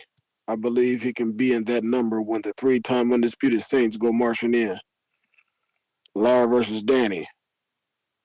This ain't the first time Danny did not let his hands go, so I'm not surprised. This ain't the first time Danny did not let his hands go, so I'm not surprised. So much so that I had to say it 2 times. Danny has to fight someone who pushes him in order to look good. Someone who is not tactical like Lara. If you do not push Danny enough to make him change gears, he will stay in cruise control and keep his hands in his pockets. Terrence Crawford and the Sheik. It's all good. Ness, Joe Pilot, Keem, Miguel the Archangel Cotto, y'all all look alike. And I say that with love, no hate. And the halftime Super Bowl performance. I'm hearing people take shots at Jay-Z over this. In my opinion, Kendrick deserves it because of the year that he's having. I'm going me again. I ain't done yet. In my opinion, Kendrick deserves it because of the year he is having. But You may feel like it's your time, but it's not your time. But Lil Wayne also deserves it because he is New Orleans, and he is one of the best to ever do it. It's just funny that it's bad blood between Jay-Z and either Lil Wayne or someone in Lil Wayne's camp. That situation is what it is. Justice for Lil Wayne. I'm hoping he can somehow get on stage on that glorious day. Plant versus McCumbee. McCumbee most likely dropped Plant because Plant probably underestimated McCumbee. You saw what happened when Plant fought on the proper estimation of McCumbee's skills and ability. He pinned his ass up against the ropes and hit him with that dope until the ref said nope. Talking about David did not knock down Plant. Get the F out of here with that BS. What David didn't do was get planted up against the ropes like a hoe. Shout out to McCumbee, though. He came with some smoke, and he showed that he wasn't no joke. Respect to all the Border Wars fighters. Respect to all involved, whether you a fighter, fan, or organizer of the event. Shout out to Tip. That man was hitting the Emperor with that shit. I saw Shakur. I saw Errol. I saw Andre. I saw the adjustment made to the faster fighter. He timed him. And once he did, his opponent's time was up, and he was shit out of luck. That's my soliloquy for TIP, the new king of Border Wars TBV. Shout out to TIP, the king of the South. But TBV, TIP be punching niggas in their mouth, no doubt. Tip is the new emperor. Shout out to Vega. He came in hot, and the real Vega came out on top. If the ref wasn't there, the lesser Vega would have got stopped. Still nothing but respect to the lesser, because he showed up and took the tester. He wasn't the bester. Shout out to Nestor. Rocky and Jay Benitez. Great fight between my fellow TBV community members, my back-car brothers from other mothers. Jay came in hot, and he was light on his feet. That boy Jay was shooting skeet. Pause. He gassed out, though. And Rocky was patient. Rocky weathered the storm. The experience kicked in, and he freaked him like it was some porn. Pause. I couldn't come up with any other words, so please excuse my verbiage. I didn't mean to strike a nerve. Much respect to both my brothers. No shame on no one's game. Hey man, I'm running this again, man. What's up? Yeah, I'm You running may this feel again. like We're it's your going for time. what this 15? You know what I'm Yeah. saying? They're like, Moose, where you gonna stop? I'm like, man, I never stop. I'm dropping 15 hot. You know what I'm saying? Let's get it. Nigga still sleepy, but I spit. You know what I'm saying? But yeah, hold up. Let me get back to where I was because I was reading. Okay, yeah. No shame on no one's game. If I was both, hold up. Right there, right. If I was both, I would stay. Yeah, if I was both, I would stay in the game, stay in my lane, and continue to train because they both did their damn thing. You know what I'm saying? So shout out to my brothers. You know what I'm saying? It did hurt seeing, you know what I mean? Seeing my guy Jay Benitez. He didn't go out like no hodo. You know what I'm saying? So it's all good. But Spider Rico, man, a man of the people. He is an Aquarius just like me. He had a tough opponent, Big Bay Quinn, because Big Bay Quinn came to win. I'm somewhat feeling like I got to avenge. I'm gonna have to put pause on Big Bay Quinn and get the win. Bring it back to the West where we do it the best. I saw Spider hitting him with that straight left at wheel, but Big Bay Quinn took them shots like he was made of steel. I need that work. I'm about to take Big Bay Quinn to church. We're gonna take him to see God.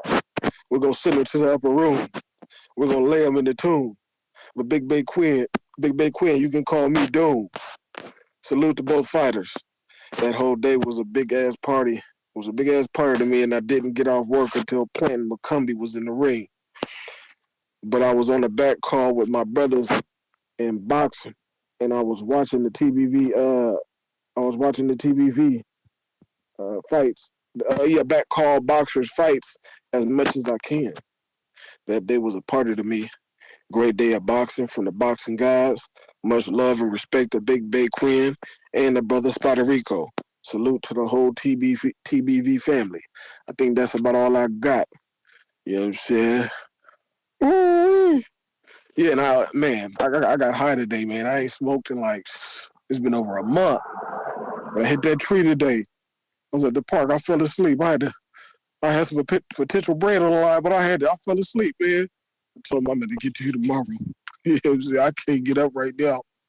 You know, Sound like that weed made you creative, man. You called in here spitting rhymes and poetry. Yeah, but I've been spitting some shit, you know what I'm saying? Hey, I think you got wore out. I think this show, I mean, you going to keep going because you're a trooper, but I can feel your energy. You kind of wore out right now. I think somebody must have did something. I'm actually, man, I'm texting like different trainers, but it's not your to time. see what's going on in terms of the next location, man. I'm trying to keep my foot on the ball, Yeah. Well, that's all I got. I think I owe you 15? Yes, sir. Yes, sir. I appreciate you. All right.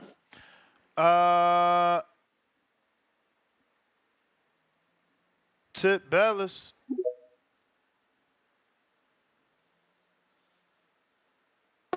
Yo.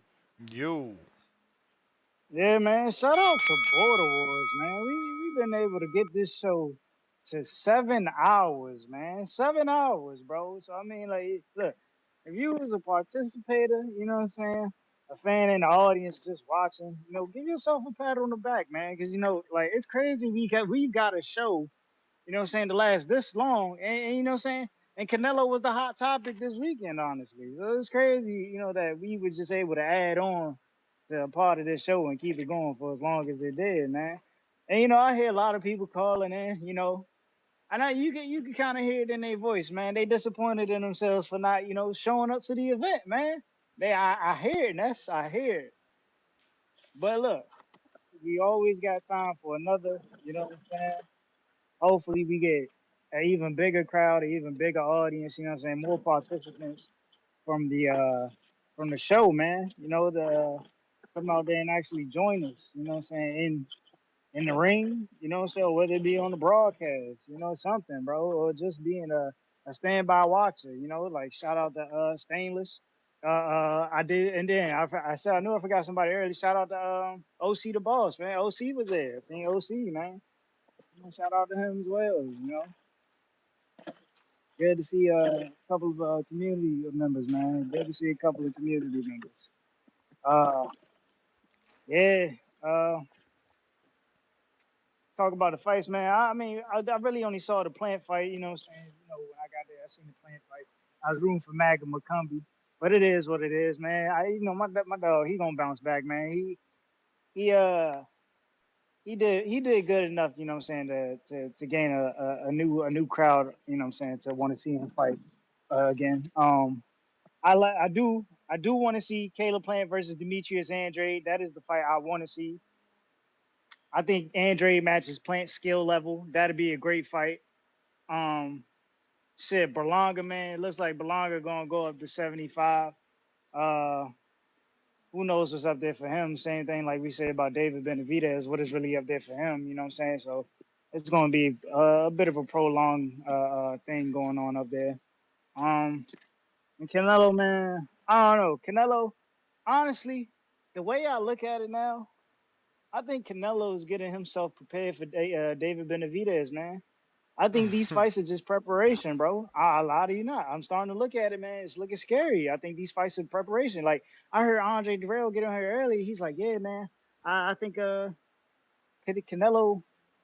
will knock David Benavidez out. You know what I'm saying? If it turns into that type of fight. And the way I'm looking at it, I'm like, damn, man. I'm like, Canelo is fighting these young dudes. You know what I'm saying? They may not be experienced, but these motherfuckers young. You know what I'm saying? They can crack and they can You may fight. feel like it's your So time, but it's I not don't your know, time. man. I don't know. It's looking scary, man. I ain't gonna lie. It's looking a little bit scary. The way That's Canelo. the bell, player. Hawk, trying you again.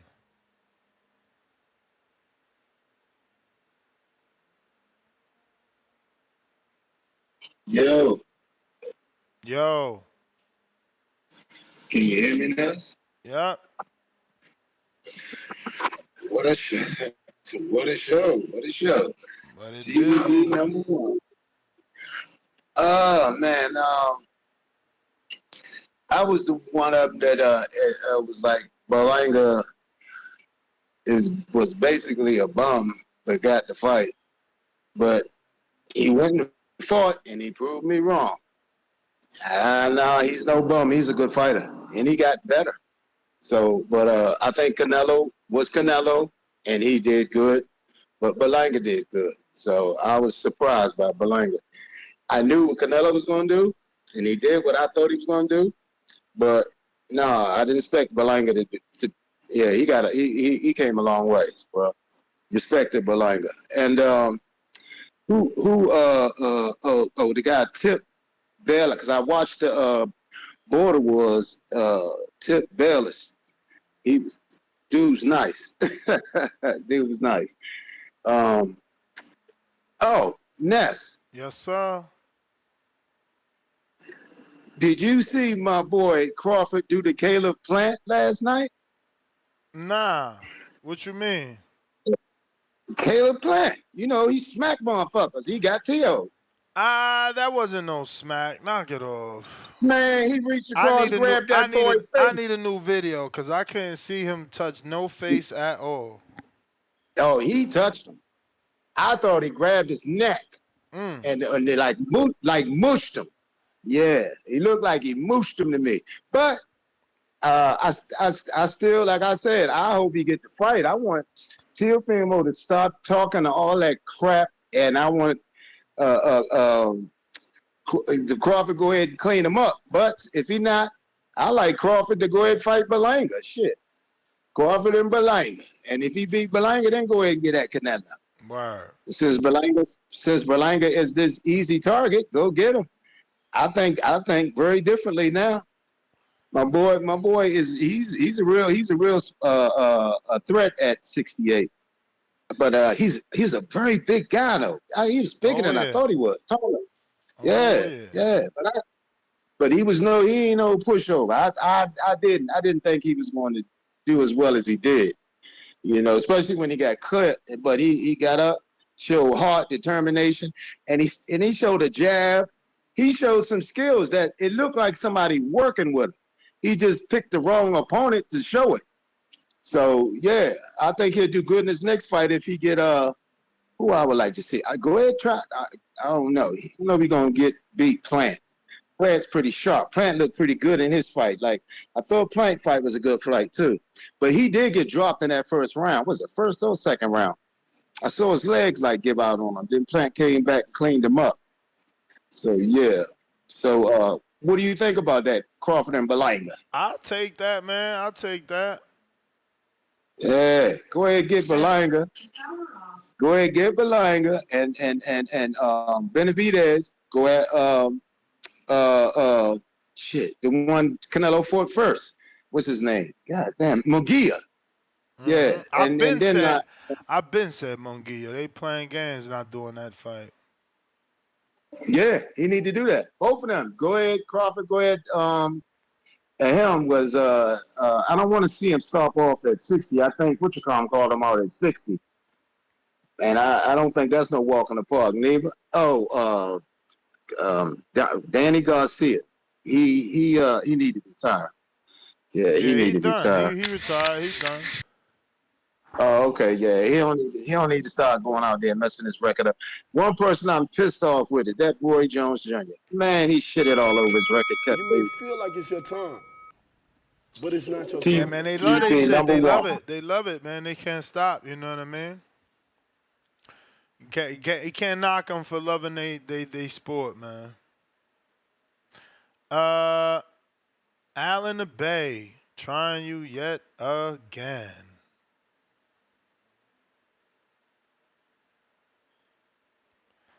Allen the Bay, what do you say?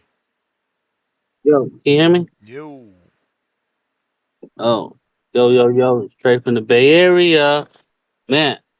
Yeah, when you came to me a couple times, I was cutting lawns and I tried to switch over, and by the time I switched over, you was already hung it up. Yeah. Hold on for a second.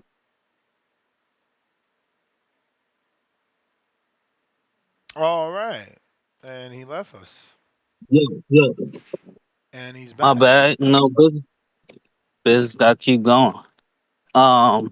Yeah. So I didn't really see the Canelo fight, so I can't really speak on those fights.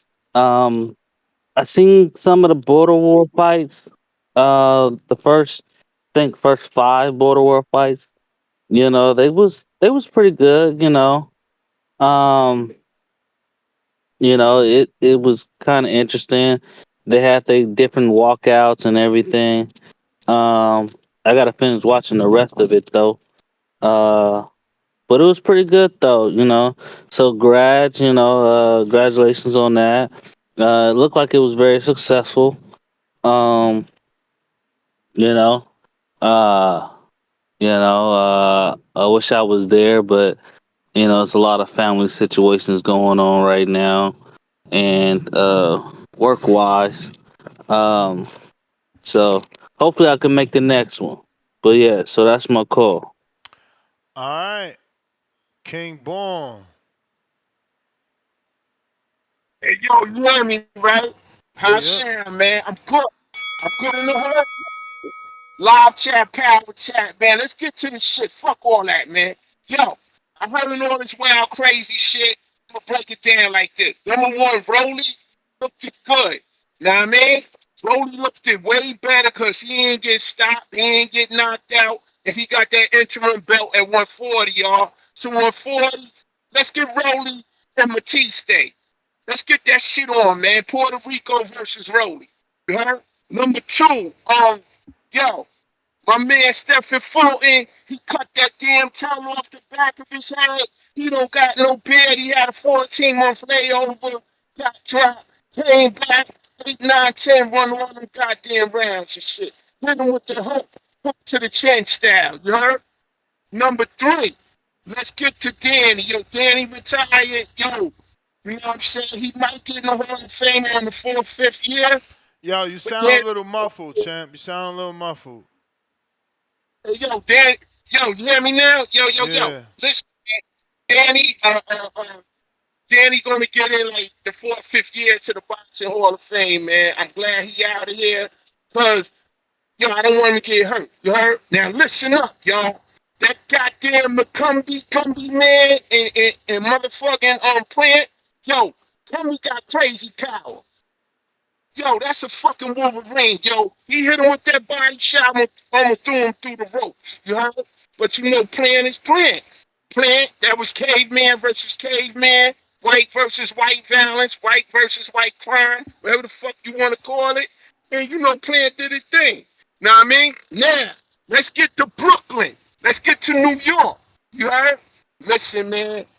Yo, if you could get Canelo respect, you nice, yo. Motherfucking nice.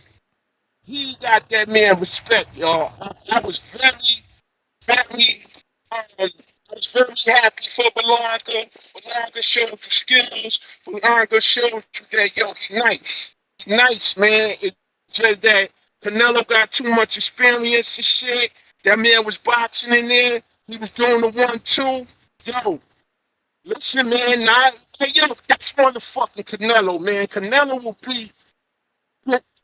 will knock out Benavidez. Yeah, I said it. King Boy said it. Brooklyn Clown. Hey, listen, y'all. To the Baltimore shit, yo, Neff. This probably was the best one, man. Probably was the best one, the action pack. I don't give a. Hey, yo, Tip, I know you listen to me, my man. You motherfucking liar, you. You been boxing before, my guy.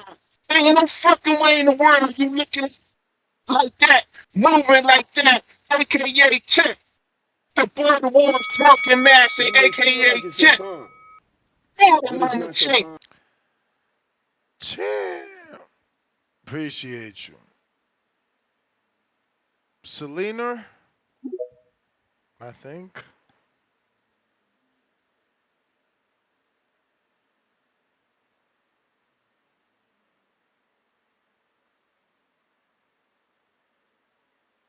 I gotta unmute. Selinor. Hey, Nez, you got me? Yeah. Hey, man, how you doing, bro? Straight. Hey, I've been in Vegas since fucking Thursday night. Oh, wow. You know what I'm saying? Today's my last day here and shit, but I was at the fight. Crazy shit. One thing, man, gotta give Berlanga his props. That man went in there and fought. He wasn't on his bike like these black fighters. You know what I'm saying? He came in at 193 fight night. But Canelo, bro, that experience, that power, kept pushing him back. But overall, it was a great fight, bro. But props to Berlanga, though, for real. Canelo, the motherfucking face of boxing. And two more things, man. I noticed Clarissa, man, she's always in town. She's such a big ass, musty ass hater. But every time Canelo fights, she's frontline fan. You feel me? Mm. And we noticed at the UFC too, Turkey had his little side bottom bitch, which is Crawford. And I don't want that fight, but if it happens, Crawford gets cooked, man. But yeah, just wanted to, give my little 10 cents and let you know I'm out here. It was nice. What Berlanga time did is his your thing, flight? man. My flight leaves tonight at 7, bro. So I'm back in Colorado around 10, the latest maybe. But yeah, it was nice, man. I was hoping I would catch you out here, but I forgot you were out there in what is it, Wisconsin? Yeah, we had the Border Wars event. Yeah, bro. I didn't catch that because you know what I'm saying, I was busy all day with fam and then the fight and shit. But Nah, I'll catch the understandable. recap later on tonight. But yeah, I just wanted to call in, man, and say salute, Nez. You always putting in work, bro. Appreciate you, man. Thank you for tuning in. Yeah, for sure. And I want to let everybody know, the speakers, man, whether you love it or you hate it, but I love it more. Canelo, the face of boxing, you know it, bro. It was fucking lit weigh-in Friday. Like, I'm talking about lit. But, yeah, respect to Crawford. I mean, fuck Crawford. Respect to Berlanga, my bad, and respect to you, Ness. Appreciate you, champ. All right, bro. Talk to you later. Later. Robbie, what up?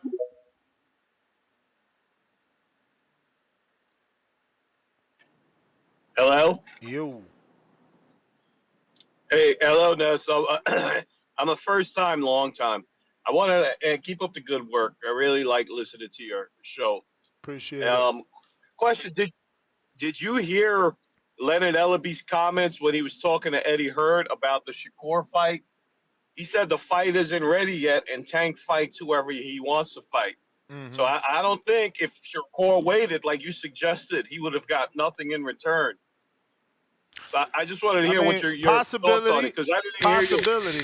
Possibility, but you got to, we won't know, right?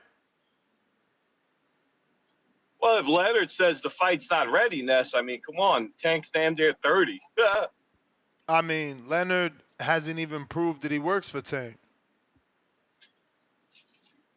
I don't see Tank coming out and saying Leonard Elliott. I mean, he got let go from Mayweather Promotions, and we seen that Floyd hired Richard Schaefer publicly, and Schaefer's been at the last Mayweather Promotions fight. We don't see Ellerby, or Tank saying, hey, he hired him or nothing like that. Right, but you don't also see Tank saying, hey, Leonard Ellerby doesn't speak for me. I mean, we don't see him saying he does either. Right, but if somebody's out there speaking for you, I seen Leonard at Rolly's fight. I seen him with Rolly. Right. He even went to Rolly's media workout. I mean, I haven't seen him with Tank. I don't know, Ness. You think you're ready to eat some crow on that Shakur waiting stuff? I don't know. I mean, I think waiting would have been better than telling the world you're going to fight Cordina than pull out the Cordina fight. Because now we just know you was looking for cash and you can't even get it. All right. Hey, Ness, keep up the good work, man. I mean, remember, he's got to get in the ring to get paid. So he chose the money route, and the fight is off the table because he got hurt. So, I don't know. Some can say maybe boxing gods, a little bit of carmita. And I ain't talking about the carnitas. Man, what up?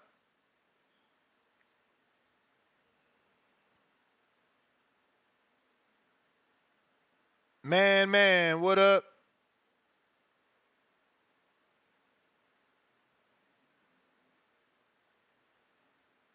Yo, Messi. I hear you. All right. Yeah, my first time calling in Saturday with a movie. I'm in the gym. Border Wars was lit. I was watching it with my baby mother. She was talking about she was trying to fight and stuff. Let's go. We need our first girl fight. We actually got a girl that was trying to fight, but she's from the UK. We would have to ask if she's still trying to come over. Yeah, I mean, I think she might be serious. She's a fighter. Trust me, I know. But yeah, Saturday was a movie. Shout out to Tip. Doing it from Maryland. I'm from Baltimore. So shout out to Tip. Showing the skill. All the rest of the boxing boys fighters that was on there. As far as the Canelo card, I was a little bit underwhelmed, but it still did. I feel like it still did what it was supposed to do. Edgar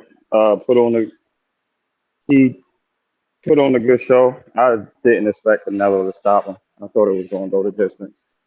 So, other than that, I mean, I might try to fight on the Border Wars. I'm in the gym right now.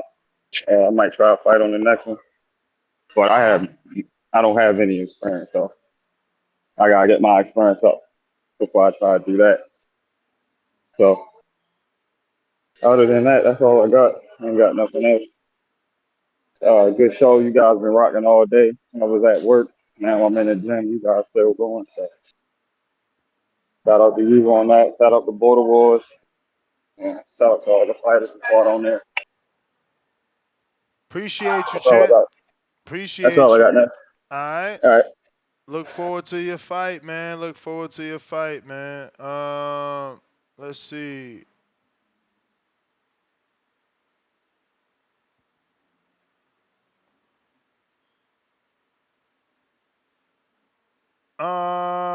We got H-Town, at DC3, I'm at work, big dog, working 12s. I appreciate you, though. I'm in this Houston heat right now.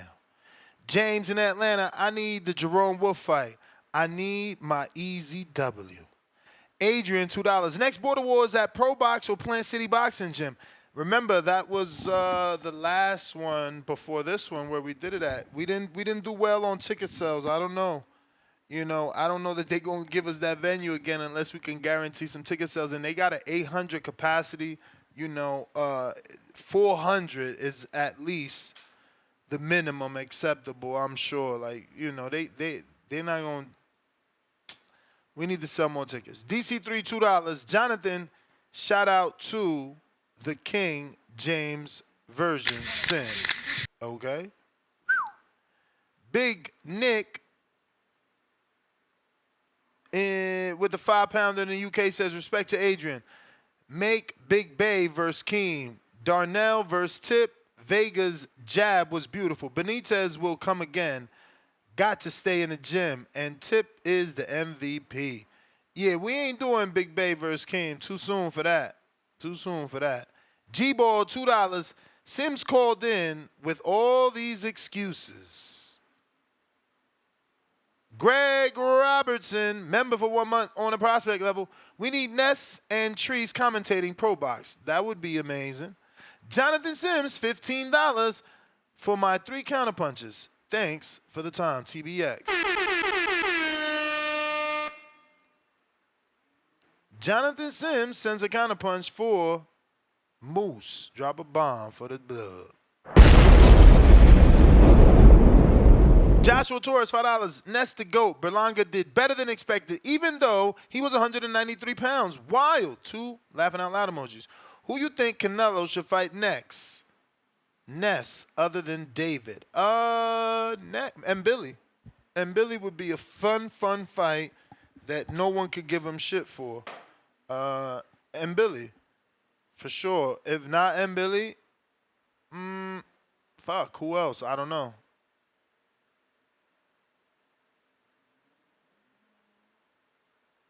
I don't know where else to go.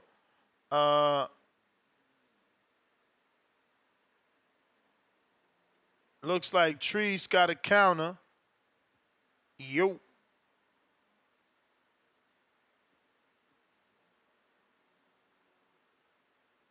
Trees.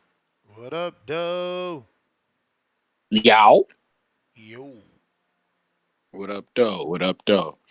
Hey, I had to jump back on, man. This I ain't gonna hold you. Shout out TBV, man. Y'all got me through the car ride and shit, man. We just touched back down. I'm at the crib and shit, blowing cones. So yeah, shout out to y'all. Shout out Moose, man. He a funny guy, man.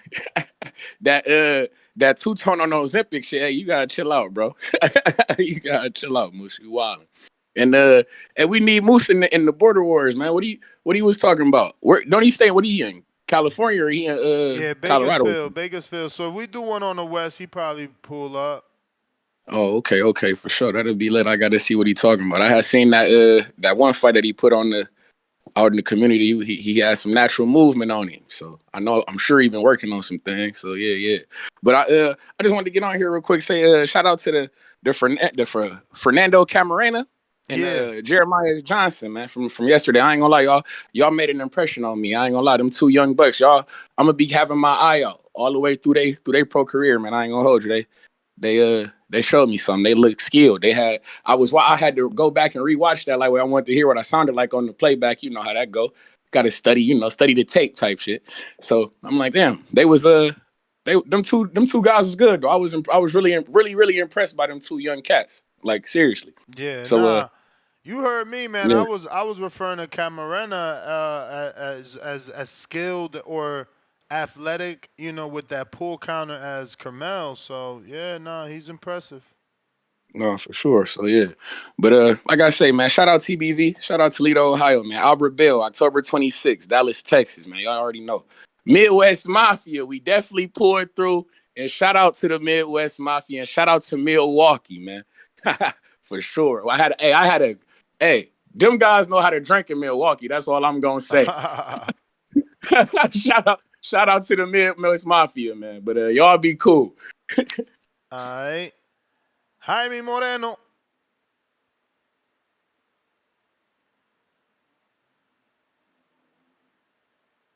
Jaime Moreno. What up? Hey, yo, you hear me? You hear Loud. me? Yes, sir. Yes, sir. What up, guys? I'm going through some rough weather right now, so in case I cut out. But, yo, great weekend. Shout out to you, Ness. Shout out to Adrian. I didn't catch all the Border Wars, but was able to catch a couple fights. I love seeing the guys in the community throw hands. Really getting me excited, to maybe compete one day with you guys. So, shout out to y'all, man. And, you know, great weekend of boxing, man. I didn't really catch the Danny Garcia fight, but it was sad to see that, he went out. But did he quit or did his dad throw in the towel? Like, I'm confused there. Nah, they both did that shit together. Oh, okay, so he gave his dad the look. Yeah, the ref asked him, do he want to quit, and he said it's up to my dad. So you know right there what that means. Damn, that's tough, man. But I blame the weight jump, man, more than the inactivity, man. If he would have got maybe another one fight at 154, I felt like it probably wouldn't have gone that way. But who's to know, man? And shout out Plant, man. He did his thing. And shout out Berlanga, man. And I don't know if it's just me, but do y'all see Canelo like really fading like 10, 11, and 12, or is it just me? I feel like he takes a little more punishment in those last 3 rounds. And since, like, I want to say the Ryder fight, I've been noticing, like, he gets hit a lot in those last couple rounds. Or is it just me? I mean, yeah, he could be fading. I like how Berlanga was talking his shit, too, though, in those last rounds. Mm-hmm. I couldn't really hear what he was saying, but, yeah, that shit was funny, man. I fucked with it. I'm sad. I don't know about you, Ness, but did you know I didn't even know what song Arcangel was singing Me neither. on the walkout. Bro, me or my wife. On that one. Me or my wife could not understand what the hell we don't know, bro. That was really bad. Yo, Arcangel's catalog is, too deep for, to play some unknown track, but I don't know. Maybe it's Berlanga's favorite track or something. Who knows? But that's all I got, man. Great weekend of boxing. Shout out to you guys. Shout out to everybody. Been listening all day, man. All right, champ. Appreciate you. Appreciate you. Let's see here. We got to everybody. We made it. Yes, we did. Next GTO, Instagram, and Twitter. On to the next one. Hopefully I'm on time, which is 2 hours, but we got to get some food in the body. Peace.